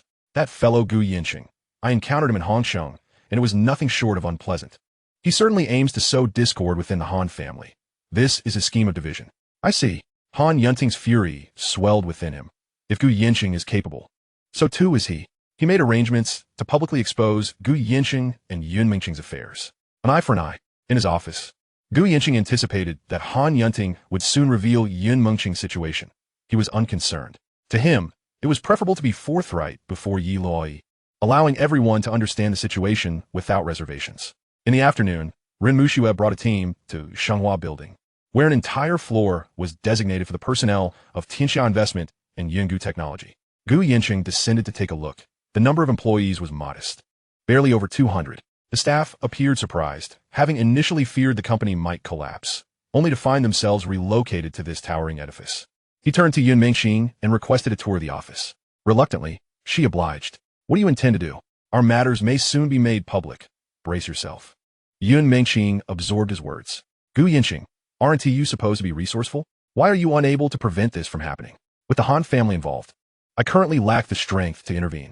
You seem so nonchalant regarding Fengyun Group. Why are you so submissive when it comes to the Han family? You're not that impressive either.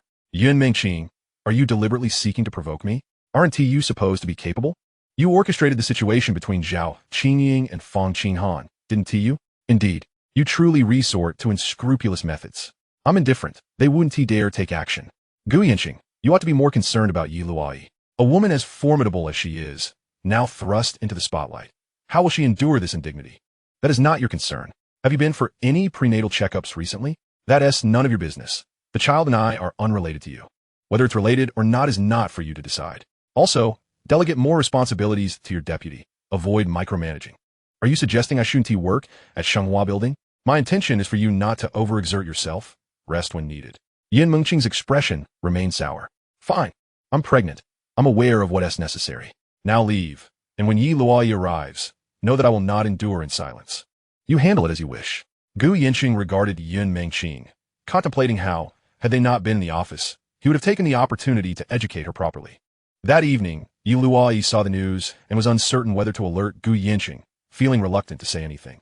After some thought, she decided to inform him, darling. Han Yunting has brought Yun Mingqing's issue to the forefront. Gu Yancheng calmly took Yi Luoyi's phone and glanced at the screen. I'm just an obscure individual. So is Yun Mingqing. There's no need to pay it any mind. My parents will find out as well. Let things unfold naturally. Some matters require courage to face once acted upon. Besides, this is merely hearsay, without substantial evidence, lacking any persuasive power. Wife, remember, no matter what the future holds, you will always be my top priority. I understand, but it still weighs heavily on my heart. Human emotions fluctuate, and the moon waxes and wanes. Such is the nature of life. I will strive to bring you happiness for a lifetime. Yet I still feel troubled by this situation. Gu Yancheng embranged Yi Luoyi, fully aware of her silent suffering. He held her tightly. She was a proud woman, surely unwilling to witness another woman by his side. As Yi Luoyi wept silently, Gu Yancheng gently wiped her tears. Please don't cry. Whether or not this issue surfaces, the truth beneath remains hidden. You are my only wife, and that will never change. What I possess will always be yours. Yi Luoyi understood this truth, yet her heart still felt heavy. My wife is the finest woman in the world, without exception. You need not concern yourself with anything else. My life revolves around you. At that moment, Yi Luoyi's phone rang. It was her mother calling. Luoyi, have you seen the news? I have. What did Yancheng say? Don't worry. This matter is merely a rumor. Listening to her daughter's words, Ye's mother mused that where there's smoke, there's fire. The last incident with the document bag was similarly suspect. Initially, she intended to turn a blind eye, but now the issue was laid bare. Very well, your father and I shall disregard it. We will act as if we are unaware. It was never a credible issue to begin with. Agreed. As Gu Yancheng listened to Yi Luoyi, His emotions were indeed complex. Chapter 138. The Three Rules. At this moment, Gu Yancheng found himself at a loss for words. He held Yi Luoyi tightly. She hoped for a promise from him. Yet the silence lingered, leaving her feeling disheartened and speechless. She remained quietly in his embrace, never contemplating separation, knowing acceptance was her only option. Yet, she found it difficult to suppress her jealousy, sadness, and heartbreak. Gu Yancheng comforted her, grappling with a tumult of emotions. He understood what Yi Luoyi needed most, but hesitated to make promises. This was his nature. Perhaps he was flawed, capable of promising in every aspect except this one. He knew he could not fulfill such commitments. If it weren't for Yi Luoyi's unwavering kindness, the weight of his guilt would not have led to such inner turmoil. He was inherently a ruthless person, yet he felt a sense of responsibility to achieve something monumental in the world, driven by the belief that as a reborn individual, making money and enjoying life was merely routine. For a successful person, undertaking groundbreaking endeavors was his true calling. In essence, Gu Yancheng was a complex contradiction. Luoyi, in a few years, I will ensure you become the most radiant person, all right? I don't desire that. I simply wish to remain by your side. You will always be by my side. You will forever be my wife, in this life, and even in the next, should there be one, you will still marry me. I refuse to accept this. You are nothing but a fickle-hearted scoundrel, a heartless cad. There are certain matters beyond my control, and I regret that you have suffered for it. As Luoyi listened to this, a sense of indignation welled within her. She unfastened Gu Yancheng's collar, seeking to claim him in this manner, unwilling to let him seek solace in other women. Gu Yancheng understood her sentiment. She had always expressed herself in this way. He reciprocated her feelings with a kiss, each longing to possess the other. Meanwhile, Yun Mengqing sat alone in her room, her hand resting on her belly. Having already seen the news, she now found herself the target of public scrutiny, sharing in the discomfort that Yi Luoyi felt. Gu Yancheng, that scoundrel, remained indifferent. But she could not afford such a luxury. Given her current state, it was indeed unsuitable for her to appear in public. Yi Luoyi might very well seek her out. Now that this matter had been thrust into the limelight, even without concrete evidence, no woman of grace could simply ignore the swirling rumors. The true culprit behind all this was Gu Yancheng, who cared little for the lives of others, merely offering a few coins to brush off the consequences. In Gu Yancheng's eyes, she was a dispensable entity. Perhaps she still held some allure, but once age diminished her beauty, her worth would fade away as well. Gu Yancheng was indeed ruthless. Any displeasure he felt would be meted out with a coldness that he reserved solely for Yi Luoyi. Regardless, she had made up her mind. Should Yi Luoyi confront her again, she would not remain silent. She would expose Gu Yancheng for what he was, presenting herself as a victim in this tangled web. She stood firm in her integrity. The following morning, Ren Muxue also caught wind of the news, finally grasping the extent of the relationship between Yun Mengqing and Gu Yancheng. And she worried that she might again face expulsion from the Shenghua building, owned by the Yi family. As she pondered this, Yi Luoyi appeared outside, prompting Ren Muxue to hurry out. Upon reaching the door, Yi Luoyi strode directly into Yun Mengqing's office. Ren Muxue felt a wave of anxiety for Yun Mengqing. Yun Mengqing looked up to see Yi Luoyi enter. She was not surprised. In fact, she greeted her with a calm demeanor. Yun Mengqing, now that this matter is nearly public, what are your thoughts? Yi Luoyi inwided. You should not be questioning me, but rather confronting that scoundrel Gu Yancheng, Yun Mengqing replied. What exactly is going on between you two? Are you at liberty to discuss it with me? I believe it would be more appropriate for Gu Yancheng to explain. I prefer not to delve into it further. I also wish to have no entanglements with him. To put it plainly, he has provided sufficiently. And for the sake of my child, I must proceed accordingly. Yi Luoyi regarded Yun Mengqing and stated, he may provide you with financial support, which I do not contest. But I hope you will maintain your distance from him. If he does not seek me out, I shall not pursue him. We shall coexist peacefully. It is as simple as that. Do not come to me with these matters. I am acting solely for financial gain. Since you have articulated it so, I shall take your words at face value, Yun Mengqing replied. Yi Luoyi stood to leave, not wishing to entangle herself further in this affair. Since Yun Mengqing had made her stance clear, it was sufficient for her to keep an eye on Gu Yancheng. Should she fail to do so, it was a reflection of her own shortcomings, and she would concede defeat. Yun Mengqing felt a twinge of surprise. She had anticipated a confrontation from Yi Luoyi, yet she had only posed these inquiries. Do you not wish to know how much he has given? I do not concern myself with the specifics. Besides, you are carrying his child. I have no grounds to interfere. Since you have accepted it, you ought to clarify your position and avoid being greedy. With that, Yi Luoyi departed. Yun Mengqing remained rooted in place, realizing that Yi Luoyi had come to test her resolve. She regretted her hasty declaration. Recognizing that she had fallen into her trap once more, anger bubbled within her. She felt as though she had lost again. Moreover, she was merely putting on a brave front. Why should she not pursue her own emotional and physical needs? The thought left her feeling foolish.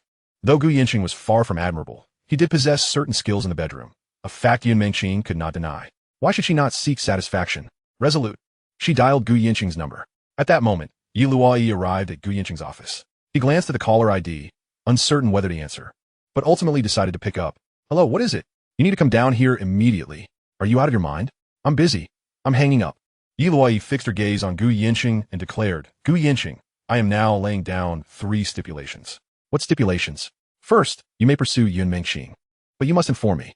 Second, if you meet with anyone, especially women, I require to accompany you. Third, when visiting your parents, I will join you. Upon hearing these terms, Gu Yancheng felt overwhelmed. Wife, you are being overly controlling. I have no autonomy left. I do not care. Do you intend to have a second Yun Mengqing? I have yet to discuss Xiao Yuejin with you. You need to do your best. It is not about doing my best. It is imperative. All right, I understand. Gu Yancheng acquiesced, deciding to calm Yi Luoyi first before addressing the future. Just then, the phone rang again, and Yi Luoyi snatched it from Gu Yancheng's hand. Yun Mengqing, stop calling. He is currently unavailable. Yun Mengqing was momentarily taken aback and felt a surge of irritation, prompting her to rise and head to Gu Yancheng's office. Chapter 139. A pregnancy dulls the mind for 3 years. Wife, do not be upset. I have agreed to your requests. If you have agreed, then you must follow through. If Xiao Yuejin comes to Donghai, you must inform me. Understood. As they conversed, Yun Mengqing, thwarted by Sun Ruowei, barged into Gu Yancheng's office. Gu Yancheng was taken aback by her sudden appearance, while Yi Luoyi watched Yun Mengqing with keen interest. Sun Ruowei discreetly closed the door behind her. Gu Yancheng, since we're all here, let us clarify the situation. What nonsense are you spouting? Get downstairs immediately. Now that I'm here, we might as well discuss it. Gu Yancheng replied to Yi Luoyi. Luoyi, please return to your office. I wish to speak with her privately. Am I not allowed to listen? What purpose does that serve? You should step outside. Gu Yancheng pushed Yi Luoyi out and locked the door. Yun Mengqing, what are you doing here? Gu Yancheng, why should I bear the brunt of this? Am I to blame for this situation? Is this a matter of right and wrong? Should I tell my wife that I forced you? Or is it you who has lost your senses? I do not care. If Yi Luoyi comes after me again, I will not be responsible. And you, how dare you bully me and think you have a right to complain? Just because you throw some money my way does not mean this is resolved. I have changed my mind. I no longer want shares. But I demand the same treatment as Yi Luoyi. Yun Mengqing, have you not woken up from your delusions? Why shouldn't I? I am carrying your child, Gu Yancheng. Gu Yancheng, hearing this, knew he must tread carefully. Let's discuss this tonight when I drive you home, shall we? No, you must let Yi Luoyi in. Why should I bear the brunt of your actions? Am I to blame for this? Calm down, just state your demands, and I will do what I can. What I cannot fulfill, no amount of complaining will change. Gu Yancheng, if you wish to evade all responsibility, that is not an option. The news online claims I am carrying your child. I can confirm that myself. Listening to these words, Gu Yancheng's gaze sharpened significantly. He looked at Yun Mengqing, though somewhat frightened by his penetrating stare, steadfastly met his eyes. Yun Mengqing, are you attempting to threaten me? He inquired. Yes, and so what? She retorted defiantly. I deserve what is rightfully mine. Why must I endure grievances? You possess no leverage. Do not attempt to use the child as a bargaining chip. I am indifferent to that. I can have as many as I wish. I have the means, and I promise to provide you with everything I've pledged, as long as you remain calm and compliant. If you continue to stir trouble, I cannot guarantee the consequences. Yun Mengqing stared at Gu Yancheng, astonished by his words. Yet, her pride and stubbornness remained intact. You are nothing but a shameless scoundrel, she exclaimed. In a relationship, value is reciprocal. You bear children, and that is your worth. If you do not want this, you will receive nothing, and you may even find yourself under my control. It is as harsh as that. Weigh it carefully. Furthermore, compared to Yi Luoyi, do you truly believe that being pregnant gives you free rein? Yun Mengqing's expression went blank, as Gu Yancheng's words pierced her heart like a steel blade, revealing her insignificance in his eyes, merely a plaything. The emotional blow was profound. Gu Yancheng proceeded to clarify his stance. With me, you have but one choice, to be obedient and uncontentious, to live as a woman who does not vie for attention. Whether you resent it or feel anger, that is the only path available. Gu Yancheng, is this how you treat me? She questioned.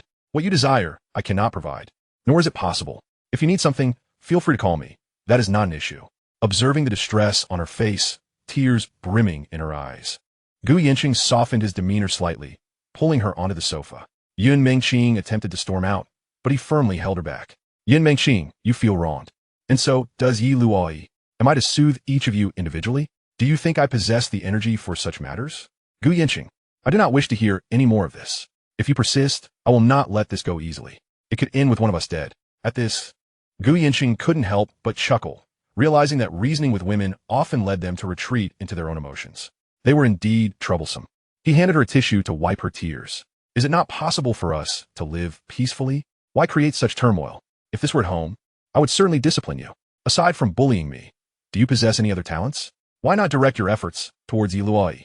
You treat me as a soft target, squeezing me without care or concern. Do you think I'm idle? Does the company run without expenses? The Han family is currently aggressive. Do you think I can afford to waste my energy? Focus on your pregnancy. Do not come to the company for now. I will visit you when I can. My previous words were rather harsh. I apologize, Gu Yancheng offered. Yun Mengqing replied. What you just said reflects your true feelings. I hold no place in your heart. If you continue to cause trouble, you will have no standing at all. Behave well, live your life, and work. I will never mistreat those around me. Things will only improve, never worsen. And about Yi Luoyi, do not confront her. She is partially responsible for my current state. You are merely reaping the rewards of her triumph. You are a mature woman. Do you not understand this? What needs clarification? What can I force you to say? What difference does it make? Your mind seems to have dulled since your pregnancy. Truly, pregnancy makes one foolish. And you expect me to care for you every day? Can I even leave?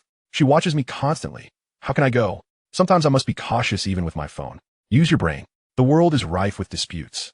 I cannot say much. If you involve yourself, what does it matter if you feel wronged? To obtain something, one must be willing to give. Is this principle so difficult for me to explain to you? Why should I care about her feelings? It is her unbounded devotion that makes it impossible for me to be heartless. Reflect on your own worth, and when you are ready, return to work. Let your deputy take over for now. Renmu Shue will keep an eye on things. Come back when you have sorted your thoughts. Upon hearing Gu Yancheng's lengthy discourse, Yun Mengqing seemed to grasp certain truths, realizing why Yi Luoyi held her position and acknowledging that her own demands had been excessive, tinged with jealousy. She was not foolish and understood the situation clearly. Regaining her composure, she exited Gu Yancheng's office. Just outside, she encountered Ye's father, and Gu Yancheng felt a twinge of awkwardness. Another troublesome situation arose. Truly, it was a case of not a single ounce of silver left here. Chapter 140, United Nations Glory. Ye's father glanced at Gu Yancheng before turning to Yun Mengqing. He said nothing and returned to his office. Gu Yancheng sighed in relief and urged Yun Mengqing to leave promptly. She lingered only briefly, aware that their encounters were fraught with awkwardness. She had been impulsive earlier. Take care on your way. If needed, hire a driver. Understood, she replied. Gu Yancheng escorted Yun Mengqing back to her office, spoke briefly with Renmu Shue, and then headed upstairs, ensuring everything was arranged. Renmu Shue wanted to inquire, but hesitated. Upon reaching the top floor, Gu Yancheng first visited Yi Luoyi's office.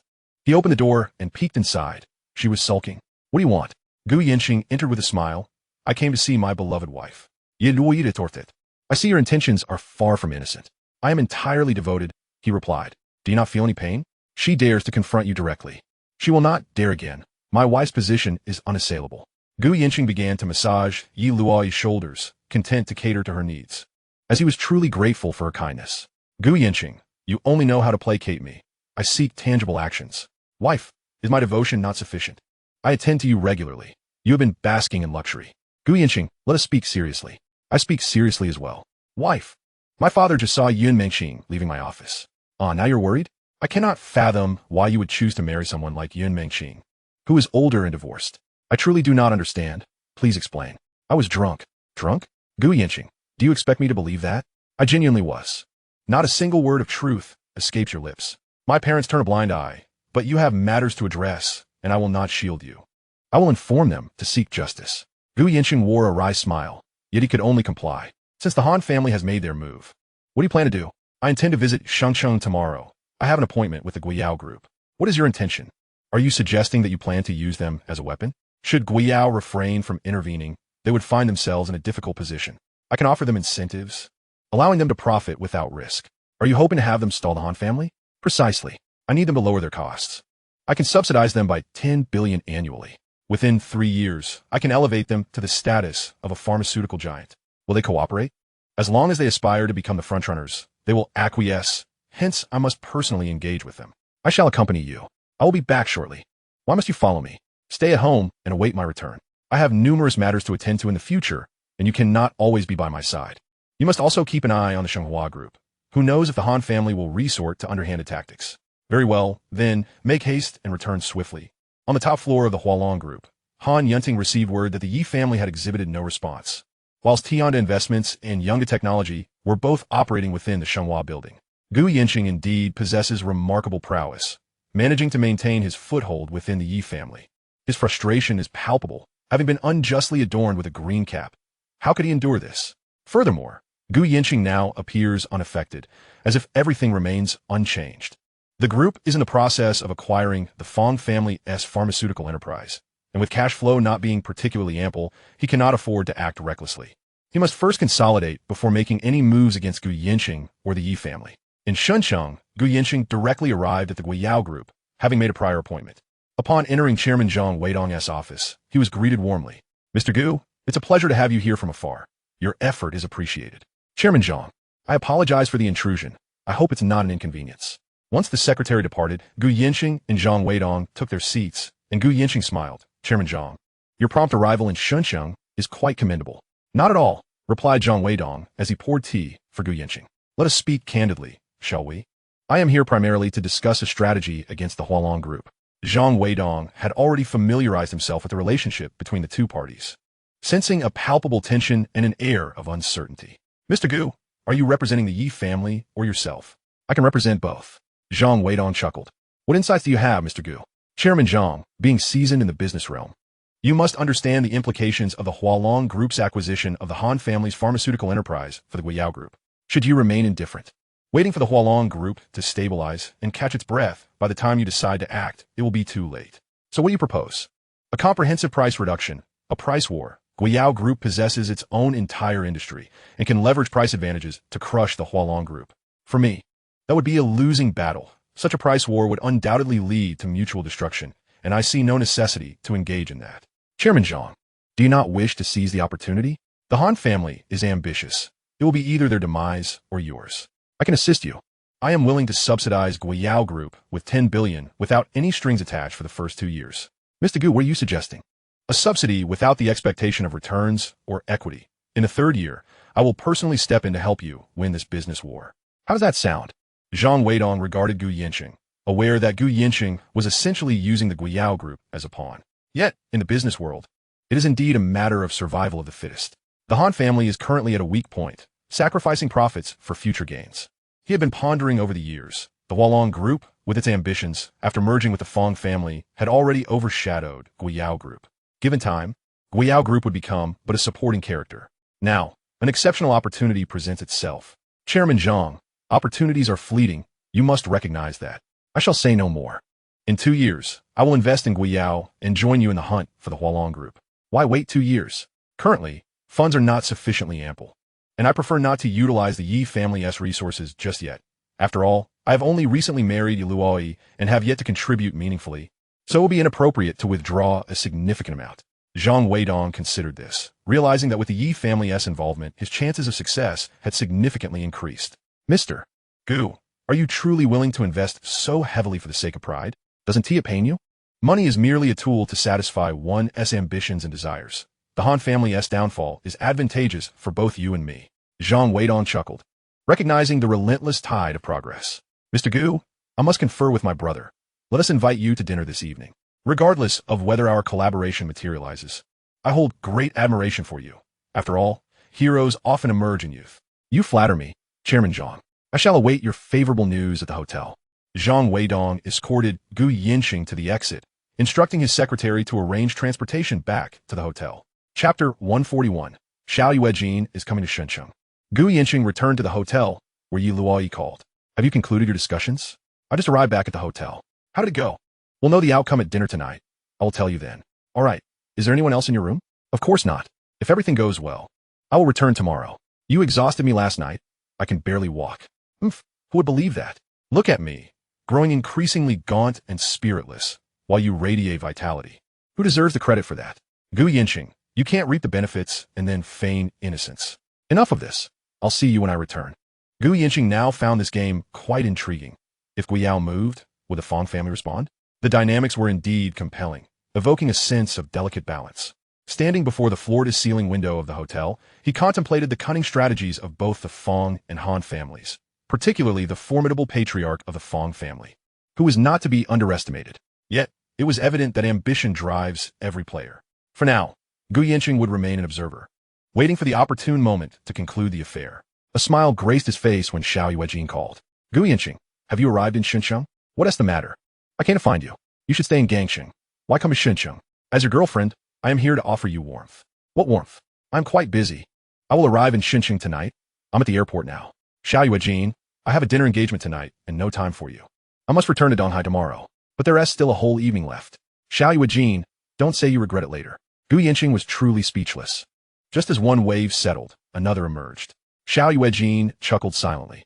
Which hotel are you staying at? Longting International Hotel. Got it. After hanging up, she perceived this as an opportunity. She needed to meet Gu Yancheng, having witnessed the events in Donghai, and she sensed that his visit to Shenzhen was far from ordinary. She was determined to uncover his intentions. Gu Yancheng genuinely worried about Xiao Yuejin's impending arrival, as he had yet to formulate a plan for that next step. That evening, Gu Yancheng was picked up by a car. At a highly exclusive restaurant, the Zhang brothers were already present. Chairman Zhang, Mr. Zhang. Mr. Gu, please take a seat. The local specialties were soon served to Gu Yancheng. Mr. Gu, do sample our Shenzhen delicacies. See if they suit your palate.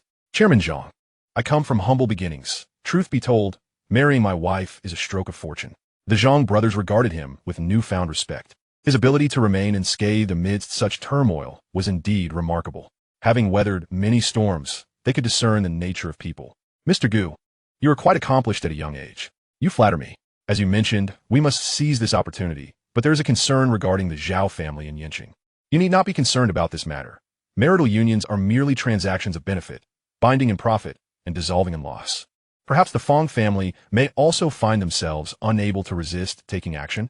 Oh, so it seems that Mr. Gu has devised a plan? There are always those who cannot remain idle.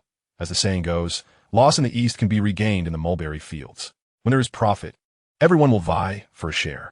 The Zhang brothers observe Mr. Gu Yancheng, and it appears he has a profound understanding of human nature, as well as a keen grasp of the intricacies of the business world. It is no wonder he maintains a firm position within the Yi family. With a son-in-law of such caliber, how could they possibly let him go? A man may have women outside, yet as long as his heart remains with his family, contributing to it is hardly a grave fault. Mr. Gu indeed possesses remarkable insight. Mr. Zhang and Mr. Zhang are the truly seasoned individuals with unwavering ambition.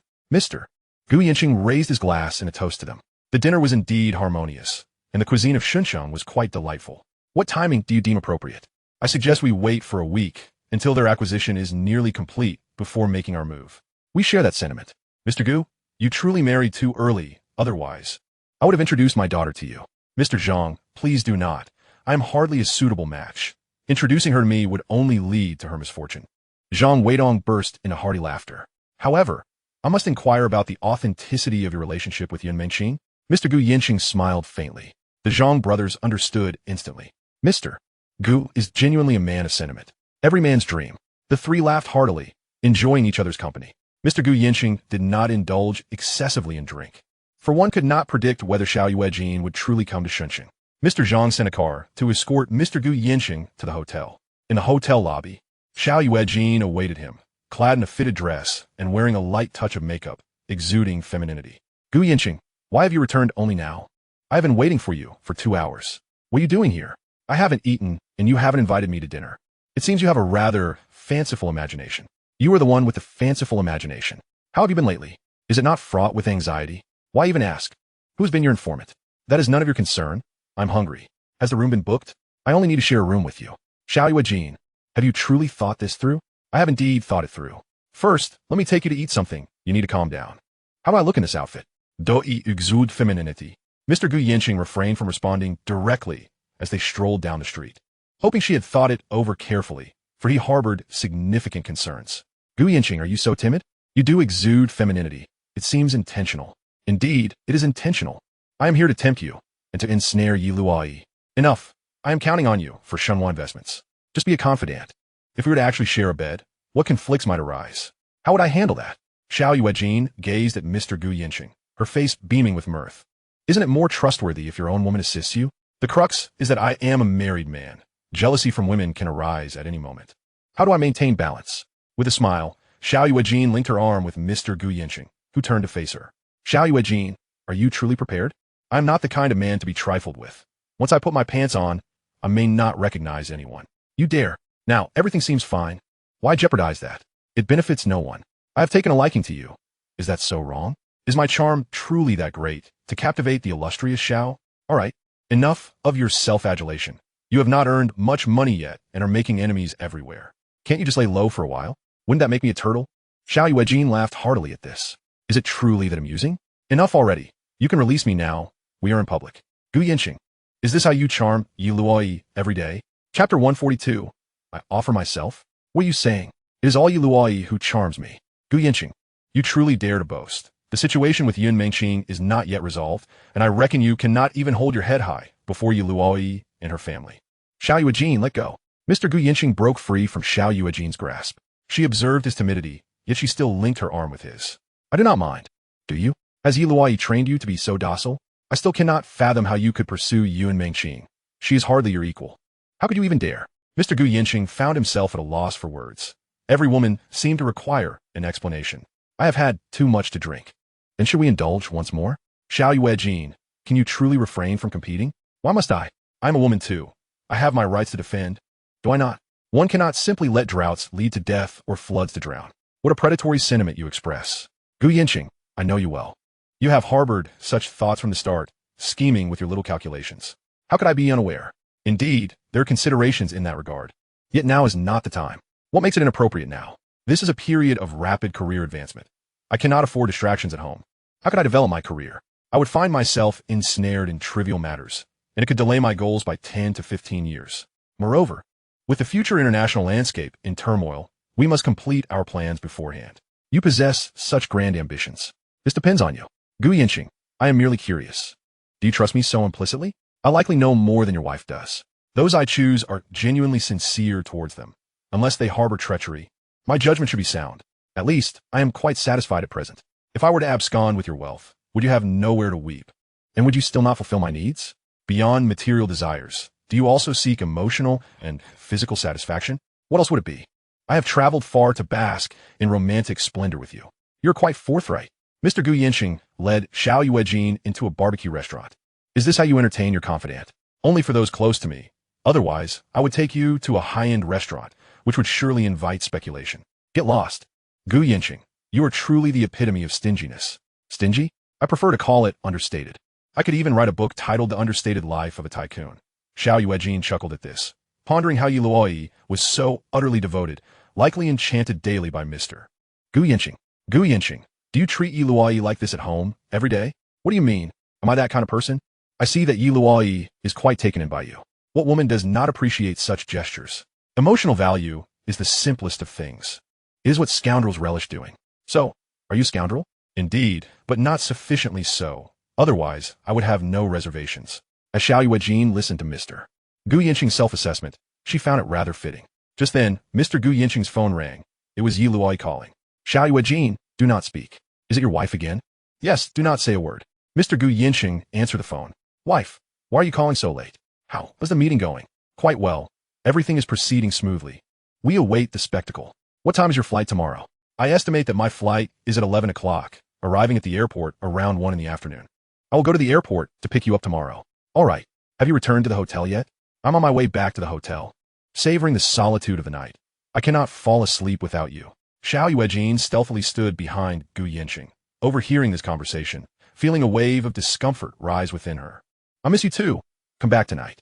I'm all alone at home, with no one to talk to. Close your eyes and think of our joyful moments together.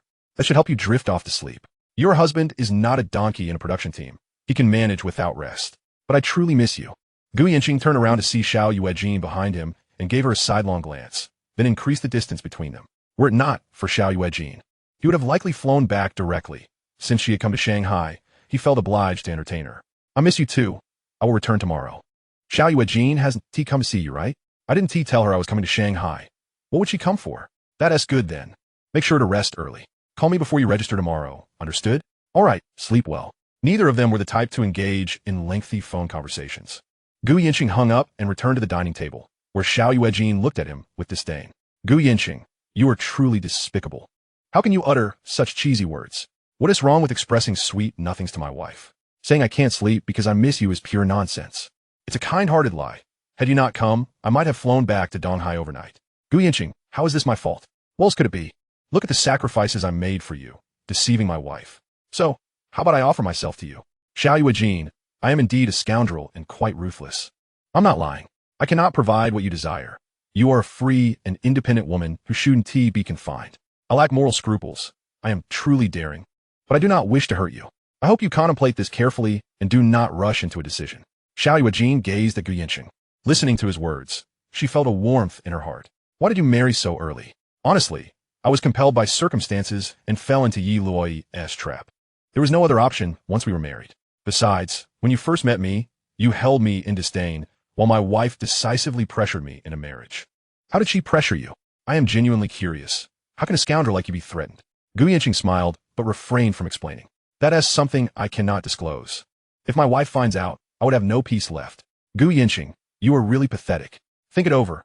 Once you take that step, there will be no turning back. How is it that the man I fancy is being snatched away by someone else? Gu Yancheng remained silent, not because he was unwilling, but because he wanted Xiao Yuejin to think it through. She felt anger rising within her and drained her beer in one gulp, while Gu Yancheng accompanied her in drinking. Xiao Yuejin's face flushed slightly. She felt emboldened by the alcohol, a mix of excitement and trepidation. After they finished eating, Xiao Yuejin linked her arm with Gu Yancheng's and returned to the hotel. Gu Yancheng considered booking another room for Xiao Yuejin, but she declined, pulling him upstairs instead. Gu Yancheng looked at Xiao Yuejin's flushed face, feeling somewhat helpless, but accompanied her upstairs nonetheless. Xiao Yuejin kept her gaze fixed on Gu Yancheng, internally conflicted, hoping he would take the initiative. That was precisely her purpose for coming to Shanghai. Chapter 143, You Are Truly Pathetic. Gu Yancheng remained calm as they entered the presidential suite. Xiao Yuejin and Gu Yancheng sat on the sofa, and an air of ambiguity suddenly enveloped them. Noticing Gu Yancheng's lack of action, Xiao Yuejin grew irritated. Gu Yancheng, are you still a man? Fine, the master bedroom is yours. Go wash up and sleep. Gu Yancheng, I traveled a long way, and you are this indifferent? Xiao Yuejin wrapped her arms around his neck, gazing at him. Gu Yancheng looked back at her.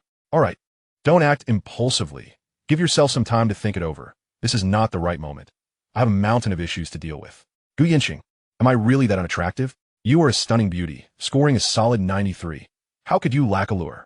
However, one must maintain some rationality. Give yourself time. Xiao Yuejin smiled as she looked at Gu Yancheng, her eyes filled with admiration. If he were too eager, she might question his worth. Yet, seeing him composed reassured her that she had not misjudged him. Then carry me to the bathroom.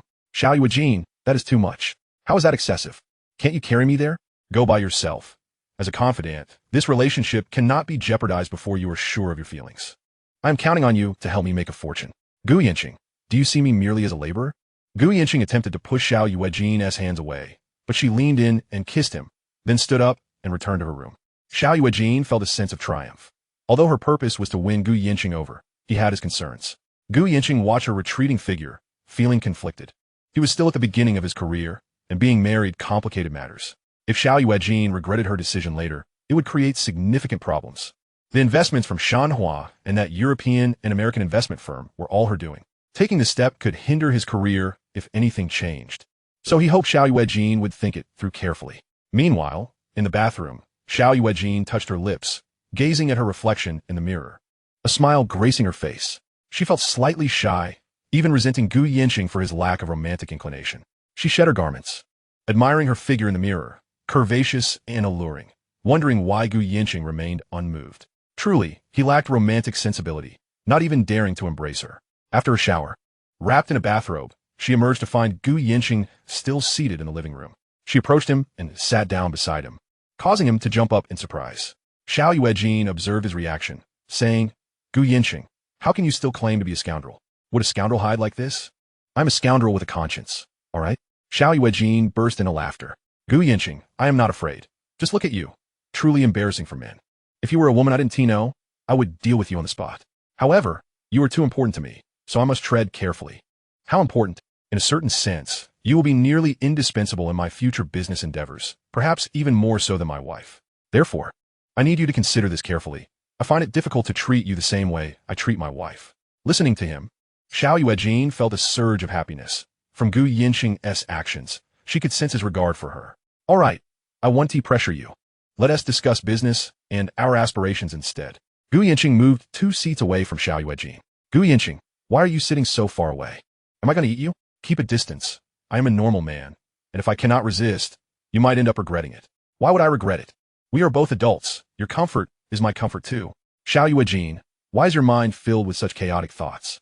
As a woman nearing 30, is it too much to desire something, especially when encountering a man I admire? Gu Yancheng, upon hearing these words, felt no sense of relief. The timing was rather unfortunate. Well then, I appreciate your honesty. Gu Yancheng, don't act coy after taking advantage of the situation. Let us discuss life and aspirations, and set aside the matters of men and women for now.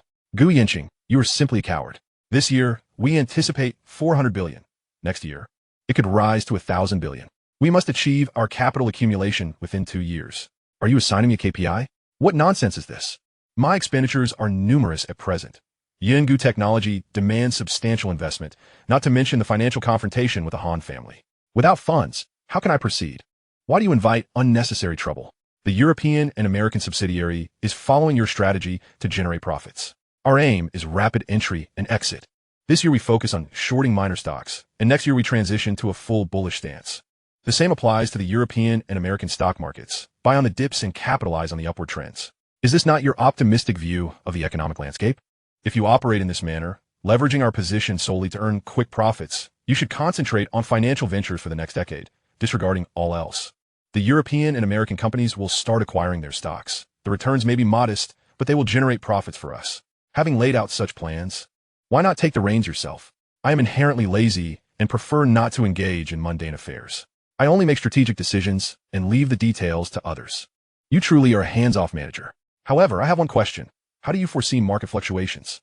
How do you make your judgments? Xiao Yuejin voiced her curiosity. This is the foundation of my livelihood. Can I disclose it so easily? Rising from her seat, she leaned closer. Gu Yancheng, can I not even know? No one can. This is the secret to wealth. Would I casually share the code with others? Very well. I suppose I have ample funds already. At this pace, in 5 years, we might amass several hundred billion, correct? In the future, you too shall be a billionaire. Gu Yancheng, I recall our agreement regarding the billion. Do you intend to sleep with me? Speak honestly. Gu Yancheng smiled without responding. Gu Yancheng, you truly are a cunning fox, having harbored such thoughts from the very beginning. That is merely foresight. There was no need to propose such conditions. Xiao Yuejin regarded Gu Yancheng, recognizing his depth of thought and foresight. How is it that in my presence, you dare not act on your desires? You're truly timid. Enough of this temptation. If I truly decide to flee, you will find yourself weeping, unable to locate me. Think carefully and do not act impulsively. Should you come to a resolution, if I refuse thereafter, I would be the fool. At this moment, you appear to be the greater fool. Chapter 144, Biological Sister and Cousin. Gu Yancheng chose not to continue the conversation with Xiao Yuejin, preparing to rise for some rest. Xiao Yuejin also stood, aware that Gu Yancheng would not approach her today, leaving her with a tinge of disappointment.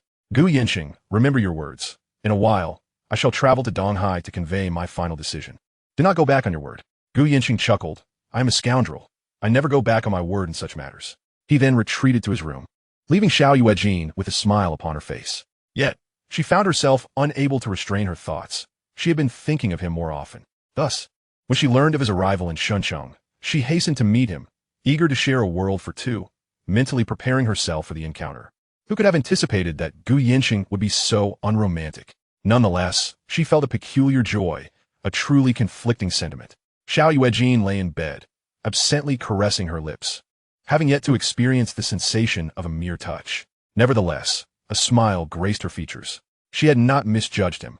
Even knowing Gu Yancheng was a scoundrel, she still felt drawn to him like a moth to a flame. She understood that no fruitful outcome awaited her, as he could never treat her as a wife. Yet, the impulse remained. With him, there existed an undeniable trust and a sense of relaxation, a unique feeling she had never encountered before. The following day, after breakfast, Gu Yancheng prepared to head to the airport. Xiao Yuejin had a flight scheduled a mere half-hour later than his. Gu Yancheng, cannot you linger a while longer? Accompany me as I explore Yancheng. Think wisely. I have yet to fully recover from my previous endeavors and cannot afford to ignite any flames. You are merely afraid of Yi Luoyi.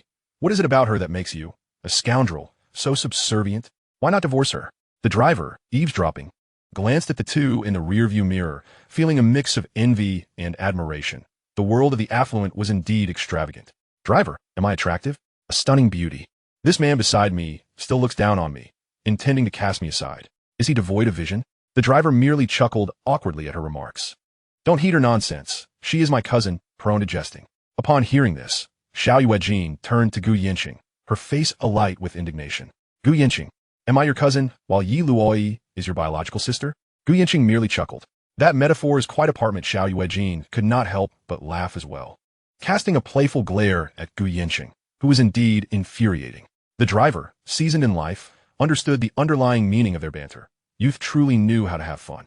Xiao Yuejin, feeling exasperated, soon arrived at the airport, disembarking from the car. Gu Yancheng, cousin, how dare you call me cousin? Cousin, is that acceptable? Gu Yancheng laughed heartily, while Xiao Yuejin felt a mix of anger and annoyance. You still dare to laugh? I shall cease my laughter if you stop your antics.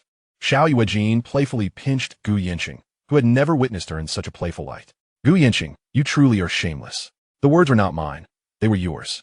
Do you find that fitting? You still dare to speak? Gu Yancheng could not suppress his laughter. The biological sister versus cousin debate was a unique creation of Xiao Yuejin. Gu Yancheng, you continue to laugh, and I warn you, if anyone else learns of this, you shall be in grave trouble. Very well, I shall not laugh. Xiao Yuejin shot Gu Yancheng an exasperated glance, realizing she had made a jest of herself. Do you think the driver managed to stifle his laughter the entire way? You may leave. As Gu Yancheng and Xiao Yuejin entered the VIP lounge, Gu Yancheng observed Xiao Yuejin's demeanor. Do not gaze at me so intently, cousin. Gu Yancheng, are you courting death? Your gaze is irresistible. Let me make it clear. I am your biological sister, while Yi Luoyi is merely a cousin. Do you understand? All right, I comprehend. Returning to Port City, carry the weight of an entire village's hopes. Nothing must go awry. Understood. However, we are engaged in a high-risk venture. As long as you are confident in your judgment, we shall encounter no significant issues. Indeed, you have my gratitude. Gu Yancheng, you only speak of your intentions. There is little action behind your words. Feel free to use the money. I won't say a word, he said. Is this what you need? Gu Yancheng feigned ignorance. Then what do you want? Gu Yancheng, you're truly a scoundrel. You continue to pretend, even playing these games in front of me. Xiao Yuejin rose and sat on Gu Yancheng's lap, wrapping her arms around his neck and planting a kiss on him. Gu Yancheng was momentarily taken aback, as Xiao Yuejin's kiss was somewhat inexperienced, and he could only stare at her intently. It was not until their breaths became labored that Xiao Yuejin finally released him, a bright smile illuminating her face. I am the real sister. Gu Yancheng looked at her and pushed her away. There are so many people in this waiting area.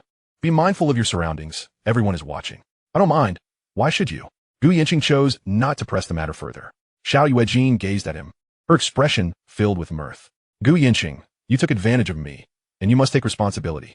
Xiao Yuejin, do you have no sense of shame? That does not concern me. At that moment, Gu Yancheng's flight was about to board, and he stood up, preparing to leave. Xiao Yuejin also rose, blocking his path.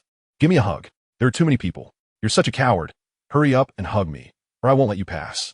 Gu Yancheng glanced around and briefly embraced Xiao Yuejin, but she held on tightly, reluctant to let go. Gu Yancheng, wait for me in Donghai. If I come and you refuse me again, I will take the investment from Shenhua and run. All right, take good care of Shenhua investment until you figure things out. Xiao Yuejin released him, watching him depart with a tinge of reluctance. She saw Gu Yancheng look back and signal to her. It was the first time she had been so bold, and she understood Gu Yancheng's concerns. He had entrusted a significant part of his career to her. Of course, rebuilding or managing it himself was not a daunting task. Xiao Yuejin was well aware of that. He had given her ample time, and she truly needed to respect that. She had not misjudged him. Her current goal was to help him realize his aspirations. While he sometimes acted like a petty man, his ideals radiated a certain humanity. Indeed, his current endeavors seemed to be extracting benefits from foreign entities. Perhaps someone domestically was also involved. But that too was merely the wealth of the affluent. Robbing the rich to aid the poor was a strategy in its own right. Moreover, he was exceedingly generous to his employees, always willing to give more. He was complex, yet immensely charming, a quality not typically found in ordinary men. Chapter 145, An Open Scheme. At Donghai Airport, before heading out, Gu Yancheng checked his attire in the restroom. Satisfied that everything was in order, he stepped outside, contemplating how bold Xiao Yuejin was, as he felt a bit overwhelmed. Upon exiting the airport, he spotted Yi Luoyi, who was waiting for him at the entrance, wearing sunglasses. He quickly approached her and lifted her into his arms. Wife, I missed you. I missed you too. Come on, let's get in the car. I have a present for you. We're all married folks now. Why the theatrics? Life should still be filled with a sense of ritual. My husband is quite adept at making things happen. Gu Yancheng's face lit up with a smile. Luoyi pulled him into the car, looking at the food prepared inside. Gu Yancheng's smile broadened. Wife, you must try this. I made it myself. Then I shall have a taste. Gu Yancheng began to eat in the car. Wife, your culinary skills have suddenly improved. This tastes quite good. Of course. The housekeeper taught me step by step. Gu Yancheng hadn't eaten much on the plane, and he was genuinely hungry. Wife, have you eaten yet? I already have. Gu Yancheng showered her with praise. Wife, you've managed to rectify your only shortcoming. How am I to cope with my multitude of flaws? Just be yourself, pursue your own endeavors, and realize your dreams.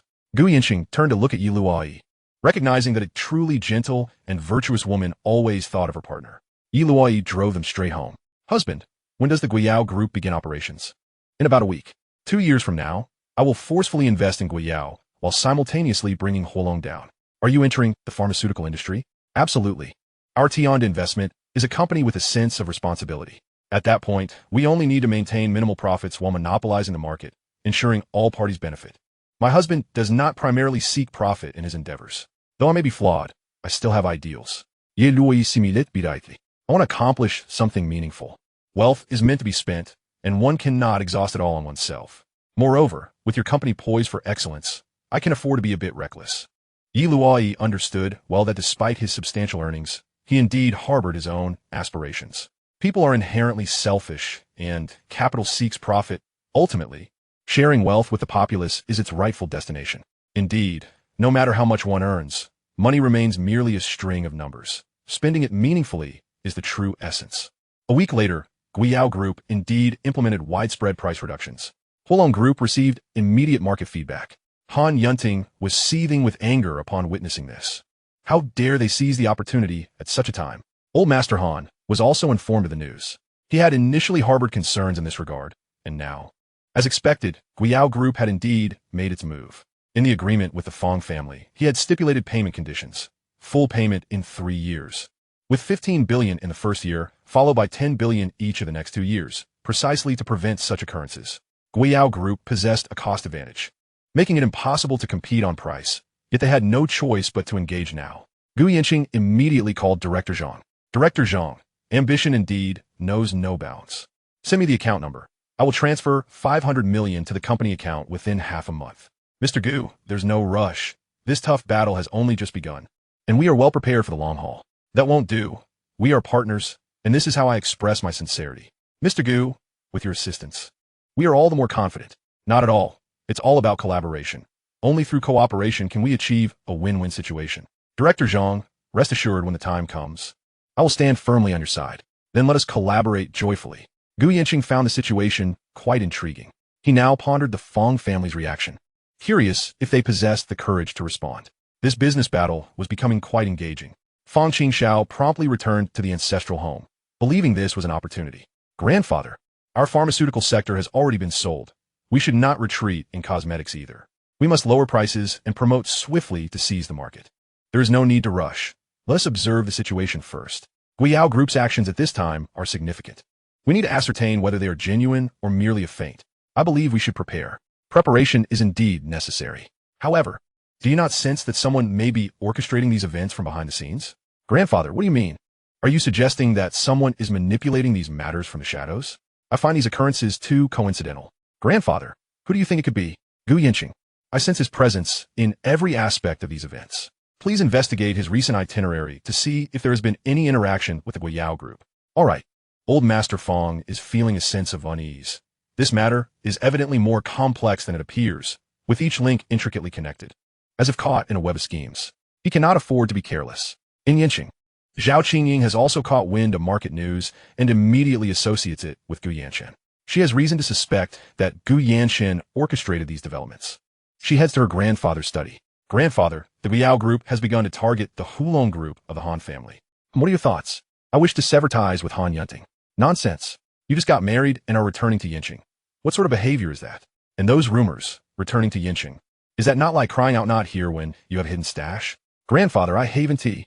Besides, I simply do not wish to marry Han Yunting. I am well aware of your intentions regarding the shares you hold. However, Even if you wish to leave, it is not that simple. Grandfather, how can you? The Han family is not foolish.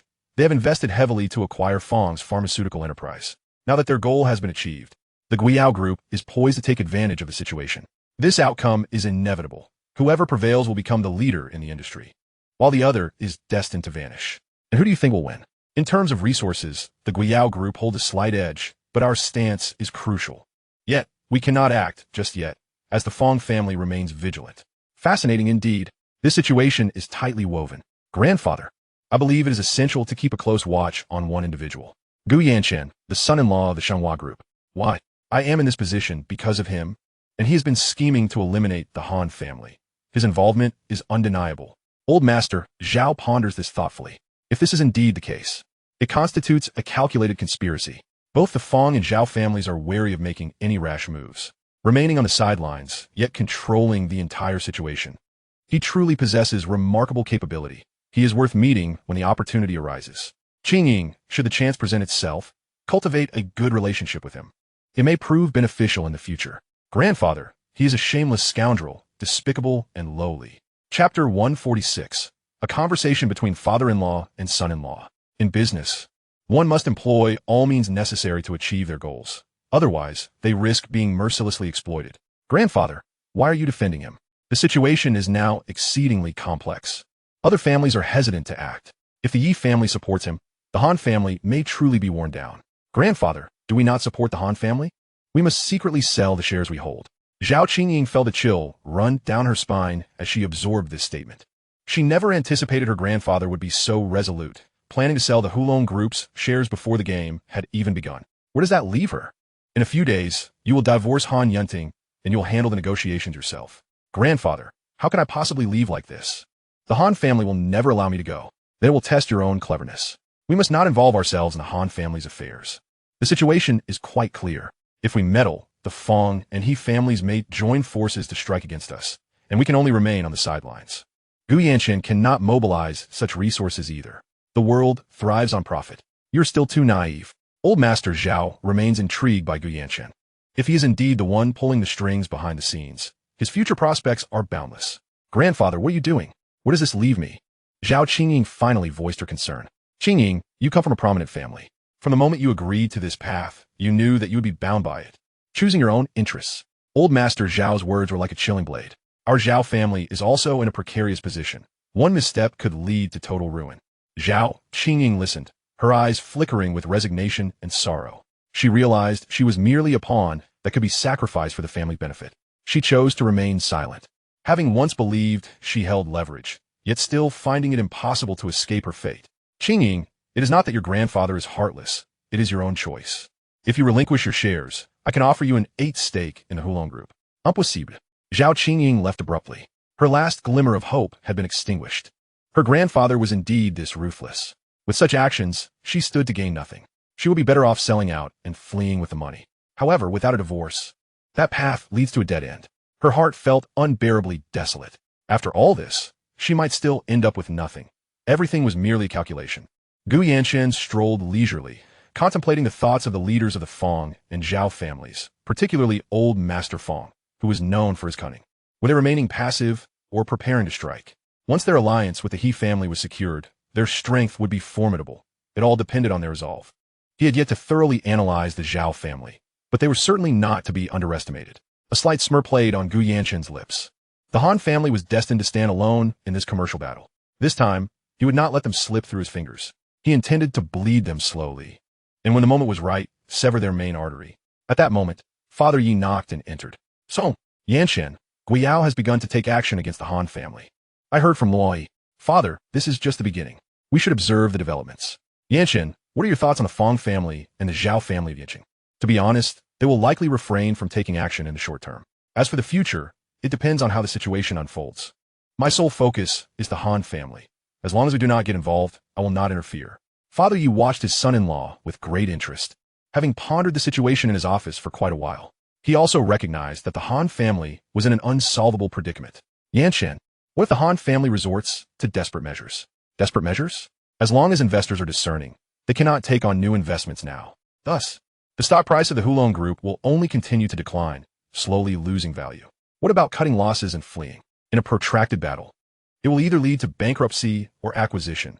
There are no other paths available. Of course, if another family seizes the opportunity to take over, it is not out of the question. However, that would come with losses. The meat may be tempting, but it is laced with poison. Father Yi chuckled at this analogy. It was indeed quite vivid.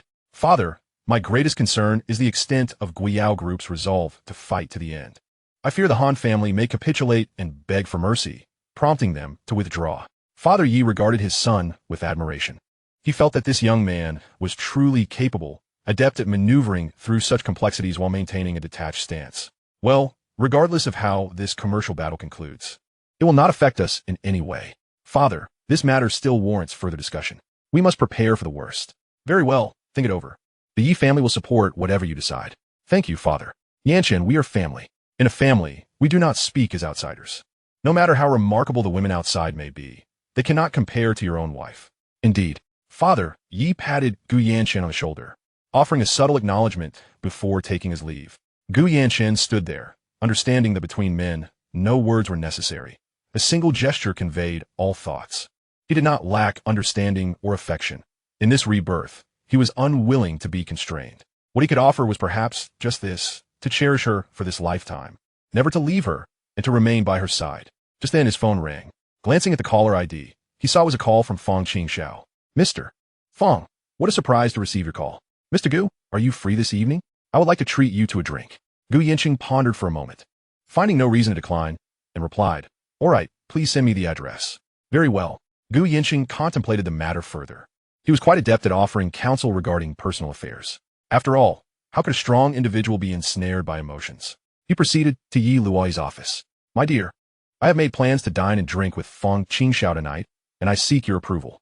Upon hearing this, Yi Luoyi's face lit up with a smile. She was quite pleased with Gu Yancheng's demeanor. Very well, I grant my approval, but will you return home before midnight? That's uncertain. Considering Fong Qingxiao is also a man of misfortune, he may indulge excessively. I must advise you, avoid establishments of ill repute. At that moment, Fong Qingxiao sent the address. Gu Yancheng was somewhat taken aback when he reviewed it, but promptly remarked, my dear, the barbecue restaurant outside East University. This is indeed a reputable place. Very well. Return home early. You mustn't drink to excess. That is not permissible.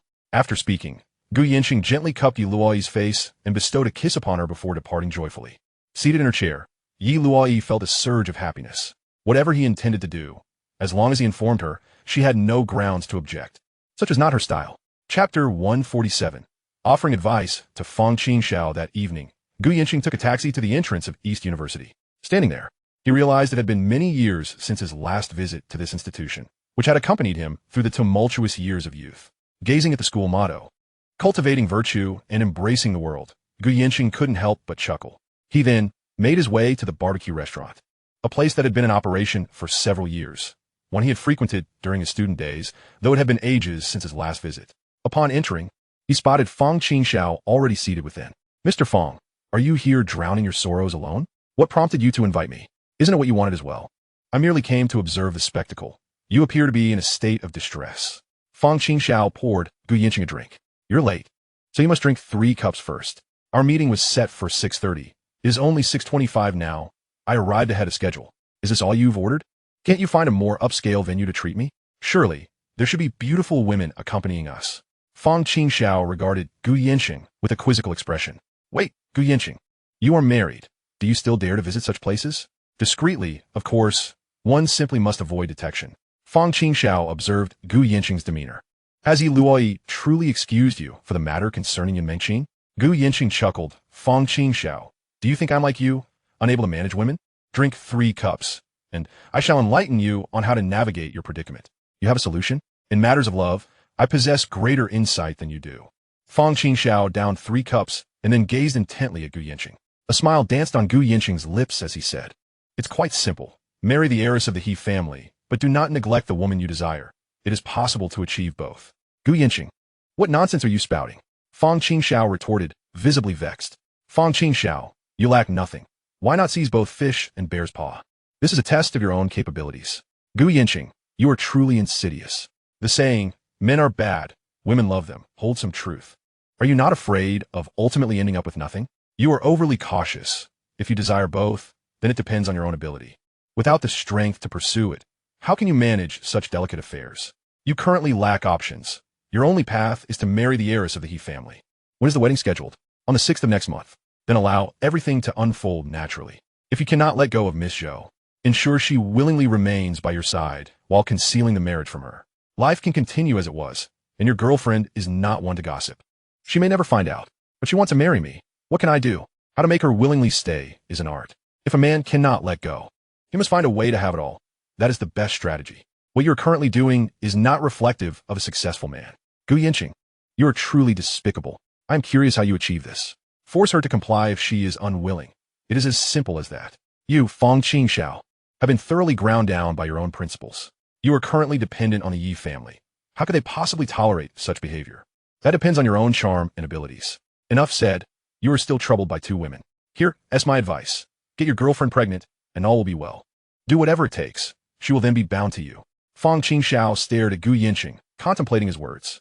Is this truly your approach? No. I possess countless ways to have a woman willingly remain by my side for a lifetime, peacefully and quietly. Fang Qingxiao wore a bitter smile. He could not emulate Gu Yancheng's methods. In his worldview, that was the epitome of a scoundrel. Fang Qingxiao, I know you do not endorse my philosophy, but in time, you will come to accept it. Fang Qingxiao scoffed. In his mind, such a notion was utterly implausible, or he would not be in such torment. Let us drink, shall we? The advice I offered you is worth pondering. Your wedding day draws near. When your beloved marries another, your heart will only ache further. But I will say no more. Whether you take my advice is your choice. Hesitation will only lead to missed opportunities. Gu Yancheng raised his glass, clinking it against Fang Qingxiao's. Once, he too had wished for but one heart to cherish, to grow old together without parting. Yet reality had dealt him a stinging blow, leaving him in pain. Gu Yancheng shifted the topic. Fang Qingxiao, the competition between Hualong Group and Guiyao Group is fierce. Does your family not wish to seek revenge? What do you think our family should do? An unreciprocated favor is no courtesy. You and He family can face this together. Biding your time is not a wise strategy. Fang Qingxiao appeared contemplative, his gaze fixed upon Gu Yancheng. Have you been to Xincheng? Of course. Gu Yancheng knew he could not hide this. Such itineraries were easily traceable. Have you met the Zhang brothers from Guiyao? I have. How did you persuade them? It was not I who persuaded them. They themselves possess ambition. If they only know how to retreat, they will never rise. Your grandfather is indeed astute. One cannot help but respect him. However, being overly cautious is not always beneficial. Gu Yancheng, you truly are a master strategist. In this current climate, everyone wishes to remain uninvolved.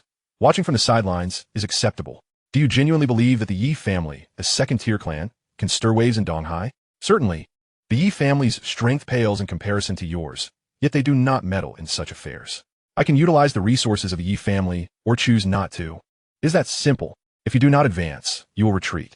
Should another crisis arise, will the Fang family again resort to desperate measures?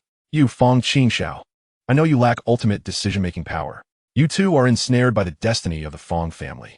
If you possess the courage to break free from their shackles, I can indeed offer you a stage. Gu Yancheng, you would provide me a stage? Of course, you could soar alongside Miss Zhou, unimpeded by outside influence.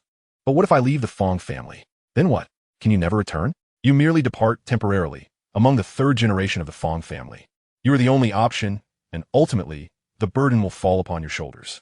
You find yourself in the Fang family with little utility, merely a handler of trivial matters. Perhaps you should consider joining Younger Technology? Gu Yancheng, your audacity is remarkable. What salary can you offer me?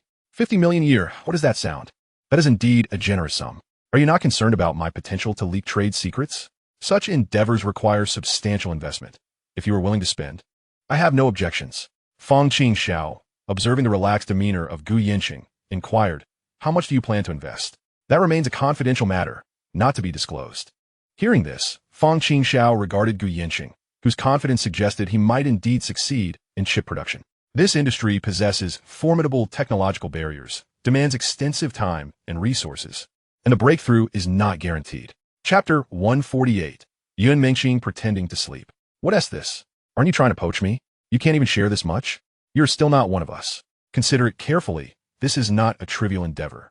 It may influence the future of international relations. Gu Yancheng, I fail to grasp your confidence. Perhaps it is a mysterious self-assurance. They clink their glasses and exchange smiles. Fang Qingxiao, you possess courage, yet you are constrained. Within the Fong family, you lack the space to express yourself, but at Younger Technology, you could potentially take on substantial responsibilities. You may negotiate with Yun Mengqing. Gu Yancheng, you are quite bold to so openly involve your lover in the company. What trust can one have, even in the most trusted individuals? Particularly with the mother of your child. Even should she abscond, she remains the mother of my child. Great achievers do not sweat the small stuff. They must be granted ample authority. Gu Yancheng, I must commend you on your prowess with women. You are indeed a master. It's nothing remarkable.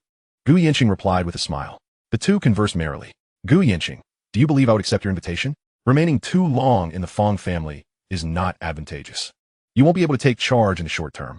By the way, if you complete a decade at Younger Technology, I could offer you a 10% stake.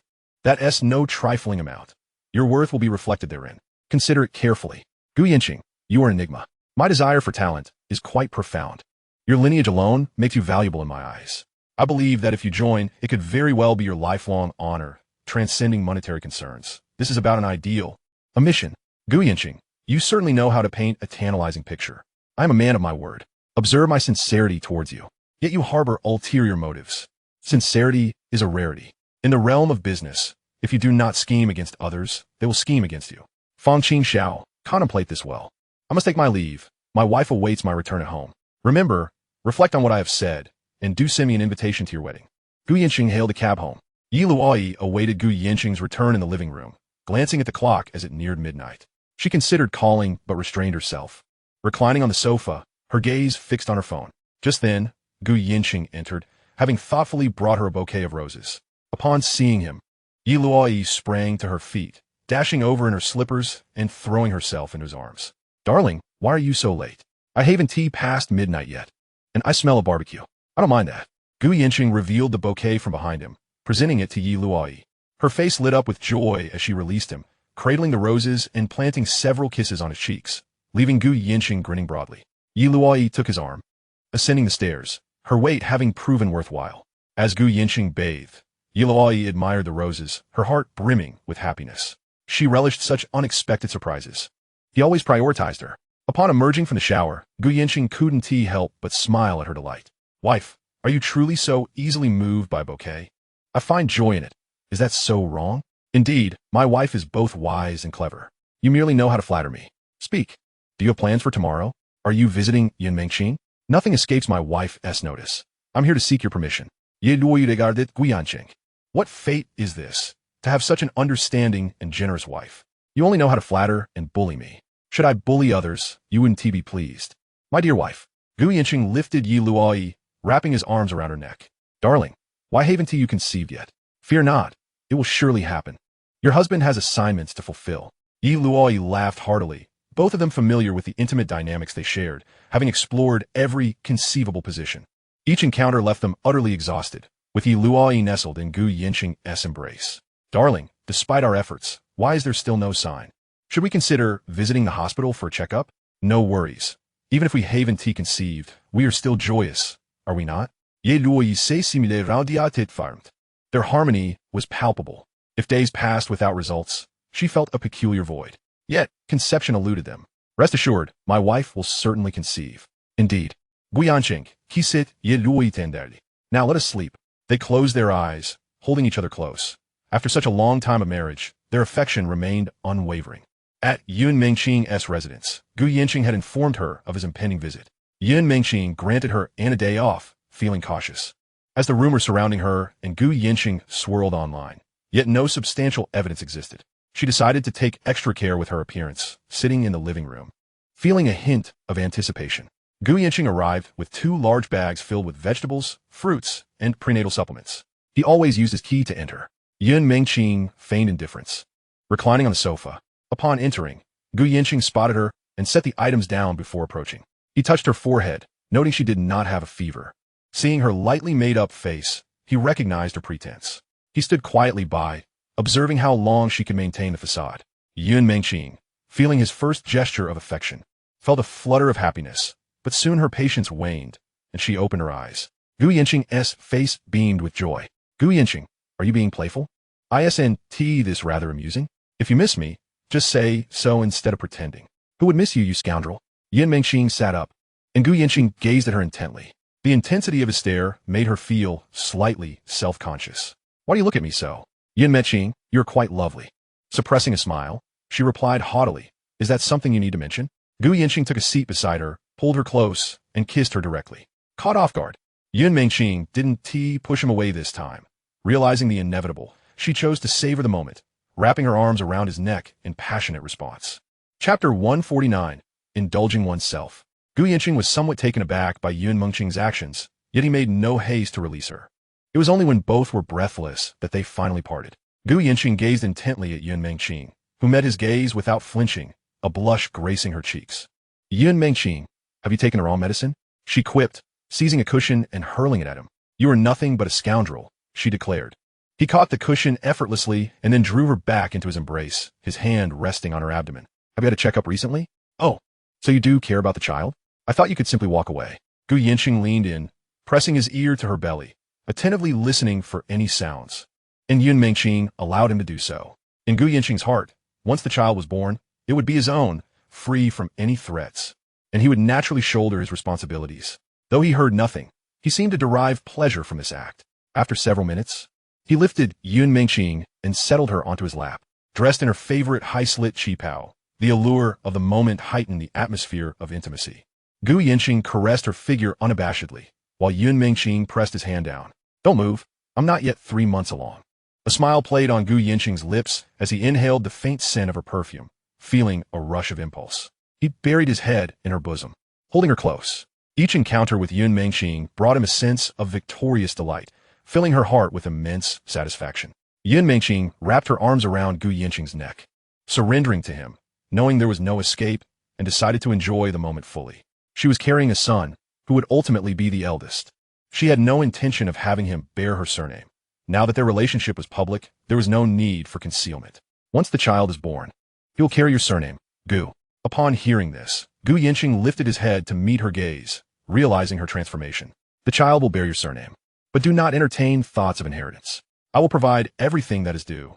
The child will lack for nothing. Besides, why would one need so much money? Can it even be spent? He added, in due time, I will introduce you to my parents. Yin Meiqing's head shot up, her eyes wide with surprise at his proposition. Are you truly going to do that? Well, since you're giving him a grandchild, a meeting is only fitting. I have said before that I will not shortchange any woman who treats me sincerely. So, be my woman quietly, apart from lacking a formal title. You shall have everything else. Hearing this, Yin Meiqing felt a surge of happiness but struggled to contain it. Gu Yancheng saw right through her facade. If you wish to laugh, then laugh. There is no need for pretense with me. I have seen every side of you. She shot him an exasperated glance.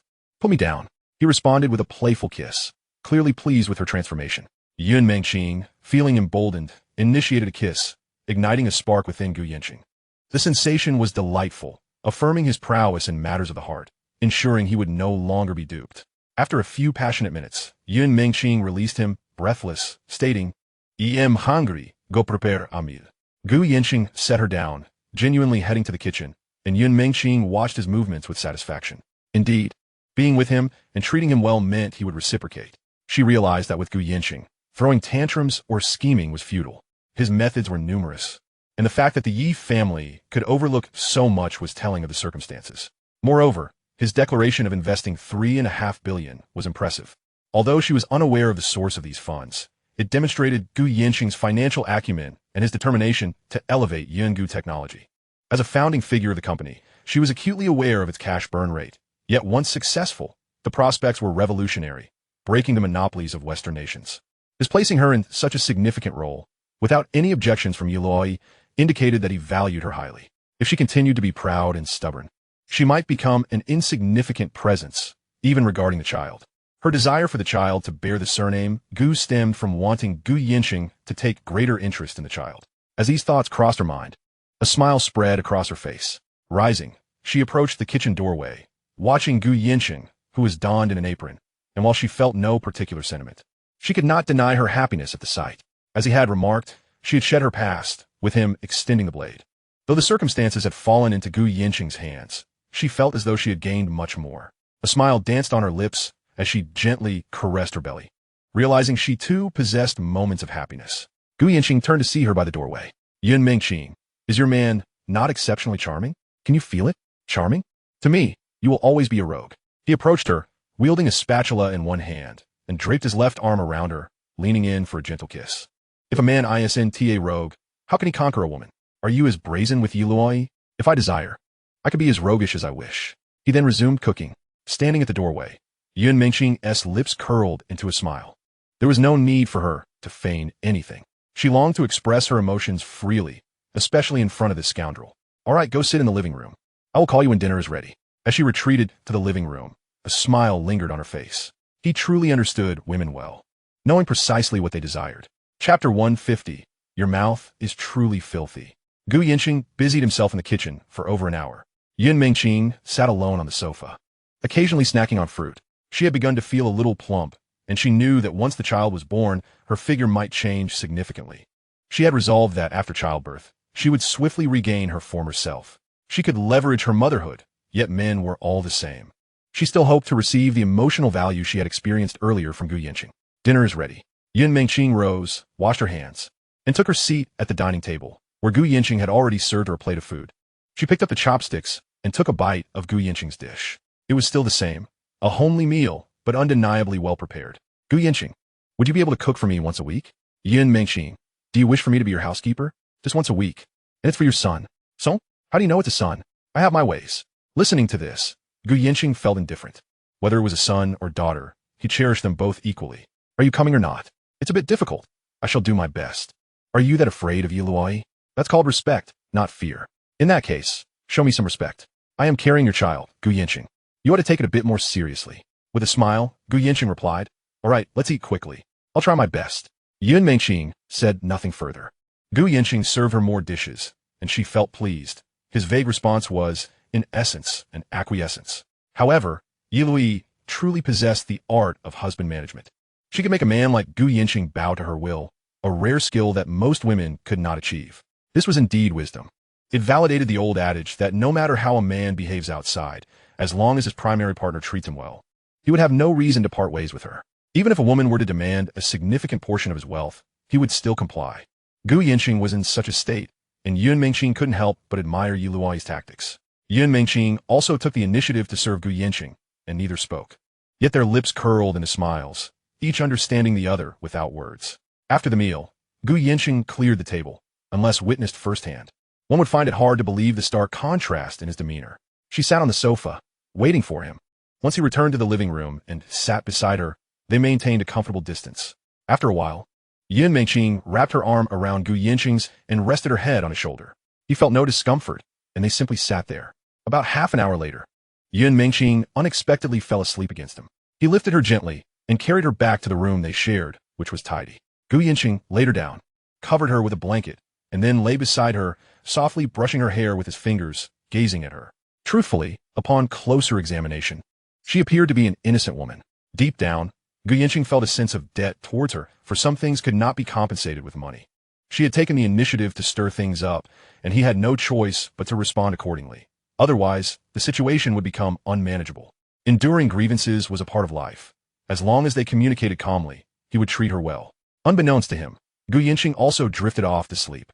Around 2 or 3 in the afternoon, Yun Mengqing awoke, glancing at Gu Yancheng beside her and the blanket draped over her. A smile graced her lips. She had slept soundly, finding it curious how Gu Yancheng could instill such a sense of security.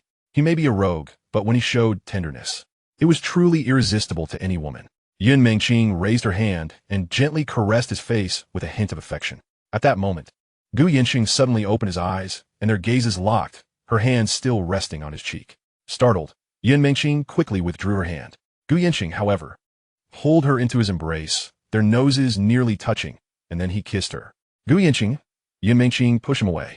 Gu Yancheng, your breath stinks. He burst into laughter, the moment's intimacy dissipating, as if they had transitioned into a playful banter typical of an old married couple. Gu Yancheng, you scoundrel. Who told you to say it stinks? It does stink. Feigning to kiss her again, she covered her mouth. Gu Yancheng grinned widely before heading to the bathroom. Picking up a toothbrush. Suddenly, Yun Mengqing recalled something. He entered the bathroom, and indeed, he was using her toothbrush. Gu Yancheng, don't you care about hygiene? That's my toothbrush. It's fine, I don't mind. Yun Mengqing was left speechless. Gu Yancheng took a few steps forward, his mouth full of foam, and kissed her, resulting in foam all over her lips as well. Gu Yancheng, you rascal. She wiped her mouth with his shirt. Gu Yancheng, amused, found teasing her quite entertaining. Yun Mengqing rolled her eyes at him. Gu Yancheng handed her a cup of water, and she rinsed her mouth. After they finished washing up, Gu Yancheng glanced at the time. I'm leaving. Rest well at home, and call me if you need anything. Upon hearing that he was leaving, Yun Mengqing fell silent. Wanted to ask him to stay for dinner, but refrained from voicing it. I'll come back when I have time. As Gu Yancheng was about to exit, he pulled her into his arms and kissed her passionately. Not stinky anymore, right? Next time, clean yourself up. Your man pampered you. With that, he departed. Yun Mengqing said nothing, feeling a touch of reluctance in her heart, yet knowing that if he wished to stay, he wouldn't need her to say anything. After Gu Yancheng left, he returned home, surprised that Luoyi hadn't called. Upon arriving home, he found his mother-in-law in the living room. Mom, he called out, hastily ascending the stairs. Mom, wait a moment, I'm going to change my clothes. He needed to change, having not prepared for the occasion. It would be inappropriate to smell of perfume. Mom, you're here. You didn't let me know. I was passing by and thought I'd drop in. Why are you the only one home? Where's Luoyi? She should still be at the company. I just took care of some matters and came back early. That's good. Yancheng, let's have a chat. Gu Yancheng felt somewhat tense. Given the circumstances with Yun Mengqing, his mother-in-law was likely aware, and if she brought it up, he would have no explanation. Yancheng, you and Luoyi have been married for a few months now. Why is there still no news of a baby? Mom, let's just take things as they come. We're both trying our best. Having a baby sooner would be nice. I'm not busy and can help take care of the child. Don't trouble yourself, Mom. By the way, what have you been busy with lately? Just some trivial matters, nothing significant. Then work hard and try to have a baby soon. That's your top priority. Mom, you can talk to me about this, but please don't bring it up with Luoyi. She's feeling a bit anxious. Listening to him, his mother-in-law smiled, refraining from mentioning Yun Mengqing to avoid any awkwardness. After chatting for a while, she prepared to leave. He wanted to invite her to stay for dinner, but she declined. Gu Yancheng finally breathed a sigh of relief. This was even more nerve-wracking than facing his father-in-law. Chapter 151. Face-to-face teasing in the blink of an eye. Nearly a month had passed. Gu Yancheng was invited to a wedding, where the elite of Donghai gathered. Luoyi, donned in an evening gown, clung to Gu Yancheng's arm, making him the most radiant presence in the room. This was the essence of status. After all, a man's greatest asset was the woman by his side. Observing Gu Yancheng's triumphant demeanor, Luoyi felt genuinely pleased. Gu Yancheng, isn't your wife the most beautiful? Isn't that obvious? She'll also be the wealthiest woman in the future. A top-tier, affluent beauty. Indeed, you must have accumulated great merit in your past life. Luoyi held onto Gu Yancheng's arm without letting go, while Fang Qingxiao still hadn't given any confirmation. She brought Luoyi before Fang Qingxiao. Fang Qingxiao, have you not yet made a decision? Gu Yancheng, are you doing this on purpose? I am sincere. I hope you won't regret it. Hurry inside. Has Zhou Xiaoyan taken care of everything? Just as she was teasing, Fang Qingxiao was about to speak when a figure emerged from a car in the distance. A flicker of surprise crossed his face, accompanied by a bitter expression. Gu Yancheng and Luoyi noticed it too. Gu Yancheng took one glance and realized that Fang Qingxiao was indeed adhering to his moral principles. Such men are exceedingly rare, driven by emotion, yet restrained by propriety. Luoyi attempted to pull Gu Yancheng away, but he held his ground, and Zhou Xiaoyan approached them directly, eliciting Gu Yancheng's keen interest. Qingxiao, congratulations. What are you doing here? Shouldn't I be here? Fang Qingxiao was at a loss for words, while the Fang family recognized Zhou Xiaoyan immediately. Please come in. Zhou Xiaoyan then flashed a smile at Gu Yancheng and Luoyi, a smile that was clearly tinged with bitterness. Luoyi felt a pang in her heart. How painful it must be to watch the man she loves marry another. Gu Yancheng, however, wore a calm expression, acknowledging that life is thus. If one does not seize the opportunity, there may truly be no second chance. Luoyi could tell that Gu Yancheng would never let this happen. Didn't you two drink together before? Didn't you discuss this matter? We did. I offered him advice, but Fang Qingxiao didn't accept it. What advice did you give? To have Zhou Xiaoyan get pregnant, and then marry the He family's heiress.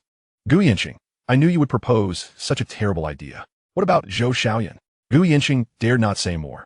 He had a similar approach himself. Seeing Gu Yancheng's silence, Luoyi understood his thoughts and discreetly pinched his waist. He could only endure silently, knowing that speaking further would reveal too much. Yun Mengqing, how has she been lately? You visit her from time to time. Just a glance. If she yes, well, I leave. Humph. Do you think I believe that? I've surrendered my public grain to you. You can see I'm exhausted. Luoyi shot Gu Yancheng a disapproving glance, but as they continued talking, the mood lightened. Gu Yancheng and Luoyi sat down with Zhou Xiaoyan, who sensed that Gu Yancheng was merely there to observe the drama. Miss Zhou, Fang Qingxiao is marrying someone else. Did he confess this directly to you? Zhou Xiaoyan nodded.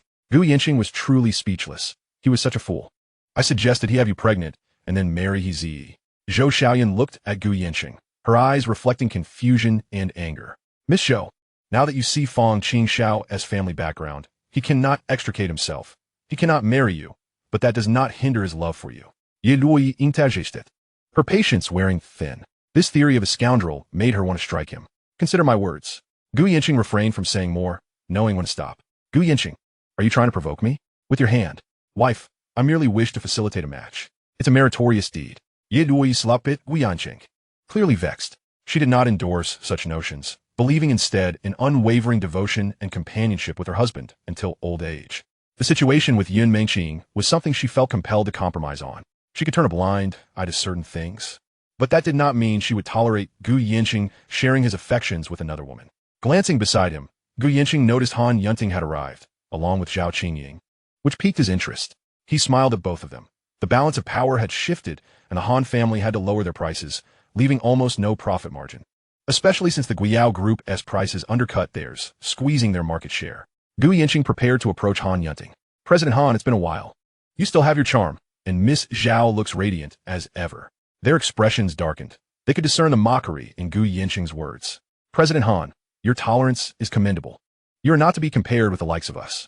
Gu Yancheng, don't take pleasure in our misfortune. Once we deal with the Guiyao Group, we'll come for you. I believe the Guiyao Group might take down the Hualong Group. The current situation is not favorable, by the way. Why hasn't the Zhao family taken action?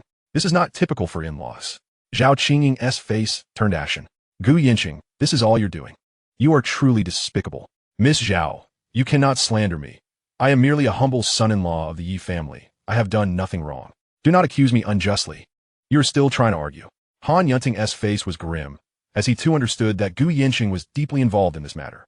The Han family currently lacked the resources to target the Yi family or Gu Yancheng. They would let him revel in his moment. Gu Yancheng, do not be too smug, as the last laugh is yet to be determined. Gu Yancheng was hardly concerned. As long as they fought amongst themselves, he would strike decisively when they were most vulnerable. Let us wait and see who will have a last laugh. Oh, by the way, do you think the Zhao family will assist you in the Han family? Zhao Qingying glared fiercely at Gu Yancheng, already certain that the Zhao family would not intervene. Miss Zhao, I see your choice of spouse is rather unimpressive. Perhaps you should consider a divorce to spare everyone the embarrassment. Gu Yancheng, you. Han Yunting's face twisted in rage, his fists clenched tightly. Gu Yancheng's words were a blatant humiliation. President Han, I speak only the truth. Harsh words can lead to beneficial actions. I hope you understand. Gu Yancheng turned to leave, while Han Yunting shot a furious glance at Zhao Qingying, his displeasure evident. Yi Luoyi observed Gu Yancheng's actions from afar. Knowing well what he intended to do, she did not stop him, recognizing it was futile. When Gu Yancheng returned with a smile, Yi Luoyi remarked, Are you pleased now? Satisfied? It's all right. This is not the end, merely the beginning. Gu Yancheng glanced back at them, knowing he would not hold back against those who opposed him. With the Guiyao Group as a weapon and other families standing idly by, he intended to strike the Hualong Group relentlessly, showing no mercy. Chapter 152. The Magnanimous Yi Luoyi. Yi Luoyi said nothing, but she eventually spoke. Yancheng, although things are tumultuous now, who knows if there will be reconciliation? Rest assured, for the time being, there will not be. Han Yunting sat not far away, feeling as if he had swallowed something bitter. Zhao Qingying could seek a divorce, but she would have to relinquish her shares. That way, everyone could find peace. Zhao Qingying's face was ashen. She had returned to Donghai to discuss divorce with Han Yunting. Now caught in this awkward situation, if she were to follow Han Yunting's proposal and return all shares of the Hualong Group, she would gain nothing, a condition she could never accept. To sacrifice so much yet receive nothing in return was unfathomable. All of this was orchestrated by Gu Yancheng, whom she loathed deeply. Gu Yancheng, smiling broadly, knew this performance had only just begun.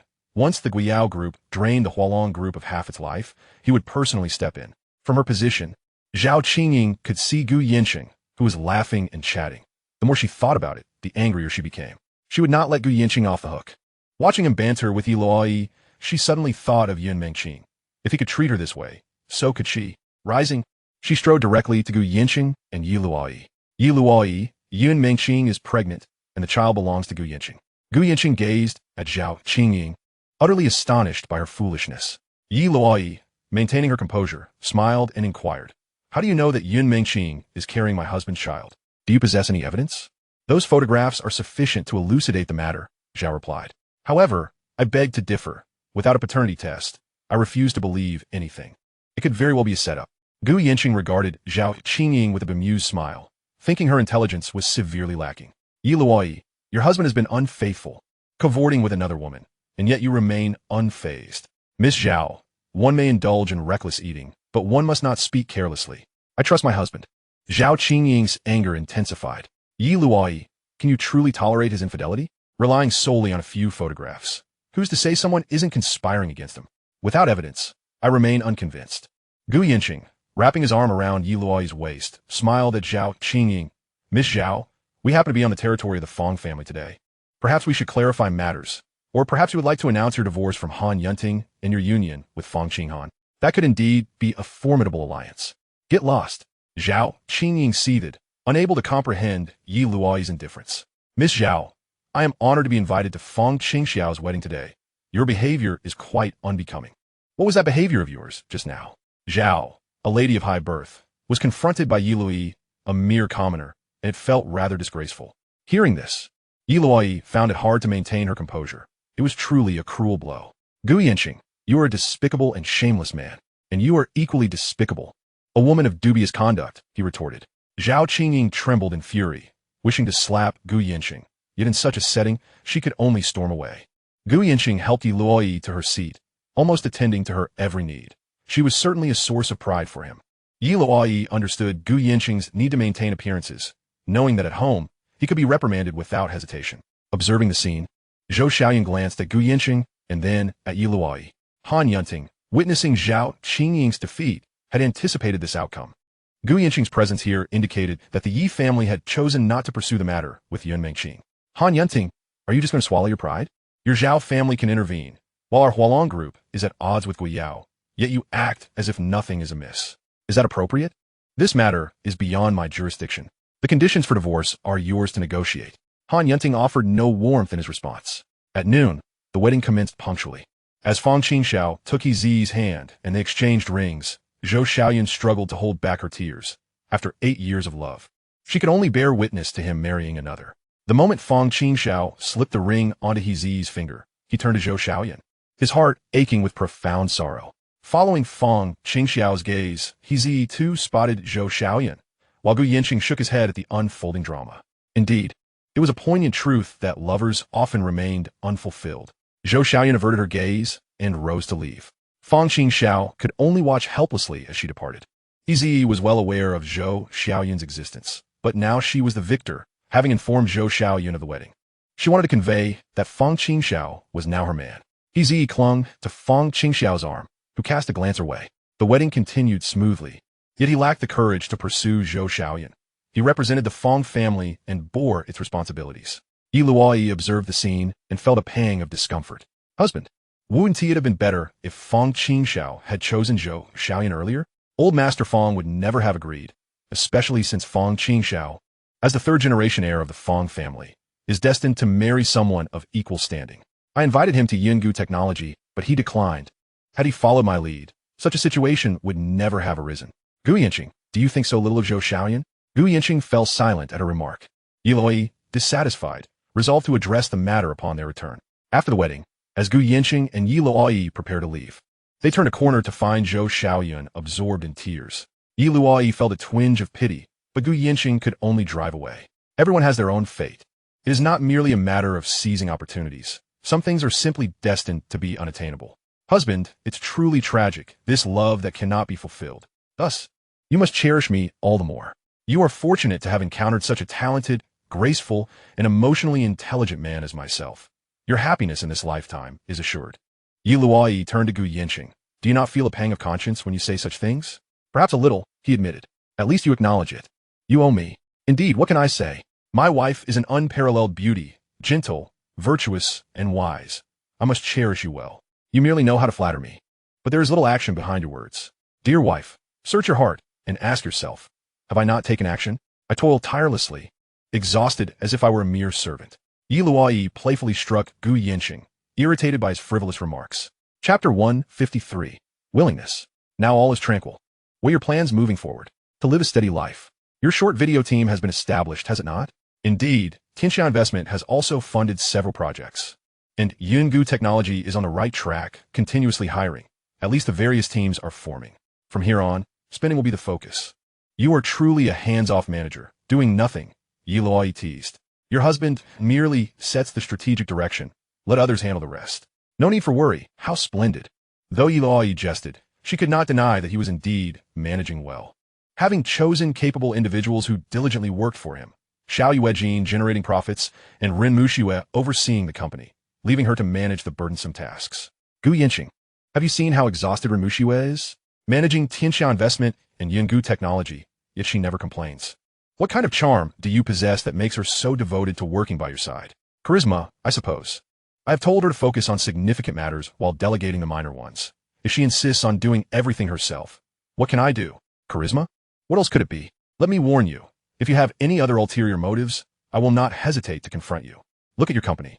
They are all women, and quite attractive too. You should behave yourself. What nonsense. I recruit solely based on talent and loyalty. Those are my only criteria. Everything else is beyond my consideration. Yi Luoyi chuckled at his sentiments. She was well aware of his intentions. Maintaining distance was essential. Who knew what complications might arise in the future? She resolved to keep a watchful eye, ensuring he had no opportunities. My cousin is graduating from university this year. Let her work at Shenhua Group. You can take care of your cousin yourself. I have no inclination to manage her. You handle her. By the way, I need to return to my parents' place tomorrow. What for? My father has returned, and I shall take them for a health check while we enjoy a leisurely outing. I will accompany you, as I have not seen them in 2 weeks. No need for that. Running around is rather exhausting. They will be home the day after tomorrow, and we can go together then. You can showcase your culinary skills, and I dare say my mother will be so delighted she might leap for joy. Really? Absolutely. Gu Yancheng is also feeling a bit troubled. He plans to introduce his parents to Yun Mengqing tomorrow, as she carries their grandchild. It will be prudent to meet beforehand to prevent any surprises that might lead to a reprimand later on. Very well, then. Let us stay at my parents' place this weekend. What do you think? Sounds good. Yi Luoyi is still quite pleased. As a daughter-in-law, should maintain a close relationship with her in-laws. Who knows what the future holds with Gu Yancheng?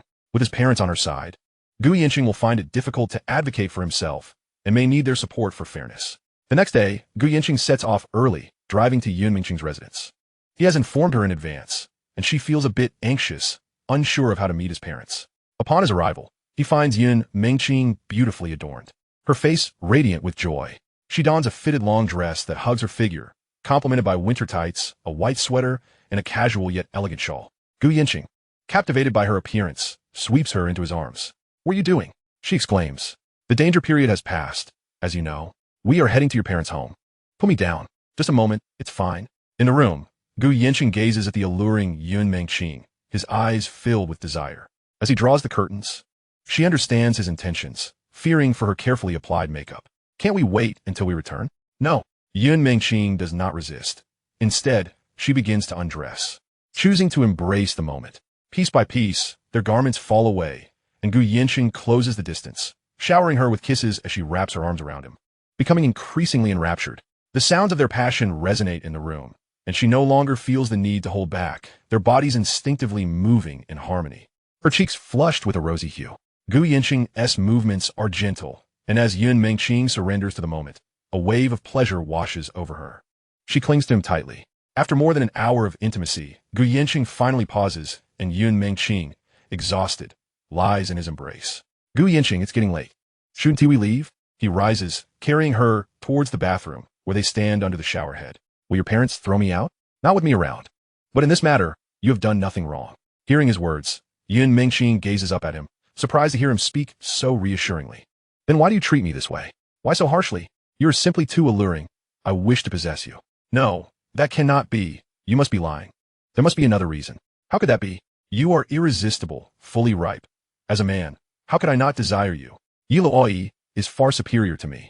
How could you possibly be interested in me? She is who she is, and you are you. You possess your own beauty.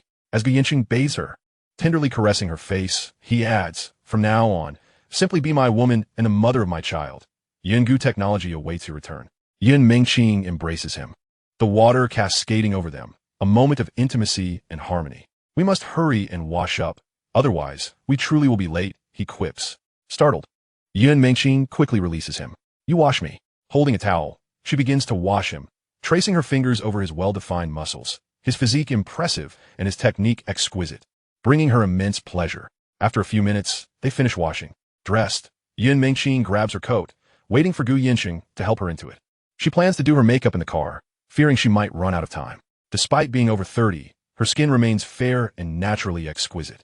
With her bag in hand, she links her arm with Gu Yancheng's, now understanding why Luoyi is so devoted. She has enjoyed such sumptuousness, and it only seems fair she partakes as well. Freshened up, Yun Mengqing appears even more radiant without makeup. In the elevator, she checks her reflection in a mirror, while Gu Yancheng observes her. Women are the same. The first thing they do upon leaving is look in the mirror to assess their appearance. You look beautiful. Your parents are just ordinary people, and they will see you as a stunning beauty. I must not fall too far behind. Chapter 154.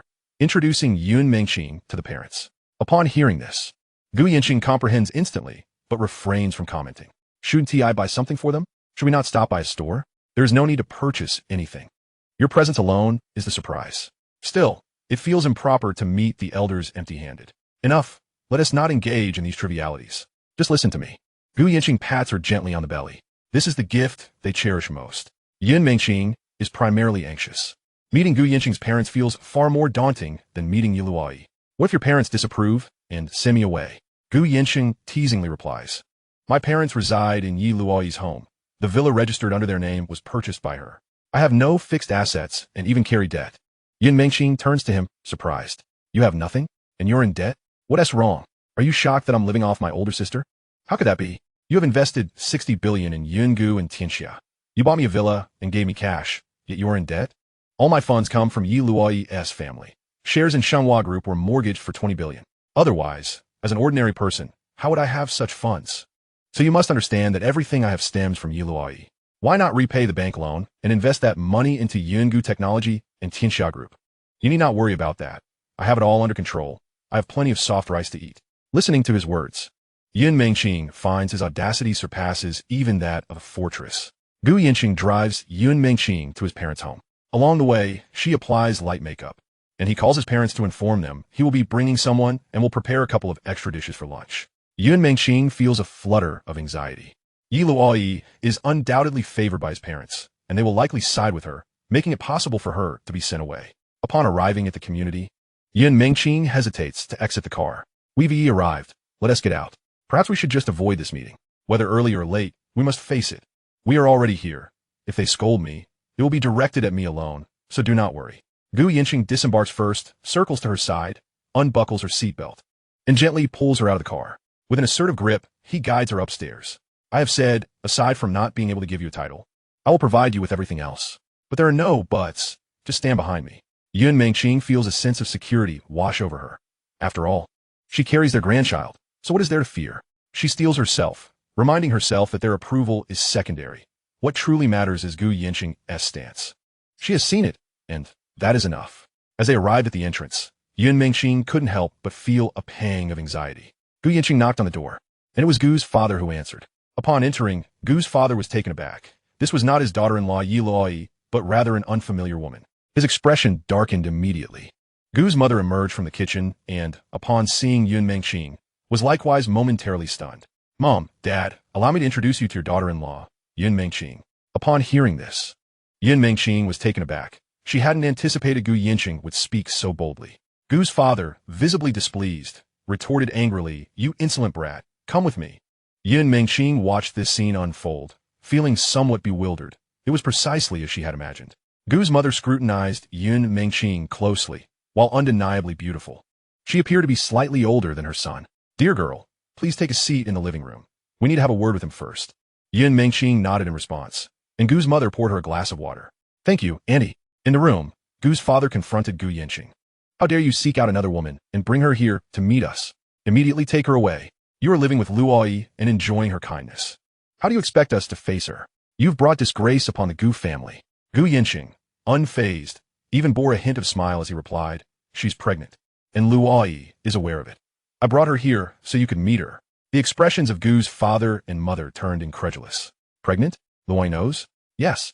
She is over 3 months along. You insolent child.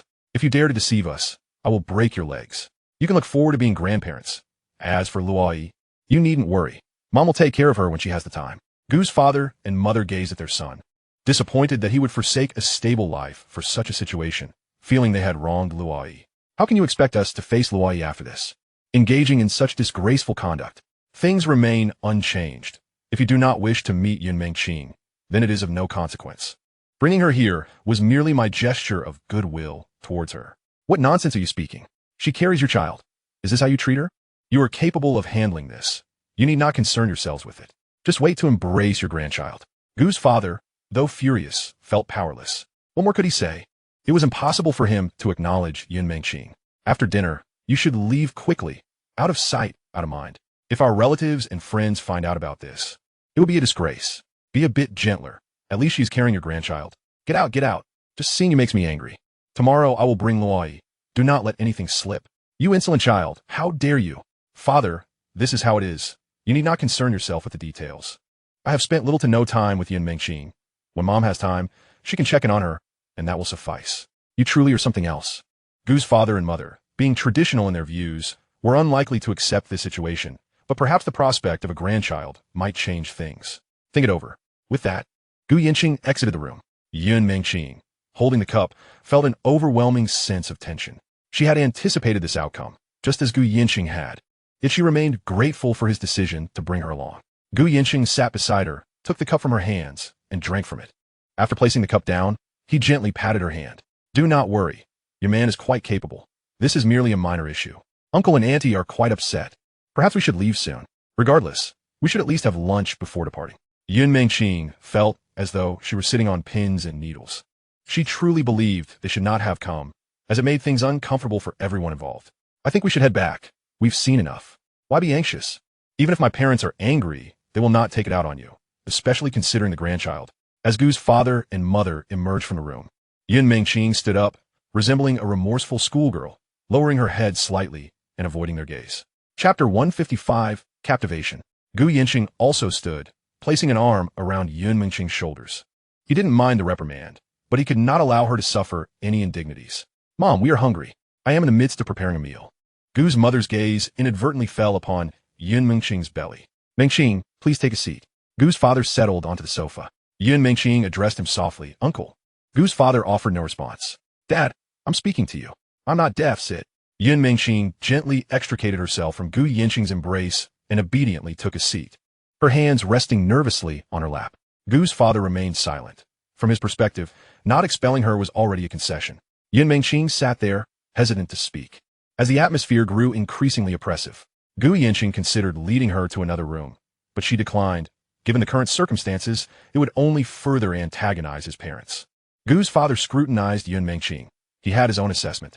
Though beautiful, she could not compare to his daughter-in-law Luoyi. His reckless son had truly lost his mind, getting another woman pregnant while his wife had yet to conceive. What a heartless and ungrateful scoundrel. Gu's father was filled with indignation, wishing he could give Gu Yancheng a good thrashing. Gu Yancheng couldn't help but stifle a laugh at Yancheng's submissive demeanor. Gu's father, witnessing Gu Yancheng's nonchalance, felt even more incensed. At noon, the four of them sat down to eat. Just then, Gu Yancheng's phone rang. It was Luoyi calling. He stood to answer. Wife, have you eaten yet? Just finished. How about you and your parents? At home, about to eat. How are Dad and Mom's checkups? They're doing well. They both mentioned missing you. They scolded me for not bringing you along. Luoyi's spirits lifted upon hearing this. How about I come over after work? Is that all right? Are you so eager to be a good daughter-in-law? I have always been a good daughter-in-law. Thank you very much. Indeed, you are the cornerstone of our family. I'll eat first. I'll be home tonight. You'll wait until tonight? Don't worry. I'll return early. All right then. Love you, wife. I love you too. Luoyi relished Gu Yancheng's sweet words, fully aware they might be mere flattery, yet she cherished them nonetheless. On the other side, Gu's mother inquired, Mengcheng, how old are you? 31. Upon hearing this, Gu's mother realized that she was 4 years older than her son. Gu's father, though maintaining a stoic expression, felt even more irritated, frustrated with his son's recklessness. Have you had any prenatal checkups? How is everything? Quite well. When did you and Yancheng become involved? Are you aware that he is married? I am aware. Luoyi knows of my existence. I did not wish to come, but Gu Yancheng insisted, and I had no choice. Are you fully aware of Gu Yancheng's situation?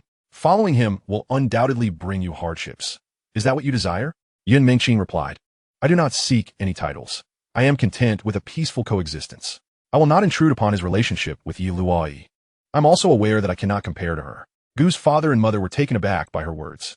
This rascal possesses remarkable skills, effortlessly winning the hearts of women. Moreover, the transformation of their son is so astounding that it feels almost surreal. Yet, they cannot deny their son.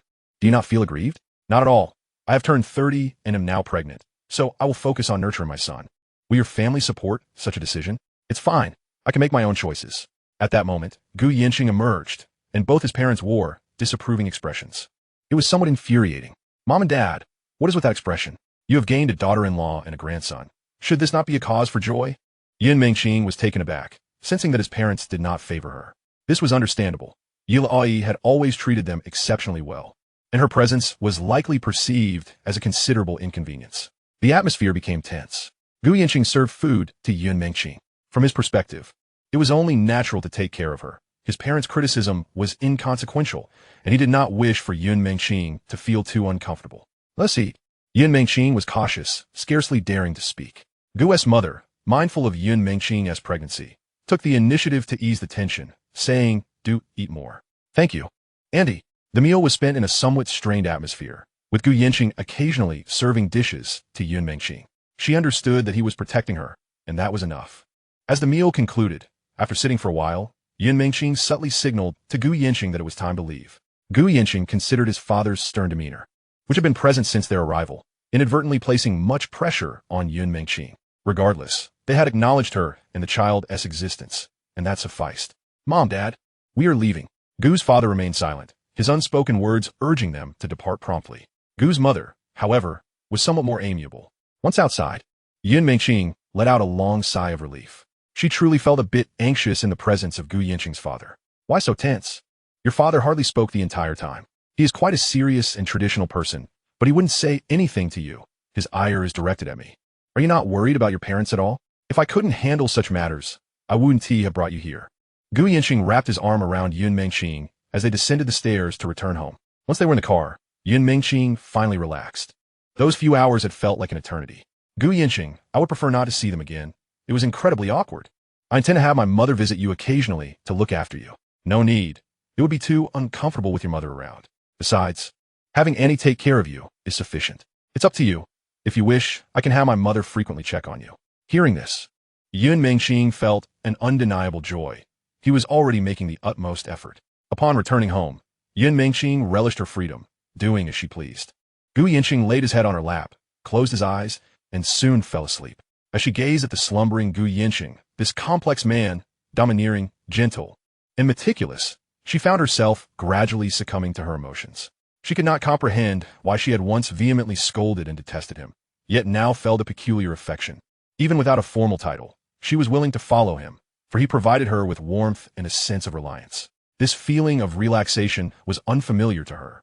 She traced the contours of Gu Yancheng's face, rough yet handsome, igniting a sense of infatuation within her. Chapter 156, Reluctance.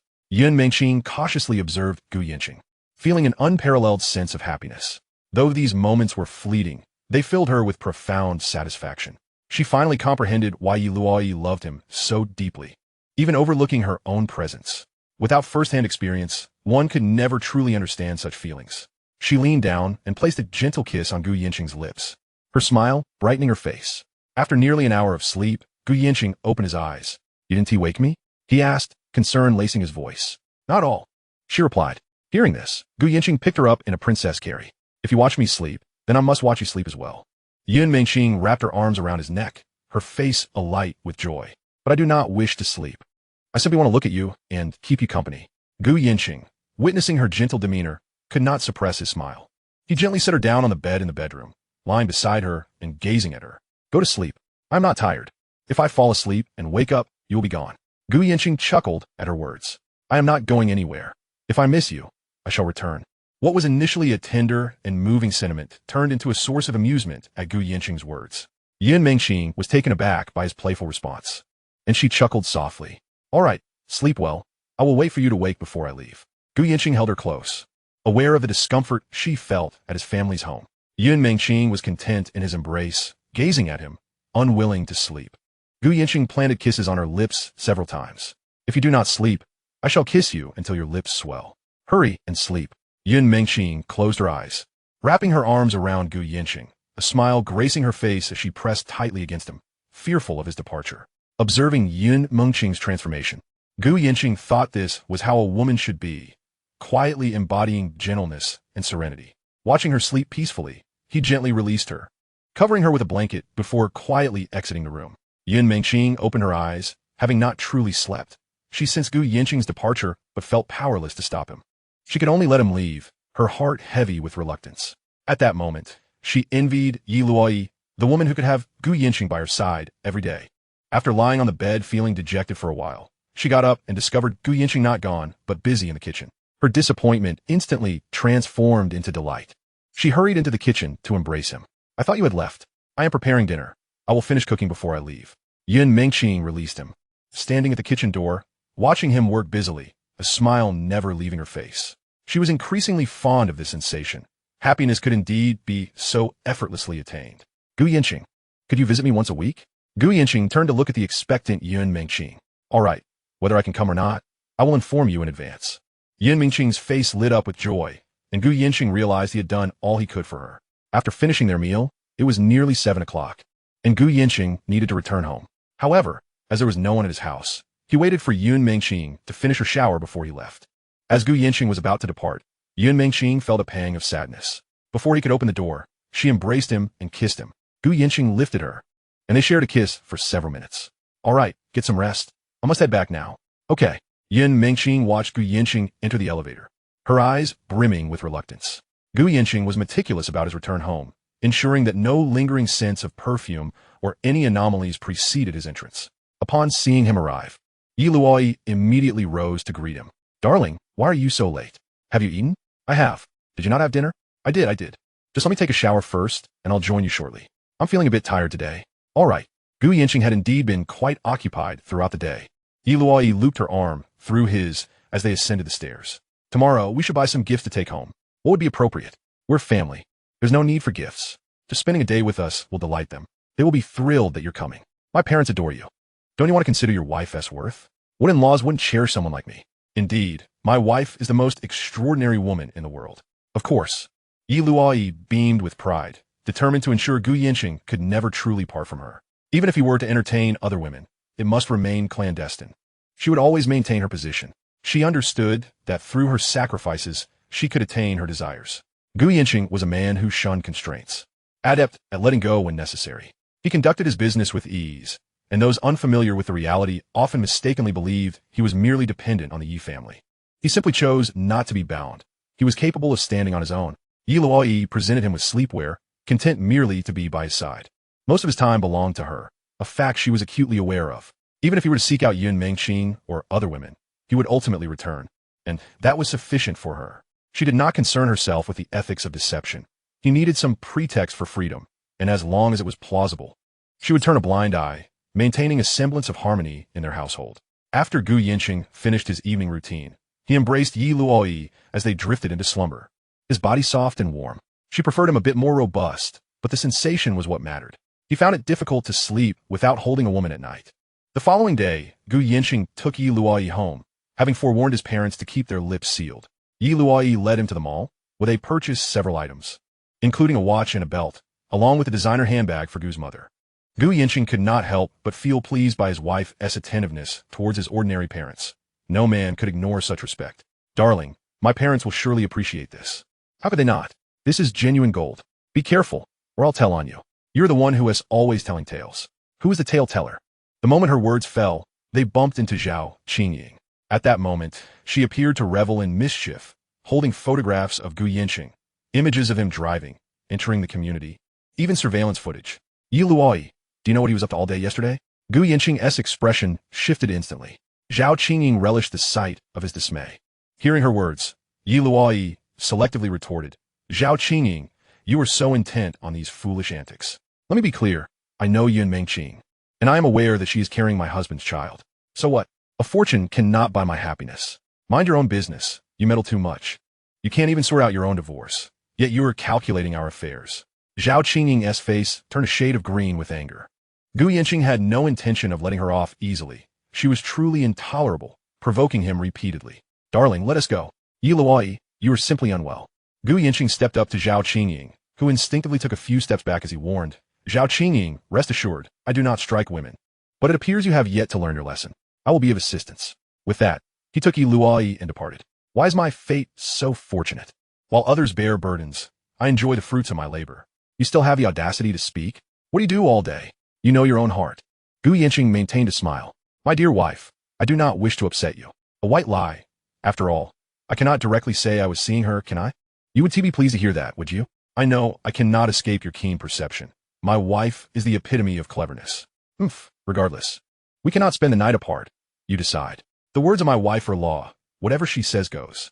Yi Luoyi had sufficiently prepared herself mentally. She would not truly mind the situation. If you must go, you should be forthright about it. After all, she is carrying your child. You ought to see her. How fortunate I am. In time, I shall transfer shares of Tianxia investment to you. I don't want that. I only hope for your company beside me. I desire nothing else. Gu Yancheng's decision to bestow Tianxia investment upon Yi Luoyi was indeed the most prudent choice. Other options appeared risky to outsiders. But in the future, if she desired it, he could grant it to her. Very well, what is mine is yours. I know, and I do not care for such matters. As Gu Yancheng wrapped his arm around Yi Luoyi, he felt immensely fortunate to have such a wife. Zhao Qingying, what are you planning to do? I haven't decided yet, but she must be taught a lesson. Your husband is no pushover. Fine. My only request is that you do not create any trouble for me. What do you take your husband for? Only the most exquisite women, like my wife, can capture my attention. The rest do not compare.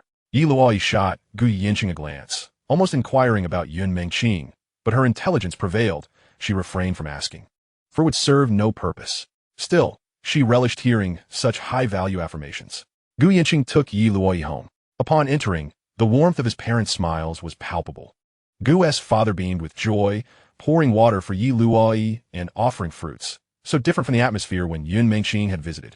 Yi Luoyi presented gifts to Gu's parents, golden jewelry and a designer handbag for his mother, a watch and belt for his father.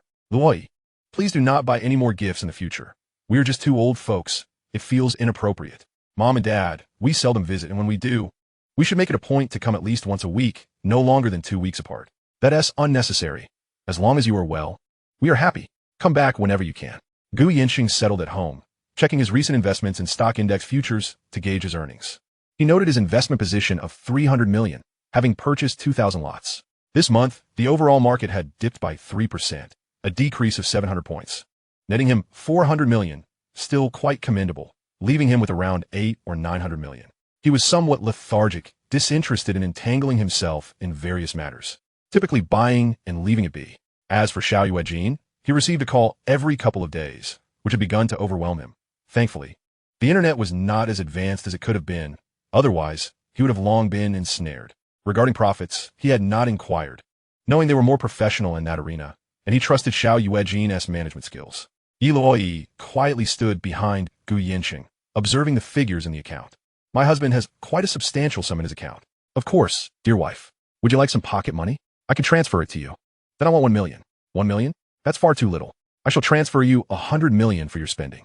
Yi Luoyi gazed at Gu Yancheng, a smile gracing her face. Gu Yancheng, have you been up to something shady again? My dear wife, my heart is as pure as ice in a jade pot. How could I possibly do anything untoward? You can rest assured. I truly swear it.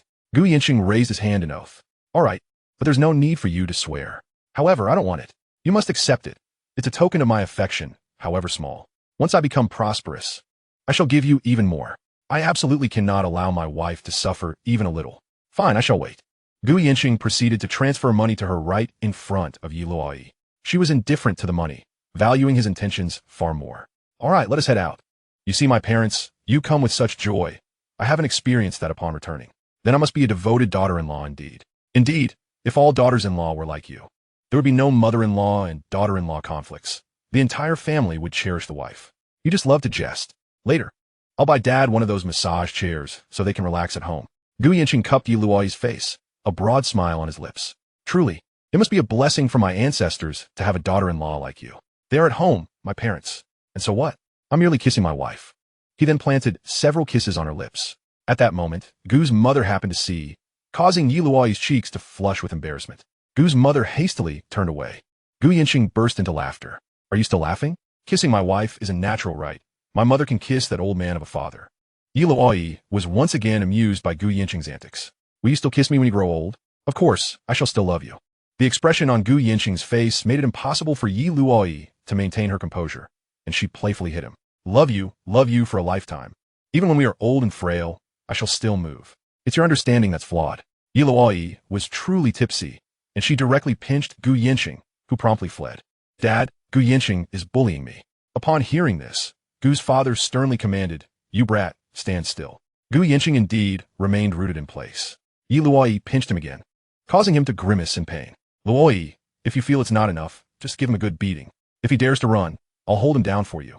You just hit him as hard as you like. Gu's father, filled with ire, sought to vent through Luoyi. Dad, it's not that serious. I'm just playing with Yancheng. That brat doesn't behave himself anyway. He has all talk. You should discipline him, and your mother and I won't stop you. Dad, whose father are you?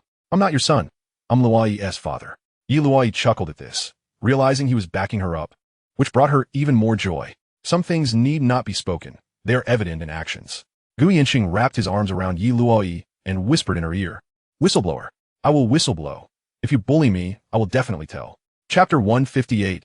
I will pamper you for a lifetime. Then I shall bully you. Bully you for a lifetime.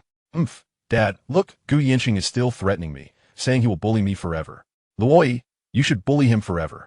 If he dares to resist, just tell me, and I'll help you take revenge. Yi Luoyi wore a triumphant expression. Gu Yancheng indulged her. After all, men require a comfortable home, and this playful banter was enjoyable. Gu's mother was busy in the kitchen, and Yi Luoyi didn't hesitate long before she joined her, leaving just the father and son in the living room. Look at Luoyi. Consider the mess you've made. Do you truly deserve her? Dad, don't worry about it. I will handle it myself. You just support Luoyi. That's enough. I'll take care of the rest. You scoundrel, you have the capability, but what about your heart? Has it darkened? Luoyi is so wonderful, yet you are out there messing around, seeking women much older than you. If you lose Luoyi, I will break your legs. Gu Yancheng refrained from responding, realizing that if he continued, he might genuinely receive a beating from old Gu. He could not argue against their old-fashioned beliefs. He could not guarantee anything for the future, and he dared not promise Luoyi anything.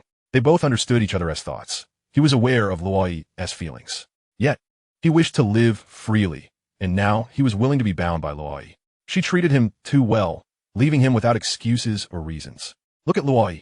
She excels in every aspect. If you don't learn to cherish her, you will regret it when it's too late. You need to halt your reckless behavior. Understood. Gu Yancheng rose and looked toward the kitchen door, observing Luoyi assisting Gu's mother. Though somewhat clumsy, her attitude was commendable. He felt a profound sense of satisfaction. The hardships he endured in his past life could now be enjoyed in this one. It was indeed a stroke of luck, underscoring the necessity for a man to possess absolute strength. Otherwise, it would all be in vain. Gu Yancheng returned with this understanding. He would go to any lengths for himself. Of course, he would still give everything to a woman who treated him kindly. The strong do not fear the courage to start anew. Gu Yancheng himself was quite complex. He would use his formidable means to deal with anyone obstructing his business endeavors. Thoughts of recent events flooded his mind. The Zhao family in Yancheng had been quiet. Zhao Qingying was stubbornly holding her ground for her own interests against the Han family. However, this woman was indeed persistent. Yet, the real drama was still to unfold. The Fong family awaited the resolve of the Guiyao group. He could instigate the Fong family to act against the Zhao family. It would be ungentlemanly not to reciprocate. They could exploit the situation. And old Master Fong certainly would miss an opportunity now that the Fong family had the backing of the He family. Gu Yancheng intended to meet Fong Qingxiao in a couple of days to gauge the situation. Meanwhile, Zhao Qingying was negotiating her divorce with Han Yanting. If you wish to divorce, I can give you half of the Zhao family's shares.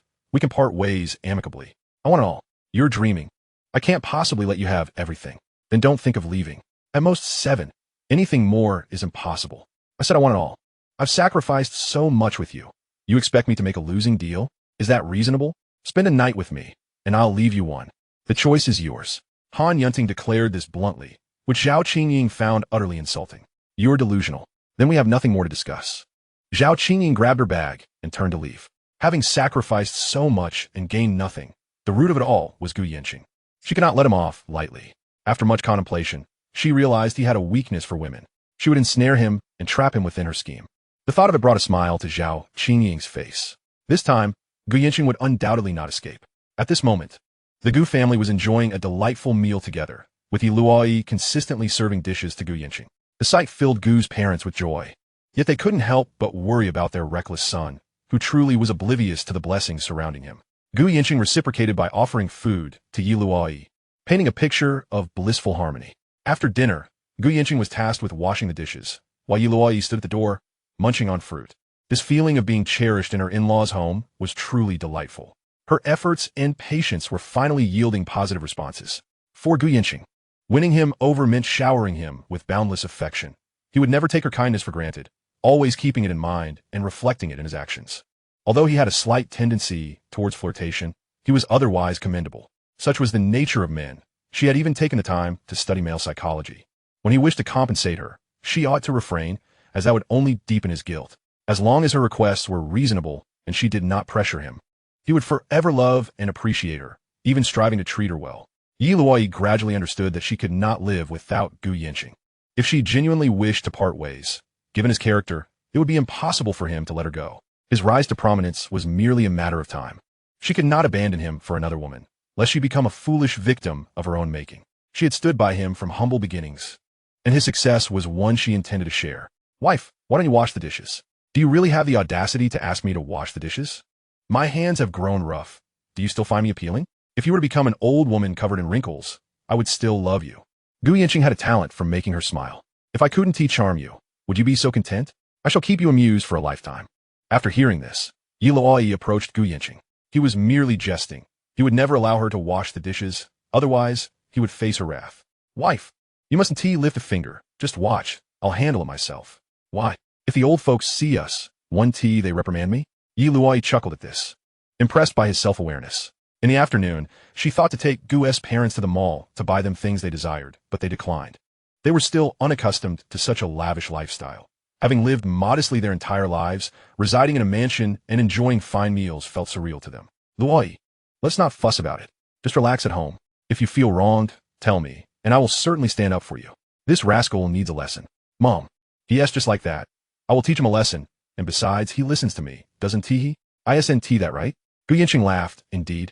I heed Luoyi's words. Mom, rest assured, if he doesn't listen, I'll come to complain. Gu's parents listened, genuinely pleased with Luoyi, holding a deep-seated fondness for her, which led them to treat Yancheng with indifference. Chapter 159. The 3-Day and 3-Night Agreement. Gu Yancheng spent the weekend at his parents' home. The treatment he received was more favorable than that of a daughter, while his parents exhibited clear disdain towards him. This was a residual effect of Yancheng's return, and he dared not voice any grievances. That evening, Gu Yancheng and Luoyi returned home, where Luoyi felt somewhat awkward not being able to be too affectionate in front of her in-laws, as she preferred to be close to Gu Yancheng. Darling, let's take a bath. Gu Yancheng glanced down at Luoyi, instantly comprehending her intentions. Luoyi understood the meaning behind his smile. Do you still wish to withhold your dues? Not a chance. With that, Gu Yancheng swept her up in a princess carry and ascended the stairs. After months of being a couple, they were well versed in their routine, starting in the bathroom, where Luoyi clung to him. In the throes of passion, they moved from the bathroom to the bed, their hair barely dry. They fervently indulged in each other for 2 hours, collapsing on the bed afterward. Throughout, Luoyi repeatedly expressed her limits, but Gu Yancheng showed no signs of stopping. Instead, he tenderly encouraged her, his excitement building in waves, bringing her immense pleasure. Luoyi lay on her side, gazing at Gu Yancheng. Brother, you're truly remarkable. Gu Yancheng smiled and lifted Luoyi, leading her back to the bathroom for another hot soak. They nestled in the bathtub, his arms wrapped around her, relishing the serene silence that enveloped them, feeling an extraordinary sense of happiness. As the days passed, they grew more comfortable with each other, accustomed to tending to one another's needs, from drying hair to washing their bodies. Before they knew it, Friday had arrived once more. Gu Yancheng had initially planned to visit Yancheng in the afternoon and had already informed Luoyi. However, unexpectedly, Zhao Qingying summoned him to a hotel cafe. Upon reflection, Gu Yancheng suspected her intentions were far from innocent. He chose to ignore her, wishing to avoid unnecessary complications. Nevertheless, he sent a brief reply. Wait for me. Upon receiving his message, Zhao Qingying beamed with delight, confirming her belief that he was indeed a seducer. Gu Yancheng smiled to himself, knowing she would be left waiting. The situation was becoming increasingly precarious, with other families remaining still. Fang Qingxiao had gone on his honeymoon, and Gu Yancheng had yet to meet with him. The Fang family should seize this opportunity. Perhaps he could also invest discreetly. He preferred to spend little while achieving great results without getting directly involved. He stood up to inform Luoyi. Wife, I'm going out for a bit. I'll be back tonight. Otherwise, I won't be able to sleep. Unless something unusual occurs, I will definitely return early. Luoyi nodded, realizing that his trips were infrequent and she could accept them, especially since she was pregnant. It was in line with Gu Yanqing's character to go out occasionally. Go ahead. Luoyi decided to be magnanimous. Even if he went out, they wouldn't be able to do anything too improper. Before leaving, Gu Yanqing called Yun Mengqing to inform her of his visit.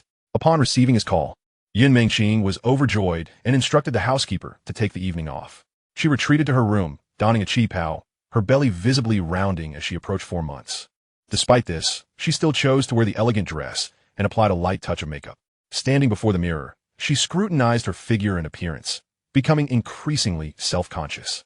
She sat before the mirror, meticulously shaping her brows and applying lipstick until she was satisfied. Then she settled on the sofa, waiting for Gu Yanqing, her eyes occasionally darting towards the door. Eventually, she fixed her gaze there, and upon hearing the sound of the door opening, she promptly rose to greet him. Gu Yanqing entered, holding a bouquet of roses and some fruits. Upon seeing the flowers, Yun Mengqing's face lit up with joy. Gu Yanqing presented the roses to her. Taking in her carefully curated appearance, the high-slit qipao suited her exquisitely. His face broke into a smile. He closed the door, slipped into the prepared slippers, and after setting his belongings down, he joined Yun Mengqing on the sofa, observing her blissful expression. When a woman genuinely falls for a man, even a single bouquet can bring her joy for the entire day. This marked Yun Mengqing's first bouquet of roses from Gu Yanqing. Initially, she had expected him to bring a plethora of groceries and fruits, but the roses had genuinely surprised her. Please take a seat. Yun Mengqing settled beside Gu Yanqing, who placed the flowers she held onto the table. Gazing at this elegantly adorned Yun Mengqing, he enveloped her in his embrace. She reciprocated by wrapping her arms around his neck. Shall we retreat to the bedroom? Gu Yanqing chuckled heartily. Why the bedroom? Don't you know? He teased. Is that all you think of me? Yun Mengqing, not naive, recognized his playful jest. Undeterred, she leaned in for a kiss. Gu Yanqing's lips bore lipstick marks, sending delightful shivers through Yun Mengqing. You brought this upon yourself, she teased. Observing the smudged lipstick on her lips, he couldn't help but smile. He playfully patted her backside, then caressed her belly, holding her close. Gu Yanqing had to exercise restraint. After all, their child was of utmost importance. A gentle kiss was permissible, but indulging further was a different matter altogether. As she gazed at him, she sensed something unusual about Gu Yanqing's demeanor. To the bedroom, she urged. What bedroom? You're pregnant. Your man is certainly not one to think solely with his lower half. Yun Mengqing shot him a disdainful glance, her lips curling in a smirk. Are you afraid of Luoyi? You pay your dues daily, and yet when you come here, you have nothing to offer? What nonsense! Once our child is born, I will engage you in a battle that lasts 3 days and nights, rendering you unable to rise from your bed. Humph. I foresee you needing to lean against the wall to walk. Whoever loses is a turtle. Upon hearing this, Yun Mengqing burst into laughter, inexplicably finding joy in Gu Yanqing's words. You are the true turtle. If I am a turtle, then I am the queen turtle. Gu Yanqing lifted Yun Mengqing and twirled her around the living room, causing her to cling to him, her face alight with laughter. Gu Yanqing was astutely aware of a woman's emotions. Yun Mengqing, at this age, still experienced the beauty of love, wishing this moment could be eternal. All right, you made me dizzy. Gu Yanqing embraced her and kissed her. Yun Mengqing responded, her heart brimming with desire. I want it. Gu Yanqing, noticing her eager anticipation, carried her to the bedroom. He was genuinely concerned, moving with utmost gentleness. Yun Mengqing rolled over, which sent Gu Yanqing into fits of laughter. Gu Yanqing, what are you laughing at? Since you've made me your woman, it's your duty to fulfill my desires. You cannot let me suffer from drought or flood. Chapter 160, Xiao Yuejin is coming to Donghai. Nevertheless, Gu Yanqing took the initiative, not wanting any unforeseen complications. All right, considering you're carrying a child, we must know our limits. You remember our promise of 3 days and nights. You owe me that. Gu Yanqing cradled Yun Mengqing, originally intending to check on her and prepare a meal. Yun Mengqing truly wished for Gu Yanqing to stay and never leave. The thought of his departure made her heart ache. She longed to hold him tightly, recalling the days spent at home, aimlessly staring at her phone, wanting to call him to ask when he would come, yet hesitating to do so. Being alone was quite difficult. Gu Yanqing took Yun Mengqing to the bathroom, washing her and drying her hair, a tender experience she had never encountered before. She watched his focused reflection in the mirror. Luoyi was indeed fortunate, blessed with luck. Such a treasure, if lost, might never be regained. If it were her, she would hold on tightly as well. Yin Mengqing had even bought Gu Yanqing pajamas, insisting he try them on. Seated in the living room, Gu Yanqing's phone rang. It was a call from Xiao Yuejin. I'm coming to Donghai tomorrow. You must pick me up from the airport. Why are you coming to Donghai? I'm here to report on work. Is that not acceptable? What is there to report? Don't be so hasty. I'm anxious. My mother is practically hounding me. At least give her a call. How can I call? I have no words to say. Also, don't come for now. I'm swamped with work. I say, Gu Yanqing, if I don't call you, you don't call me either. You are truly too careless, treating me like a free laborer. What nonsense. If you want to spend, then do so. I'm not stopping you. I don't require material things. I seek spiritual solace. Gu Yanqing felt a headache coming on. He was genuinely intimidated by Xiao Yuejin. Fine, come at a later time. Think it through. Once I'm on this ship of thieves, there's no getting off, and it's rather irresponsible. You have a clear understanding of your situation. Of course. It's been 6 months. It's only been a month now. Think it over. Once the bow is drawn, there's no turning back. Gu Yanqing, I'm not afraid of loss. Why are you so timid? Focus on your career first. I am surrounded by formidable opponents, waiting for you. You're in Donghai, embracing beauties left and right, while I'm on the front lines in the harbor city for you. Doesn't that seem fair? What do you mean? I'm doing this for your benefit. You speak so eloquently, but I've already made up my mind. I will arrive at Donghai Airport at 11 a.m. tomorrow. Planning to stay at your place for a night.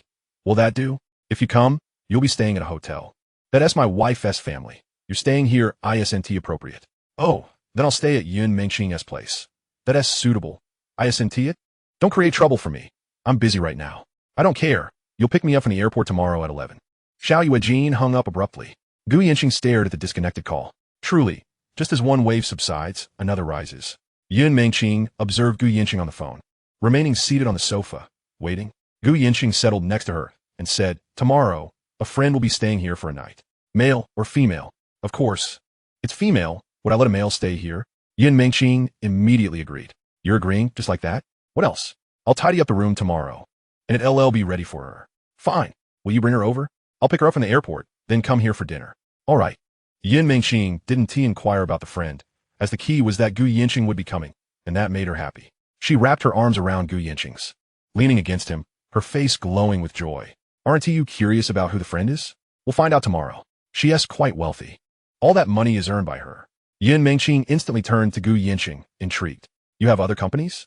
Yes, there is another company in the harbor city. Yun Mengqing was genuinely surprised by Gu Yanqing's revelation. What is so surprising? If your man didn't have some real skills, how could he survive? Do you truly think I rely on you? Then let me ask you, why do you only hire women to manage your companies? Is there some ulterior motive? Initially, I thought women are easier to manage. Once men gain power, they can easily become greedy. They often engage in other operations that may harm the company. You know me. I'm quite lazy, and I prefer to delegate, avoiding management of company affairs. Listening to Gu Yanqing's words, Yun Mengqing pondered. Indeed, there was merit in his reasoning. However, the woman she had chosen, Ren Mushu, was not only beautiful but also dedicated to the company, overseeing all matters diligently. She now found herself quite curious about this woman from the harbor city. These matters, you'll all know in due time. Does Luoyi know? She has a general idea, but she is not privy to the details. Yun Mengqing chose not to press further. If Luoyi wasn't fully informed, it was clear Gu Yanqing wouldn't divulge more. Women ought to be a bit shrewder. Gu Yanqing prepared a meal for Yun Mengqing and accompanied her until they finished eating. After a pleasant conversation, he made ready to depart. Yet, Yun Mengqing, reluctant to see him go, embraced him tightly and gazed up at him. Gu Yanqing planted a gentle kiss on her lips. All right, I shall return tomorrow. Yun Mengqing escorted him to the elevator, her former pride dissipating, leaving her feeling somewhat desolate. On his way home, Gu Yanqing received a call from Zhao Qingying. Gu Yanqing, are you still not here? Are you toying with me? Gu Yanqing burst into laughter. Zhao Qingying, you overestimate yourself. Do you think I am unaware of your little schemes? With that brain of yours, you ought to practice more. Perhaps watching some romantic films would serve you better than concocting this nonsense. At that moment, Zhao Qingying realized she had been outsmarted by Gu Yanqing. Just as she was about to retort, he hung up the phone, leaving her fuming. She had meticulously prepared everything, waiting over an hour for him to take the bait. After several calls, Gu Yanqing had merely responded that he was on his way, repeatedly humiliating her. She harbored a deep resentment towards him, now caught in a predicament of her own making, all due to his antics. Initially intending to ensnare him, she found herself the one being toyed with, and her fury was reaching a boiling point. Had Gu Yancheng not been wary of complications and the ambiguous stance of the Fong family, he would have taken delight in playing with this foolish woman, Zhao Qingying. Upon returning home, he found Luoyi waiting for him in the living room. He recounted the events with Zhao Qingying, much to her amusement. You toyed with her like that? If I were not preoccupied with other matters, I would have made her situation even more unbearable, turning her cleverness into her undoing. Luoyi understood Gu Yancheng's intentions. It was indeed rare for anyone to outmaneuver him. Darling, I must inform you that Xiao Yuejin is coming to Donghai tomorrow, and I need to pick her up. Luoyi immediately sat up straighter. What business does she have in Donghai? I know not. She merely requested that I fetch her. Luoyi scrutinized Gu Yancheng. He always seemed less than forthright when it came to matters involving women. A slight smile graced her lips. Tomorrow, I shall accompany you to collect her. Upon hearing this, Gu Yancheng felt a tinge of unease. Who knew what further complications might arise?